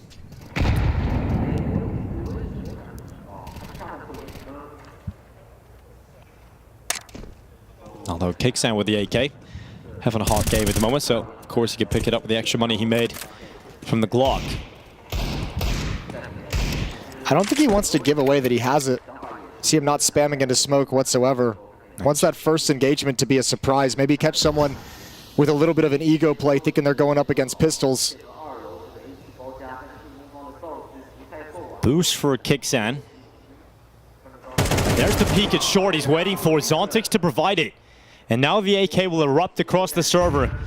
Heroic get their opening pick. Donk to deal with the push out of Palace. Shush walks right into him. Donk worried about connector and jungle, leaving Chopper to deal with the push out of A ramp. She will certainly do with ease. And he'll move out of the sandwich. Donk with another couple kills here at jungle.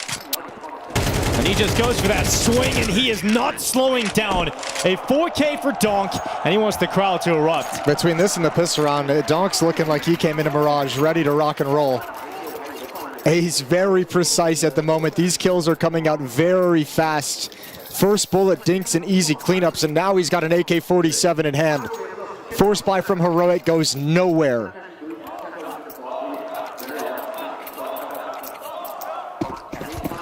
Definitely a fan favorite out in Shanghai is Donk. Been watching the behind-the-scenes vlogs. It's always great to see those with Spirit, and yeah, they've just been getting so much support wherever they're going. And, you know, Shiro and Donk in particular as the two standout superstars of the Team Spirit team.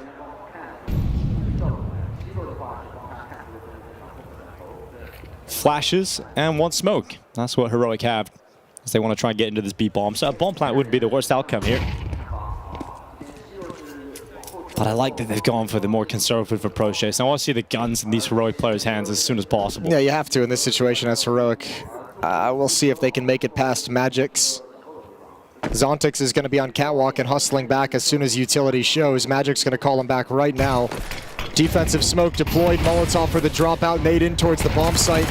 And Magic's caught jumping and taken down. Plant is a real possibility. Nothing to stop them. Even the nade on the follow-up misses. So the bonus money is there. And the goal accomplished for Heroic in that round. Yeah, extra money to work with going into the next. Nice and clean in the end, though, from Team Spirit. Swiping those unarmored opponents under the rug. But here comes the buy. And the AWP immediately purchased for Heroic. And for Shiro on the Team Spirit side of things. Drops his rifle over to Magix, who went down. Picks up the AWP in return. 3-0. Kicks first crack at a gun round on Mirage. I enjoyed his T-side. A couple of really cool calls, but that missed window smoke, that could be a big problem here.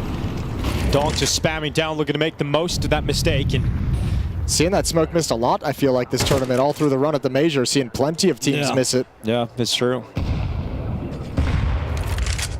Been a big problem. Changes your initial plan too. If you want to go out top mid, you know you're going to have to deal with the fact that that's open. You might have to change the plan on the fly. Nerds, he's applying pressure and he's not stopping. He's actually just walked straight through the connector smoke. This is a cool move from Nerds. Oh my god, he's gone right by him, and Zontix. He will still fall at the hands of Nerds as Donk makes sure that that trade is available here for Team Spirit. He's burning in the corner. He doesn't have the essential util, but eventually smoke comes in to save him. And Donk is going to sit in the corner, not moving into the open, and not being spammed down. Dexter takes a pause, looks back from the reaction, and Dexter's got 2 kills at short. That's a nasty little change of verticality, dropping down onto the stairs. Shiro couldn't adjust in time. Bomb planted, and Chopper trying to hang on while this smoke fades for Donk. They know he's still there. Yeah, they know he's still in that corner, and eventually he'll take the fight. Tess has to close it on Chopper, and Heroic have their first round victory here on Mirage. That's all on Nerds, though. Look at how much chaos it causes. His first kill coming through that smoke. Awkward engagement with Zontix. But once you get that kill and gain that position, the whole defense is under a ton of pressure. Limits what Chopper can do, limits where Donk can go, especially with the Molotov at his feet. First round for Heroic. And a timeout taken from Spirit.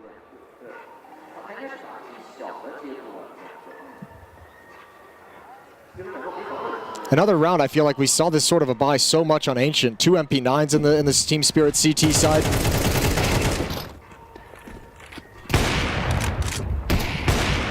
Nasty shot.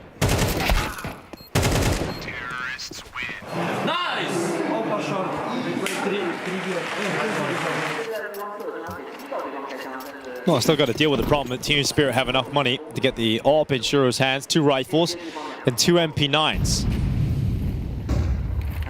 This time the window smoke connects.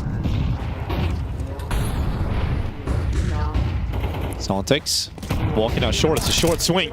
It's a very heavy commitment despite being blinded here for Zontix. And he's got a whole heap of utility. So you don't want to lose that early on here if you're Spirit, and a boost could be a really good idea. Zontix gets fired up on top.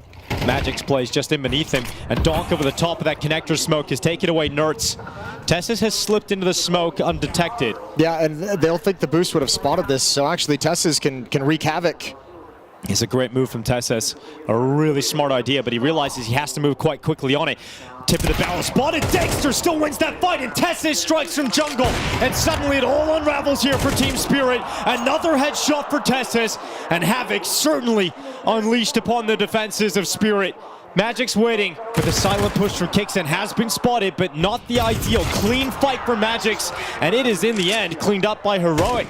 And the Team Spirit just used a timeout for this round. I don't think they want to burn a second one this early, but there's certainly going to be a conversation about how this unraveled. Donk going to be wondering how Tessis was able to get such a good position. And look at again, Shiro has been put in some awkward situations with the AWP in back-to-back rounds.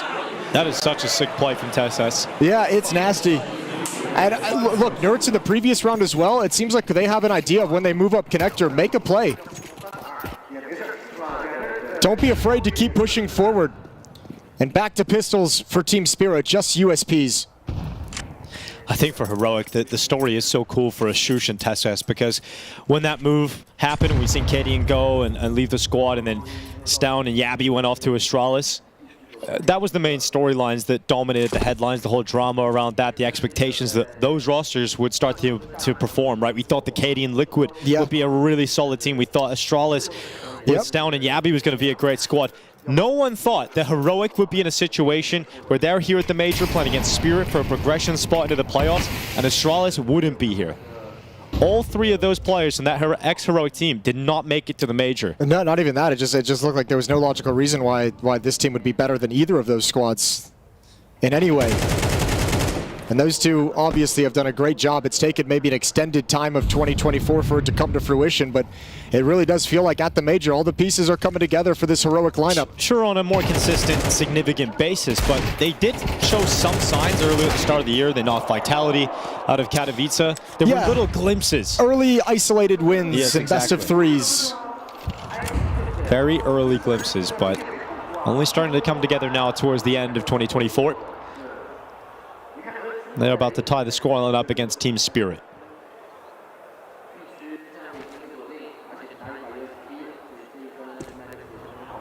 Good kill from Zontix, but this round shouldn't slip out of control. Magic's only with the USP. Been spotted now as well. Free kill. Deagle comes over. Would have to be the best shots in the world from Donk. And they'll prioritize the AK-47s. And a weird economic situation, keeping those in hand. In fact, they're going to start sliding up the stairs for some exit kills. So Donk and Zontix working together to decimate the fallback away from the bomb explosion if Heroic come through halls. But Heroic have tied things up at 3. And it's not like it's any crazy tactical team-wide call, but great calls to put players in positions to make the plays necessary. Nertz in the first gun round, Tessis in the follow-up. And Heroic's delivering on this Mirage pick. Their selection in the series.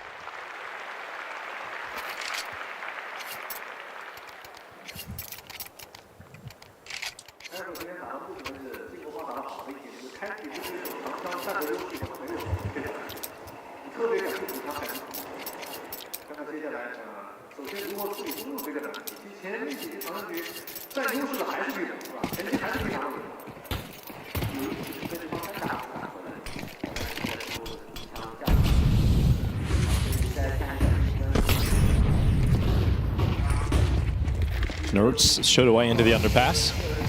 No challenge coming his way. Tessis being supported by utility thrown out by his teammates, looks to combine this mid-control with Nertz, who gets the fight going in the connector. Donk is dead. And so will Nertz as the grenade from Magic's evens out the numbers. Yeah, pretty fair trade as well. Your star players, your more aggressive space-taking players who want to get stuck into fights, both just cancel each other out. We descend into a 4-on-4. Tessis calling out the presence of one on catwalk due to the trajectory of the nades. Zontix still not spotted up in ladder room. A heavy lean towards the middle and B side of the map. Even Chopper rotating over. Shush is still lying in wait to lurk up a ramp on a timing.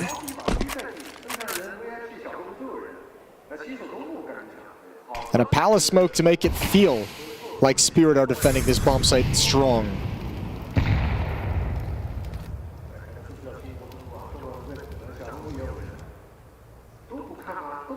Oh, Magix, here he comes. Over the top, not spotting the heads. Now the attentions will be drawn towards Connector, but his head is ripped off by Tesses. Chopper having to defend from jungle, and it's only one. Here's Shiro, no collateral. That'll not save the day, so it's on Zontix instead to win it in the 1v2. And Shush dives to the back of triple, and we know Shush has got a clutch in him. He's comfortable in these kind of scenarios. When it comes down to the thinking man's game, it is going to be Shush that just hits the headshot instead. Zontix off the top of the stairs, and Heroic take the lead. And so far, this has been really like missed opportunities from Team Spirit. The Magic's engagement could never find a clean fight, peering off catwalk in towards Khan. It felt like he would have at least one headshot, but what a beauty from Tesses, and an even better trade from Dexter. Oh, that's the shot. Man, there's so much emphasis right now on middle and Connector from Heroic. Every single round, every single gun round has been decided by Heroic marching up Connector and Spirit unable to stop it.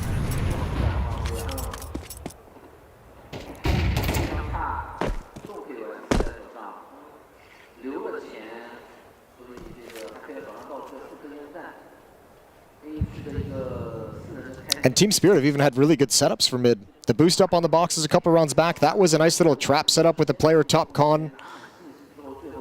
Open window and Magic's on catwalk. All of it just gets busted and broken apart with very little impact.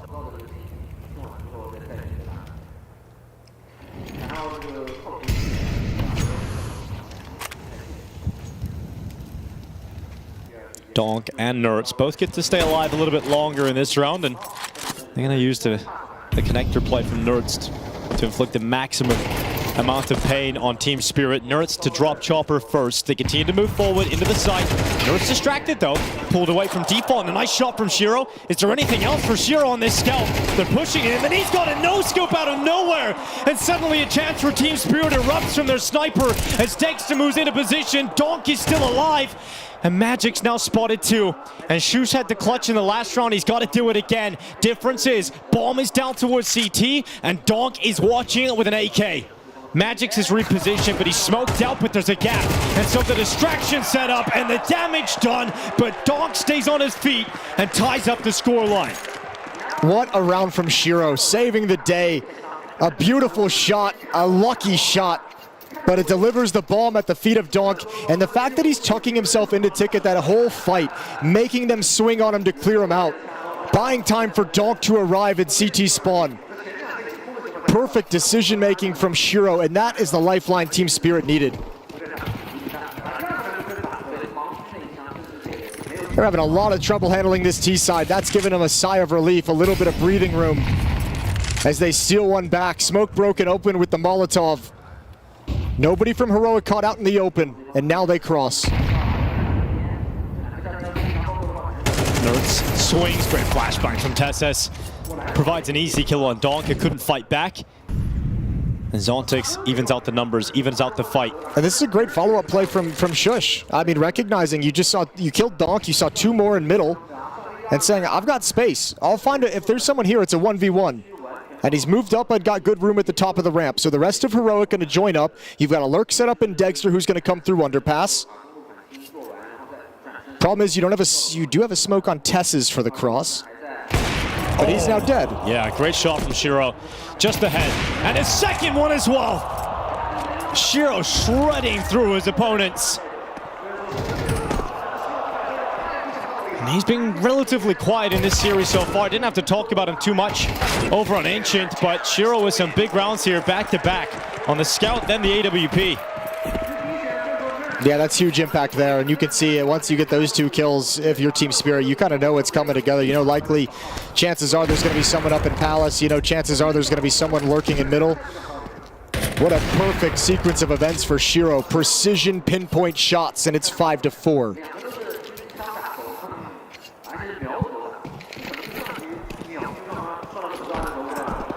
Heroic feel the hurt of that kind of round loss as again they're down to pistols, and I like the idea for Nerds. Just unfortunately, Chopper was ready for it. Have to land an absolute blinder as he sprints out ramp with the Deagle.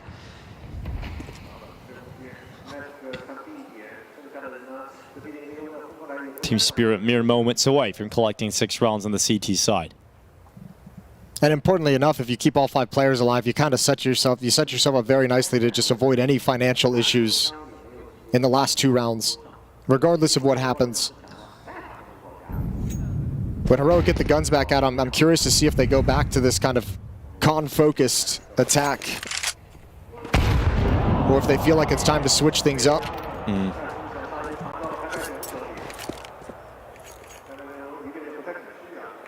Tessa's coming out of the ramp now with the Deagle. Smoked out. Tessa's will move in. We know he's quite sharp on the Deagle, but no, his teammate's gone. Just one shot would be a luxury. One that will be provided. As Chopper couldn't quite stomach both kills and got none of them as Donk just flies through the sky to close it out. All right, 6-4, 2-round lead. Final 2 rounds of the half, and it's the first time out called by Heroic. Saw wants to get involved in the mic. Prepare his team to scrape together as many rounds as they possibly can on their map pick of Mirage.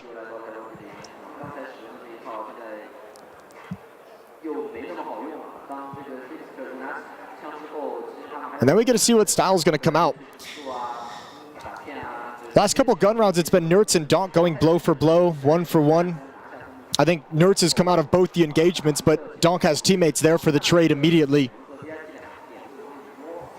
I feel like Nerds is a piece they'd love to have into the mid-round, a guy who can just sense a way to make a play, an impactful move.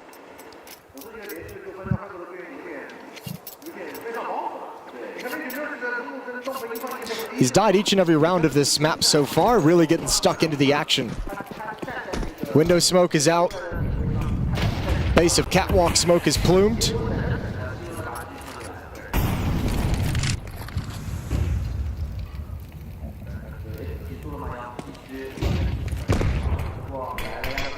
Smoke up in Kickstand's face, just as it looked like he was wanting to get that fight going. Nerds is hearing steps above him on short, though. You mentioned this fight between Nerds and Donk inside of the connector. Look how much attention they put here, though. Donk and Shiro in con. Zontic's up on catwalk. They don't realize that he's already made it past. Well, that grenade is not going to help out his chances, but the push from Shiro certainly will. Nerds just annihilates it. Big move for the AWP to go into the open fight at connector. Donk to win the duel against Nerds and a second kill in. So Donk undoes the hard work, or rather undoes the hard work of Nerds. And here comes Dexter coming back through short. Bomb in his back, utility with him. And Magic's watching the window drop out into the site. He sees one coming up short as well. Calls for his teammate to watch that as Magic's and Zontic's combine. They shut down the last-ditch effort into the B-bomb site from Heroic. Yeah, beautiful play, beautiful defense at the B-bomb site. Obviously, Donk has the spectacular kills in middle. He's now up to 17-5. The hard carry performance from Donk at this major continues. Highest rated player. And then you go over to Magic's and Zontic's defending the B-bomb site. The spot towards catwalk and recognizing Magic's. He can commit to that fight because his teammate's in trouble. It's a 3-round lead. And ever since the scout round from Shiro, this game has turned on its head.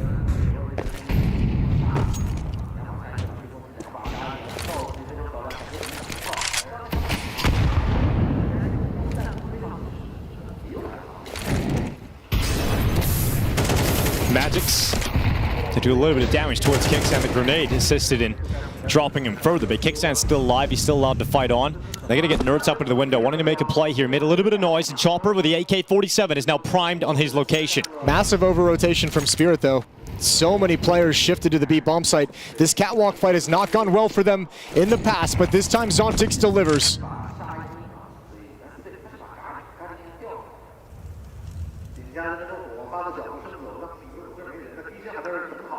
Chopper waits inside of the A site. They're coming through that smoke now. He spots them just about with the cover of the default boxes, and his teammate in Donk. They will shut down the effort through the connector, leaving Kicksan on 20 HP alone against the entire force of Team Spirit. An 8th round secured right at the end of the first half. And Team Spirit edging closer to the playoffs here in Shanghai. 5 rounds in a row. Spirit end that half, and it all began with the scout from Shiro at Ticket. A force buy with 1 M4 on Donk, the scout on Shiro, and those weapons deliver for them. That round was nuts. It felt like that was the only chance into that round as well. Nert's involved in 8 opening engagements in this half as well, winning 6, losing 2. Very active. Yeah, he's just been involved in so much, and that's why it was so painful, I think, when he got traded off early on in these rounds, because he was the biggest creator, the biggest, the most aggression that we saw of any of the players. On the heroic side, they struggled, I think, at times to find success once he went down. But we'll see, because it felt like a very similar half. Like it felt like Spirit could handle what Heroic was throwing at them throughout that half. But you think of some of the early gun rounds that forced the saves. They kind of lurked through the smoke from Nertz, the crazy play from Tess's. If you don't get those plays to turn rounds in their favor, Heroic could have been buried. So switching over to T-side, pistol round is going live. 2 smokes, 4 flashes for the Team Spirit attack in this pistol.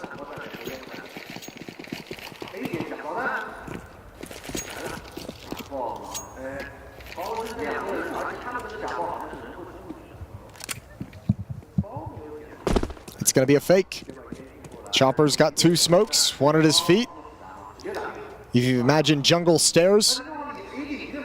With the advanced stack defense at the A bomb site, though, it'll be pretty quick that Heroic realizes it's a fake. The problem is, I don't know if there's going to be enough resources at the B bomb site to handle it. Kixin and Tess's, it's all on you. And Kixin has a molly. And now here's the steps. The utility goes in, but Donk is already beyond it. He's already deep into the B bomb site, but he's alone, severed off from his teammates. And great shots from Kicksan and Tessas as they stall out the Spirit attack. Yeah, that Molotov did so much work, so much heavy lifting in the round. You're exactly right. Donk got segmented off from the attack. Nobody to follow up on his position. And a really tough duel out towards Catwalk as he lands on the ground. Kicksan plays this perfectly. Magix and Chopper to try and pick up the pieces. But it's just so unlikely as Heroic is going to converge on this bomb site. And Kicksan still delivers even more, 5-8. They continued to frag throughout the series as Kicksan. But Heroic once again have to come back. They were capable of doing it over on Ancient. They showed us that they were able to pull off massive comebacks and find gimmicky ways to get into the game.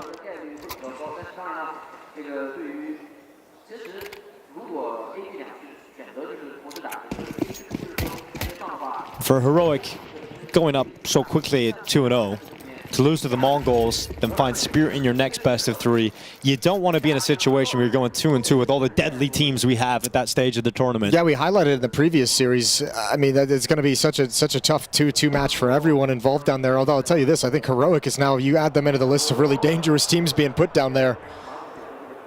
With the likes of FaZe, with the likes of Na'Vi. All in best of 3s. What a cool stack from Team Spirit into the underpass. But it relies upon Heroic becoming undisciplined and impatient. And currently, that is not the case. They're allowing Team Spirit to come to them. When you have set your course on a big comeback, you can't afford to give away any of these kills. And Kicksan getting information early from the jump spot, calling upon Tessas again to come and help him. And a similar result to the pistol round. It is a shutdown from the combo of Kicksan and Tessas that leaves Spirit's bodies scattered in the apartments. 2 jumping kills with the MP9. Nice, spraying the bodies as well. Kicksan getting into the action. Yeah. Not quite the jumping double with the AWP, but the MP9 will take it. Yeah, close enough. Yeah, at this point, we'll take it. AWP is going to be passed over to Dexter for the CT side. Wasn't exactly volume fragging in the first half, but had some very critical shots, some very important trades with it. Obviously, back on Ancient had some very good shots as well. Well, it's going to need some volume fragging now in the second half as they try and topple Spirit on Mirage. Mirage in the past, when we talk about Dexter's peak as an alternate player in CSGO, he would be incredibly gifted on this map. He would take over the server. He'd have games where he win it on his own. He's got to have a similar performance here, and Magic's getting pushed by Shush. It's a great start here for Heroic.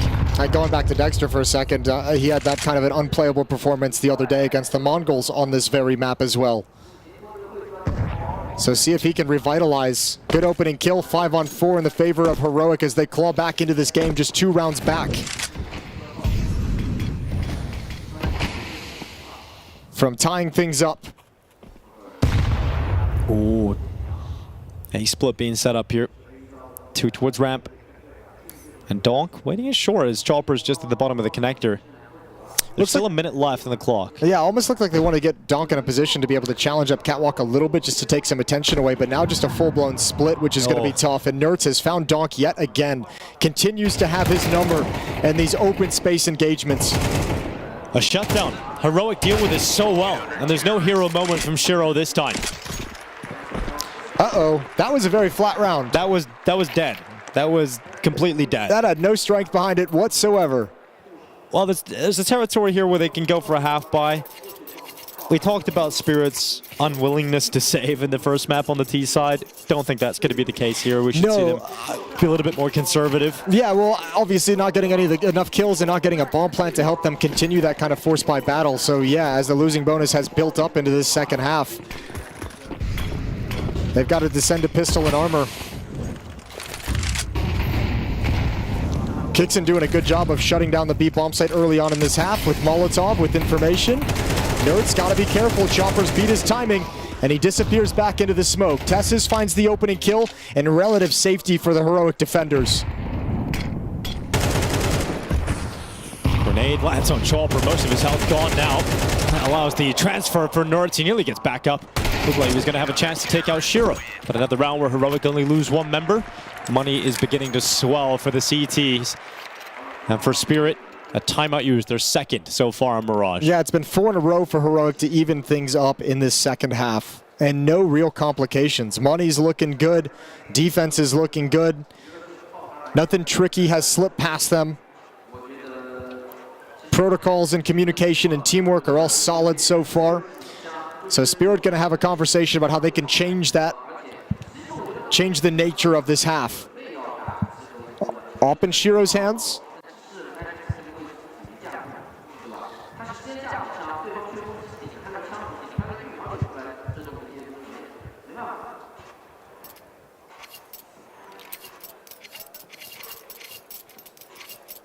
Shiro has been getting a little bit of criticism from the community's perspective. He goes a little quiet in games. Not used to seeing him this quiet. They remember the days of Shiro's past where he was one of the most exciting snipers in the Gambit team and then into Cloud9. But he's definitely had those moments in Spirit, just sometimes dampened by the fact that there's so much firepower elsewhere on the team. First gun round was a very early kill on Magic, so Spirit's going to be happy to start moving into the mid round after the initial salvo of utility in a 5-on-5. Very patient, spread around the map. Bomb is dropped at the back of A ramp. Kind of feel like this mid control is all to set up a play through Con. Follow up window smoke. Follow up defensive smoke at the base of connector to negate the timing.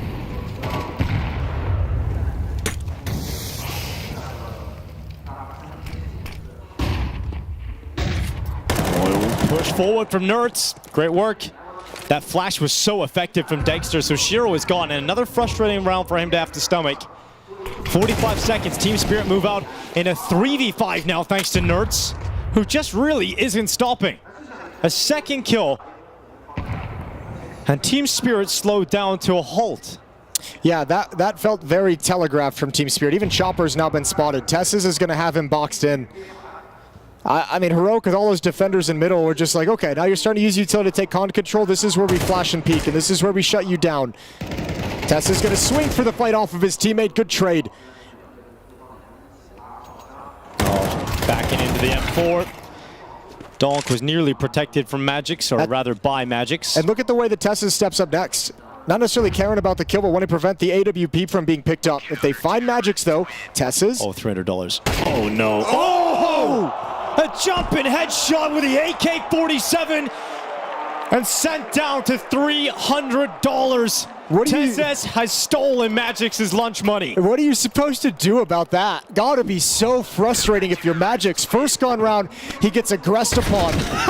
This one, because his teammates are going down, he never get a chance to play, and now you got no money. And Spirit have bought right back up, but this map is completely out of their control. Bullied.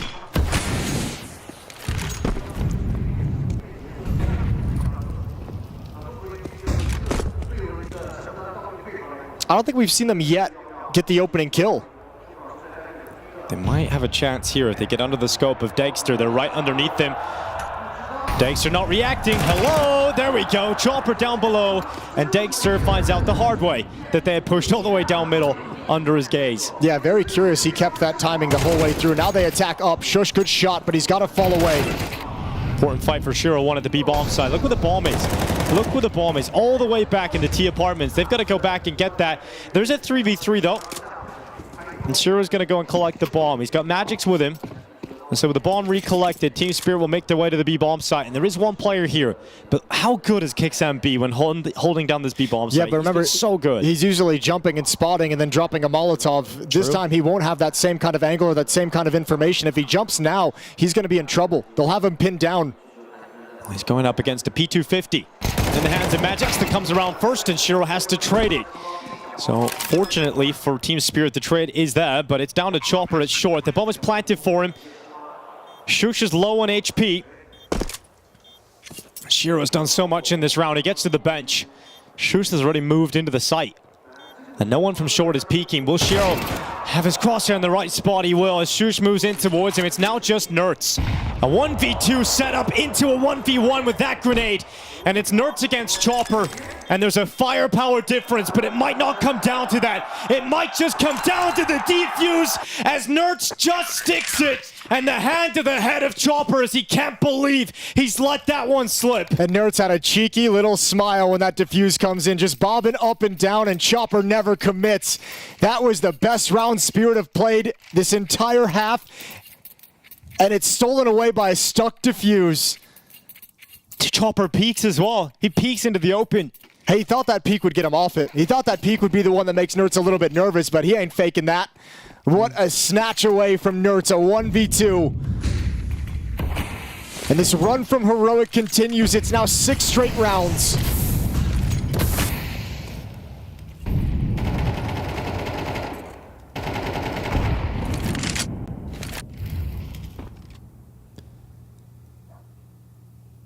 Donk. Oh, it's a tough fight. One that he really shouldn't re-peek into. Tessis is forced off the ledge, and so with that information, Donk can move out. Heroic have never been punished by these more aggressive stances in middle. They've been coming out on top of all of them, and once again, it's Nertz. Not completely blinded from the flashbang, and even the op on Shiro misses as Nertz slides into it. Controlling, just like on Ancient, controlling the middle of the map is Nertz, and so impactful from this CT side. 1 minute on the clock, and as you've been pointing out, Team Spirit have constantly had to play in these 4v5s. Losing the opening player, having Donk gone, and he's gone silent. This is huge for Heroic. Ooh. Nertz just moves away. Here comes the peek towards Dagster. Shot not gonna connect. Shush comes off the top with the wood. It's Zontex that goes down. Great kill from Magic's inside a connector. Nertz to swing it. Damage done. 30 seconds left here for Team Spirit, and they're making their play towards A. And Shush has not moved. He's waited this entire round for that palace push through the smoke, and Chopper is the man to provide. Round is done again. And 11 rounds to 8 for Heroic as they are getting to the tail end of Mirage. Looking to bounce back after an Ancient loss and send this series versus Spirit to 3. Shiro holding on, fighting on, and will die. At least money in the bank for Shiro for the next, but same can't be said about every one of his teammates. No, but this T side has been horrible. Heroic's the defense has been so much stronger. They seem so much more comfortable, and this is what it looks like when it feels like you can't tactically outplay the opposition, but also not even getting any entry kills any longer. This is where Nertz is winning out this fight against Donk so frequently on both sides of the map. And Chopper's never given any chance to play with an advantage. And with all the aggressive pieces constantly battering, ramming in middle, the Lurkers like really have no opportunity as the round gets into the later stages to make any kind of a play. I almost think Team Spirit, it's time to go away from this default. Like you're at the end of your chances to get back into this. Give me an execute. Get into a bomb site at the very least. You've had one of them.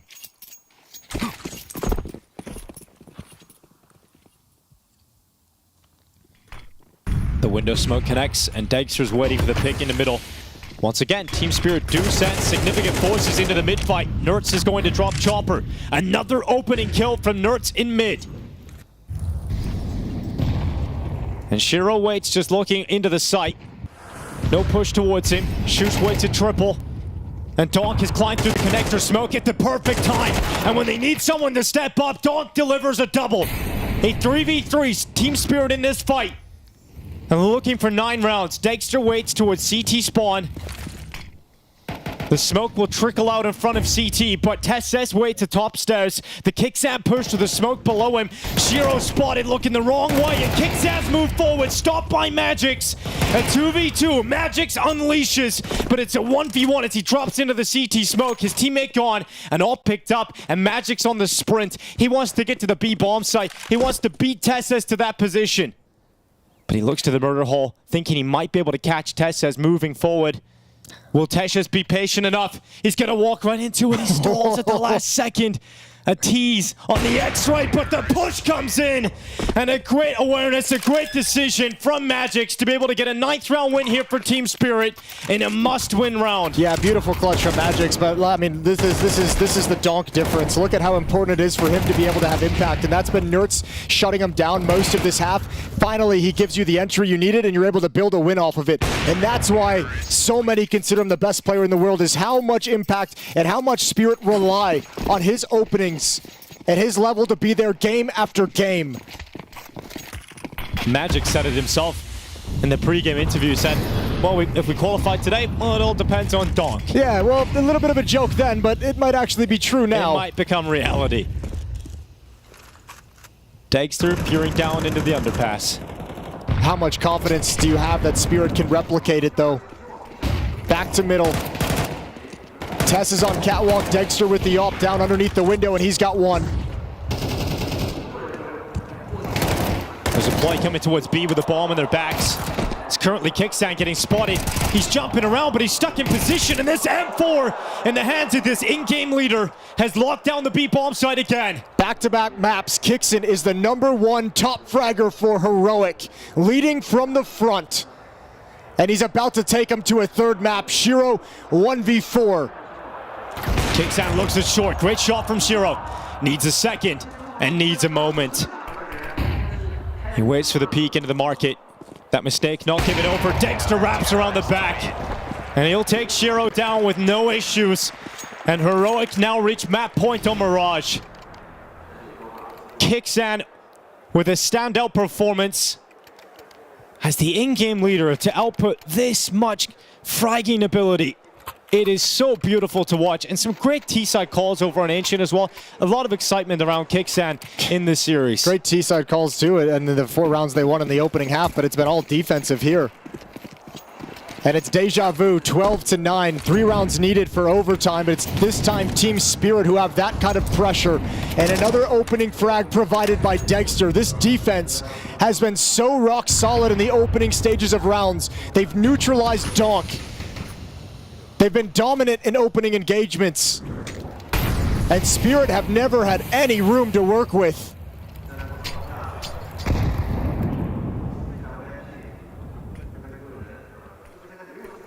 Nertz has been Donk's nemesis in mid. He's gonna wait, just passively in connector this time. Holding the advantage. Chopper to walk through the smoke. Oh, timing is unbelievable. Nertz takes a step back into the smoke just as Chopper moves forward. But Tesses is still in a powerful position. Watching from short into the connector. And Nertz looks to peek with him. Dagster's now brought his scope over. and has it pinned in con. Almost seems like they know. They seem to know, absolutely. Utility going to be used up. Chopper forced away, flushed out by Nerds. Here comes the push from Tessus, it's short.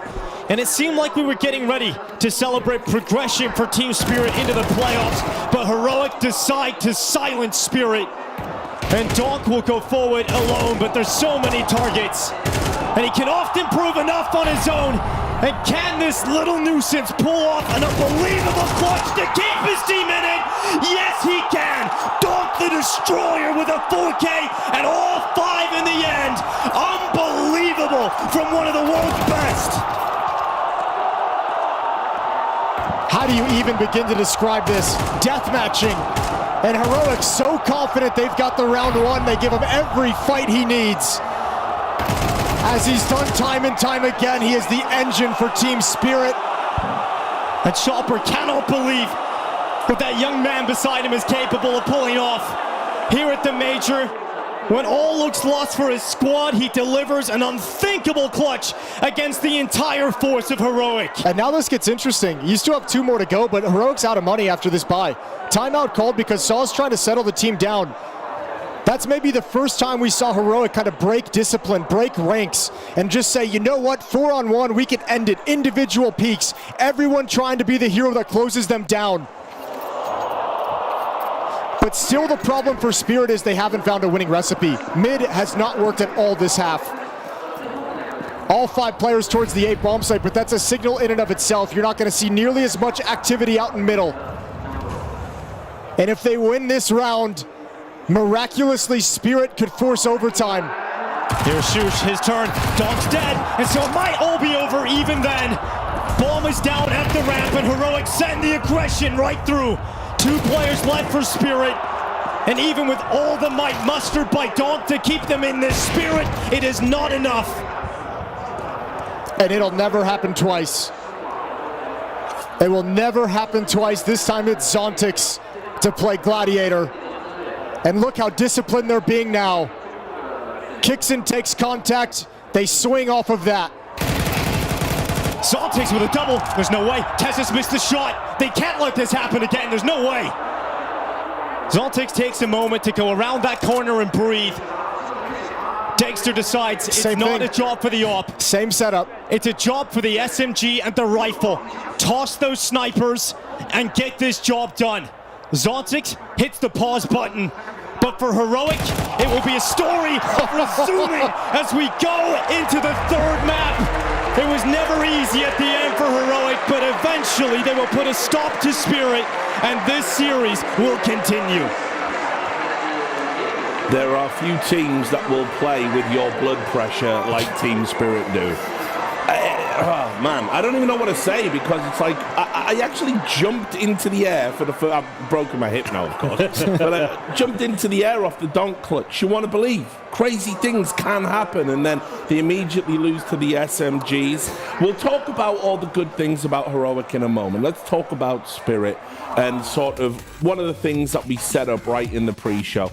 Like, other than that one clutch, I think it was a 1-on-3 and the pistol round. What did Magix actually do this game? Like, real talk. Not much. No, not all that much, unfortunately. And the problem is, like, with how Spirit was playing, especially on their T side and defaulting, like, he was just getting punished time and time again. And listen, if you get overwhelmed on the side of the map, right, as the T angle, like, 1 or 2 things needs to happen. Either you need to get 1 kill before you die, or you need to play it in a safe position where you can get the information and stay alive, right? So that you give your in-game leader a chance to adjust, you give your teammates a chance to react, and neither of those things was really happening. The worst thing that can happen to you in a round on T side, if you default, is for your anchor to just die early in the round on the side of the map, and then you lose all control of the A bomb site. So what is Chopper supposed to call now, right? Like, you can either speed up towards B before they can play off of that information, or, you know, if someone is close, connector, try to, you know, pray that someone finds a kill, or you have to slow it down all the way, potentially come back, retake that part of the map. It just leaves so many gaps in that case that it's really hard to come back from. Yes, I mean, so frustrating to watch Blair. And look, with the firepower they've got, there's always that puncher's chance of getting back into a game. All you have to do is just do your job, and set Donk up. Bro, like Donk and Shiro were death matching in the first half, by the way. Shiro was just like absolutely mauling them alive with the scout, Huge with the part AWP. of why they're back on Mirage. Yep. And then of course you have Donk just jumping around and Tetris just getting kills at will. And then moving in the second half, and it was nothing. I think they had like 3 kills in that in what the 4 or 5 rounds they won in a row. And until the very moment you had the 1v2 clutch you talked about from Magic. Well played right there. And then of course Donk with a 1v5 from the most ludicrous round we've seen so far throughout the RMRs and the major. Apart from that, their T side was nothing. It was flat from Spirit. Yeah, just so frustrating. Really crazy to watch. I'll also tell you, Richard, I mean, in the second half, up until that ace in the 1v5, Donk had 2 kills. And it all came in one round. He had that one double kill. And yet, that was it, right?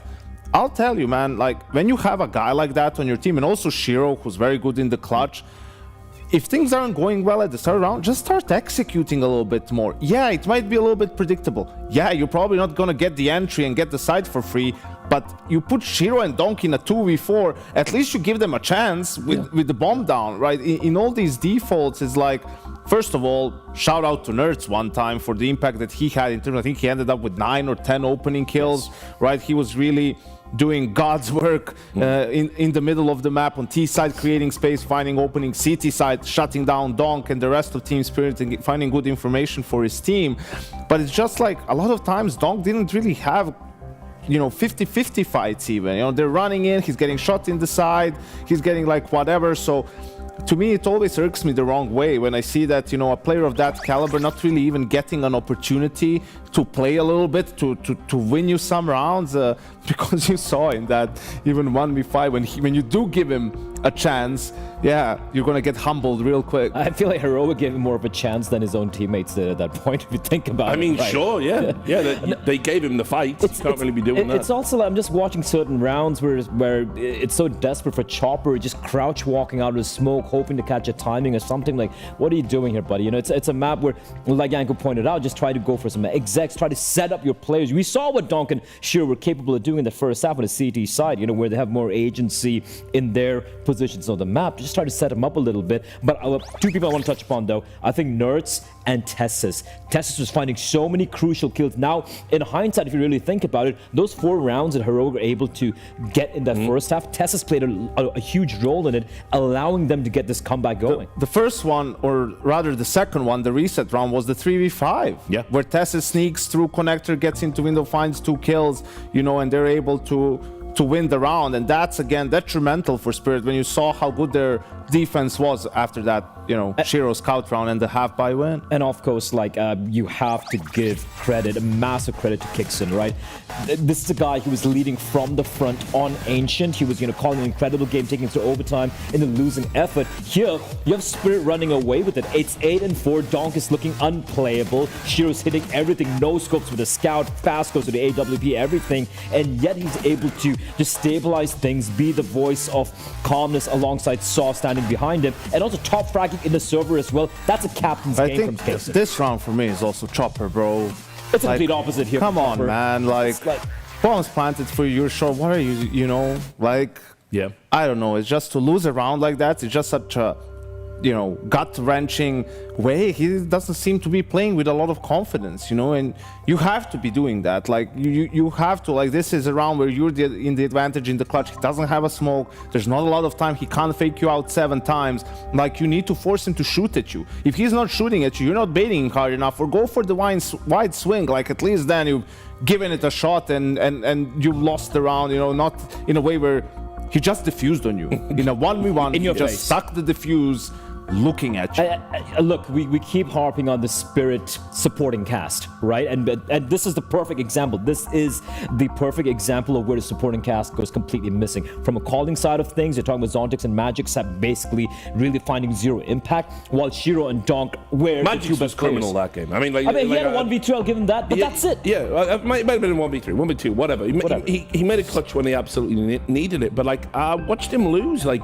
every duel he took.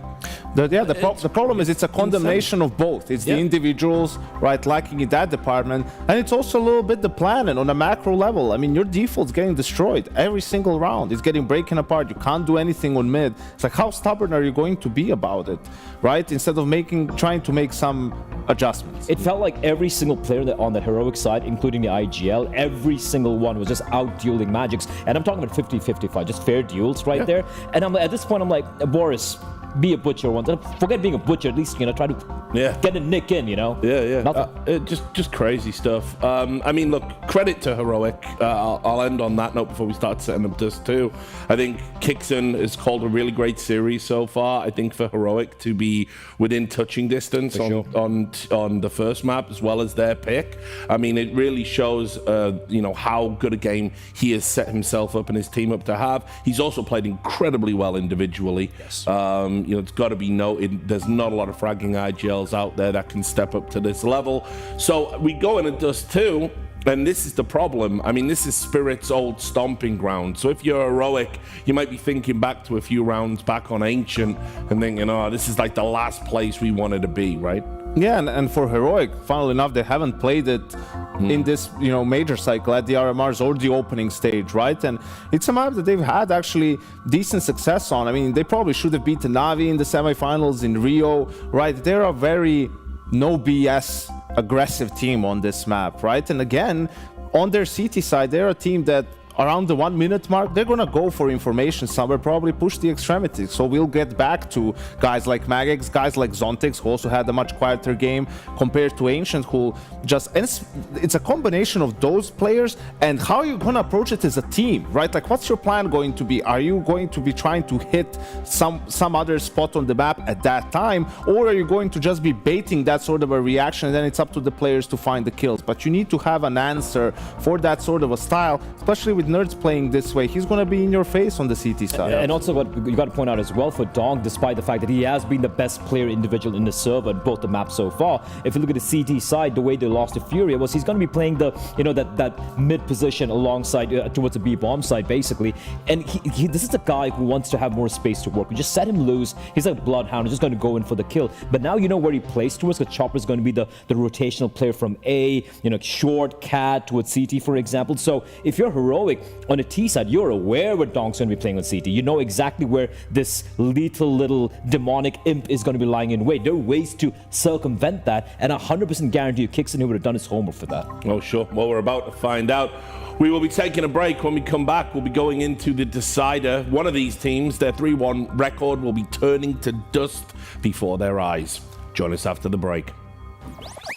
She said she loves you, but she can't love me. But I love you.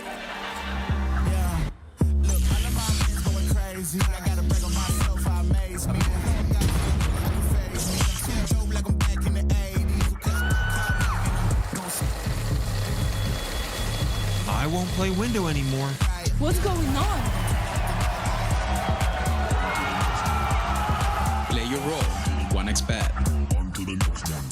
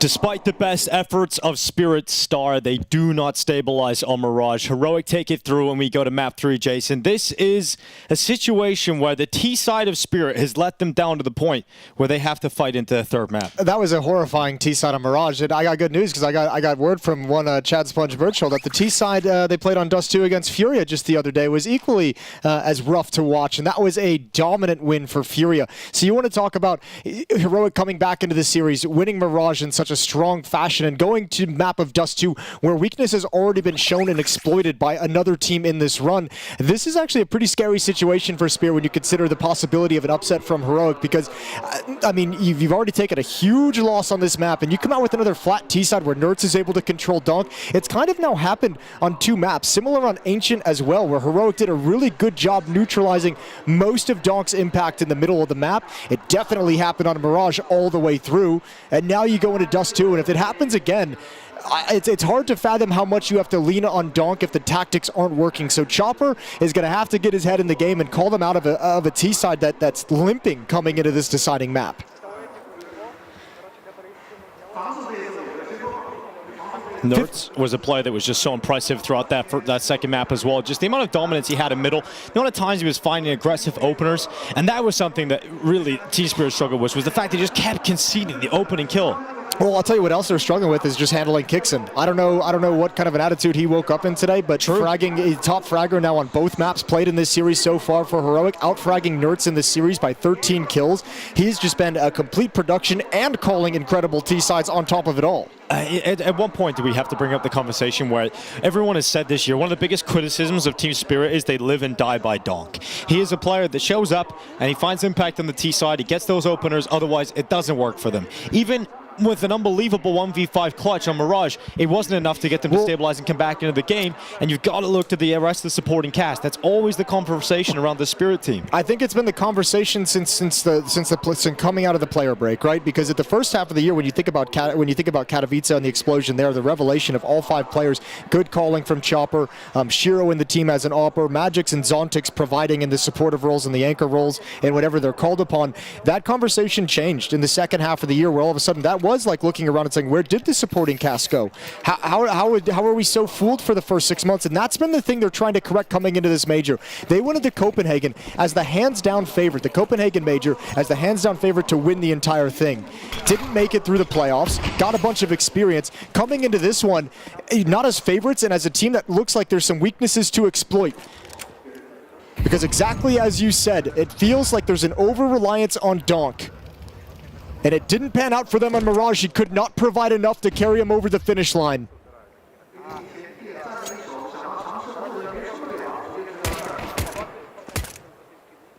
Mid-fight going down as Shush spots out Zontix. Good night.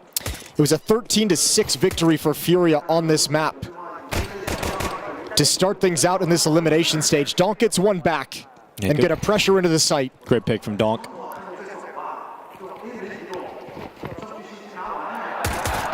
Tessa's waiting around the corner, USP. Vertigo, standing his ground, planting his feet, and a full-up headshot not to be found. He's out of bullets and now out of life, eventually peppered to death. But here's Dykes around the back. They move forward, but they still have to deal with the fact that Kixan is fragging out, and Dykster alongside Shush combined to close out the first round here on Dust 2.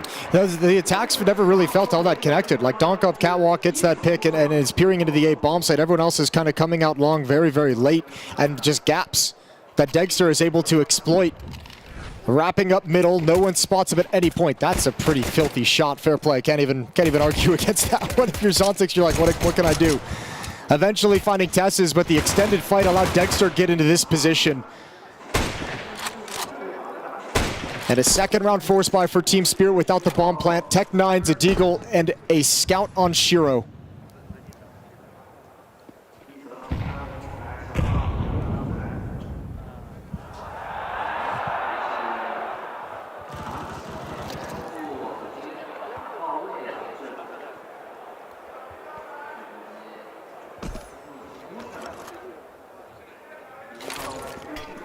Smoke for the CT cross, the flash to follow in behind it. And Nertz awaits the MP7 play out of the window, but Shiro Flash pick, Chopper also on that follow-up, and Team Spirit populate the B bomb site. Plank goes down in the corner. Way too easy. And that was way too easy. That's one of the few rounds we've seen on the heroic CT sides across both Ancient and Mirage where they just they didn't have any information. Nobody was really aggressive in any sense to keep track of the movements from Spirit, and you're just handed a free mid to B split on a round with Tech 9s against an MP7 up in window. That is way too easy. An MP7 that had already been tagged on the cross as well. Heroic make no adjustments and this time lose track of everything. Good job from Shiro finding the opening pick, and poor Shush just had no chance as the flashbang stream over, so an immediate response and rebuttal.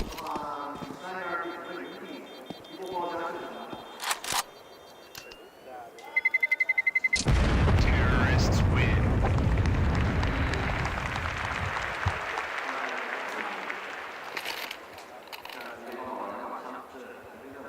Considerations now for Heroic as they have a few weapons saved over, not a lot of cash left over, so force coming around those. Occupies a pretty similar spot in both teams' map pools. Very, very similar amounts of times it's been played in series. Very similar win rates on the map as well. Kind of middling map for both. CT side for Spirit will be fun when you see Donk get aggressive in lower dark. For now, it's Shush with a 5-7. Chopper, he backs away, waits for a teammate to arrive, gives a chance for the aggression. Donk recovers, and Shiro Scout just continues to rain down death. Just melting away this round from Heroic. It's Kickstand left alone on the other side of the double doors. He'll do what he can, but the scout of Shiro chimes in. We talk about the over-reliance on Donk. Well, if Shiro is able to show up on this final map, that would be a welcome addition to the firepower of Spirit. Especially considering it's your Opera on a map like Dust 2. We've seen him get a couple tags on the cross. Scout obviously doing great work. That's a force buy from Heroic around the 3 saved weapons that gets absolutely nothing done. No chance at even victory as they get picked apart by Shiro. 2-1 and a chance for Spirit to build upon this and gain some money. So far, T-Side's been a much faster pace. Much more aggressive than we saw in Mirage. Flashbang coming out from long, but Donk's made the run all the way into pit. They got no idea. Easy, spray down, all 4 kills. 3-1, Donk against the pistols, no chance. Oh, he just makes it look so easy, man. It was easy. Yeah, it was. Unarmored USPs? Sure, but it's just Didn't know he was in pit. It's just every kill is he just melts them, Jason. It's so fun to watch. 2-round lead as the guns return, and the AWP returns into the hands of Dexter.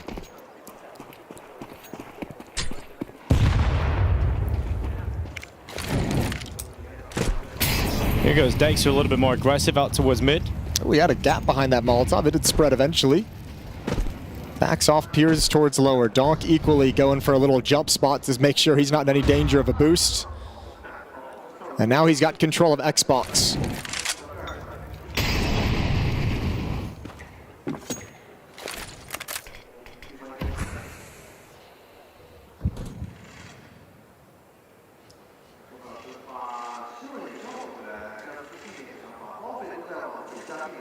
Another boost for Heroic. This time with Dexter up on top. Another looking like a mid to B split, although this time more of a fake. Donk's going to chuck it out, and Shush and Nertz are very aware of the possibility, both of them playing outside the site, so access to the site from the Buchholz prong of the attack is going to basically be free. Donk keeping all the attention in this direction. Utilities out, and now the information is there. Both players, Chopper the one throwing the fake. And that's a huge find. Yeah, that allows them to retake. And they're going to go with it. They're going to run with it. With Dexter on that wall bang. A 5v3 set up for Heroic. And despite the lack of utility, they're going to send bodies through instead. But the utility might cost them. Yeah, that was the one been able flash. to pounce. Yeah, it's gone now. And no longer does this retake feel favorable. They're stuck outside the window. Perhaps they could just charge in. And the sheer force of numbers goes in towards Donk and Shiro as they hold down the bomb site. 2v2. They continue to stay committed to this, but Shiro plays it perfectly. And Dexter doesn't get in. And doesn't go through the door, and Shiro wants that AWP. So he pushes, and he hunts, and he's got Dexter's AWP. The one kill on the cross from the AWP sold them a dream. And that risky flashbang play through the smoke, probably at the moment didn't realize it was their only piece of utility to activate the retake. And that's a rough way to throw it away.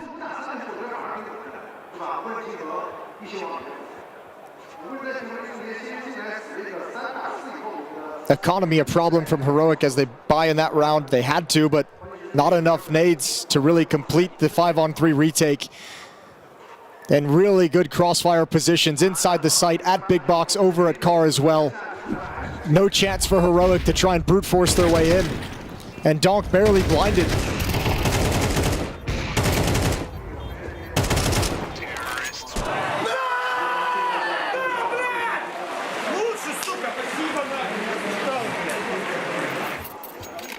Team Spirit will see this as one of their greatest opportunities to get through the playoffs with as least amount of stress as possible, but Heroic are going to make it difficult for them. You don't want to go down in that 2-2 bracket. As you mentioned so far, there's just so many great teams that are going to be at that stage of the major.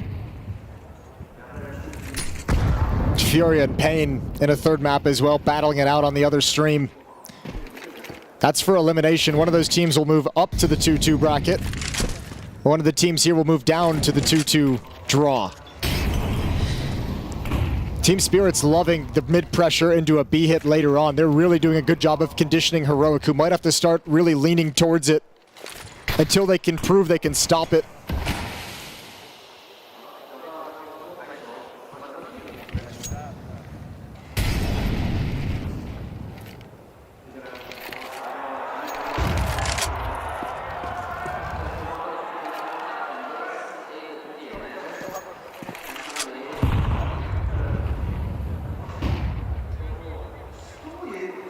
Team Spirit quiet about taking short as Chopper moves his way through the mid doors. And here comes the execute.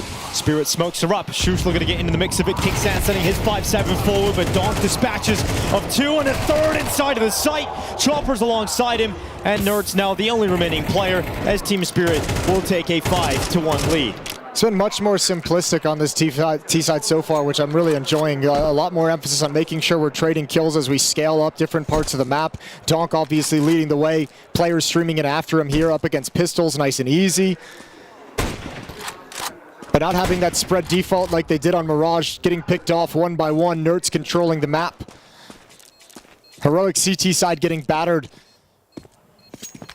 And when the guns come out, how do they respond to all this pressure coming out of middle? Chopper's called a number of these rounds. This T-side on Dust 2, we're not that deep into the half yet, and they've only played a couple of gun rounds, but looking like it's got a much better idea.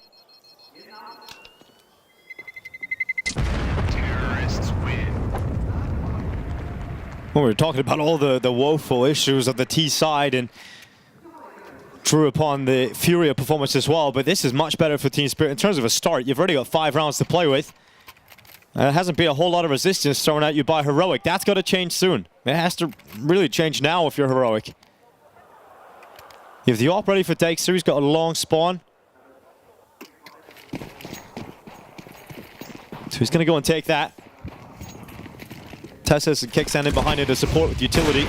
But the corner smokes in from Team Spirit, preventing the AWP from getting a good angle. A little bit of information for Spirit to work with as well. They heard the AWP ring out towards the long corner. They know it's going to reposition eventually and move. But indication they can challenge out middle early. That's Donk to go down, testing the mid smoke, and this time Nerd says absolutely not. Steps up behind it. So Shiro looks elsewhere towards Catwalk, where Dexter's AWP is in position.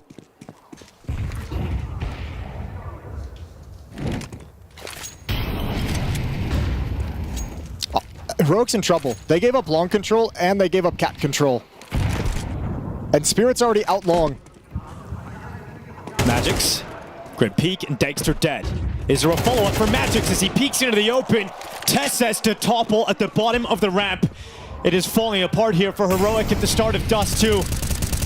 After such a hard fight on the first 2 maps, you do not want to watch them fall away here in the third and final, but right now, there is no choice. That's a terrible defense. That's an unforced error on the defense. You had long control. You gave it up to go back to Catwalk. A flashbang scared you off the idea with 3 players. you realize the mistake of your ways and trying to retake long when they've already gotten out, unbeknownst to you. This is the result.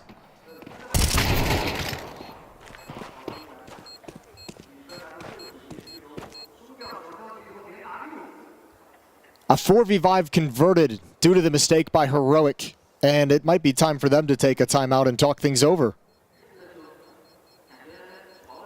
Now the benefit, or the nice thing to say about Heroic in this kind of a situation is we've seen them kind of go through some rough stretches, and we've seen them respond each and every time. Ancient, down in difficulty in the first half, had a rebuttal provided by Dexter, forced overtime with 3 rounds in a row. Mirage, the comeback on their CT side, the dominant defense they were able to mount to come back from a 4-8 deficit. But Team Spirit this time don't look like they're going to slow down whatsoever.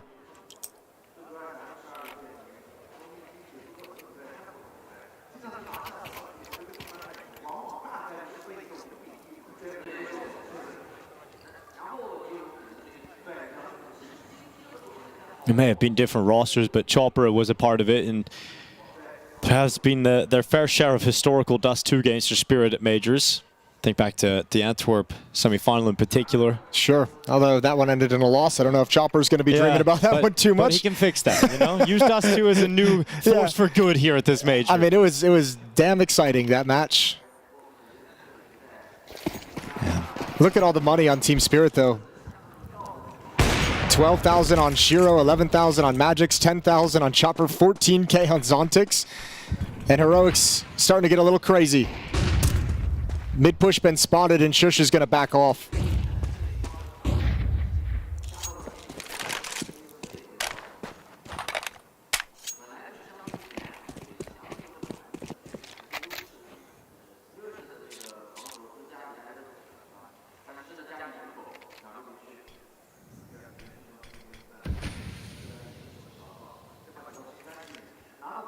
Contained for now for Team Spirit. Just going through the motions with their mid utility, clearing out the lower tunnel with the Molotov. And they'll start to move forward with just over a minute left on the clock. A heavy stack of players towards short for Heroic. Could get a little messy here for Donk as the peak comes around at the wrong time for his liking. And Kixon won't complain. It's going to work out very nicely for Heroic to grab that opener. Yeah, it looked like he was worried about a push from somewhere despite all the control that they had at that point. Oh, he threw his gun away, but he didn't get the AK. So he goes back to the MP9 again. And Team Spirit setting up for a B pounce. Nertz is waiting with a 5-7.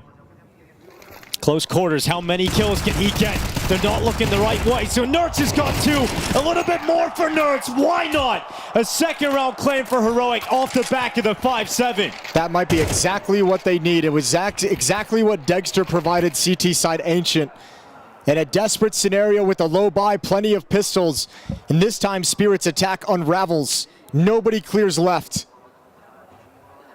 And now you have to take advantage of it. You get free upgrades, so already the economy just is a complete reversal where they were struggling to get out strong weapons. Now they get them for free and have money behind it as well. 3 AKs picked up and all picked up. And that's an immediate boost to what Heroic want to mount in this half of Dust 2.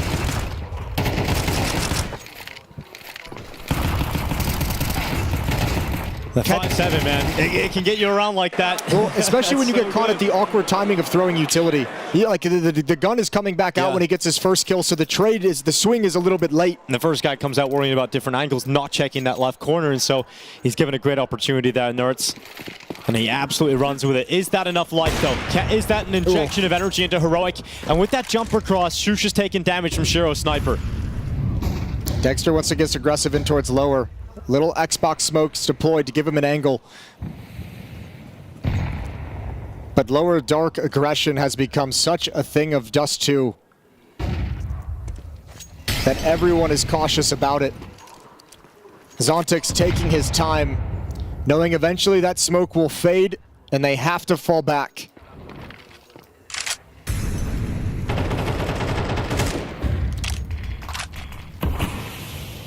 It's the last piece of utility to block off the long double doors.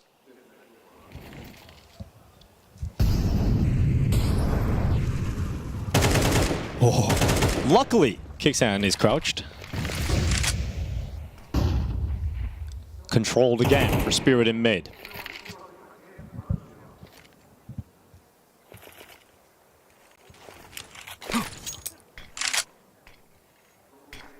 Another look in middle for the defense to try and handle. It's over towards long where the main thrust is going to come. Dexter with the angle. Here comes the peak, flashes over the top, and so that forces the AWPer back. Magix continues to push forward, and he has been brutal towards long, but this time Dexter will impale him and leave Nertz under pressure with the car. The fire heats up, and Shiro, with the player forced into the open, easily collects that shot. Over 20 seconds, they get a move on. Dexter's chimed in again, and he goes out to the long pick. Shiro can't win this. There's not enough time. And for Team Spirit, it will be a third round conceded, and Dexter stepping up with a 3K this time. So you had a previous round win picked up by Nertz, Dexter here, and those are the two players you want delivering some impact if you're heroic. You're exactly right. Good shot from Shiro, but he's being hunted down by Shush. How aggressive is he going to be? Over at the blue bin, makes the steps. No reason for Shiro to peek. Nertz got you started, and Dexter helps you build upon it in a must-win round. But still so much money for Spirit.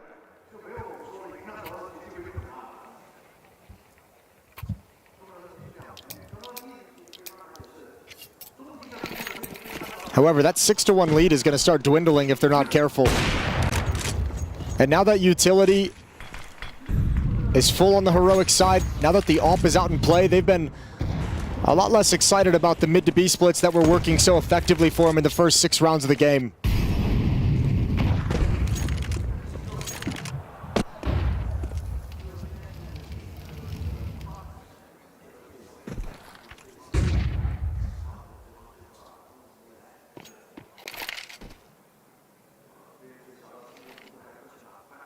The quiet ascent towards short. Oh, tip of the barrel spotted of Donk as it rounds the corner towards Dexter, but there's no further commitment for Donk yet. Here comes the swing, and the AWP gets blasted away by the speed of Donk as he unleashes and allows Spirit up short. They move, and they move quick. It's fun seeing that kill from the AWPer's point of view. Dexter just kicks that in, forced into the open. Donk's got another one. Goes out to the long fight. Tess says this time, putting an end to Donk and putting an end, perhaps, to Heroic's misery, because Tessis has found another one at long side. Shush inside of the smoke. Tessis not stopping, and Zontic's alone in this 1v3. Alone in the world, fighting for Spirit, but stopped by Tessis, who delivers 4 on his backtrack out long. Unreal, he's able to make that scale work during the entire attack as well. Only Donk swings long initially. Everyone else occupied with the fight coming up the jump boxes, and Tessis gets free reign once Donk goes down. Perfect round for a player who stepped up for Heroic time and time again at this major. Tessis delivers one more time. Look at the freedom. Oh, that's beautiful. Precision, pinpoint. And the easiest one he struggles with the most, but Zontic's never glanced over. 3 in a row for Heroic to come storming back into Dust 2.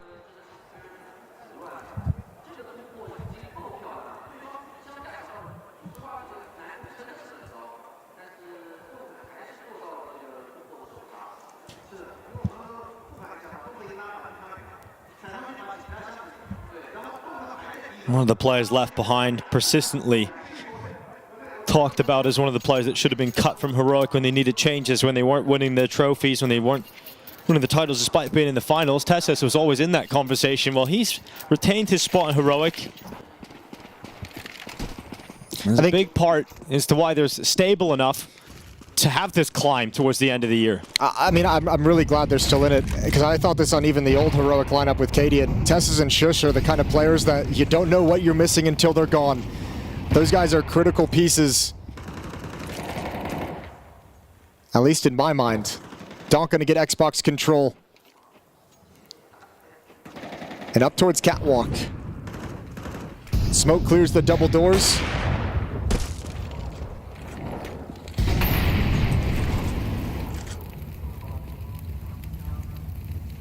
Shiro, tight gap, big kill. Norris walks into the open, and you challenge Shiro at his game with a sniper. It isn't going to end well. That's an ego peak of a weekend AWPer. Nertz, that's not an angle you need to slide into whatsoever. Punished, and now you only have 2 defenders at this B bomb site. It's a double setup in the back of B. Shush and Kixan. Kixan could be flashed out in an active peek. Didn't gather the most amount of info. Wasn't ready for Chopper to sprint through the double doors. And here comes the rest of the cavalry through the tunnels. Shush was left in an island alone. There's a gap in the doors for Dexter to use, but not able to connect that difficult shot as Team Spirit make their way to the B bomb site. Heroic will have to try and save. What a sequence of unfortunate events. Nert's taking the angle that put him into danger, that got him killed, and then that Molotov bouncing off a rock, and it's almost like Kixan was confusedly staring at it about where it was going to land. Not ready for the chopper swing. And now everything might be taken away from them.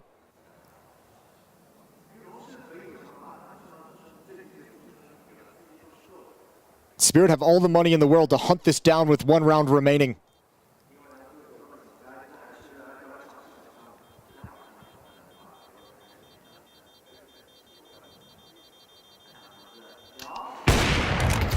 Oh, Dexter, he's going to go down in the pit. Everything's gone. Nothing saved over, but at least some extra cash on Dexter and Nertz. They can sprinkle that across the team, but this last round of the half is now weakened by the fact that they just lost key pieces of the save. Yeah, I mean, still pretty surprised at how strong of a buy they can get. MP9 so they can have the utility, or 1 MP9 so they can have the utility, but 3 M4s and an AWP in the hands of Dexter is not bad whatsoever. Spirit just goes back to what worked for them at the start, the mid to B split off the pick. Here comes the charge to Nertz, some aggression. Setting it up front. How far does he want to go? He's hit the pause button for the time being. But Nertz loves a fight. Now he goes into the open, timing on the peak. Magic's able to stay alive behind the wall. Really good jiggle, and Spirit's going to let him fall all the way back. Waiting for the flashbang to come from top mid, but it's not good enough to stop Dexter's shot on Chopper. 5-on-4 advantage given over to Heroic. Desperately hoping that they can convert. On this 5th round of the CT side, Shiro watches as Tessus walks right into him. An easy kill for Shiro in the end. 50 seconds remaining in the round. An H split being set up. 2 from long, 2 from short here for Spirit. Oh, and Kixan exposed. Donk to deliver another headshot. And devastation is about to be queued up in towards this A setup because Donk has arrived with headshot after headshot, kill after kill. Shush left in a 1v4 that will not happen. He is so far away, and Team Spirit given an 8th round. It's a second time in this half this defense has been caught trying to defend the bomb site without long control and without catwalk control, and you can see there's no comfortable positions at the bomb site when you're getting pinched from both locations. They give up the advantage again over to Team Spirit, and once again, it's a 4v5 converted due to the miscues at the A site. High fives all around, but the pressure descends on Kixan to call another great T-side for Heroic. And at this point, maybe you can rely on it, because he's been doing it throughout this run. It's true, it is true. But worries of a weak T-side from Spirit and Dust 2, they no longer exist. It was a strong T-side. And one of the strengths of Spirit that we've seen on Dust 2 in the games that they did win, Jason, is when Shiro's having a good game on the CT AWPing department, can be a really difficult player to put away. And also, again, Donk has that similar style on the CT side where you're going to see him be pretty proactive. You're going to see him into the lower tunnels push. He's going to have some aggressive moves up short. He has been pretty active on the CT side in the most recent games you've seen from him. Yeah, now I'll do the caveat to that because I know exactly the games you're thinking about since we casted it. It was against Bait to start out, the RMR, it was 13-1, Aurora 13-7. We know he likes to get stuck in and go look for fights, but if Heroic can temper him earlier, I'm wondering if that mindset shifts. 17 kills for Donk, so they're going to have to shut him down early. 14 kills on Shiro. And he also has just made the best play of his career so far, Jason, so he's probably full of confidence at the moment, but let's see what Heroic are capable of doing. Well, it's been a 2-man army, which is fine for your T side, but now that you're on the CT side, other players are going to be called upon to step up. 4 kills on Magix, 3 on Chopper, 5 on Zontix. In their positions, when Heroic head their way, they're going to have to pick up the fragging department.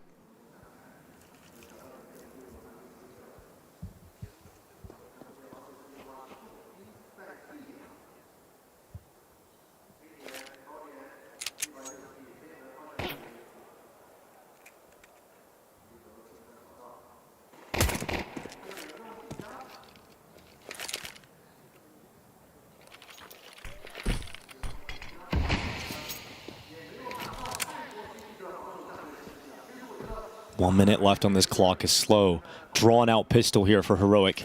Zontic's going to get back on B platform. Chopper's shifted back to the A side because he saw them scaling catwalk. So going to bolster that defense. Donk stepped out to handle a mid to B split when the smoke subsides.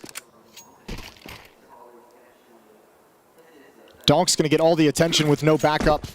It's him against the world.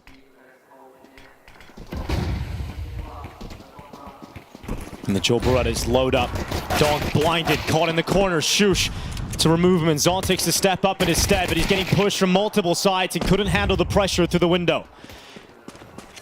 And they're held back behind that smoke at CT currently, so the bomb gets away, gets to safety. I don't think Nertz knew he had the bomb. He was sticking out around in mid way too long, watching for that smoke push. Someone had to call him back. Did look like he had a little laugh about it as he made it through the doors and got the bomb planted eventually, but Tesses right on top of Chopper, timing to move away. Oh no, Tesses goes down. That's the kit, and the player with the kit now opened up to move through the tunnels, but the attack out of the doors is a perfect call and executed by Heroic. It's now Chopper with a 1v3, and they know exactly where he is, and not really in the kind of form to win this, so he'll back away, and that'll be a Heroic pistol round win. The first step of what has to be a brilliant comeback called by Kixen. Yeah, nothing crazy. Team Spirit just never truly expected that to be a mid to B split. If they did, they would have had someone kind of shift down towards CT spawn to be aggressive. Chopper thought for sure, convinced that it was going to be a hit up catwalk.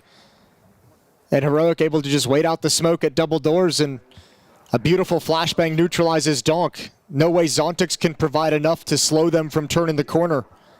Third and final timeout called by Heroic out of the pistol round victory, making sure, much like the first half, they've won both pistols now in this game. Just in the first half, they lost the second round.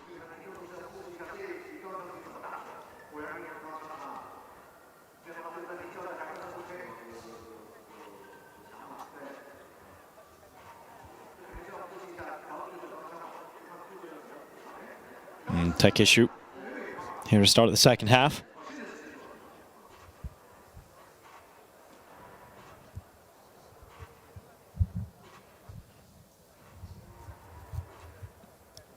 Heroic went up 2-0 here at this stage of the major and had a game versus the Mongolz. And on a normal day, you would say Heroic should probably win that, you know, and for the most of the year you would say that. But with the form that the Mongols have been on and the streak that they've been creating for themselves, the Mongols were able to defeat Heroic in a close game. Yeah, hitting a different peak so far at this event. And your reward as you fall down into the next matchup is against Team Spirit. Yeah, how fun is that? That's the major.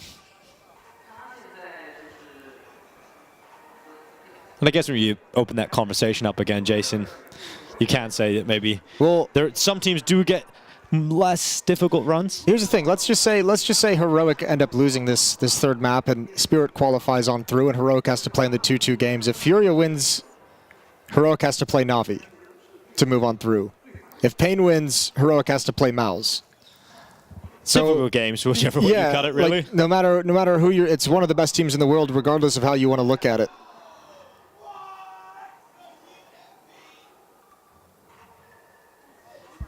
That's a lot of things to think about as you just sit here in the tech during the tech issue. I hope they're not thinking about that at the moment. I really hope not, Jason. Because you just have to think about winning this map and avoiding all of those circumstances. It's Nertz who's having the tech issues. We can see his PC being restarted and worked on. Got the mechanics up on stage. Yeah. But with the PC turning off, it feels like this might take a little bit of time. Now, for you in particular, Jason, you've obviously been around for a very long time in the Counter-Strike scene. Some would say so, yes. You have watched the rise of Simple as a young star and become the superstar of Counter-Strike. Now he's sort of phased out at that level, and we've now seen the rapid rise of the likes of Monacy and Donk, and it is crazy to see how quickly these players can rise to the top. I mean, this time last year, Donk was playing his first big tournament, his first big LAN, won that title. Yeah. Broke a record in terms of being able to pull back a reverse sweep in a best-of-5 final, and then went to Katowice as his next tournament. But that was only a year ago. And just think of all that has happened since then, right? And how quickly he cemented himself as one of the world's best. Yeah, it happens. It happens very, very quickly. You can usually tell when someone's got the kind of special skill set, you know, that Simple obviously had, that Donk has, and even Monacy. Say the difference is Donk is going down. Like Monacy didn't have to go down the Simple path. He kind of stepped into a great team. Donk has to do it, you know, sometimes, as we kind of mentioned, as the lone star, as the guy who's doing a lot of hard carrying on one of the top teams, sure, but the most impactful player on the team. Simple had to spend years in his career doing that and still delivering. Yeah. And it's been almost a year since we've seen Shiro join the Spirit ranks as well, with a very odd decision towards the end of last year, stepping down from Cloud9. No one really knew what was going to happen. Where would you go? What's a better option? And then we see the Spirit move, and it all made a whole lot of sense. Yeah, he saw the talent and the skill before the rest of us. I mean, yeah, towards the end of last year, I remember we were at the Perfect World CAC towards the end of 2023, and you were on Donk Watch. Yeah. Far in advance of me. Yeah, I was. I mean, everybody was talking about him. If you like, just watching in the pug circles, and man, he is he's just fragging out. So very excited. I don't think anybody was. Well, I think people were expecting him to be a player that had the capability to get to this level, but the fact that it happened so quickly in this first tournament, it was mind blowing. The majors are always fun for that. You always get like a glimpse of some younger star players kind of going through the RMRs. I mean, we had Passion UA. I think it was one of the main stories coming out of this major. I think we'll put Wildcard up there as well. Yeah, although Wildcard, sure. Kind of the individual revelations there had been spotted through some different leagues over in Europe ahead of time. One I'm thinking of is Thomasin for Bestia. Oh, Thomasin, yeah. Thomasin was nuts in the Americas RMR. A long time ago, it feels like that. Yeah, America's RMR. Weeks ago. Yeah, weeks ago, but he was certainly the standout. I imagine he's going to get a better squad as the time goes on. And for Passion UA, I mean, for me, Jambo was one of the standout stars of the whole major in terms of discovering a new player. Considering the level he was at with so few land maps played. Yeah, exactly. It's been a long, wild ride. Yeah, and there is also that conversation with a Spirit Academy player right now called Kyosuke. I think that's how we're saying it. I'm not sure, but that's what some people have been calling him. Apparently, we'll be figuring it out shortly enough. Yes, but I think it is almost, you can almost draw a comparison between him and sort of the Monacy situation with Na'Vi Jr., right? Yeah. And it's the problem that he plays some similar spots to Donk. I was watching a demo review, I believe, by Elige, and he was saying that he was playing some similar spots to Donk, and so you can't exactly move him into this squad because that wouldn't make sense. But it's the same story with Monacy. When he was in the Na'Vi Junior team, Simple was the opera for Na'Vi, and it doesn't make sense to move that. So they had to sell him. They got a big price tag for him, sure, but that might have to be a similar story here for Spirit, unless they force him into the team and try and figure out if he could play different roles. But yeah, that's something to think about for the future going into next year. And with how Counter-Strike is shaping up next year, I think you're going to learn a lot of new names. Yeah, and a lot of them, obviously, especially over the last few years, it's been very obvious the region has just a lot of talent in it. You talked about Monacy. One opera we didn't talk about coming out of that ties into the Na'Vi side of things is Wonderful, who thought he would never have the chance to play in Na'Vi. Part of the Spirit roster. Yeah. In the past. Now a major champion. Now a major champion.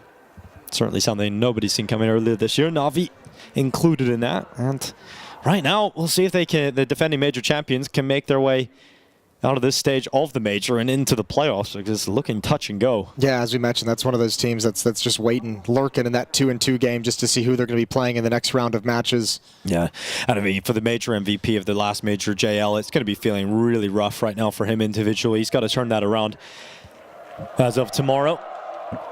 Shiro trying to get the crowd to send some energy their way. Extended tech issue. Looks like it might potentially be resolved. Yeah. Shiro showing some love to the crowd after he's having a hot start to this game. We're back into the action. 8-5 in the favor of Team Spirit. And the Vegas Squadron Sharks live on, Jason. I love that, actually. That makes me so unreasonably happy. Vegas Squadron make a return at the major. Chopper's still here. The team that basically ended the NIP lineups of that era. Those God tier Force and Get Right lineups. And those God tier Shark memes. Nertz with classic MP7 making his way down mid.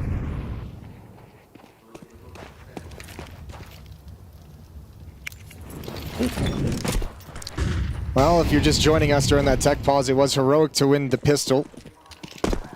They won it in the first half as well and lost the second round to some incredible shots from Shiro's scout. Spirit's got to be careful. They have no long control.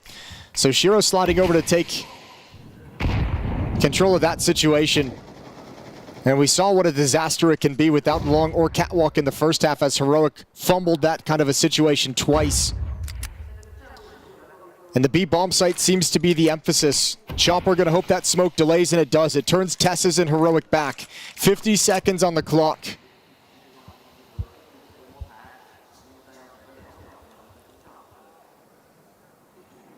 And the flood of Heroic players ready to start firing out of the B tunnels. Chopper going into the position that we've seen Nerds deliver with a 5-7 in the first half. Can Chopper pull off a similar result? They go into the open. The 5-7 gets one on Chopper, one for Zontix, and Dexter to trade both out. But a 3v3 established off of that as the ball makes its way through. And a patient lurk. Nerds is calling numbers, coming through the smoke. Magix tries to get a little bit tricky, and now Nerds pounces. Shiro backing off. One shot with the scout, and now Nerds cleans him up. So it's Donk to move in. Donk goes forward, out of the window. Oh, he's run out of bullets, goes to the USP instead. And time is ticking. Donk needs this kill soon. And it's Nerds with his USP that comes out on top. Boy, does that get deadly. I am surprised Heroic handled the 2 5-7s at B tunnels so damn well. Going 2 for 2, that was a trap primed to shut down the Heroic attack. Kills not clean enough for Chopper and Zontix to double up.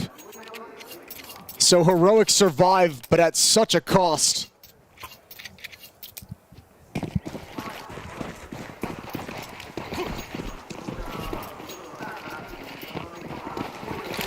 Deagle, P250s, Joel Berettas here for Spirit. And a quick play into the B bomb site. Easy decision for Heroic to make. And they clean through the defenders. This time you don't want to get locked in the strategic battle of timing of smokes and utility and taking map control. You know it's going to be an unarmored buy. And Heroic hustle into things, but they did invest in 2 MAC-10s, which means next round, if they don't upgrade, which I would imagine they wouldn't, there's going to be an advantage over towards Team Spirit's defense in terms of firepower. But Heroic have now brought this within 1. And again, it goes towards Kicks and look to the in-game leader to call them through all the gun rounds of this half.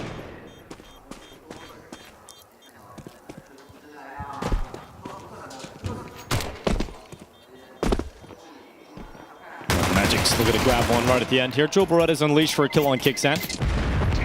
Not too bad at all. Would love to try and get to that weapon, but not going to happen for them. And then go to the next with just those Julies and nades surviving. But this is the buy now for Team Spirit. The AWP will come out for Shiro. He's having a great game, 15-5. Heroic have to be ready to battle against that, and so Dexter brings his own AWP to the field.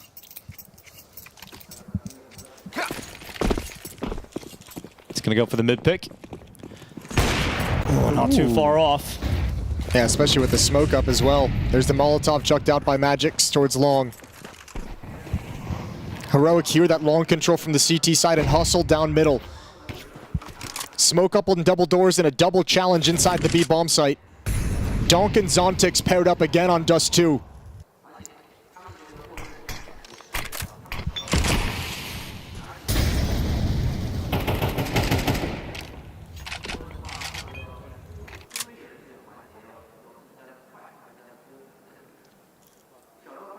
Shiro's AWP is going to work long and catwalk on timings. If they feel the cat play is coming in, they know they'll hear the familiar plume of utility if catwalk is a play for Heroic, so Shiro can shift between the two. Meanwhile, they focus on middle to make sure those splits, those deadly, deadly mid to B splits, don't have impact early.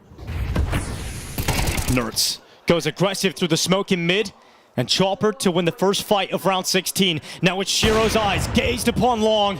Kicksan removed. Oh, Magic's not a clean spread, but eventually controls it for the kill on Shush. And this is great from Team Spirit. 3 kills to open up, damage done to Tesses. No real way back into this for Heroic. A nice easy kill in middle on the Nerds lurk. And the problem with this round now, in the first gun round, you get nothing done. You kill nobody from Team Spirit. You don't force any rebuys, and now you descend into a save. So immediately they get some money in the bank without having to rebuy weapons. A nice benefit to a good first gun round on the CT side for Team Spirit. Kill a piece for Shiro, Magix, and Chopper. AK-47 upgraded into. And they re-extend this lead to 2. Counter-terrorists win.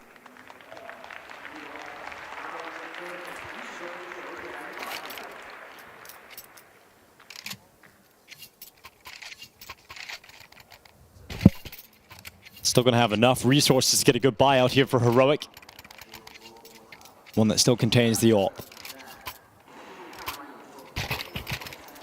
Just shuffling the rifles along to their desired holders, and now they're going to go out to that long spawn.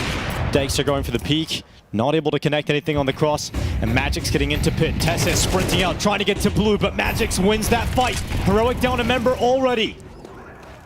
4v5 just like the last round, losing Nerds in middle. This time it's out towards long and comfortable control for Team Spirit's defense. And you can see the emphasis with so much aggression at long for Team Spirit. They know the protocol. They know the follow-up play for the T side is to hustle out mid because resources are spent elsewhere. Shiro and Chopper immediately look towards it. But it's the catwalk play coming in. Well, it's going to bait utility out. Shush had no intentions, it seemed, to commit forward. But look at the emphasis on mid. Like, you're not getting out here. Last time tried to split with a long play. This time they're going to throw more bodies into the B tunnels, but 3 defenders on this side of the map. Oh, yeah, this looks great for Spirit in terms of the amount of people they've got here. This is going to be difficult for Heroic to break through. Zontix, Donk, and Chopper. The trifecta of death to hold on to this B bomb site, and here they come. Heroic at the doors. And perhaps knocking on heaven's door as Donk is waiting to take the first victim. The spray is not clean, only gets one. Now Chopper revealed at the back of the card. They weren't expecting a second player in that position. And so Zontix is able to use the distraction set up by his in-game leader, and they move into the site, and Zontix has got that final kill. And by sheer force of numbers, Team Spirit reached 10. Yeah, and this is now, it's kind of switched back to like Heroic having a similar T side to what Team Spirit did on Mirage, where you're not actually getting at any real engagements early on in these rounds. You're trying desperately to get someone positioned through middle in the first gun round. Then it was long A, and this one, just sending them out with utility, but no kind of follow-up and no map gained with those deaths come in. And this is just a beautiful read from Team Spirit and Chopper as he slides over. They never expected a third defender. Donk goes 1 for 1, and Zontix is peacocking in the bomb site, so Chopper goes unchecked.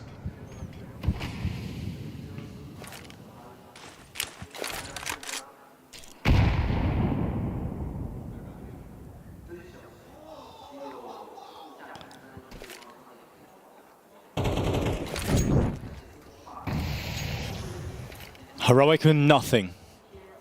Make their way towards short. And they are lambs to the slaughter. The Chopper ready to spin its blades as Magix alongside of him. Gets a double. A bomb plant might be secured here. Chopper's going to try and deny it, but unable to do so. Thought he did, but realized there's a second player inside of the smoke, and now he's overrun by Tessa. Shiro has got the rest. Look at a handle on it, but Heroic making a bomb plant out of that. That's pretty huge. They didn't have any utility even. Well, I think Chopper didn't really care if they got the bomb plant, to be honest with you. He wanted to preserve his life and make it really difficult for them to win in the post lane, which it already was going to be before the Molotov and smoke came up. But they're buying in the next round regardless of which they get that bomb plant. So nothing too crazy gained by Heroic. And running out of time, running out of runway to get this T-side started. Still struggling to put gun rounds on the board. They had the pistol and the conversion into the first 3 of the half, but now that Team Spirit have got AWPs, AKs, M4s, utility, it's been no contest.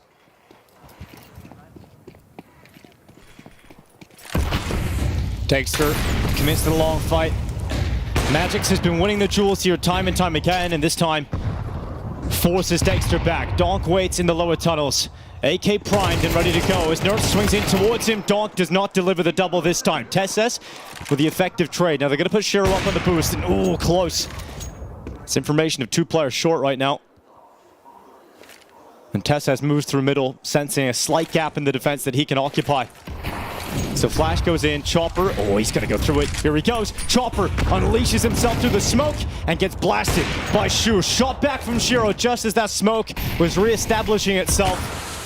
And a follow-up smoke from Heroic thrown in, but Zontix waits underneath the window. Tesses over the top to his death. Zontix has got the other. And elsewhere on the map, Magics will confirm the fact that Team Spirit are now 1 round win away from qualification into the playoffs. I mentioned at halftime switching over, the other individuals of Team Spirit are going to have to show up, and Zontix, to his credit, has done a good job in this B-bomb site when they've attacked into it. He's delivered where necessary, and despite the fact that it hasn't been perfect Counter-Strike, it hasn't looked as clean as we would like and expect from Team Spirit, they're about to book their ticket into the playoffs and then see if they can reach a new limit there and run through the bracket to end the best year of Chopper's career on a high note. Magics, good for the first again at long.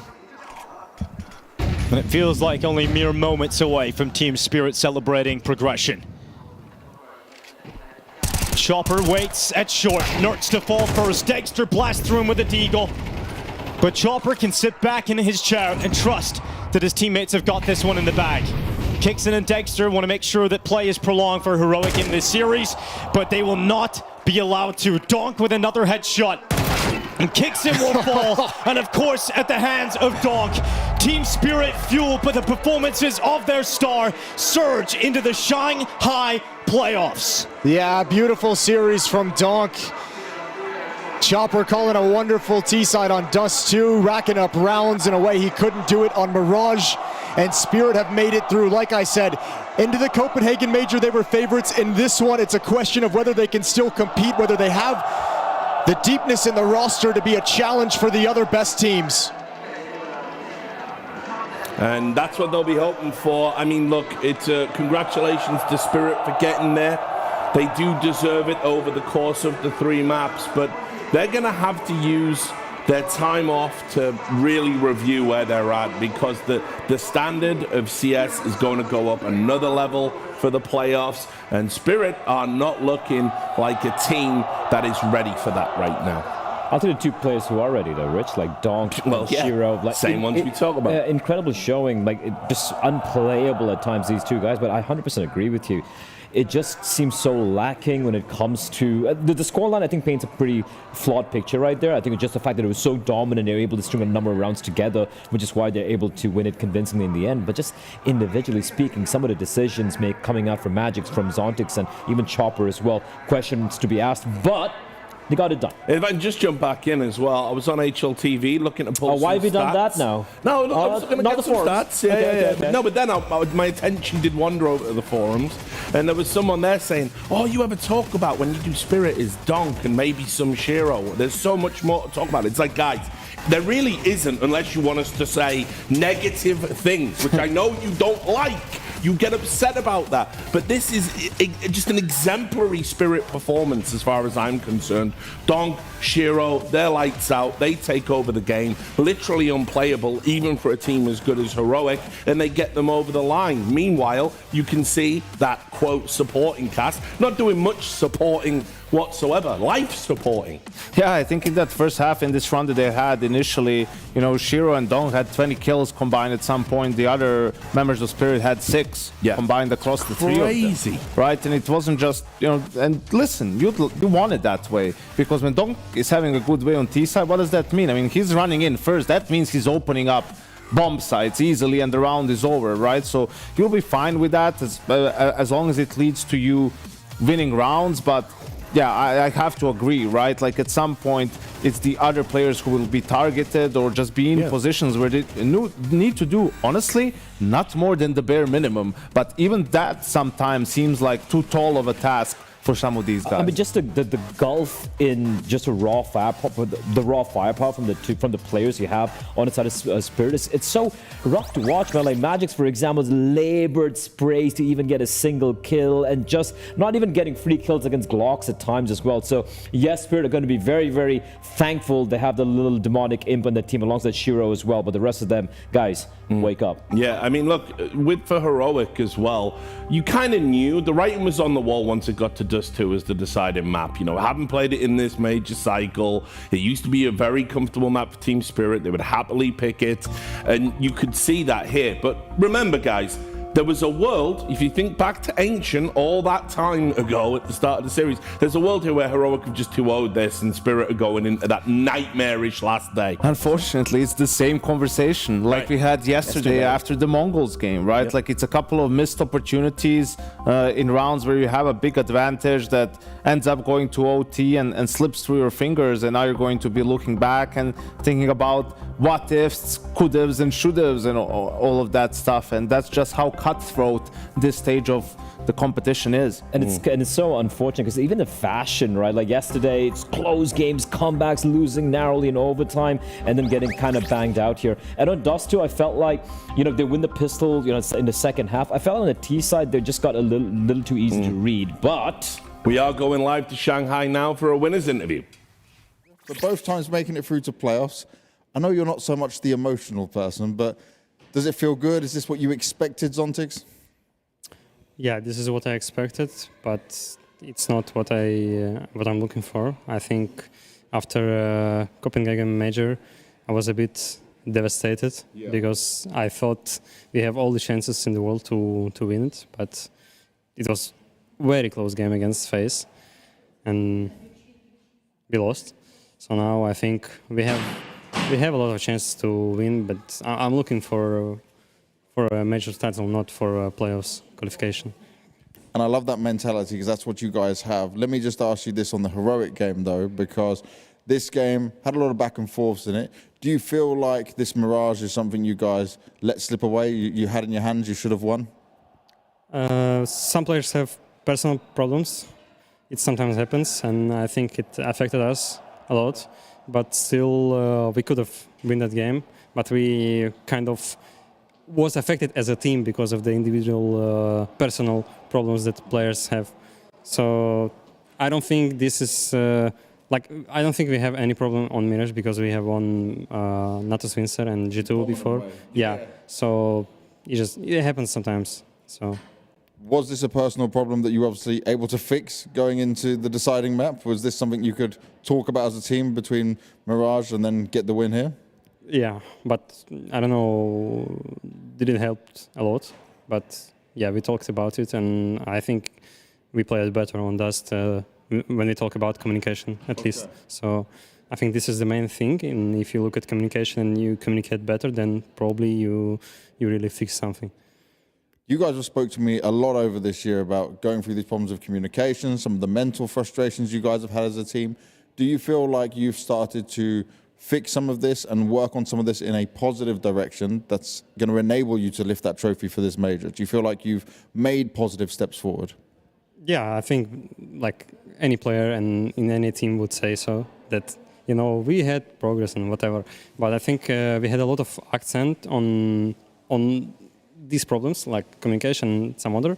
And yeah, I think we communicate better than we did before. And we know how to fix it inside the game if we understand that we're not communicating the way we want. Okay, so yeah, so I think this is a little bit better than it was before, and I think it will help us to win more.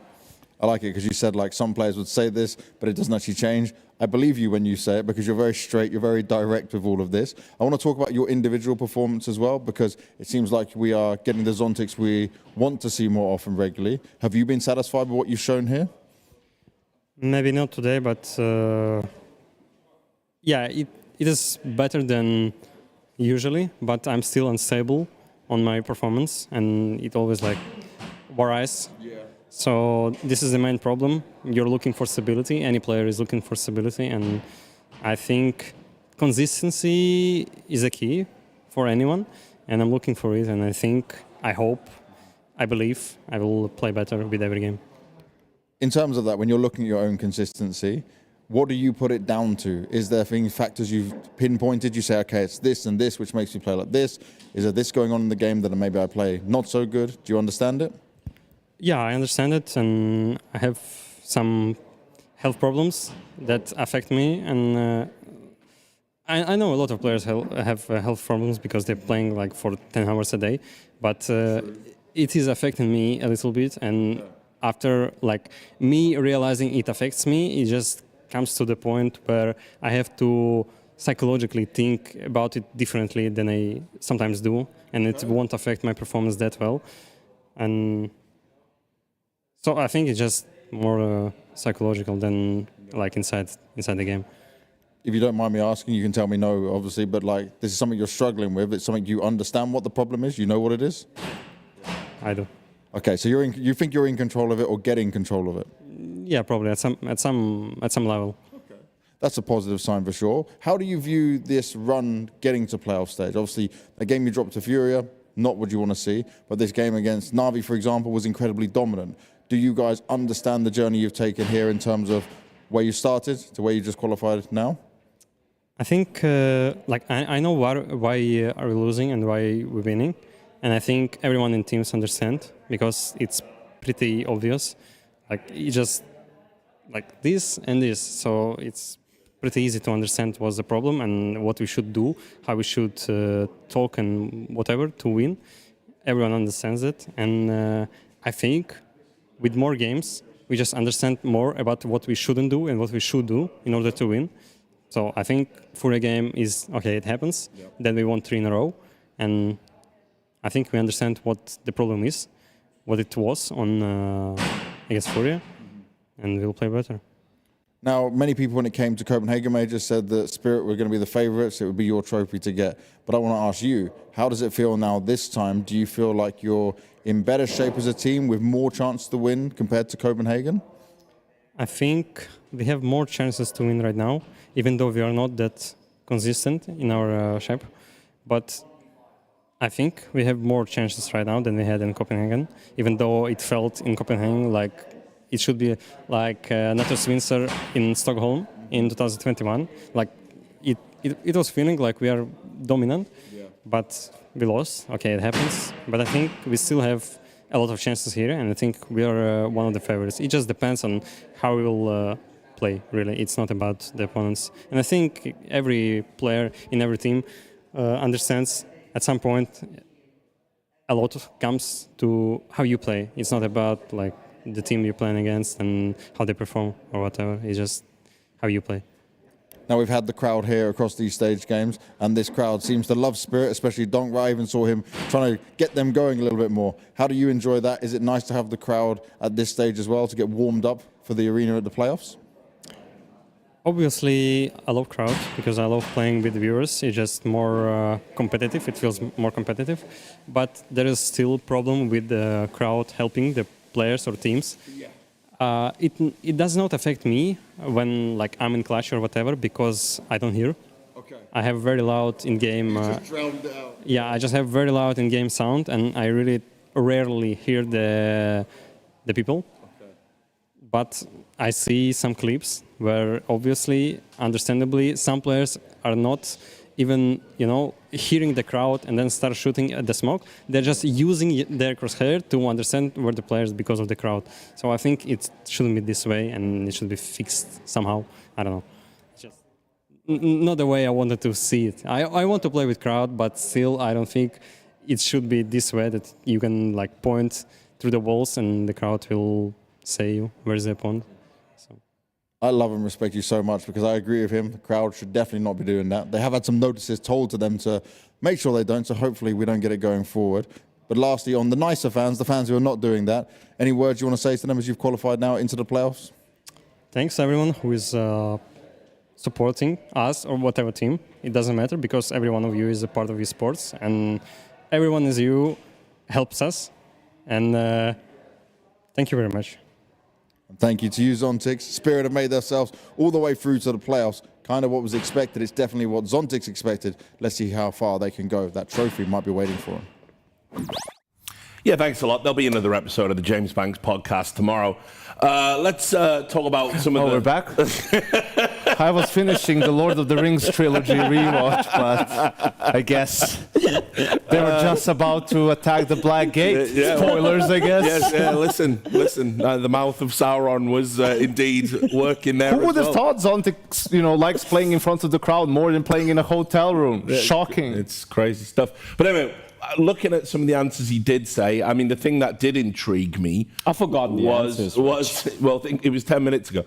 He said that, you know, he knows that he's got issues in his game and he's going to be working on those moving forward. He feels he can find that consistency, and he does need to do it. And look, best will in the world, we were very critical of Magic's on the desk. Zontix is the player that we know can step up and get to that level because he has done it on several maps here at the major site. We saw in his best of 3 as well. Like Ancient, he was absolutely the difference maker before Dong really woke up and took over it. And it's also really good that, you know, he didn't just give just platitudes or whatever. No, he was honest about it. He was very honest about it, which I think is good. It's very indeed good of him. Also, yeah, it's very evident at times that comms were missing. They had some disconnects and they were looking a little discombobulated. So hopefully they can fix that. But at the same time, individually speaking as well, man, some of the players, it's not just about the comms at times. At times, like, you just got to hit your shots. You got to win his 50-50 duel. So hopefully a couple of these guys do, apart from Donk and Chiro. Yeah. I think, I mean, for me, it's very simple, right? At the end of the day, the players need to do their jobs, right? Like, you need to find the kills that are there for you to be found, and everything that you do to accomplish that is just dressing, you know, it's just assistance. It's just giving your players tools to get that done. And if on top of that, they still can't get it done, perhaps you'll need new players. And that's something that's maybe a question for team spirit down the road, right? My point is just, you can't escape it.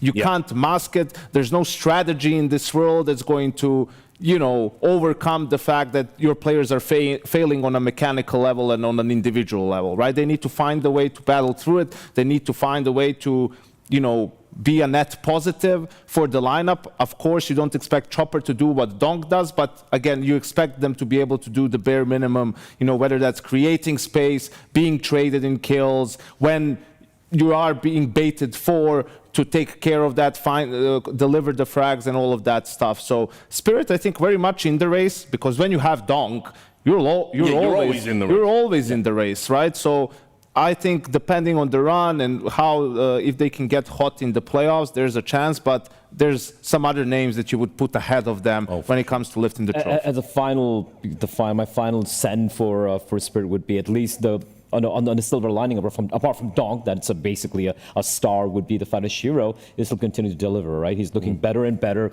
and even when it chips it down, even when the rest of the supporting cast aren't quite delivering, Shiro is standing alongside Donk, helping him out. So at least they got that going. And considering we heard from Zontix, let's not forget Ancient. I mean, without him, they're not winning that map. So he was talking a lot about, and it truly is about consistency, right? Like across a longer period of time, just raising your floor. That's what it's all about. That's why Na'Vi became the best team in the world. They raised their floor by a lot and were able to just grind out their opponents even when they were not playing their A game. So let's take a look at today's results from the mainstream. Of course, you just watched one of them. You can see Spirit were able to overcome Heroic. Heroic going to be going into that last day. We'll be showing you the fixtures in just a moment.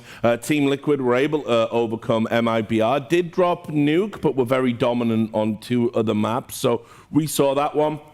And Mouz started their day with a relatively comfortable win. Relatively over 3D Max. I mean, we got a job done. Yeah, what I will say is, I mean, just on that final thought about 3D Max, I thought they've really actually shown that they were perhaps a little bit better than people gave them a lot of credit for, and I think maybe 1 or 2 pieces for them, and they could be very promising. For me, I had them as an 0-3, and they've proven me wrong. I think they played very solid CS overall. The fundamentals are very solid. Maybe a couple of players could have popped off a little bit better, I feel. A couple of players a little bit too weak, but overall, I like the way they play, and I'm just thinking they're going to be doing more damage down the line.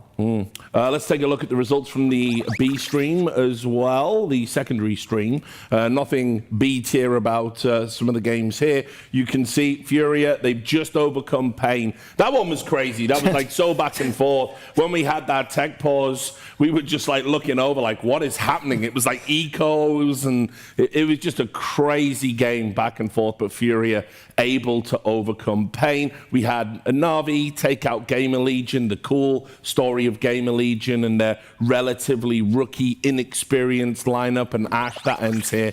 And of course, the other big talking point, so I'll throw this one over to you, Yanko. You love talking about G2. They were able to dominate FaZe. I mean, that was really one-sided. Yeah, absolutely. And, a FaZe that's been struggling, right? And then all of a sudden they beat Mouz out of nowhere, right? And that sort of a thing happens. But yeah, G2 has really had a field day when it comes to group stage games against FaZe. It feels like all year long. And after that loss to Mongolz, they've definitely flipped the switch and just sort of ran through everyone else to secure a playoff spot, which is, I think, great for everyone, right? Having a team of G2's caliber in the arena, m0NESY and Nico, who is in tremendous form. One last dance. Yeah, Hunter had a great series as well. And for FaZe, unfortunately, they're now down in the 2-2 games, and we'll about to see who they're going to face. But no matter who they face, they need to step up in order to grab that final spot in the playoffs. It's just watching that game, Rich. It was like G2 played phenomenally well, but also it was a FaZe who looked lost. And actually, FaZe can't play Mouz. They can't play Heroic, can't play Mouz. So it has to be Furia, MIBR, or Na'Vi, depending on their... Yeah, well, we're about to find out. We can reveal it once we move past the standings graphic. So it's like, yeah, if you want to... Here it is. This is what we've got. And there it is. You're right. It is going to be FaZe versus Furia, Karrigan versus Fallen, the old masters. The final game of the day as well. Yeah. But for me, man, Heroic, dude, like after having lost to Mongolz, we said it. We said it, Rich. No, the 2-3 nightmare is real, man. And it's like, put it this way, they can beat Na'Vi the way Na'Vi are playing at the moment. There's a number of key players that just haven't got up to their usual standard. JL, conspicuous by his absence. He's been such a clutch player and, really yet to find that form here. He's usually the big game guy. So, You can also make an argument that they should have beaten them in Rio. And that was on stage in a semi-final, sort of Heroic let that one slip through, which seems to be the case for them in a lot of these games. But... one last opportunity. MIBR, after Vitality and Liquid, now have to play Mouz. And I think for them, it's important to go back to, just playing with a little bit more patience, a little bit more calm.